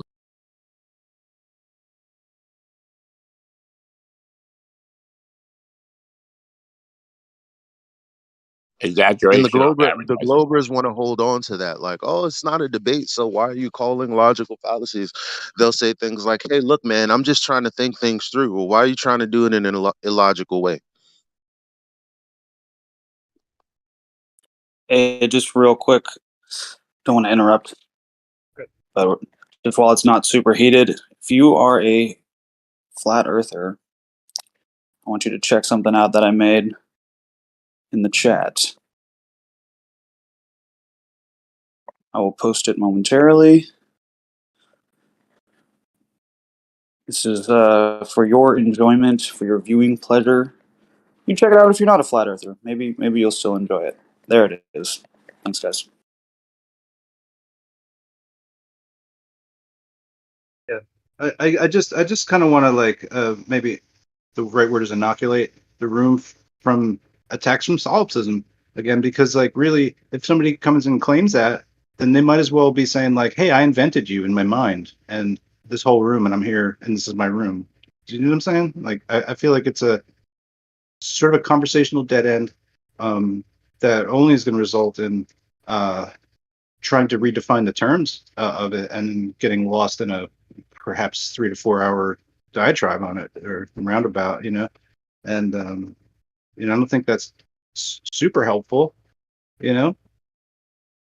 Or do you guys think that there's some value in having to re-examine this, time after time, like Cyndi Lauper song? Like, I don't know, man, like, because Re-examining what? it's the qualification of what solipsism is, or that somebody can say that like that's just their philosophical view, because if their philosophical view is such, then they're basically saying everybody else is a pretend. You pretend, like I'm the only real one. You don't know what you're talking about, and that's like a form of elitism that is very toxic in this type of environment. We're trying to like openly discuss ideas where everybody has like somewhat of equal potential of being right, at least. Right? Okay, sorry. No, yeah, I think you're right, because I think that we can swap that word out with religion. One man says, hey, I know the way to go. This is what it is, and I'm superior, and that's what it is. Well, if it's superior, then it came from somewhere, it didn't come from you. Maybe you put some things together. And again, if you have an epistemological outlook, then it should be logical and reasonable. Shouldn't have any forms in it that are contradictory whatsoever. I'll accept that all day long. Why? Because I know that's the way this place is. This place is straight up and down what it is, true or false. Sun comes around and around and around, or however that's working. We breathe every day. There aren't pockets of vacuums. I'm not walking and then all of a sudden floating in the air. Like, everything is the way it is, and we I just just want to like we just think of nature like that. We don't think of how we think in our operating systems being like that as well. This is why we're so broken, is because our operating systems are broken. We're working off of their system. yeah, but dude, like you're saying like religion might be like that, but I don't know, because like religion is at least like a No, body I'm of not. I people. Like didn't there's say more. religion is. I didn't say religion. I'm saying you You can. did. It's synonymous with religion, because religion is basically, a It's not an worldview. individual. It's not an individualistic point, though. It's not saying like, oh yeah, because then we'd be like a religion itself is like uniform. If you're talking about, oh, personally, God spoke to me. He told me this shit. You know what I mean? And you'd be like, no, Yeah, that's God religion. talked to me. He taught me this shit. You know what I mean? I'll be like, well, we're That's disagreeing religion. because that's the point, which is more of an accurate comparison to me. But that's religion. I don't know if that's religion. I mean, religion doesn't say like, "Hey, God's gonna like, Well, the Bible defines what you Maybe just it does. said as religion, and also other philosophers have defined that as religion. And when you really look at religion and the thought forms that people take in, it's exactly the same thing. The Bible warns against religion. I'm not sure if Okay, anyone knew that. I mean, but then that would just be like a collective solipsism or something like that. If a bunch of people sort of agree on something and that they're all kind of going with it, then no one is the wiser for anything. They didn't create everything. Like do you know what I'm saying? It's very difficult to. Like a I get it. not Okay, cool. mass hysteria, but like mass. What do you call that? Like where, like for instance, when people were burning witches at the stake, there was a mass delusion that everyone took part in collectively, because you got to wake up one morning and agree to someone else's train of thought, or you have a train of thought and you can recognize that other people resonate with you, so you can have this collective individualism, even though that sounds a little like contradictory. It's contradictory because you can't have collective solipsism, but that's kind of like what we'd be talking about, and it's almost like even though that's contradictory, I'm not sure that it doesn't exist to some degree. I think there is Yeah. sort of collective solipsism. A bunch of people thinking that they have the only viewpoint to have, and that they're the only people in control of properly understanding things, and that you will not be able to understand them. And But there I don't know. I just find is that collective intellectually like a little bit solipsism. unfair. I'll stop talking for a bit. That's what I said earlier about science. Like the whole point of science is that there's a collective solipsism, and so we have this technique or this method that we use in order to make sure that we're actually approaching what is the objective truth, because we're all under the agreement that we aren't capable of just of just coming to our own conclusions to things without using a method that can be checked by others. But it can't. So you can't really have an individualistic point of view that is solipsistic with other people. We can't be co-God, right? Or unless that's your philosophy, which call you a fucking different philosophy. You wouldn't just be like, I'm a solipsist, right? You'd be like, I'm a collective solipsist. I believe in science. But say that then. You know what I mean? Don't just use it as an out, like the fucking escape pass to get the fuck out of the conversation, or just like just beat somebody's point and be like, I don't know, like nobody could know anything. That's cheap. That's a bullshit move to me. And that's all I really want to say. It's just to inoculate the room for like, future probable encounters with the same topic. That it's something that we all know how to like diffuse in a way, because I think while you can have science, I just don't think that is in itself solipsism. And it's conflating the two issue. is annoying to me. Go ahead. Is that you're now demonstrating that the opinion that opinion of is solipsism. I think you guys are adding a feature to it, which is that people think they're gods, or they think that their reality is the only reality, or something like that, when that's not solipsism. That's like I said. There's these are two different statements. The statement that all I can know for certain is that I exist. That's one statement. There's another statement. I know for certain that only I exist. Okay. The second statement is not a statement of solipsism. Only the first one is. It's just the only statement is the only thing I can prove with certainty is that I exist. That's not claiming that that's the only thing that exists. Right. So that there's no God complex that's associated, or narcissistic Case of complex that's Descartes. associated with yeah. I just mean in the case of the inventor of the philosophy, it is that though. He is saying he's the only person, and he's not sure whether there's like a demon tricking him into seeing the world around him. That's effectively, not what you're saying. No, but that's so. Here's because I said this earlier too, that if somebody is saying that there's a 99% chance that this is the case and a 1% chance that this is the case, those aren't the numbers. They obviously are going to not be believing the 1% thing. They're definitely believes the 99% thing. All they're doing is they're admitting that that 1% probability exists. Not that it's at any way the thing that they think is happening or anything like that. So a Solips who thinks at a very, very, very small probability, like an infinitesimally small number, that they are brain in a vat or whatever it is. That means that they definitely that's not their belief, because that's a minuscule probability in their head. I guess I'll take a stoic approach and not respond.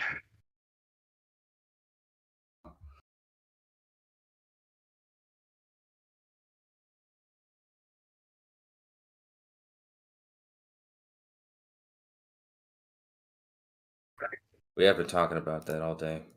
Yeah, definitely. I just wanted to get in a couple thoughts in there. So thanks, guys. Appreciate it. Appreciate you. I did want that, because Scott said it too in the chat, and I felt like that was something that was being that the two sides were disagreeing on, and they were actually two different things. That they like it's like one side, like who was it? Charlie, was claiming that all he knows for certain is that he exists, but you guys are hearing that he's saying that he's the only one that exists, right? Those are just two different statements.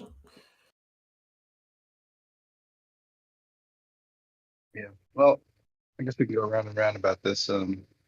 Everybody thinks they have their own unique understanding what solipsism is.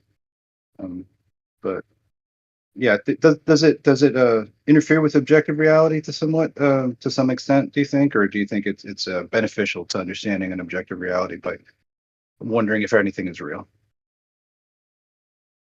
I think the truth, whatever the truth is, understanding it is definitely always going to be beneficial. Understanding the truth is always going to be what I'd say was the good thing. So if it turns out that that is the case, that we don't have a direct connect or direct interaction with the objective, like we can't directly perceive the objective reality, but we can come to probabilities of certainty about it. It's an interesting thing too.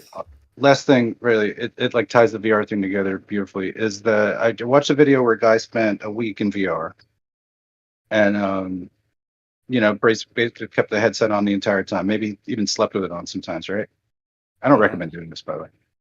He said when he got out of there, when he started talking to actually without a VR headset, he's out in the real world now, looking at people, and he's like talking to them, but he's not sure if they're actually real people. He said this, right? He's waiting to see their tag and hovering over their head, like what their account name is or something like that. Like, oh, you're playing this character, this person, what's your account name? That's that was his real inclination to think that, just after being kind of in that environment for so long, you kind of train your mind to kind of consider things in a certain, it funnels the information down in a certain way. So I don't know. I just want to leave it at that because I thought that was a good story. But wouldn't your head hurt if you did that? I can imagine having a headset on. Like maybe not just a headset. I mean, because if I do VR for 45 minutes, my head hurts. So I mean, yeah, I mean, we see all types of. Just visual information to take that in. One time I drove for must have been 14 hours straight, right? And it's into night, and my eyes are not that great anyway, right? And at a certain point, I'm looking at all these taillights for hours and hours, right? And then all of a sudden, all of the fucking taillights become flat.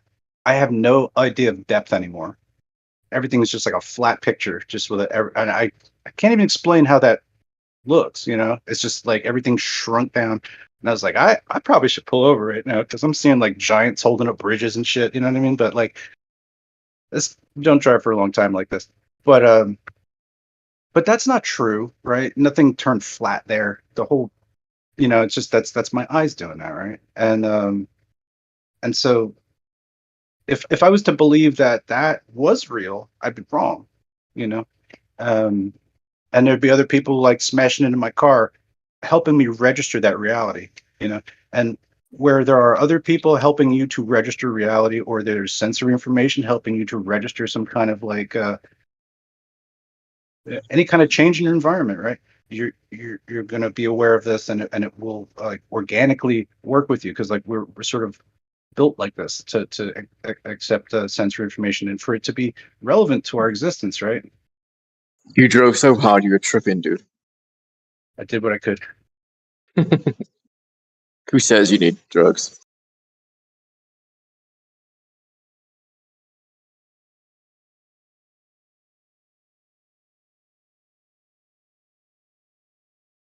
Yeah, my brain was ready to start dreaming. It was ready for a little break, for sure. So yeah, I guess like just to, I mean, but there's other things like you could have like a crazy visual trip, you know what I mean? Maybe you're on some psychedelics to see a bunch of things, you know, to the point at which you're like, oh, this is a real physical thing I can go touch. You'll find that out pretty quickly, I guess, if you see some sort of apparition or something like that, and you're like, I'm just tripping, but I'll go shake its hand. You know what I mean? If it shakes your hand back, then I don't know what the fuck, what, you know, I don't know where you're at, but maybe that happens too. I don't know. Is is to say like that you can't translate that experience to everybody. It's not a universally like portable sort of thing. Like it has to be kind of wired uniquely to you, your set of perceptions, your instinctual reactions to things, and how it all works for you. So, you know, I don't know. I guess to sum it up, Charlie annoys me, and I'll leave it at that. Okay, thanks. That's all I really needed to say. I guess I'm clear. Clear. Thanks, guys. That was awesome. Thanks, buddy.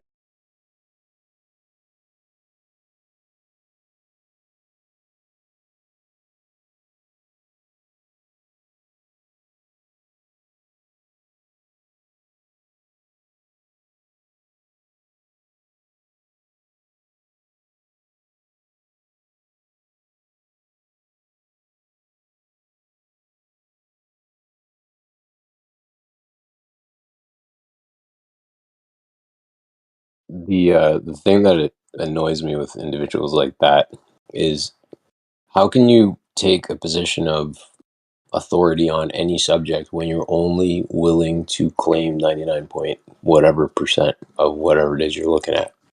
Like we're looking for people who can actually like make statements and say this is what I observe because it is so XYZ, so on and so forth, and be strong in your opinion.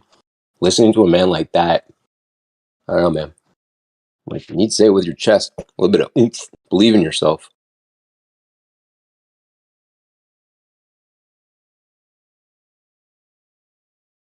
Conviction, that's what I was looking for.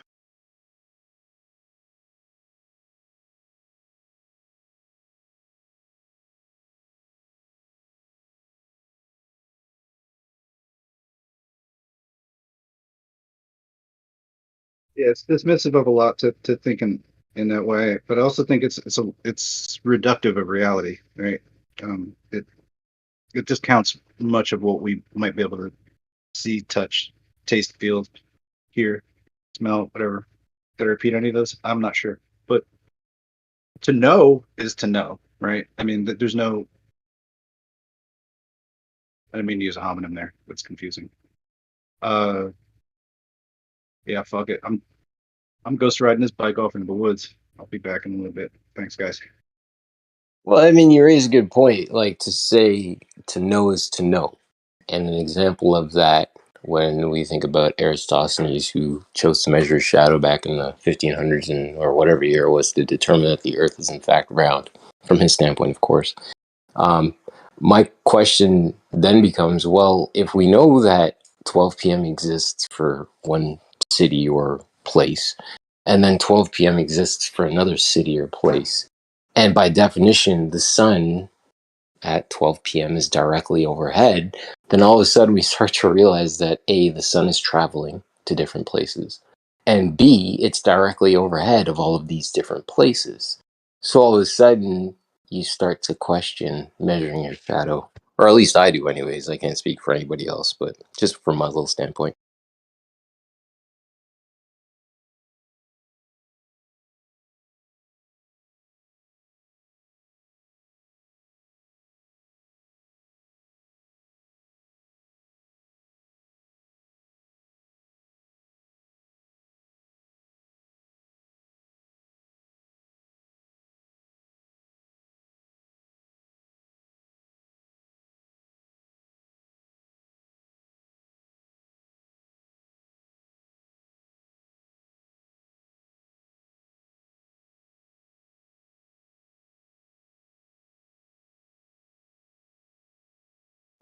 Hey, does anyone know what the largest flat Earth Discord is?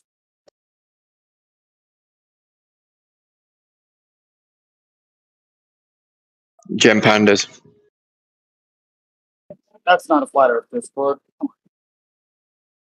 The largest flat Earth thing? I mean, this is one of the biggest ones, bro. The heads ain't putting up numbers like we are, really. Sometimes they do, but not often. Yeah, that's kind of what I was thinking. Yeah, this is like the biggest one, dude. I mean, if you count all the people in VC and on YouTube when we're at our peak, I don't know if anyone else is even coming close to it.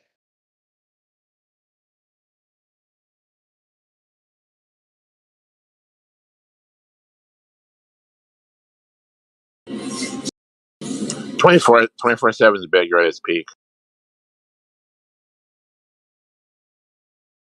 Yeah, how many people again in their YouTube/VC?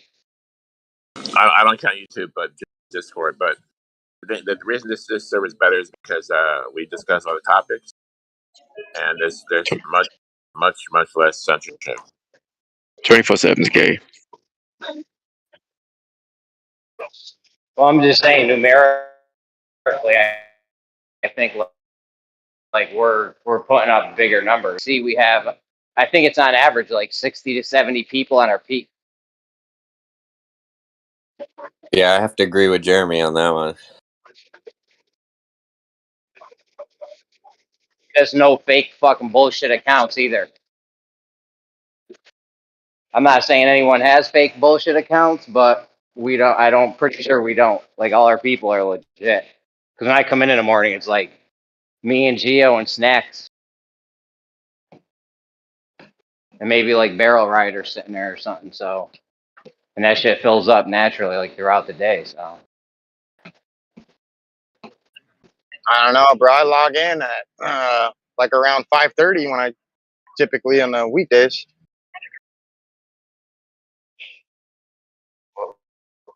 And then what? What's that? You log in at 5:30 a.m. on the East Coast? Yeah, over here on the West Coast. West Coast. Ah. Our day's practically over by that time, though. So come on. Yeah, no, it's fucked up. No, we get it pop. That's right when we get it popping, ain't it, Snacks? About 8:30. Yeah, sometimes it'll get started a little earlier. Like, I've gotten it cranked about like 5:30 sometimes, but I got to draft the Australians in. Ah, that's tough. Yeah, you get the Aussie. Australian people are cool. We got some cool ass Australian people. Bandsaws What's up and with shit. Yeah. Go ahead. Merlin? Was it Merlin? Merle, yeah, Merle. Merle. Shout out to Merle. We miss you, Banso. I mean, we got Bandsaw. That F. Angela guy. So I don't know. Where's he from? Australia, you say? Was he roboting or was it me? Nope. He's from Australia. Nah, he was robot. We got What Ruhip. about He's Eggshells? Australian. He's awesome, right? Eggshells is Australian, isn't he? Generally shady. He's Australian. He's awesome. Really drunk. P-Mac. Where's my Jazza at? Where's my T-Mac's always drunk. Oh, Jazzaconda, he's Australian. He's a person. No, he's New Zealand. I'm sorry, but yeah, Oceania. Same Clock in. thing. Same thing. I'll talk to him. You're right.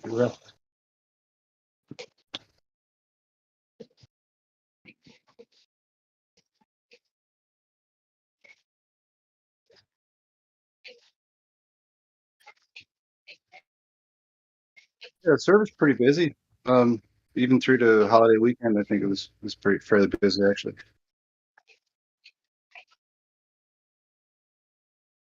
I think we get a lot of people listening, like listen in, like on their morning drives or whatever. Not everybody can hang out here all day. I mean, bro, there's people, if they wanted to, they could have a banging ass Discord server. Like, look how many subs does Jaren have? Or Witsit or something. Like, if Witsit wanted to, he could have a dope ass Discord server full of people. So anyone that's got thousands of subs, if you can even get 10% of them, Yeah, I feel like we got some big. People probably are looking. What's up? I was just saying, I feel like we got some big names here, dude. Like, some big people that got some big following coming here. Yeah. The Globers can't really have great servers because they kind of like are boring. I don't want to like be mean or anything, but I don't know. They're not. It's not very exciting. When are we gonna allow Platypus to put a Discord link on his YouTube? No, I'm allowed to do I mean, it. do it if you want. Yeah, no, I'm. What I want to do is make commercials for the server. I want you guys, like, if you have a good interaction with somebody, go and clip it off the live stream, send it to me so I can listen to it, and then I'll turn it into a commercial. Keep it under 1:30 seconds.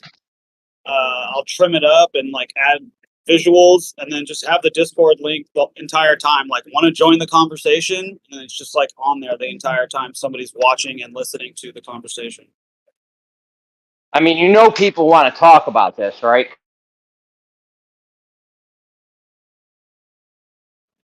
Yeah, I do. It's kind of funny that you guys are talking about this right now, because without telling anybody, so I've been shadow banned for 3 weeks, bleeding followers. I've lost almost 100, and today I just said, "Fuck this! I don't care. I'm just gonna try and reach the 8,900 that I still have." And literally in the last 3 minutes, I've just started posting and like telling people, "Hey, like, come to see my new account." And I will, if you guys have clips right now, send them to me. I'll turn them into a reel, and I will make a commercial for this server.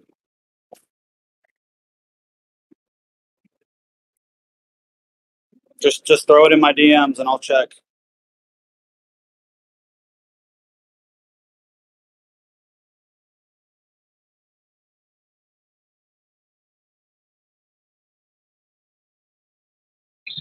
I got some naked pictures of Kosho's mom. We could probably put those on. Whoa! Let's leave the mothers out of this. Get off of mothers, huh? I just got off. Oh, forget it. No, we're trying to bring people to here, right?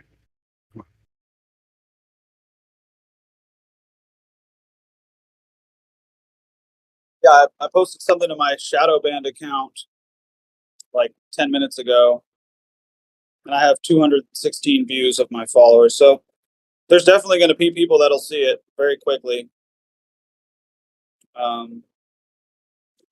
yeah, I'm basically operating off of 2 accounts now. So yeah, if you, like, in the last couple days, even if you just send me a timestamp and link the YouTube live stream that was recorded, I will go and clip it for you. Just tell me where it was and tell me what you said, and I'll do it.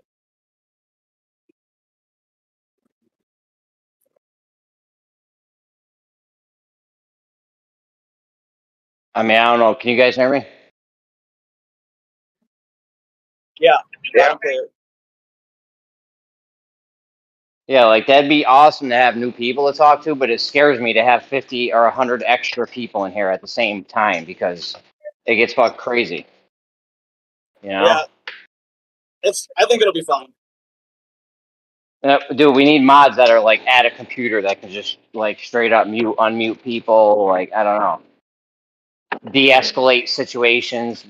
As mods, we got to de-escalate the situation. Think like we're cops.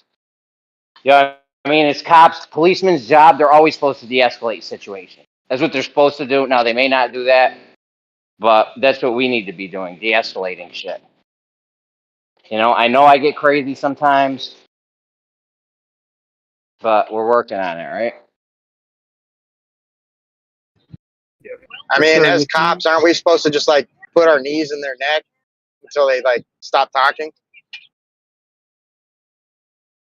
No, just do like Jeremy. Just threaten to pull the car over if we keep fucking misbehaving. You know. I'm gonna turn the car around.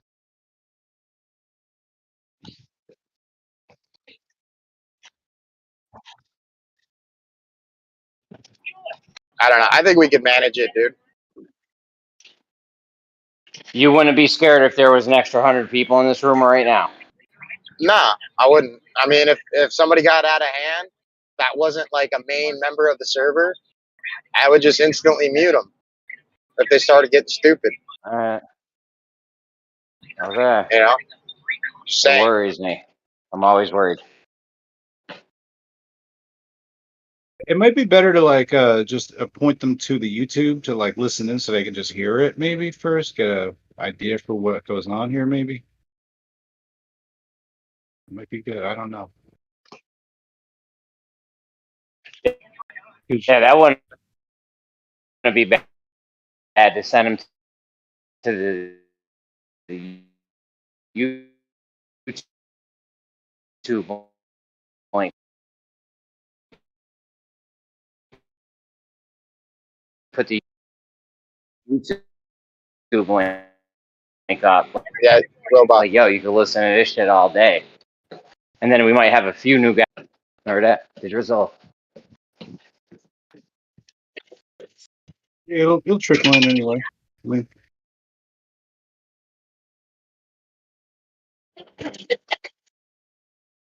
good stuff. The other I don't know. I hear a lot of people complaining about the other FE servers and stuff on Discord. I think if we kind of did it like the the staged event where people have to be invited onto the stage in order to interact through raising their hand, that way it kind of like allows the masses to come, but selectively, you know, we get to pick who we want to be able to interact at that particular time. It takes more management though.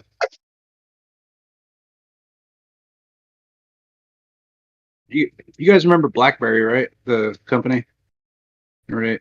Used to be the shit back in the day. You know? Is that the cell phone company? What about BlackBerry with the phone that failed? What about it? Well, a lot of people still love them, but you know, They don't the thing support. is, They're obsolete. you know what? You're obfuscating my point. My point is that company started out with 12 people, and they could do the whole company, and they got it to where it was, and then they got capitalized, and then they brought in hundreds of other people, and then they fucking flopped because they lost the inherent culture of what they had. So that's my profound ass point. Yeah. So you're saying that's what's going to happen to our server? So you got to grow slow, you know.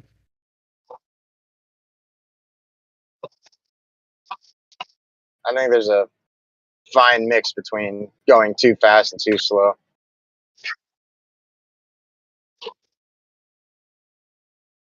I don't know. I think we should have grown a little bit bigger already, but that's just my opinion.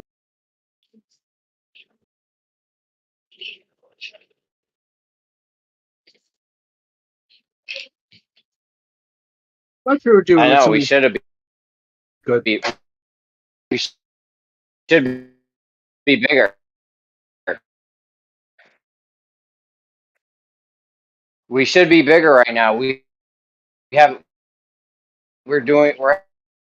talking about the most interesting things on Earth. For suppress a lot. Tell your brother.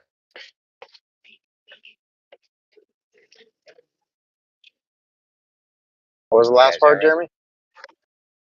You said something about your brother. Tell your mom or your brother or something. I don't know. I don't know. Like I said, I'm worried about friggin' having this shit modded correctly. So, I don't know.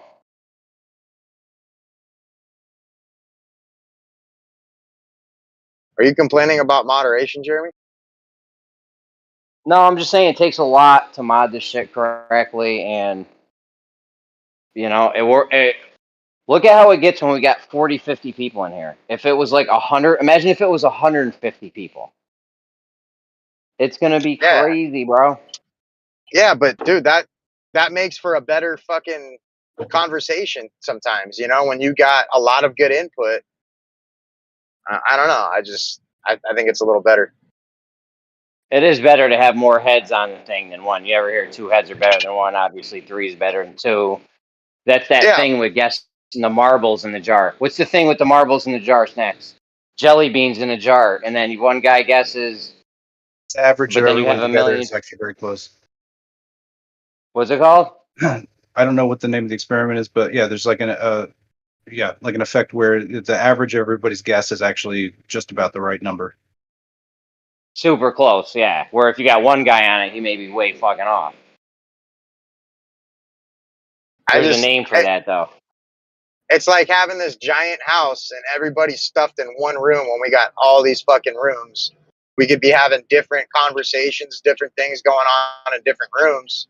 But yet, you know, to pile 150 people in one room and everybody wants to have their say, yeah, that could be haywire. I get it. Well, that's another issue, is that nobody wants to miss. See, we've kicked around opening up another room, but it's like everyone wants to be in the main spot. Everyone wants everyone else to hear what they're saying. Everyone wants to hear what everyone else is saying. So if you chop it up into even 2 rooms, now you're just missing shit. But you could go back and we could make highlight reels or something, I guess. I don't know. You could keep one room just flat Earth, and when we start talking off, push everybody in the next room. Get the one room flat Earth. That's what I'm saying. Have different discussions for different rooms. You know, some people want to wow out, bro. You know, maybe there's a room for that. Maybe they can go in the funny room and get funny. You know, but over here we're doing real shit. I don't know. On a more serious topic, though, did you know that 25% of women are being treated for mental illness? Do you know what that sounds means? about right. Do you know what that means, though? That means that That means a quarter of the psychologist women. have a job waiting for him. It means 75% of women are walking around untreated. That's great. Okay? Uh, Let's get funny.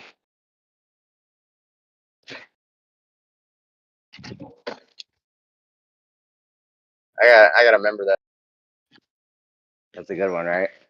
You're talking guessing how many jelly beans are in a jar. How about you just guess how many I want? How many jelly beans? Yo, what's the name for that thing, though? There's a specific name for that.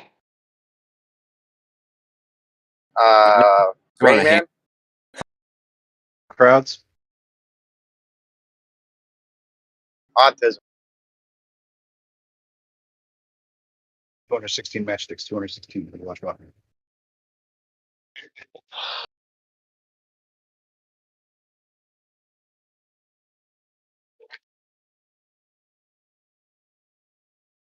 Kevin is still Wapner.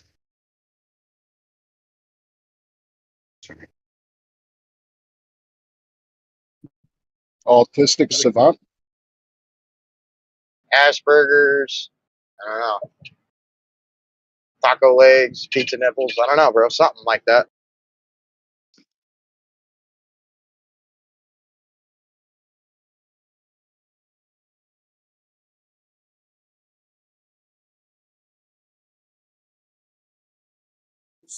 Who here thinks they have the best answer that they can answer in under 30 seconds for why would they lie? Like you get somebody who's like you're going through the arguments with them, and then you get them to the okay, let's say the Earth is flat. Why would they lie?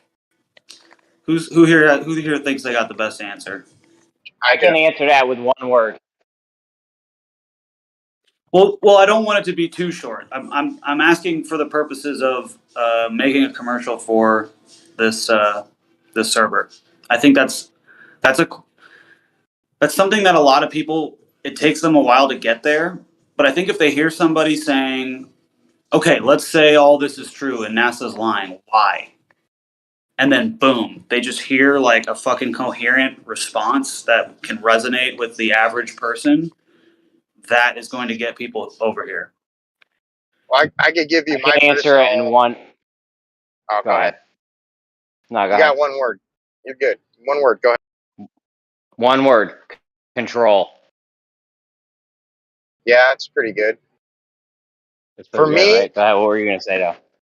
yeah, for me, it's the existence of God. Because if you knew that you're not living on a sphere created by this cosmic fart, then the only other alternative, logical alternative, would be creation through intelligent design. So the fact that they're keeping everybody confined within the 60-second parallel south means that anything outside that would be too great and it would blow their paradigm. Well, I guess that would fall under control, right? Also, Control. You only need one word, baby. You can elaborate on the whole control part. I mean, that would be an elaboration on the whole control thing. Yeah, I mean, look, the reel can be I a minute, just feel a minute that- and a half long. So, feel free to go into more depth if somebody. No, cut it out. You need 5 seconds. This whole thing is gonna take 5 seconds. I mean, and we're still going under the vice of speculation, though, even with that. But it's definitely like the major part of it is definitely control. But you, I would say their main goal is control. That would be like the main thing, and then they'll maybe elaborate on that. Like, they want to control what we think. That would be kind of what Dice Low said. Control, where we can go, all types of stuff. Yeah, here, they used to tell people the earth was flat because they thought if they left too far, they would fall off the edge. And in order to have tyrannical rule, you have to have control of the people, and the people can't leave. So once the people left, found another land to go to, what did they have to do? They had to make a bigger government and stop them from going anywhere. So they just wrapped all the land on a sphere and said there's no more. Right. It's basically a mental jail cell for your mind, and knowing that if you went one direction far enough, you would end up in the same spot, which leads to the fact of why would you go anywhere at all? You're fine where you're at. And that's kind of like what it implies, aside from God. Control, power. These guys, these elites, I've said this so many times, you guys are probably sick of it, but these elite people think this is their house. In your house, you want to control the temperature, who comes and goes, if people wear their shoes, the noise level, the color on the walls, what it smells like. You basically want to control everything in your house, right? Most people do. They think this is their house. They think Earth is their house. And they just want to control everything. Who's doing what, all that.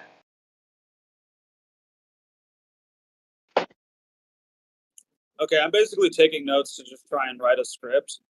And take notes while I take tokes of the marijuana smoke. You heard that one? Oh yeah, I love Tupac. That's but I think that was Cypress Hill. Yeah. Jesus, Dice Low.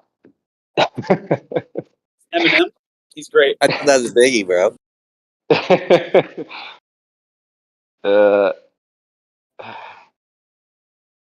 Yo, have you guys heard the new song that came out called Big Brother? It's fucking fire, you guys. I'm gonna post it in the chat right now. Yeah, that guy. Is it that white guy who goes? He's like step one. That's how it starts. Is that the guy? No, it's a different. I don't know if it's the same guy. I don't know what song you're talking about, but this one, it's like, it's just fucking really good. I'm not gonna try and sing it. The one guy's song should have been our fucking the Flat Earth national anthem. He's like, step one, get the people to obey. Step two, you guys didn't hear that one? Yeah, what's that dude's name? I forgot what his name is. Jeez. You know that song, though, right? That's a dope ass Yeah, conspiracy. Yeah. Yeah, It's bro.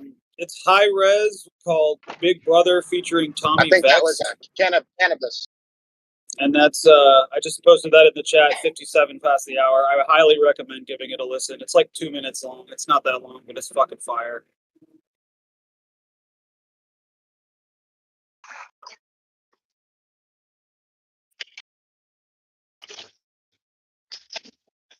Whew.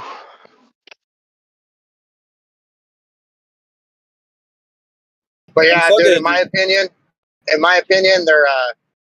they're preventing the existence of God. Like that's the logical conclusion. If you knew without a doubt that the Earth was flat, it leads one to confirm that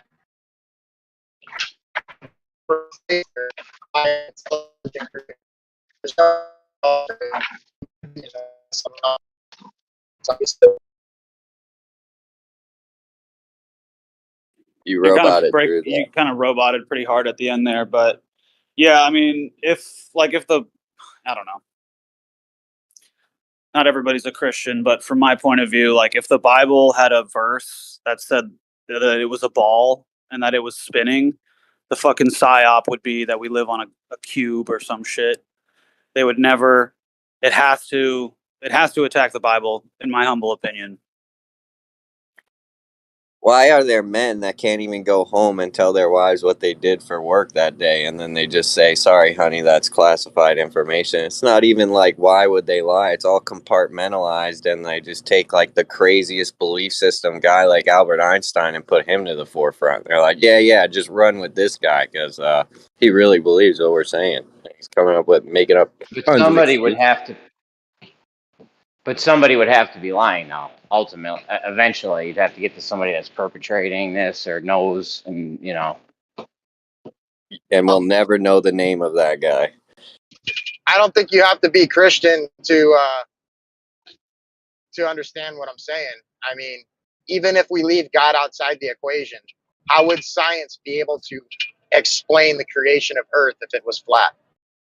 I don't think they have anything to do that with. Like, there's none of their science would ever comport to the possibility of that. They lose gravity, they lose evolution, and the Big Bang. They lose a lot of things, dude. That's the whole point. I was just giving my humble opinion. That's all. I mean, it could be Buddha, it could be Hare Krishna. Who's to say? I'm just saying, like, the thing they never attack those religions. No, I know, but my point is it's not just depicting a Christian God and saying that the Earth is a creation.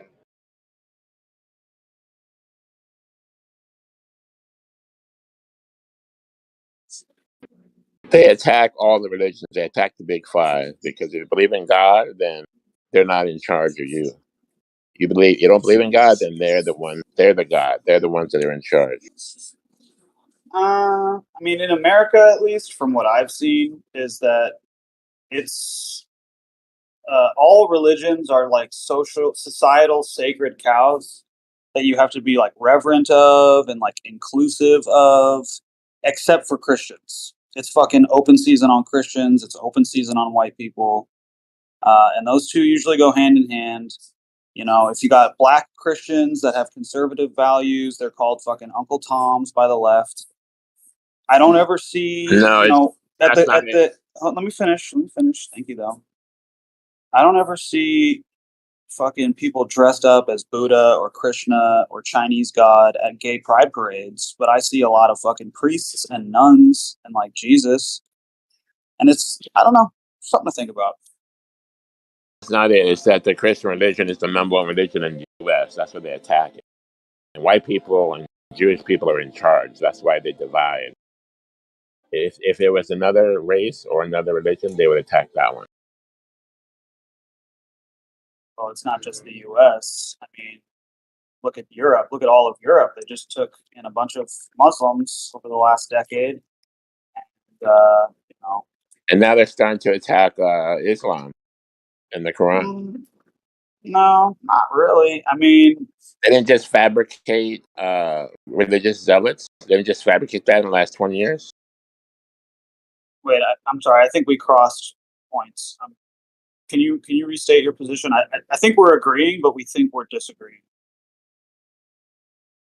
You mentioned the Quran and Islam. I said, didn't they just attack the Quran and Islam with all the fabricated zealots in the last 20 years? You think those are fabrications? You think like 100%. the truck attacks and the bombings and with 9/11, there are no terrorists. the gang rapes? There are Oh, no wow. gang rapes. Fine, but not terrorists. Not 9/11s. No. Well, I agree with you on 9/11, but there are terrorist attacks for sure. We don't kill very many terrorists ever, but they are real. Name one terrorist attack from a religious zealot. It's not on TV. That's not on TV? Meaning how would we know about it? A real one. Yeah. I mean, I would just say Elba Auckland or whatever her name was. She's like an 8-year-old girl, ran over by a truck, driven by a Muslim. I don't know. I didn't hear about that one, but I'm going to say that they're all fabricated by the CIA. Well, yeah, no, I respect the diversity of opinion. We can agree to disagree.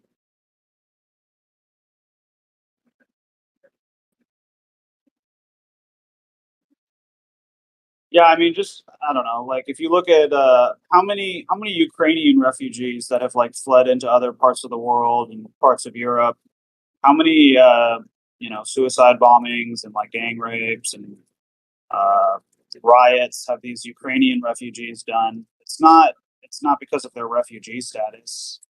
It has to do with going from a low trust society into a high trust society. Combined. Have you considered that most of it's propaganda? What do you mean, most of what? All these refugees and all this about war. I mean, it's all propaganda if it's on the TV, but you can tell by the way that they don't report on a lot of it. You have to like go to BitChute. You know, people talking about it on YouTube are getting censored. They're like, help, we're in Europe. You know, our government is doing nothing to stop these people from coming in who have antithetical belief systems, and they're fucking ruining our way of life. And we can't do anything about it. We can't speak up about it because we get called racists. And there's just yeah. Okay. So the Ukrainians are migrating from by the truckload to these other countries and unannounced and unwelcome, and they're covering that up. Okay, so I'll give that to you. That's not what I said. I think most of the migration coming out of Ukraine is completely legal and, welcomed with open arms, just as the Islamic migration and African migration was, for the most part, state sanctioned and state supported. They may have been coming in on boats and stuff, crossing international borders illegally, but in the end, the governments let them in. They didn't enforce the law with violence. They let them in. So I don't know. I guess just make up your own mind.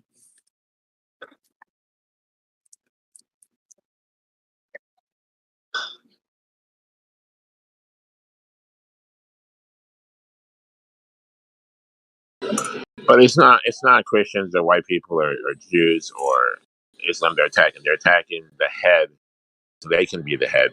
They're replacing the controllers for themselves. They're replacing God so they can be the God.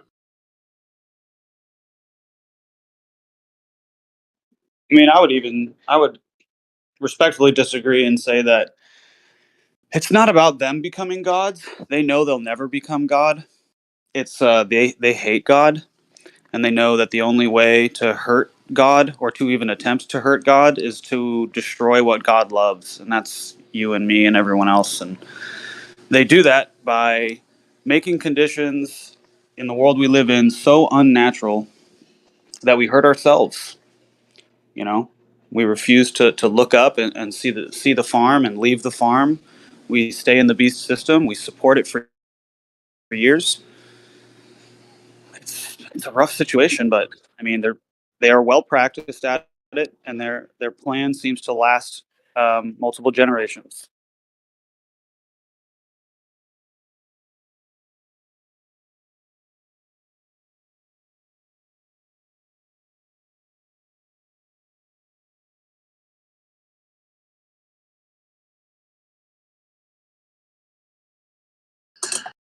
They attack our holy books and religion, prayer, because they want to place God with themselves.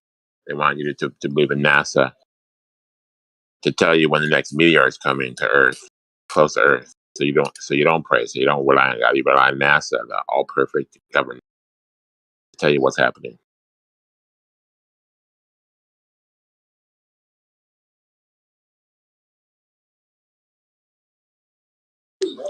If we believed in God and prayed, they wouldn't have control, because we wouldn't need them at all.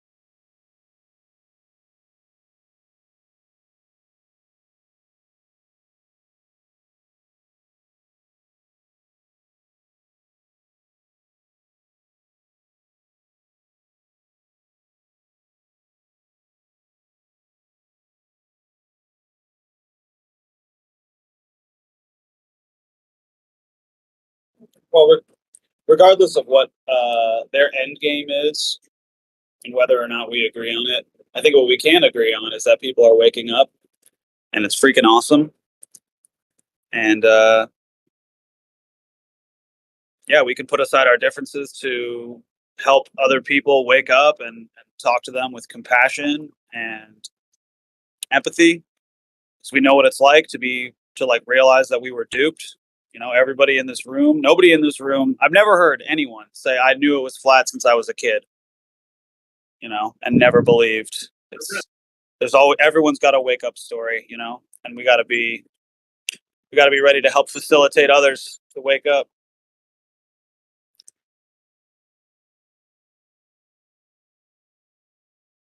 Yeah, I agree 100% with that. That's right. So are they really going to try to pull off this alien attack?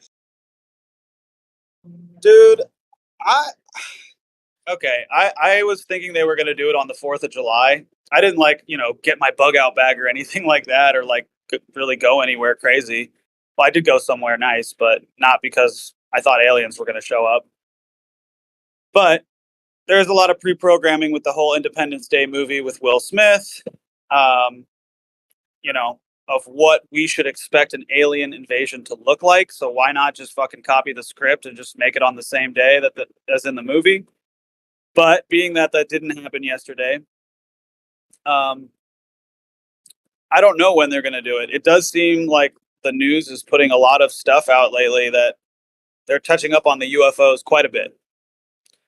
There's been a lot of it going on in the news this year specifically, more than I've ever seen. And it seems like they're laying like the pre-predictive foundation for like the programming. That's yeah. What do you think? Well, apparently the aliens that are coming from Alpha Centauri, they like to come to Earth and hang out in people's backyard.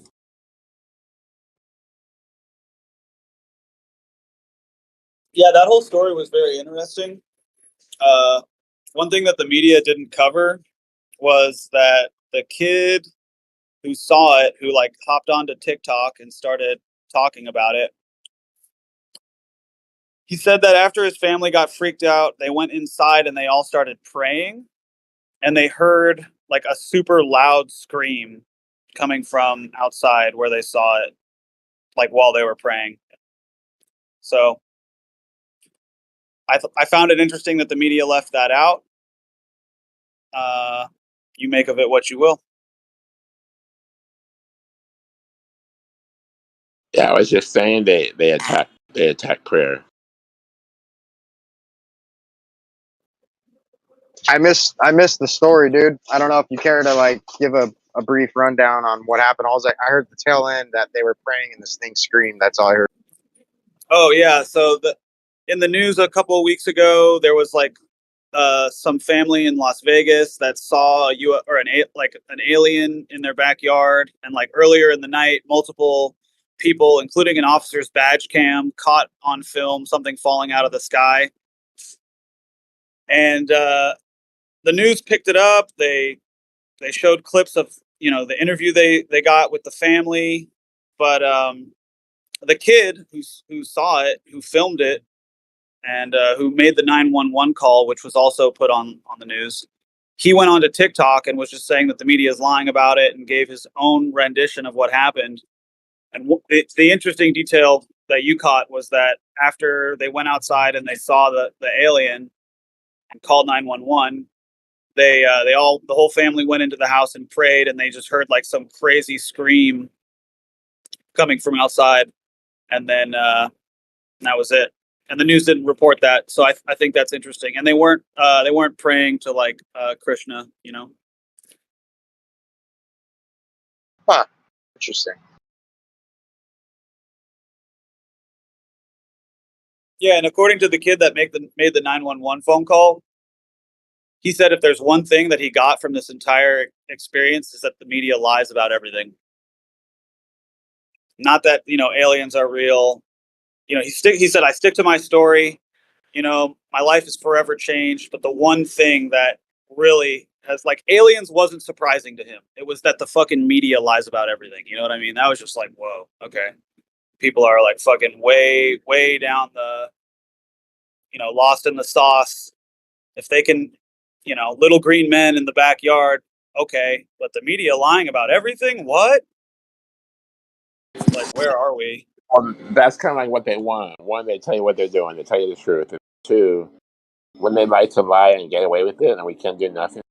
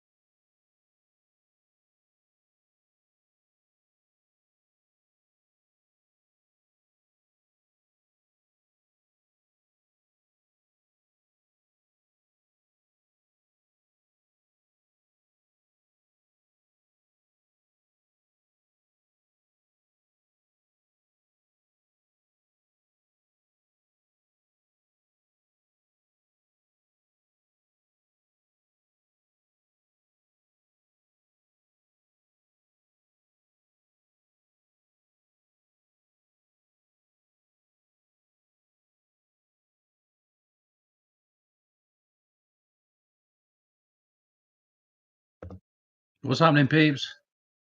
Nobody in the talking mode. Sorry, I was doing some editing. What's up, dude? Yeah, I'm good. What have you been talking about? Oh, this and that. Why would they lie? What's going on in Europe? What's the deal with the refugees? We were touching up on. I think the boys were chatting about solipsism for a while. I kind of blacked out for that, even though I was pretty mature the entire time. Yeah, I watched that video where Snacks posted on that. It's pretty good. I did hear Snacks talk, actually. He did inoculate the room with a little bit of logic and reason. It was kind of nice. That brought me out of the black hole. Like, sometimes when I hear stuff that's just super whack, I'll forget that I even am listening to Discord and I just stop listening. So I walk around with an earbud in my head all the time. Not all the time, but a lot of the time. I was thinking, yeah, Charlie ought to get a bunch of his friends, and then they all start a Discord channel, and they call it, whatever, Solipsism 101. And then they can all argue with each other about who's the one. Yeah, I put in the chat that a solipsist is just somebody that likes to hear their fucking own voice. Because that seemed to be exactly what was happening. Yeah, when I was a kid, when I was really, really, really young, when I was a kid, I used to say to people, "Oh, you're just a side part in the movie of my life," or some stupid shit like that. I used to say that to people, because you go through a phase where you just say things to get a reaction, just to see what they do, because that's when you like pecking at the borders. You're just a side character anyway. Such a dick.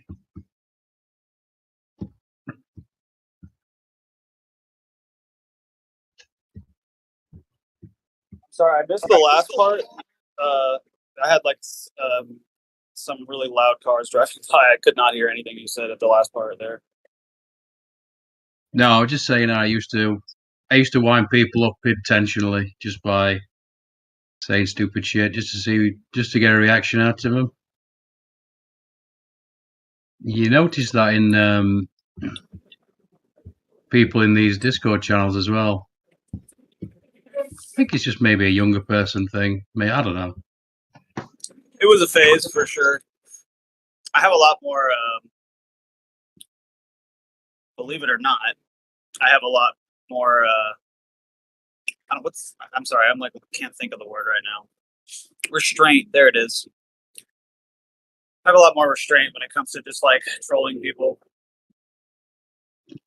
I do get a little heated though. Like when my spirit gets close to some evil stuff that people are saying, I get super fired up. Like when I hear people simping for Yeah. big pharma. I did that with Jace, did I, Jace? I blew up at Jace once, and that was pretty bad. Not one of my finest. Yeah, I was blowing up on him yesterday. What's up, Jace? I see you in the chat.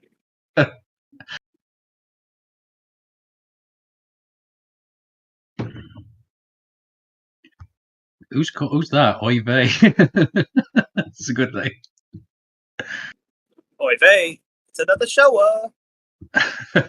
Did you guys know that Jesus Christ said the N-word? Oh.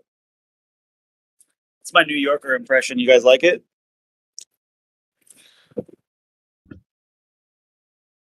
I'm going to try my Boston.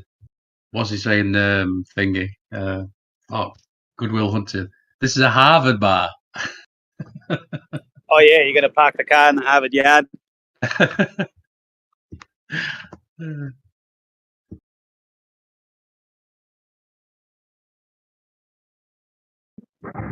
So platypus, you want to know about why would they lie, right? Well, I mean, I have a pretty good idea of why they would lie. I just wanted to see if I could get some people to I don't know, maybe they've got the better words than I do, and they can say it in a more palatable way.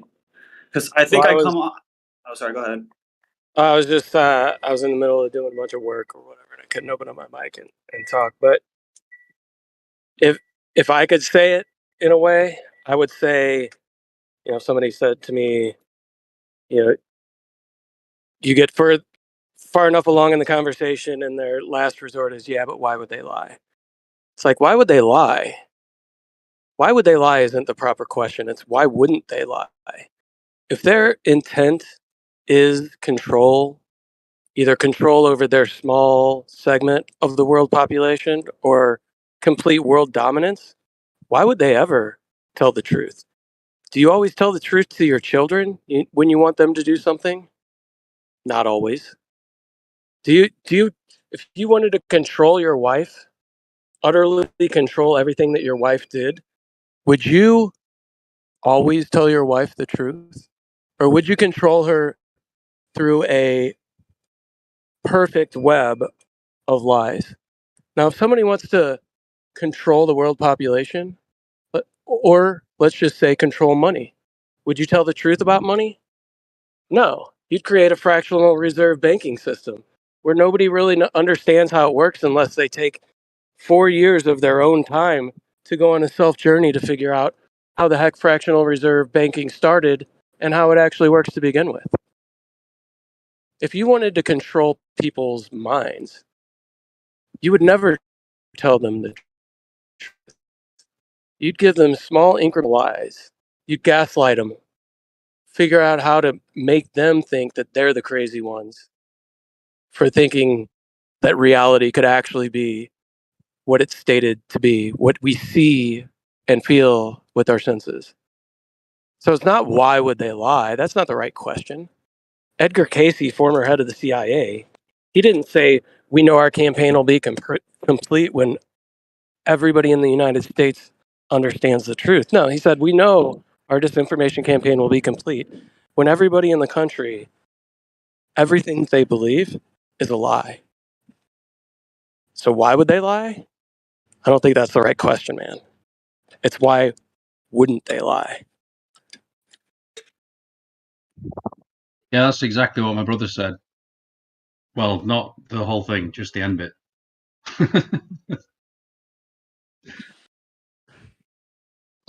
I mean, that to me is the case. It's like I get the knee-jerk reaction for people to be like, yeah, but why would they lie? But that's not, I mean, those people aren't thinking deeply at all whatsoever. The narcissist doesn't convince you, right, that he's lying to you. No. He convinces you that what he's saying is the truth while he controls you through lies.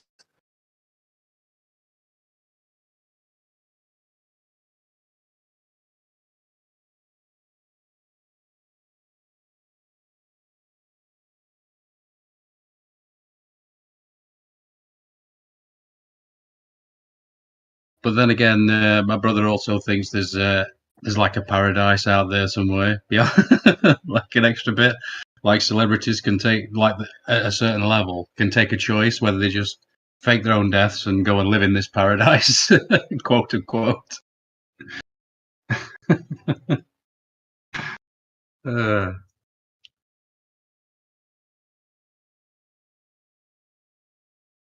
Yeah, no, I get it. And that's the thing, I think we all fall victim to what they tend to do, which is like give us some truth, but mix it with so many different lies that we completely question every single thing that we hear, everything that we thought we understood. Like we start to literally question, which is not necessarily a bad thing, like question our own reality, which is good. But we also start to like have the possibility of losing focus of who we are if we don't understand that within all their lies there are small truths, and we need to use our discernment to pick those out. Because a lot of people can come to this conclusion and just like start to lose their shit. You're like, everything is a fucking lie. There's absolutely no truth in anything, blah, blah, blah. And then you're just you're just in as bad of a position if that's where you're at, as if you're believing everything, all the lies to be truth, at least in my opinion.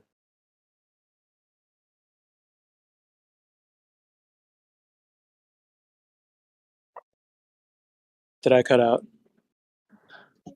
No, you're coming through. Nobody's in Tokyo mood, I think, dude. Yo, Napalm, I'm Hey, so man, just sorry. know the DC. I got a phone call while you were talking, dude. I sent you a DM, but I had to pick it up. Oh, no worries. Just roll back the tape. No, I was just saying, like, why the question, why would they lie, is really just like, that's the wrong question. It's why would they ever tell the truth? Why Yeah, would that's they a ever great tell the point. truth? Yeah. If I wanted to control you, do you think I'd control you by telling you the truth? No. I would control you by telling you a bunch of little lies mixed with some truth, right? And I would find a way to control you. If I wanted to control the world's money supply, I would just not tell people what fractional reserve banking is. I wouldn't put it in the curriculums. I would lie by omission with a lot of that stuff. And even when people try to figure it out, I would possibly lie as to how it actually works to begin with, which is what takes place. So it's not why would they lie, it's why would they tell the truth? You got to understand what their goal is, what their objective is, you know? And if their goal is to control a population, control the world, always be on top, the narcissist doesn't control people by telling them the truth. A narcissist gaslights people, tells them falsehoods, and controls them mentally.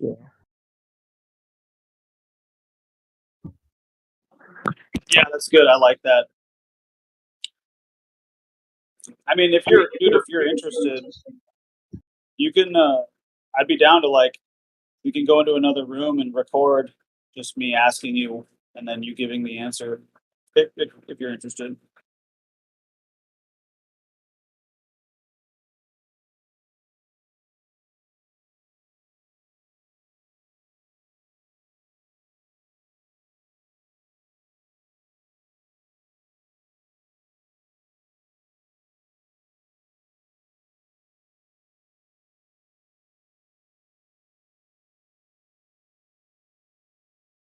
Shit, did you hear any of that? Yeah, did you hear me? Was I muted the whole time? Oh my god, dude. My bad. No, I think I was muted the whole time. No, I said, yeah, that's cool. I can't do it right now. I'm like unhooking my trailer and all that kind of stuff. But DM me, dude, and we'll set up a time and we can go in another room and just and give me a hot minute to actually like formulate a coherent thought about it. Yeah, dude. Hold it down. Even just write like some bullet points down. Like, if you can hit on, like, why would they tell the truth? Who they is, like, in just, like, it's the money, it's the resources, it's the war people. You know what I mean? Like, or just be able to, like, give the listener / viewer a they, and, like, also keep in mind that I'm going to be adding imagery to this. So, like, when you if you keep it like bullet points, then I can just have, like, we can write a storyboard together, really, if you want. Have like a cool scripted why would they lie? Why would they even tell the truth type of thing. Yeah, I think that would be cool. I'd be interested in that for sure. Yeah, we'll hook up. We'll collab on that because I can use bullet points. Sometimes if I get in a flow state, I'm fairly decent with kind of making connections and putting it all together. So yeah, let's do it. I just got to figure out a time. Sweet, yeah. When you have three side jobs, one main job, time is a funny thing. Yeah, I hear that.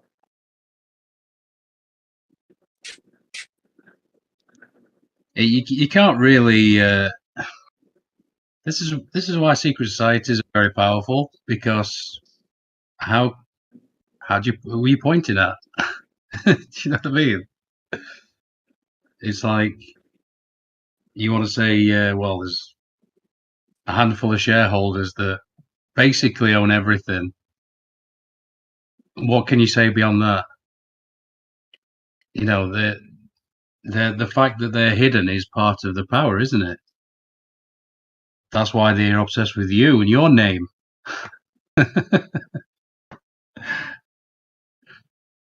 In all capitals. Well, you just made me think of something there, Andy, when you were talking about like secret societies. That's the funny thing about secret societies is like every step up their ladder, if you want to talk like the Masons or something like that, every single step up that ladder, you're learning something. And you're also learning that what you were taught before isn't the full picture and not necessarily the truth. So you're constantly learning new truths, and that the previous things you thought were true were actual just partial truths or outright lies to begin with. But it's funny that I think with gravity as well, like especially if it's a teacher that's been to higher learning or whatever, they then go backwards and teach kids. They're teaching. Well, I suppose there's used to it, but they are essentially teaching the wrong thing. That is weird, isn't it, to think about? Because I think it's like I'm sure at no point they say this is wrong. What I'm teaching you right now, this is actually 100 years out of date.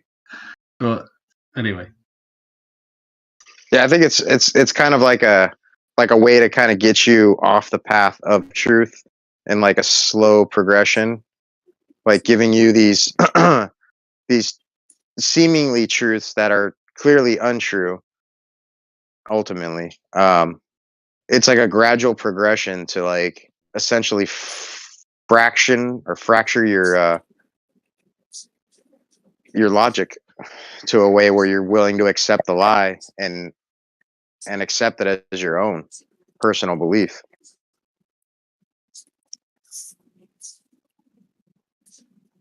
I don't know.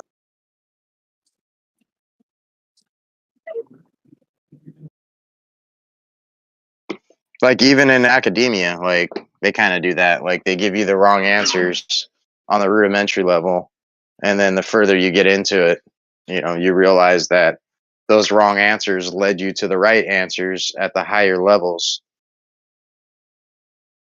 or at least what they think are the right answers. But if you were just to come out with that higher truth or seemingly truth, like it would all just nobody would accept it because it would just be too hard to dismiss that much logic at once.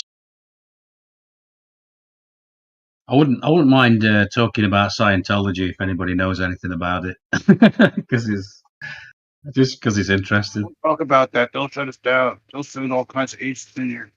Don't talk. They'll sue us. Yeah, they will. No, they're psycho. Let's. Yeah, I don't even want to hear about them. It just sounds funny though, that term "go in clear." Go in clear for $50,000. Exactly right. You see me? I got these guys on a hibachi over here asking about if fucking sky's blue. You know what I mean? Where's my fucking straight answer? It's a non-zero. Everything has got a non-zero absorption rate. That's my fucking answer. That's why the sky's blue. I mean, that sounds like word salad to me. I don't know, man. Why is the sky blue? Anybody have any clues in there? Somebody give me a. Why are boobs good? Lay it out for me, man. I remember asking that one time, like, why is the sky? I think I was young, and I was like, why is it? And they didn't really answer me right. So I never had an actual answer for it because nothing of anybody ever said to me actually made sense. But now I'm asking it to these adults, and I guess I'm just limited, my mental faculties or some shit. You know what I mean? Where I can't fucking understand what their answers mean. Can you explain it? Anybody can explain it? Well, I have my own reasons why I think it, but I'm probably wrong, because I'm not a fucking accredited fucking scientist, right? So, okay. Well, ChatGPT says it's because of Rayleigh scattering, so.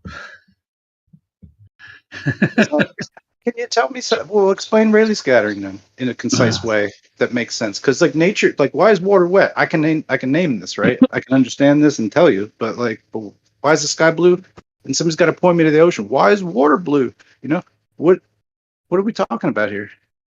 Well, Just explain it. It's easy. Isn't electricity, like when you see it happening in front of you, isn't it like typically blue, or is it all just dependent upon the medium? It's probably a little bit blue, probably a little bit purple. I'm not really Yeah, sure. I've definitely seen some purple, but I've seen some blue. Okay. Interesting. But it's blue. It's blue during the day, but not at night. Right. So, but if I did shine it, if I shined a bright enough light on the sky at night, it would turn blue, right? I'd be able to see like, oh, the sky is still blue. It doesn't change the color at all. It's not changed its refractive index because of the temperature differentials that are occurring, or anything like that, right? It's not because it's ozone that this guy should be telling me about, not nitrogen, which is colorless, right? So, but it's all scattering. It's blue light that's scattering, right? Because the sun is shooting blue light at us, right? Infrared, ultraviolet. It's full spectrum. I get that, but that's why the sky's blue, right? Because the sun's predominantly in the infrared, right? That makes sense, right? Okay. What color is lightning? Oh, that's kind of purple, blue, white sometimes. I don't know. Flash is so Right, quick, yeah. doesn't it? Yeah, it Is does. that what color lightning is? Maybe lightning's just white. White lightning, like I think in the center part, it's pretty white, and then like as it kind of like dims off towards the edges, it could be purple or blue. What's going on the edges, man? Is that interacting with something in the gases in the air or some shit? Is that what's going on? Why is the sky blue? It says when the sunlight enters the Earth's atmosphere, it's made up of a spectrum of colours ranging from red to violet, which are different wavelengths of light. The shorter wavelengths, such as blue and violet, are scattered more by the molecules in the atmosphere than the longer wavelengths like red and yellow. The scattering occurs because the molecules are more effective to scattering shorter wavelengths due to their size relative to the wavelength. Does that help? It's not that I haven't read it before. It's not that I'm not familiar with it. It's not that I don't absorb what you're They saying. said nothing about the firmament. But can we talk about how that is a very difficult thing to just say? And shouldn't it be inherently simpler? Shouldn't you be able to break it down for me into baby doo-doo language, right? No? Like nobody's doing this, So you can affect the wavelength with like a pinhole aperture. Like you could take like an arc lamp and shine it, and it'll be scattered. And then once the light passes through that pinhole aperture, it'll actually be coherent. And then if you pass that light through a wavelength filter, it'll be coherent again. So it's like, what's going on there? I can post a picture if it helps. You want me to break it down for you? Fine. I just know that ozone appears to be blue. Like it actually has bluish color to it, right? Like ozone does, right? So let's think logically about it here for a second. Let's say that the sun is electric in nature, right? And we know that when gases get excited electrically, they glow. Certain gases glow certain colors. Some of them even glow blue, like a blue plasma. So, if the sun is electric in nature and as the sun traverses across the sky and it excites those noble gases in the higher part of the atmosphere, that excitation causes a blue color in the same way that a neon light would. It's the best explanation anyone's given me in my whole life. Thank you so much. Appreciate it. It's pretty good. No problem.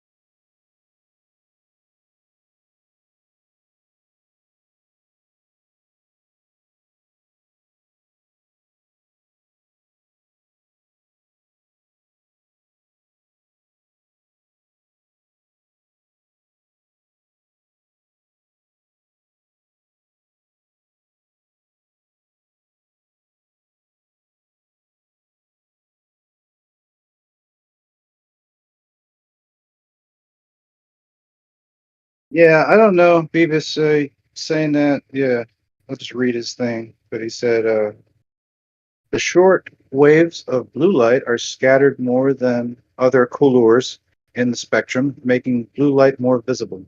Now, I understand that Google said it, so like, how can I argue with that? But I also read in other things that, like, you know, blue light causes like constructive and deconstructive interference with other colors, you know, changing things around slightly, you know. So I don't really know, but I just mean materially, like why blue, you know? And then, yeah, okay, so but what is in the atmosphere that is turning blue here, right? And then somebody says nitrogen, which is colorless, but it's going to cause the illusion that things are blue. So that's what you're saying. It's adjusting it so that it looks blue. It's not actually, but it's kind of. I don't know. I like Napalm's answer better. I really do. If that's the case where it's blue that's scattering the most or whatever, would it be safe to say that the next most common color to see would be like indigo or like a green, like something close to the blue? Well, here's the thing, though. If you're talking about the light as it enters the atmosphere, you get this scattering, which shows the blue. That would lead me to believe that the full spectrum light from the sun coming in towards the atmosphere, you get a portion of that spectrum that gets peeled away or scattered, leaving only the others to come through that portion of the atmosphere. That's how I would look at it.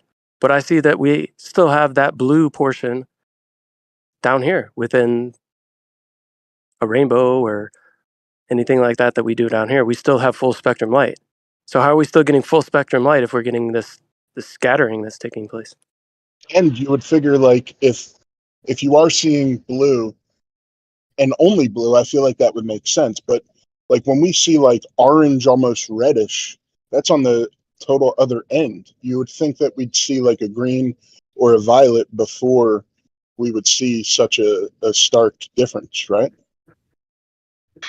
I think towards the bluer end spectrum, you have a higher capacitance ratio because the wavelength is supposedly much smaller.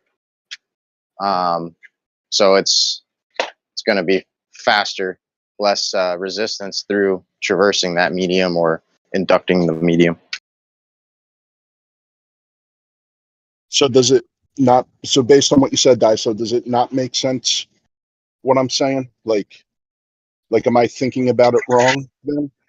I didn't hear your ultimate view on that because I was looking for a charger when you gave your.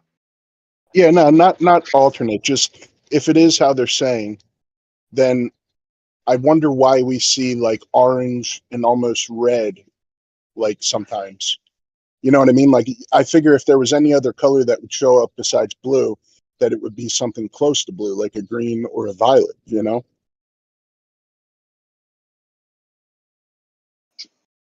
Yeah, I'm sorry. Yeah, it's like a little triggering to people. Like, I'm sure Jace is gonna come in here with this like spooky ghost story voice and fucking try to tell me what the fuck, like, right scattering. That's really cool. I don't mind that. You know what I mean? And he's right behind you. Okay, like I get it, man. Yeah, the axe murderer is right behind you. It's cool, Jace. If you want to come in here and try to do that shit, go a fucking head. But I would implore you not to. And just for the fact that it's just a simple question. And I'm just not getting simple answers from the crowd out there. But they want to ask. Maybe it's not that simple of a question then, right? Maybe it's kind of incredibly complex, you know? But it's just a funny, like it's one of the precepts that we have is growing up, right? I mean, doesn't everybody ask that question? Were they ever given a right answer? But then you expect the rest of your life somebody's going to actually be giving you the right answer for everything else. I just find it interesting. You know what I mean? It's just it's a point, right? It's a point that I should be able to ask the question without getting intellectually jeered on by Jace, like, "Oh my God, you're fucking stupid as fuck." You know what I mean? I don't need that shit. You know, I know what I fucking know, and I know better than to ask the question. Right? Because that's what's. But if he actually had some fucking information to give, he would say it, right? Not like give like, oh, like a Home Alone Ghostface. Like, I don't need that shit. But yeah, if you want to try and come in here and argue the point, go ahead, man. But I have my own ideas about the composition of the atmosphere and the stack. You know what I mean? But if you just look at what it's declared, right? Like I'm looking through 78% nitrogen in the atmosphere right now, right? As I'm in the room on the. In the house, right? This is gonna change though, because these things layer out, and I just think that's interesting that somebody who tried to like basically intellectually bully me in the chat thought that nitrogen is okay. Forget it, guys. Don't worry about it. I'm just. I tell my theory on the sky. because I don't know and what then all science says. So this is and then just my that's fine. opinion. And then after you do that, I want to back up what I said with a little bit of fact here. So go ahead. Okay. Well, you know how we have like red and blue stars up there, right? We can see them. They're obviously have a blue shade or a red shade. And what if during the day only the blue ones are prominent? So that causes the effect of the blue sky. And at sunset, the red ones are more prominent in some regards when the sun sets. Because that's just my theory. Because the Yeah, but white if ones it's are kind if of, it's they if it's lighting up disappear the during the day. sky, sorry. Yeah, I was just thinking though, like if it's lighting up the sky during the day when the sun's out, why wouldn't it do that at night then? You know? Well, the stars do light up the sky at night, just not in the way that they appear in the day, because we know the stars are there. We just can't see them during the day, right? I figure if the blue ones were powerful enough to show up when the sun's out, I don't know. I feel like you'd be able to see it, or Yeah, but some I think, combination of them at night. well, if the blue and white kind of blend together and scatter, basically, is what my understanding of what you just said, that effect would happen, wouldn't it? During the day, when the sky or when the sun basically is so strong that it covers up or makes the dark stars to us disappear, but they're not really disappearing. The light of them are scattering. Maybe.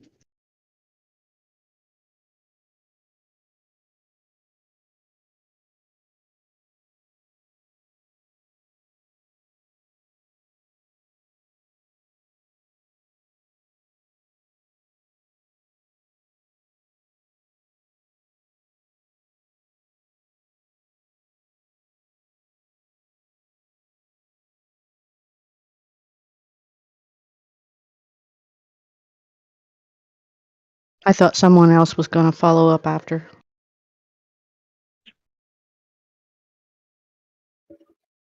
Yeah, I don't know if what I have to say is relevant anymore. So I don't know if I want to bore you guys with it, but I just figured I'd wait.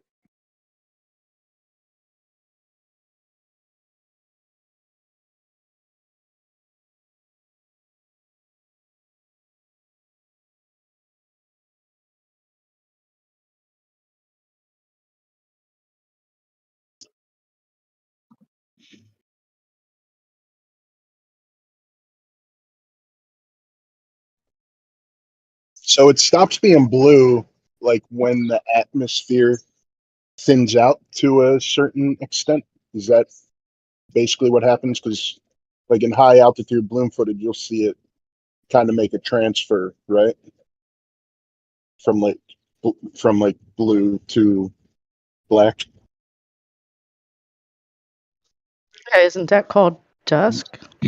Or before dusk? Is that pre-dusk that happens? Well, I mean, if like during the day, like noon, where you're at, if you put up like a high altitude balloon with a camera on it, right? It's going to be blue like the sky for a while. And then at some point, it's going to transfer from like seeing blue above to seeing black above, right? And I just wonder if that's because the light's scattering and we're only seeing the blue because of the way it scatters through the atmosphere, or is it has something to do with something else? I just never thought about this really. So I'm kind of, sending out noob vibes here. Yeah, there's something I was going to mention called Hobler's paradox. I remember AI talking over the road, and some sort of German astronomer talking about how basically why does it ever get dark? I've got it somewhere. I've typed in on ChatGPT somewhere. Oh, here it is. Here it is. The paradox can be stated as follows. If the universe is infinite, static, and populated with infinite number of stars uniformly distributed in all directions, then every line of sight should eventually intersect with the surface of a star, making the entire night sky as bright as the surface of a star. The paradox assumes the universe is static and infinitely old, which implies that the light from every star, no matter how distant, should have had enough time to reach us. In such a scenario, every point in the sky should be occupied by a star, making the night sky uniformly bright. However, observations show that the night sky is not uniformly bright, but rather dark, with scattered stars. It's kind of interesting. That is actually very interesting because they say we can see like the brightness of a star from however far away. Millions of light years. Yeah, so you figure there would be technically stars like pretty much everywhere, right? Like at some distance, it's gonna basically cover your viewing angle as you look up, or you would think if it's infinite, right? It's kind of crazy. Like how many stars does it take at any distance but filling the night sky to equal one of our suns, right? Like that is because they say the sun is just a star, right? So that is actually very intriguing. Like you got billions of them up there together. They have to be equivalent to what the sun is or more, you'd think, right? Like by a lot. That's pretty interesting to think about. Like how the night is still so dark. Don't think about it too much, dude, all right? I always say too much thinking will make your brain fall out.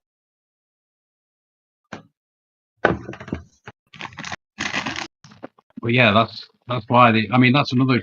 Perhaps they would, they would say, well, that's proof. You see, that's proof that the light's not reached us yet, and etc. etc. Well, it's weird, isn't it? Because you start thinking, well, we haven't really. I haven't established what they are yet, and may never in my entire life establish what they are. So, I don't know. As a kid, I always thought that if you combine the stars and the moon, that would equal the sun. But that's just me as a kid. I still somewhat think about it sometimes.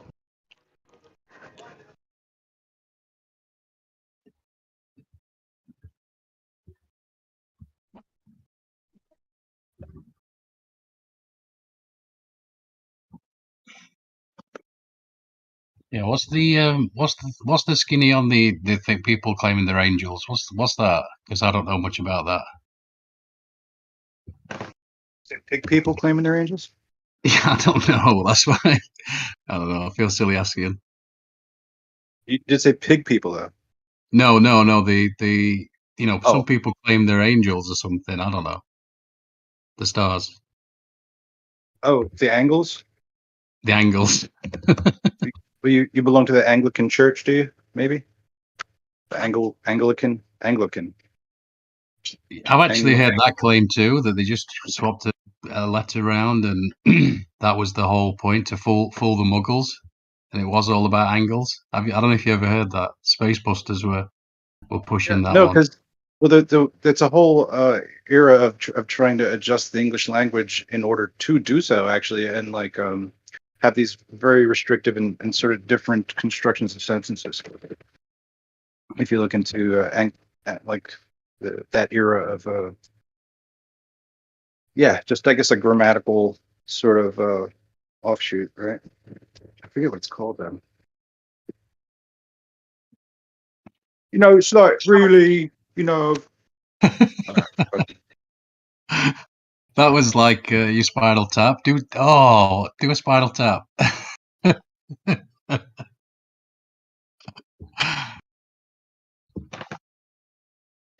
Like, not everything is what you think it is, man.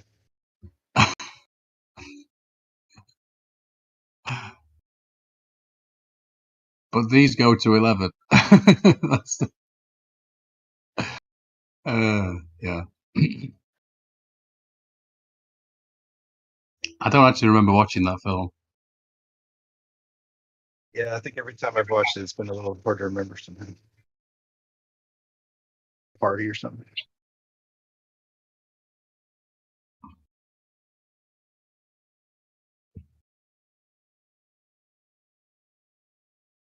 Anyway, I hope I didn't take anybody down a retard tunnel with just asking why the sky's blue here. I mean, it's just it's a simplistic question, but I think we get asked simplistic questions like, if the flat Earth was flat, then why would the sky, shouldn't it be day all the time, or some stuff like that, right? But we don't get the application of like, oh, you don't fucking understand why that happened, No, it's good. It's good. It's very good because I've been saying to somebody I speak to on here all the time. I was saying to him, I think I need to go back to like the mechanics of motion 101. Like I really do. Like just listening to Del from Beyond the Imaginary Curve and one or two other people, I've thought, God, my understanding of this is, I mean, it's better than average because you can't be in this for over 5 years and you not be better than average, but still not great. Still not great. I'm not expecting it to be a PhD level. I realize some things I'm like, fuck, I need to go back to the start. So yeah, I appreciate you asking. I like the simple things because it can, I mean, yeah, well, it's like if you question this stuff, then somebody's some glober's about to step to you, be like, "Yo, what about orbital mechanics, man? You want to talk about that, huh?" Yeah, and try to make you feel like you're a simpleton or something, And well, while it's fun to try to explain orbital mechanics, it's like if science could do so, like in a 3-body problem or 2, I don't know, whatever. Don't we have problems with this problem, the body problem? But anyway, forget all that shit, because Copernicus proved the shit. We'll just apply to go reach for a Copernican book or something like that off the bookshelf. Let's just whatever, refer to the authorities as what the authorities told us, because they're not wrong, because everything's true that's told forever. Nobody ever gets anything wrong. Nobody ever gets anything wrong on purpose. I'm getting off into the weeds here, but yeah, I'm just not going to play that game anymore. I feel like it's getting off into the weeds where I got to think, oh, it's a rocky body. Well, I got to be able to explain physics because obviously it's all going on. So orbital mechanics is a real thing, right? I got to sort of buy into that. I got to bite the fucking bait and take the hook in order to, and then I'm going to research it, right? But then I'll be struggling with that shit because it's like, well, you're only going to kind of know that stuff if you go to fucking engineering school, you know what I mean? To really be able to debate it, right? Well, I don't want to do that, because I don't even think it works like that. So I think a lot of the presumptions of what I'm supposed to defend, because I know it's supposed to be the globe model, and but it's like I got to go through all this schooling in order to question the fact that it goes on like this, that it can't be optical in nature, right? You want me to go back to fucking Ronnie Dangerfield right now? No respect. Anyway. I'll tell you. I need a my wife joke in the chamber, but I can't think of one. Oh, even when I was a kid, I got no respect. My mom had to put a stake around my neck for the dog to play with me. I just bailed on it. Right there. Sorry, I'm fucking it up. Yeah, I'm just gonna. Strong. I really need to watch myself. I've already got a pre-loaded answer for anybody who's going to say define so and so for me. I'm just going to say, what do I win?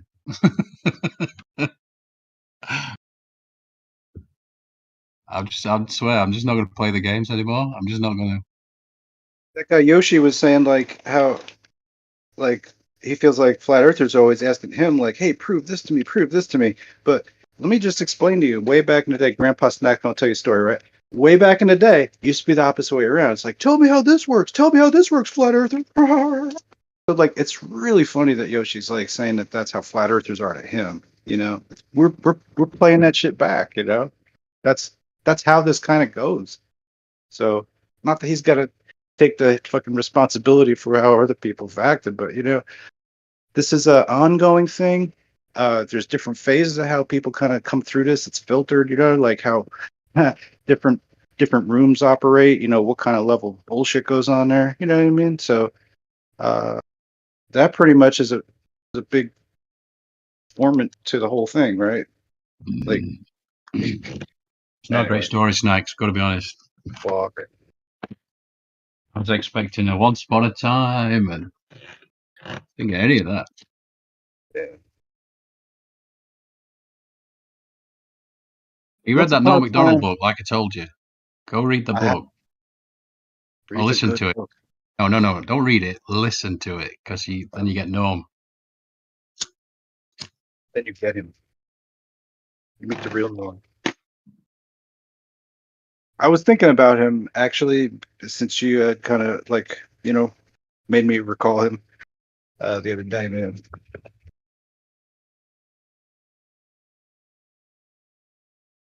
And it's like, it's like a really pretty unique type of humor,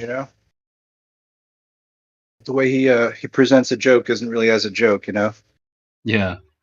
There's a good one where he's for instance, he sat down on this trendy MTV type of set and Sarah Silverman's there. He's trying to get her to explain this collaboration she's got going with Michael, Sarah, and a few others. And she's trying to explain it, and she's going through all comics, and she's going, it's we're all together doing this, blah blah blah blah, and Noam just cuts her off, and he goes, I gotta say, Sarah, that sounds like some comic gobbledygook. Just them two, comic gobbledygook. I just love that. Okay, yeah, I thought about Norm Macdonaldism is, hey, remember when it used to be good to go viral? Remember when that was good? Anybody? Go viral? Anyway, sorry.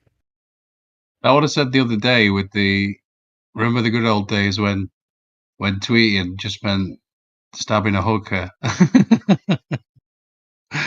I've decided that coming out of my mouth, it sounds better as prostitute. So next time I say it to you, I'll just say prostitute.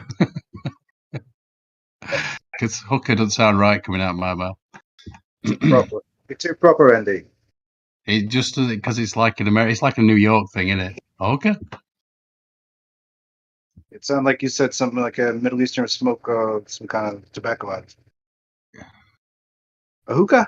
Oh, I'm ready for your culture because I grew up on American movies, so. I know. I'm ready for the test. Give me the test, and I'll be American. Sorry. Andy, I don't know how old you are. Old enough. No, I'm in my early 40s, but I look really, really young, and I could tell you the secret to that. But boy, it takes some breaking down, and it might scare some folks. I'm into this, man. You know the temple. You got to recognize the timeless nature inside yourself, the stillness, okay. The golden essence, the stillness, the now. You got to recognize the now. Keep telling people it's only now. There's only now. There's look. There's two. Look, like if I put something on the side, like a vegetable, it'll turn to water after a bit. So that proves it. That's time passing.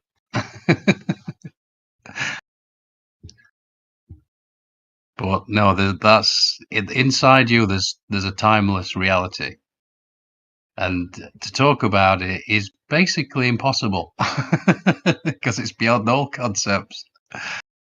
And so you can imagine it's quite a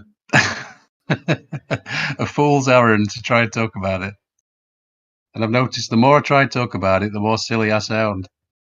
So you know what I thought to myself, because I got the tinnitus pretty good, and sometimes it's real bothersome to where I'm and sometimes in the winter, there's almost no sound, I I need like noise. I probably would do okay in the city, just like a lot of distractions, because otherwise just like dials in that frequency. But I was like, just to make it seem like I don't have a dentist drill going off in my brain all the time, it's like that's my moment. It's like my now. It's like me connected to everything right here. That's what that is. And I try to think of it as something positive, but maybe that's kind of the same idea.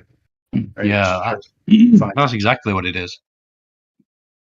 Like I had to teach myself to sit still. And think about that shit. I had to teach myself to sit still. And I sometimes jokingly, not really joking, I'd say to folks, you're just not broken enough. Because I see the same issues in everyone else, but it's manageable. Whereas with me, it was completely like I was like completely broken. Do you know what I mean? Like too sensitive, too like it's no understatement to say I was physically and mentally and spiritually broken totally. And that's a good thing because I was able to address it. I had no choice but to address it. I would have never done it otherwise because I'm a bit of a cowardly person. And yeah, you just get forced into a corner where you just haven't got a choice. So you have to face it. And this is why I often talk about that with emotional trauma, because if it's not faced, it'll come and hunt you in the night. What you run from in the day, it'll come and haunt you in the night. But people tend to do that. They just sweep it under the carpet and they just plow forward. Like, this is how it should, this is how we be. No, I've heard Owen Benjamin talk about that. And he's like, no. That's the opposite of what you're supposed to be doing. You got to face it. So I could talk about emotional trauma for a while. Nice. That's a good topic. Yeah, because it's sort of if I think about it like Eckhart Tolle puts it, he puts it like it's almost an entity within itself. Like he calls it the emotional pain body, and it breaks off, say, and I suppose he'd say it no longer flows with the harmonious functions of the body. And then, just like any other entity in this realm, it needs to feed. And what its food is negativity. Now, even a closed-off person, closed-minded, and normie, could understand the difference, the different feeling tone in a high, like a like a positive thought or a negative thought. Anyone can realize that, can't they? And the idea is that this emotional pain body, when it needs to feed, it comes up and it uses the ego, especially with partners, like family, because it knows exactly what buttons to push to get its food. It's a really interesting way of looking at it, don't you think? Yeah, this would explain night terrors that a lot of people have because they've not dealt with all the negativity that they created themselves during the day. So it comes out at night. So yeah, that kind of makes sense to me. Yeah, it sort of gets trapped in there and it needs to, it's like a big sack of bricks. It's like follows you around like a bad smell. Yeah, I've heard people talk about their night terrors and stuff, and they actually think they're entities outside themselves. And I've always thought they were entities within themselves that they never faced. And that they're coming out to let them know they're there for them to face it and to deal with it so they'll go away. Because I had night terrors back in the day, and I got rid of mine based on that because I knew it was me. I knew it was me that had the issues. So, Well, specifically childhood trauma needs to be, I mean, the thing is, when something happens when you're very, very young, whatever it may be, we tend to run away from it. And that's, that's a perfectly normal and natural thing to do because, you don't have the emotional maturity to deal with it. So you run away from it. And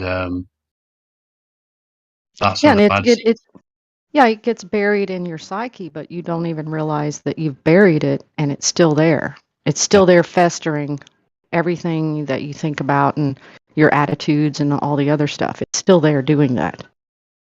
So, yeah. So no matter, he's so funny because I read a Bible thing and I'll never remember it. Where's bloody North when you need him? Or Clay might be able to help me out with it. I was reading a thing and it was like it was talking about oh man, my memory's terrible. Like something about your adversary and you need to sort of pay him off quickly. Because if you don't, it could get handed over to the judge, and the judge will give you this extra. It'll make you pay every penny. Essentially, is what it was saying. And yeah, and I would 100% agree that relates to real life, because if you don't deal with the trauma that you've carried around like baggage your whole life, and it creates your personality, your attitudes, and how you think about people and the things they say and all the other stuff. If you don't deal with it quickly, yeah, that's it. It's so funny because when I was reading it, at no point did I think it was about what it was saying. I knew exactly the thing that it was pointing at. And I'm playing Special Boy a little bit. I've got to be careful with that because but it's true. I was reading it. I was thinking, this has nothing to do with the courtroom. This has nothing to do with what we think of as a judge today. This has nothing to do with any of that. He's talking about karma. And it was a really good, well, I wish I could remember it so I could read it to you. But yeah, if one of the Bible people comes in and yeah, I'd like to do that actually. Maybe we could do some Bible quotes and I'll be like, this is what it means. This is what he's pointing at. This is what it's actually saying. It's so brilliant, isn't it? That I've tell a tried story. that before, and it doesn't go over well. I have tried it myself. It doesn't go over well. Well, I remember I was talking to a guy called Righteous Force on Nathan Oakley's because I'd go over there quite often and just talk to that guy because I like talking about the Bible. And he said, because I told him like, oh, I'm trying to figure it out sort of thing. And he said like, oh, so you're the arbiter of truth, are you? And I was like, yeah, I fucking am. Do I not have the divine spark inside me? So I knew what he meant, though. I don't know. Anyway, he's a good guy. He's a good guy. I like talking to him. Well, that's good. There are people like that I have talked to that are open to the different meanings of the Bible and Oh that no, kind he of weren't thing. open to that at all. Ooh. He wasn't open to it whatsoever, but he's still a good guy. That's why He's mastered his inner demons then. No, hence the comment of, "Oh, so you're the arbiter of truth." Yeah, but that technically is true. So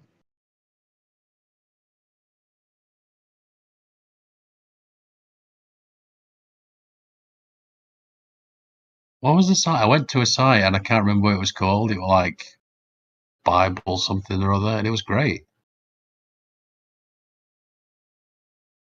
because I had the Masonic Bible open on one page, and then I had this on the other, and like it were people going over there were a page of people saying their favorite Bible quotes or whatever, and so it'd say like John 16 or whatever it was. So I just type into this other one, and then there it was. It was great.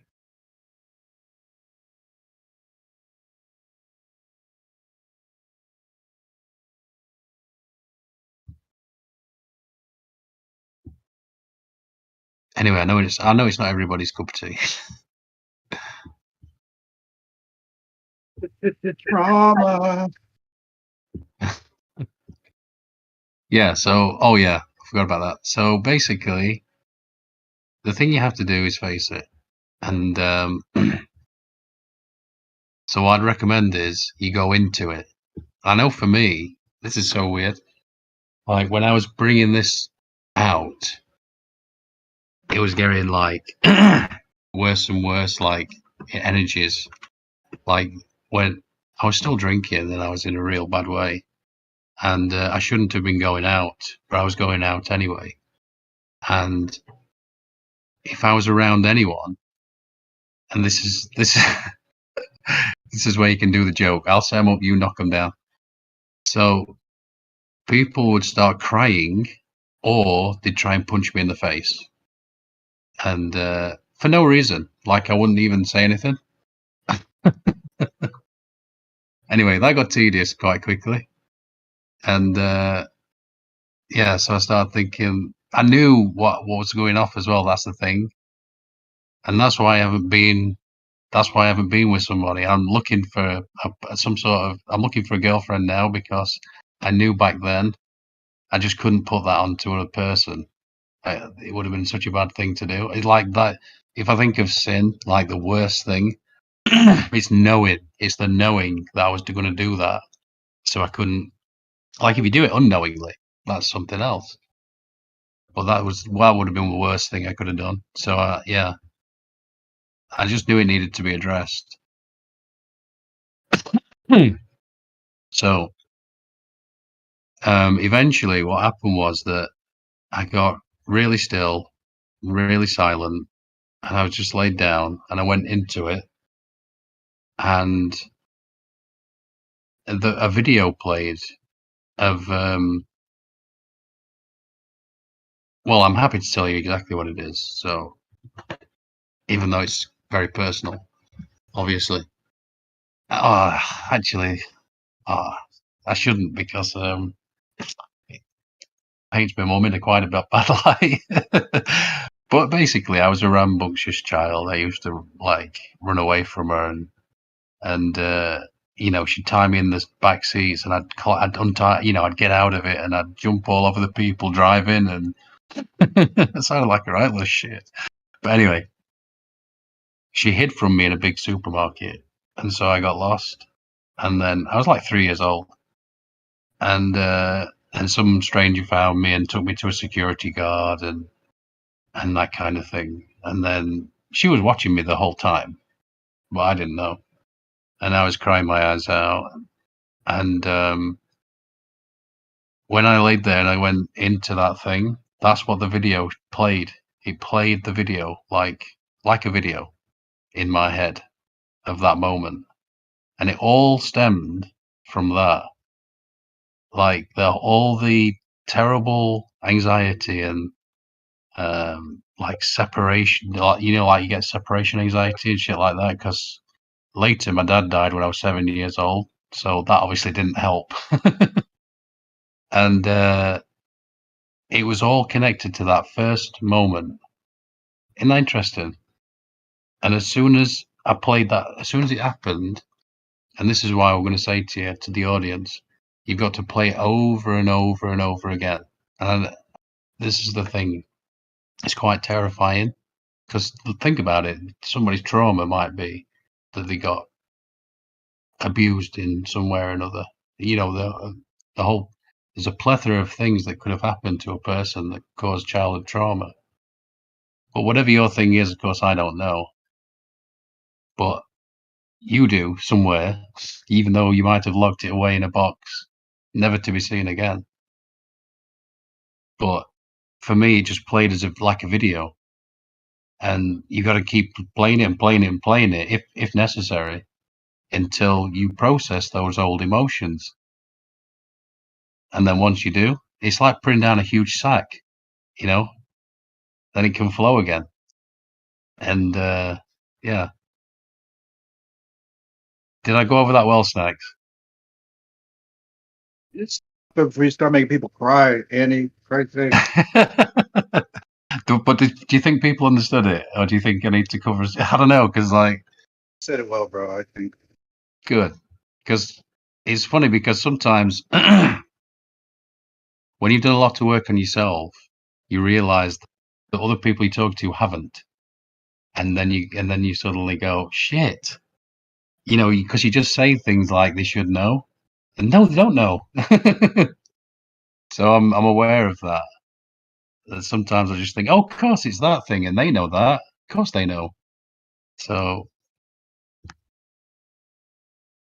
yeah, it's a great chat that when I first came over here, I talked to Gio about this stuff because he fucking guy's a legend, and like we talked about this for like 90 minutes, maybe more, and it's one of the best conversations I ever had. And in the DMs, I was like telling him how it was great, and he was saying like, yeah, I've made it my life's work, and I was like, oh shit. Which is brilliant, isn't it? I've made it my life's work. Whereas me, I was just totally forced into it. It was no choice. If I'd have had a choice, no way. Nobody wants to face the demons, understandably so. But when you're forced into it to a point you ain't got a choice, then you have to get to the root of the situation. Difficult, Andy. And I mean, or you can just take some, antidepressants, right? Just grey yourself out. I don't know. I don't think antidepressants are too good. They're kind of masking the No. problem here, right? But sometimes that's the best you can do, right? I mean, sometimes you can't look the shit in the face and be like, "Oh man, some bad things happen." That's. I think everybody struggles with that for sure. And Well, it does. It sort of becomes you in a way, whether you want it to or not. I guess, right? Yeah, it just kind of goes on. A lot of people deal with it in different ways, right? Well, I saw it so clearly that anything like that was a band-aid and nothing more. And that wasn't gonna cut it for me. So, and I always remember Stephen Fry. Also, he was talking about it. And he said, "I'd rather be me and all fucked up than just be sort of, zonked out."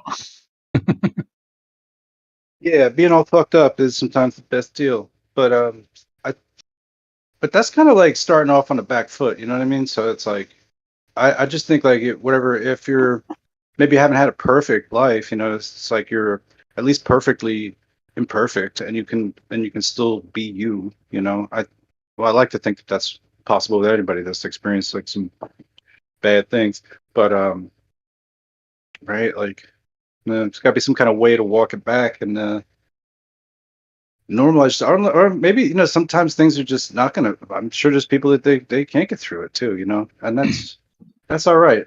That's okay too. Or if you're comfortable with it, maybe it's just like let sleeping dogs lie is a better way to do it too. I don't know, man. Like you got to maintain functionality, right? Because if you start trying to attack all your demons, they might put you out for a minute. No. Okay. They're insufficient phantoms compared to the power of your presence. They run away like cockroaches. That's the truth of it.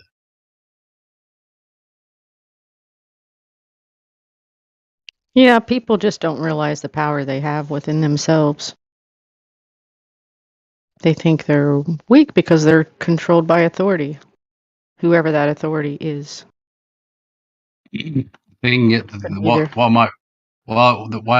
I might freak the audience out now though is that I'd say it's not yours.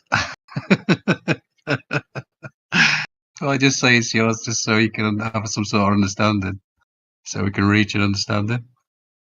It's just the language, but I don't think it's yours. Just like we were talking about yesterday with if you can upload your consciousness onto this thing, and that's why it hit my ear funny. Because I don't think it's yours.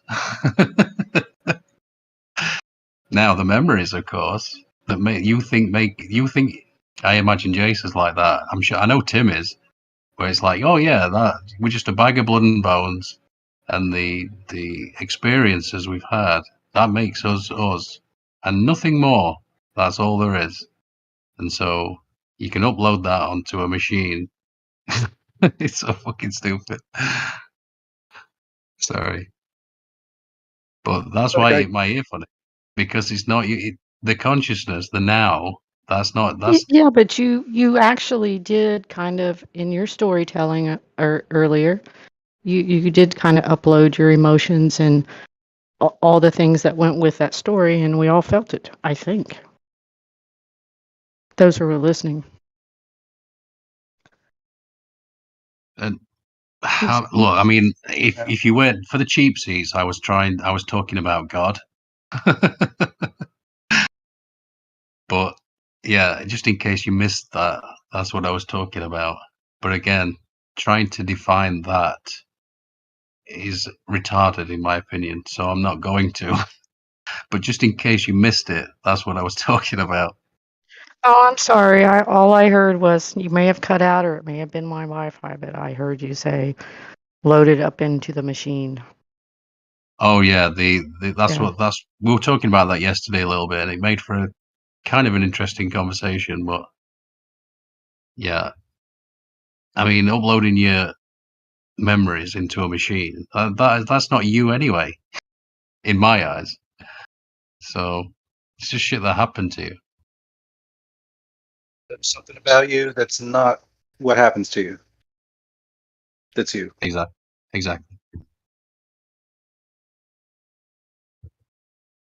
Where is everybody? Bloody hell! This is me. I've done this, isn't it? Hey, somebody's going to start crying and punch me in the face in a minute.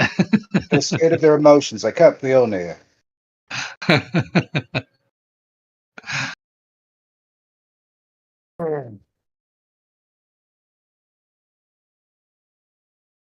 Jeez, Snack, tell me a joke. I don't have any jokes, man. Good evening. You got one? Oh, I had one Evening. earlier when you were saying that you could take antidepressants, and I was going to say something back to Jeremy's thing about women. He said earlier about 25% of women are on like antidepressants, and you know what that means? The other 75% aren't, which I thought that was funny. But 25% of men smoke weed, and you know what that means? So The other day is about from psychology, website or whatever. But it's like men have well, there's like this thing like your perceived intelligence versus your actual intelligence, and men have it to like a large degree where they more often will think that they're more intelligent than they actually are.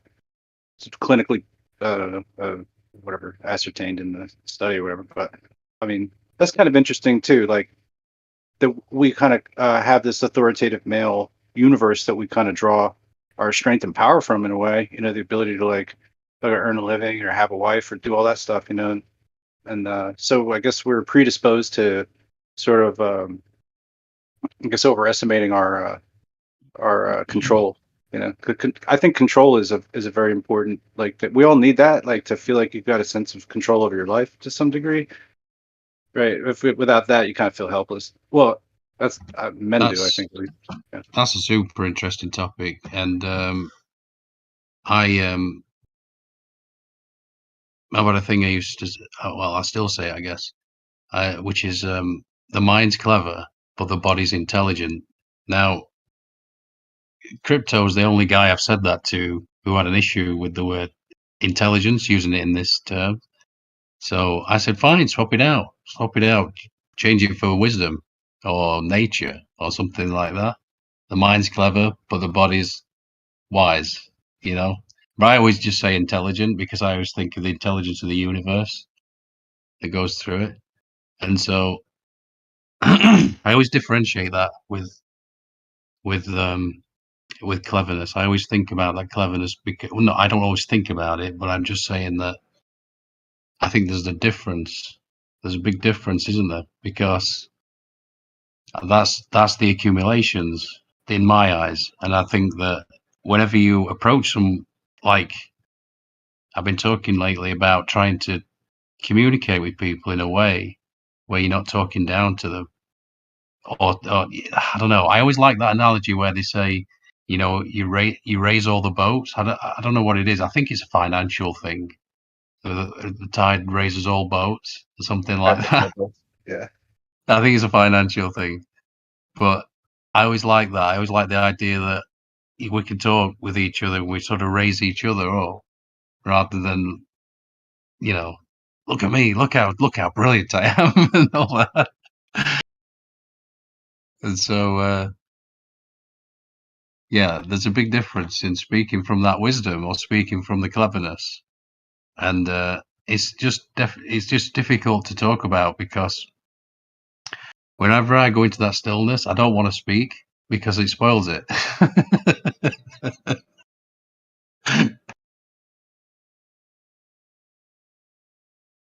Just Getting back you find. to getting back Sorry. to men being wanting control or whatever. I don't know if it starts out as wanting control. I just think that they know that they're more physical than women, so therefore they're protectors. So therefore it's not a control thing at the beginning. I don't think. I don't think that's how we know. It was more like I will protect you. I'm more powerful than you, but I'm not dominating you. That sort of thing. And I think the agendas have changed that over the generations.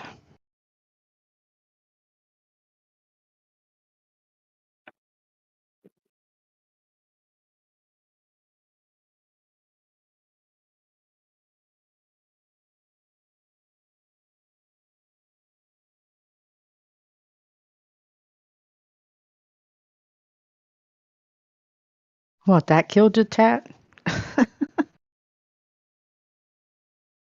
Sorry, I didn't really. I don't know. It was just weird. I didn't really follow. It was like an non sequitur. I'm sorry. I don't No, it's all speak good. like It's all things good. do. No, it's not. I mean, I would like to learn better language, but you know, it is what it is for now. That's why I don't come in here very often. I have things to say, but if I don't say them in the right way, I get stomped on. No. Better out than in. That's what I say.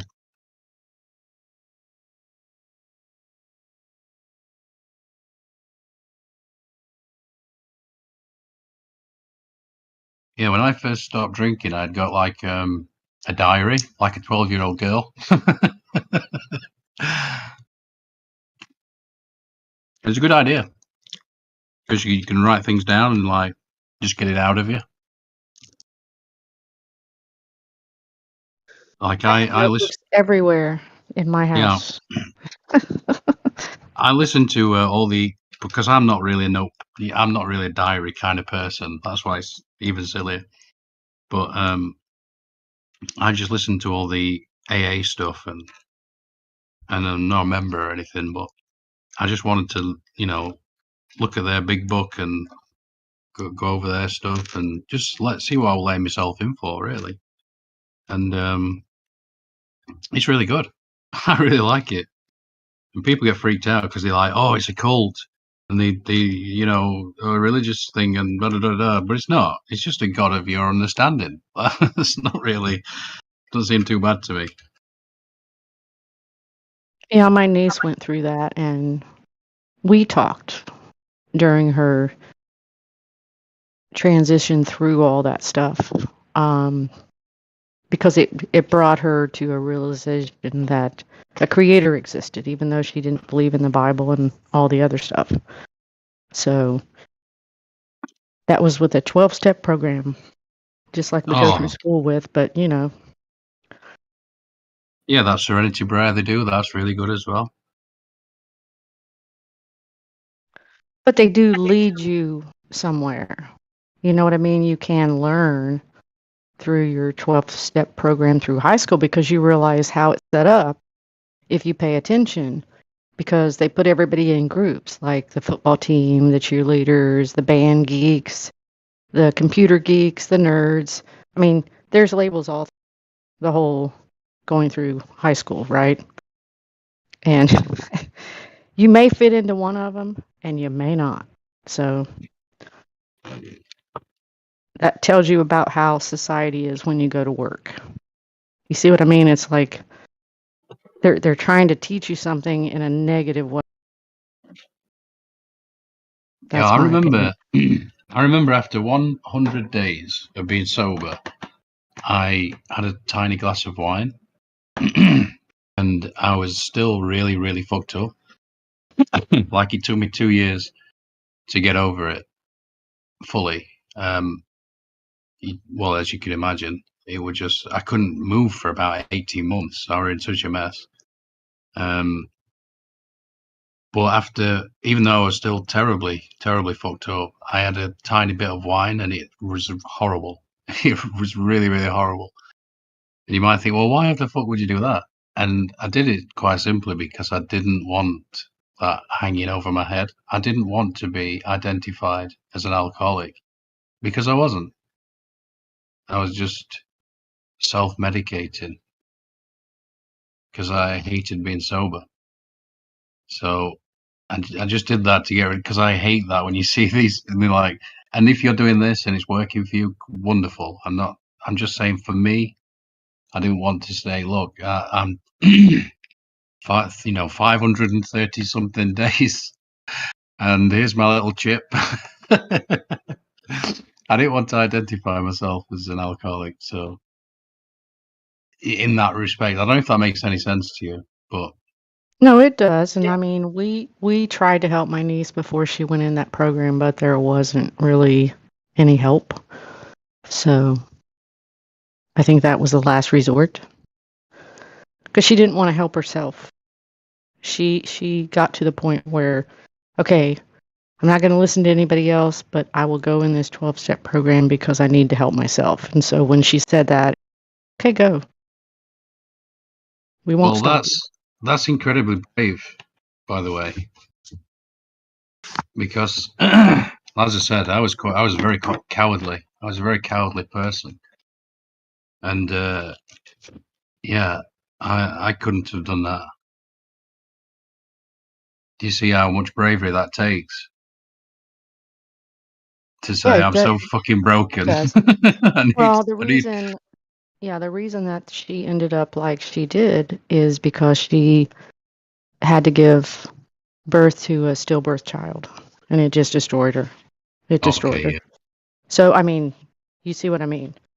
Yeah. And I don't think you ever would get over that. It's never happened to me, but, I feel compassion for the people that have went through that. But, Yeah, that's but she's rough. okay now, so yeah. She has more kids, and it's all good. Oh, brilliant.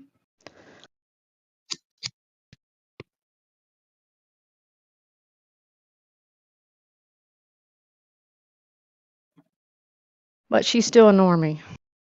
So Well, one of my there's aunts that. that experience, and I used to go and sleep over at her house, and yeah, it's a shame because she would have made a good parent,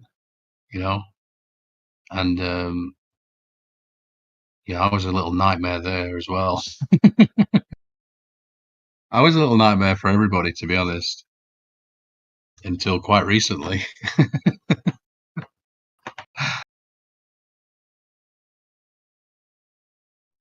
It sounds like you would have been the one shooting girls with BB guns when you were little. I did that. Holy shit. But it was an accident. It was a total accident. Oh, sure. That's No, what it they all was. say. It was a total accident. Did you I make wasn't them dance too? Did you make them No, dance? I wasn't If you aiming. made them dance, that's not an accident. No. Oh, Jesus. I wasn't that bad. But needless to say, the crowd your parents or your mum warned you about that you shouldn't hang about with, I was the head of that crowd. I was the bad influence on the bad influences.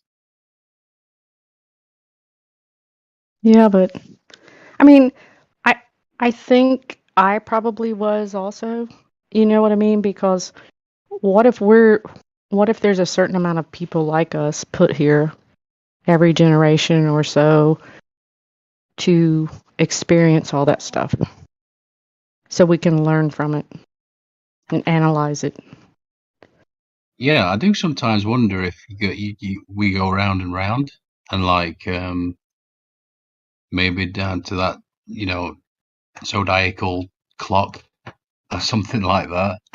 You get 12 goes, maybe. I don't know.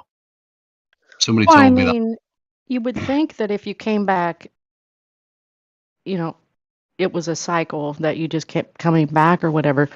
Wouldn't you have to experience every aspect of life for you to get Well, to the genius level of understanding it? genius level. Oh my god, sounds horrible.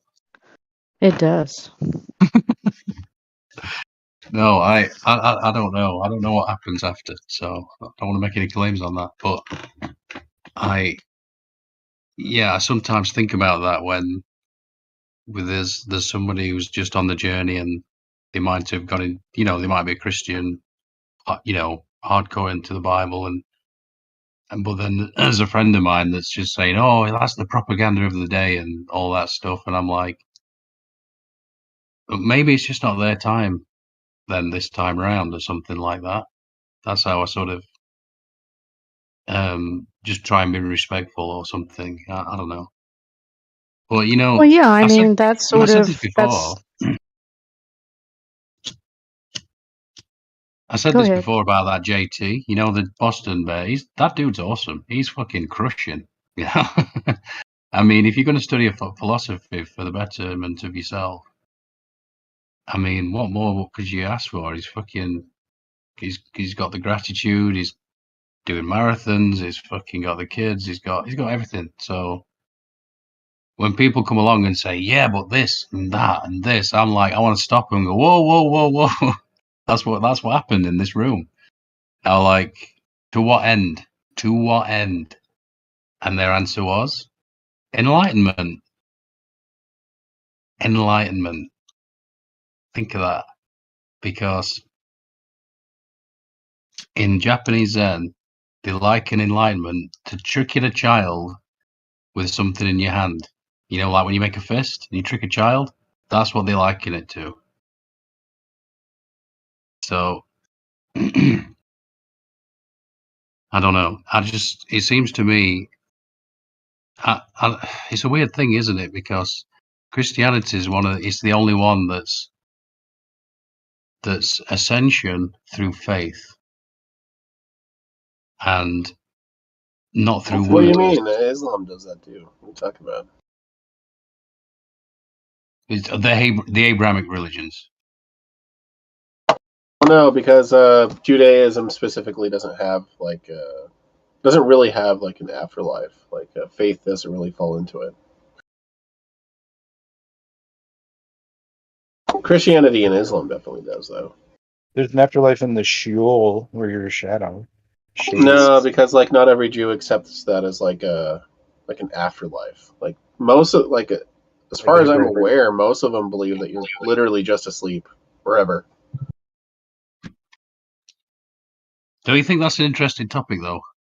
This idea of ascension through faith and not or works. I love that.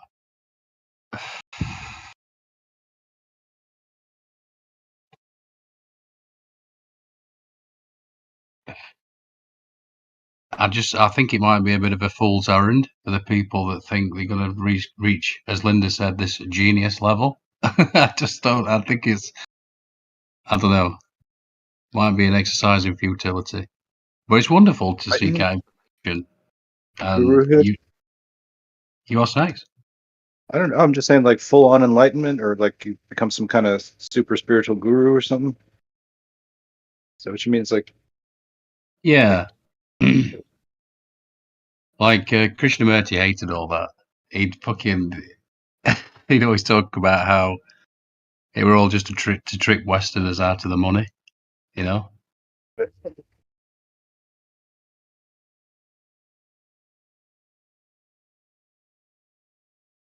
But it's a super interesting topic. Like, I know all the people I used to follow years ago, or used to, follow is a weird thing. Not follow, but I used to like look into their stuff like the most. I can paint a line straight back to the Theosophical Society. From Eckhart Tolle to Krishnamurti, right back to Madame Blavatsky. And they did the Lucifer's Trust. Anybody heard of this stuff? Yep, I have. It's interesting. Lucius Trust. Yeah, they changed it to Lucius, didn't they? Lucius Trust.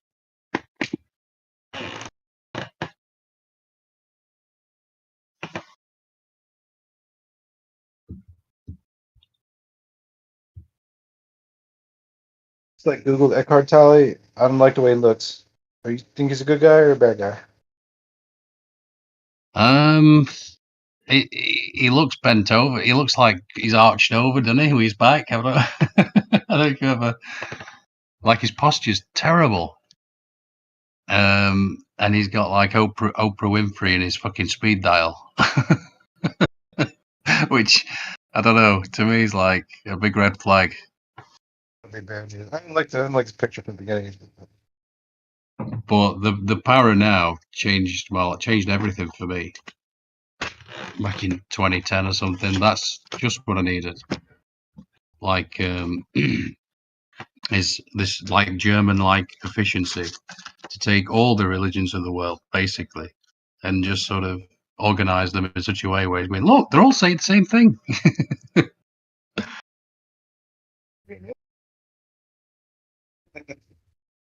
Oh, man. When I've had troubling times, I go to Nietzsche. Or Nietzsche, I guess. I call him Nietzsche because I know him real well. You know what I mean? Good friend. Yeah. Dark Night of the Soul and all that, ain't it? That's pretty good. Yeah, I wish I could be consistent. I don't really know where I'm from. If I'm British, I'm not really sure where I'm from sometimes. Yeah, it's going a bit London a little bit. That accent is grinds on my ears a little bit. Yeah. The Welsh accent is the best.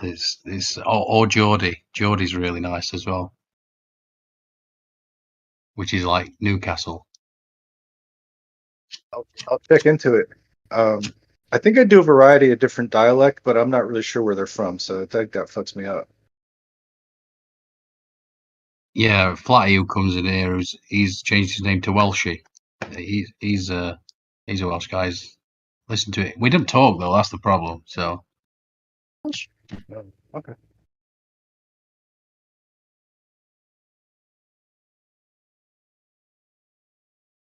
Jimmy Carr did a brilliant one with accents. I'll post it. Damn, I wish I lived in England somewhere, or somewhere where people had talk like you, and I just would try to blend in. That'd be funny. I mean, I think after a little while, people wouldn't really know I wasn't from there. Maybe not. No, they'd know after a while, or immediately. But yeah, immediately. Yeah, no, but it would totally be fun. Because if I came back here, then nobody would really I could just pull it off. Hey, and I knew a girl like that one time. She went to boarding school or something in England for 2 years. Came back, thought she talked with an English accent, but she's from here, So I used to call her the English patient because I thought she was mental. She was from America, but she had an English accent. Just from being overseas for a little bit. Oh right, okay. Yeah, that's weird how people do that, isn't it? They just take it on board. It just yeah.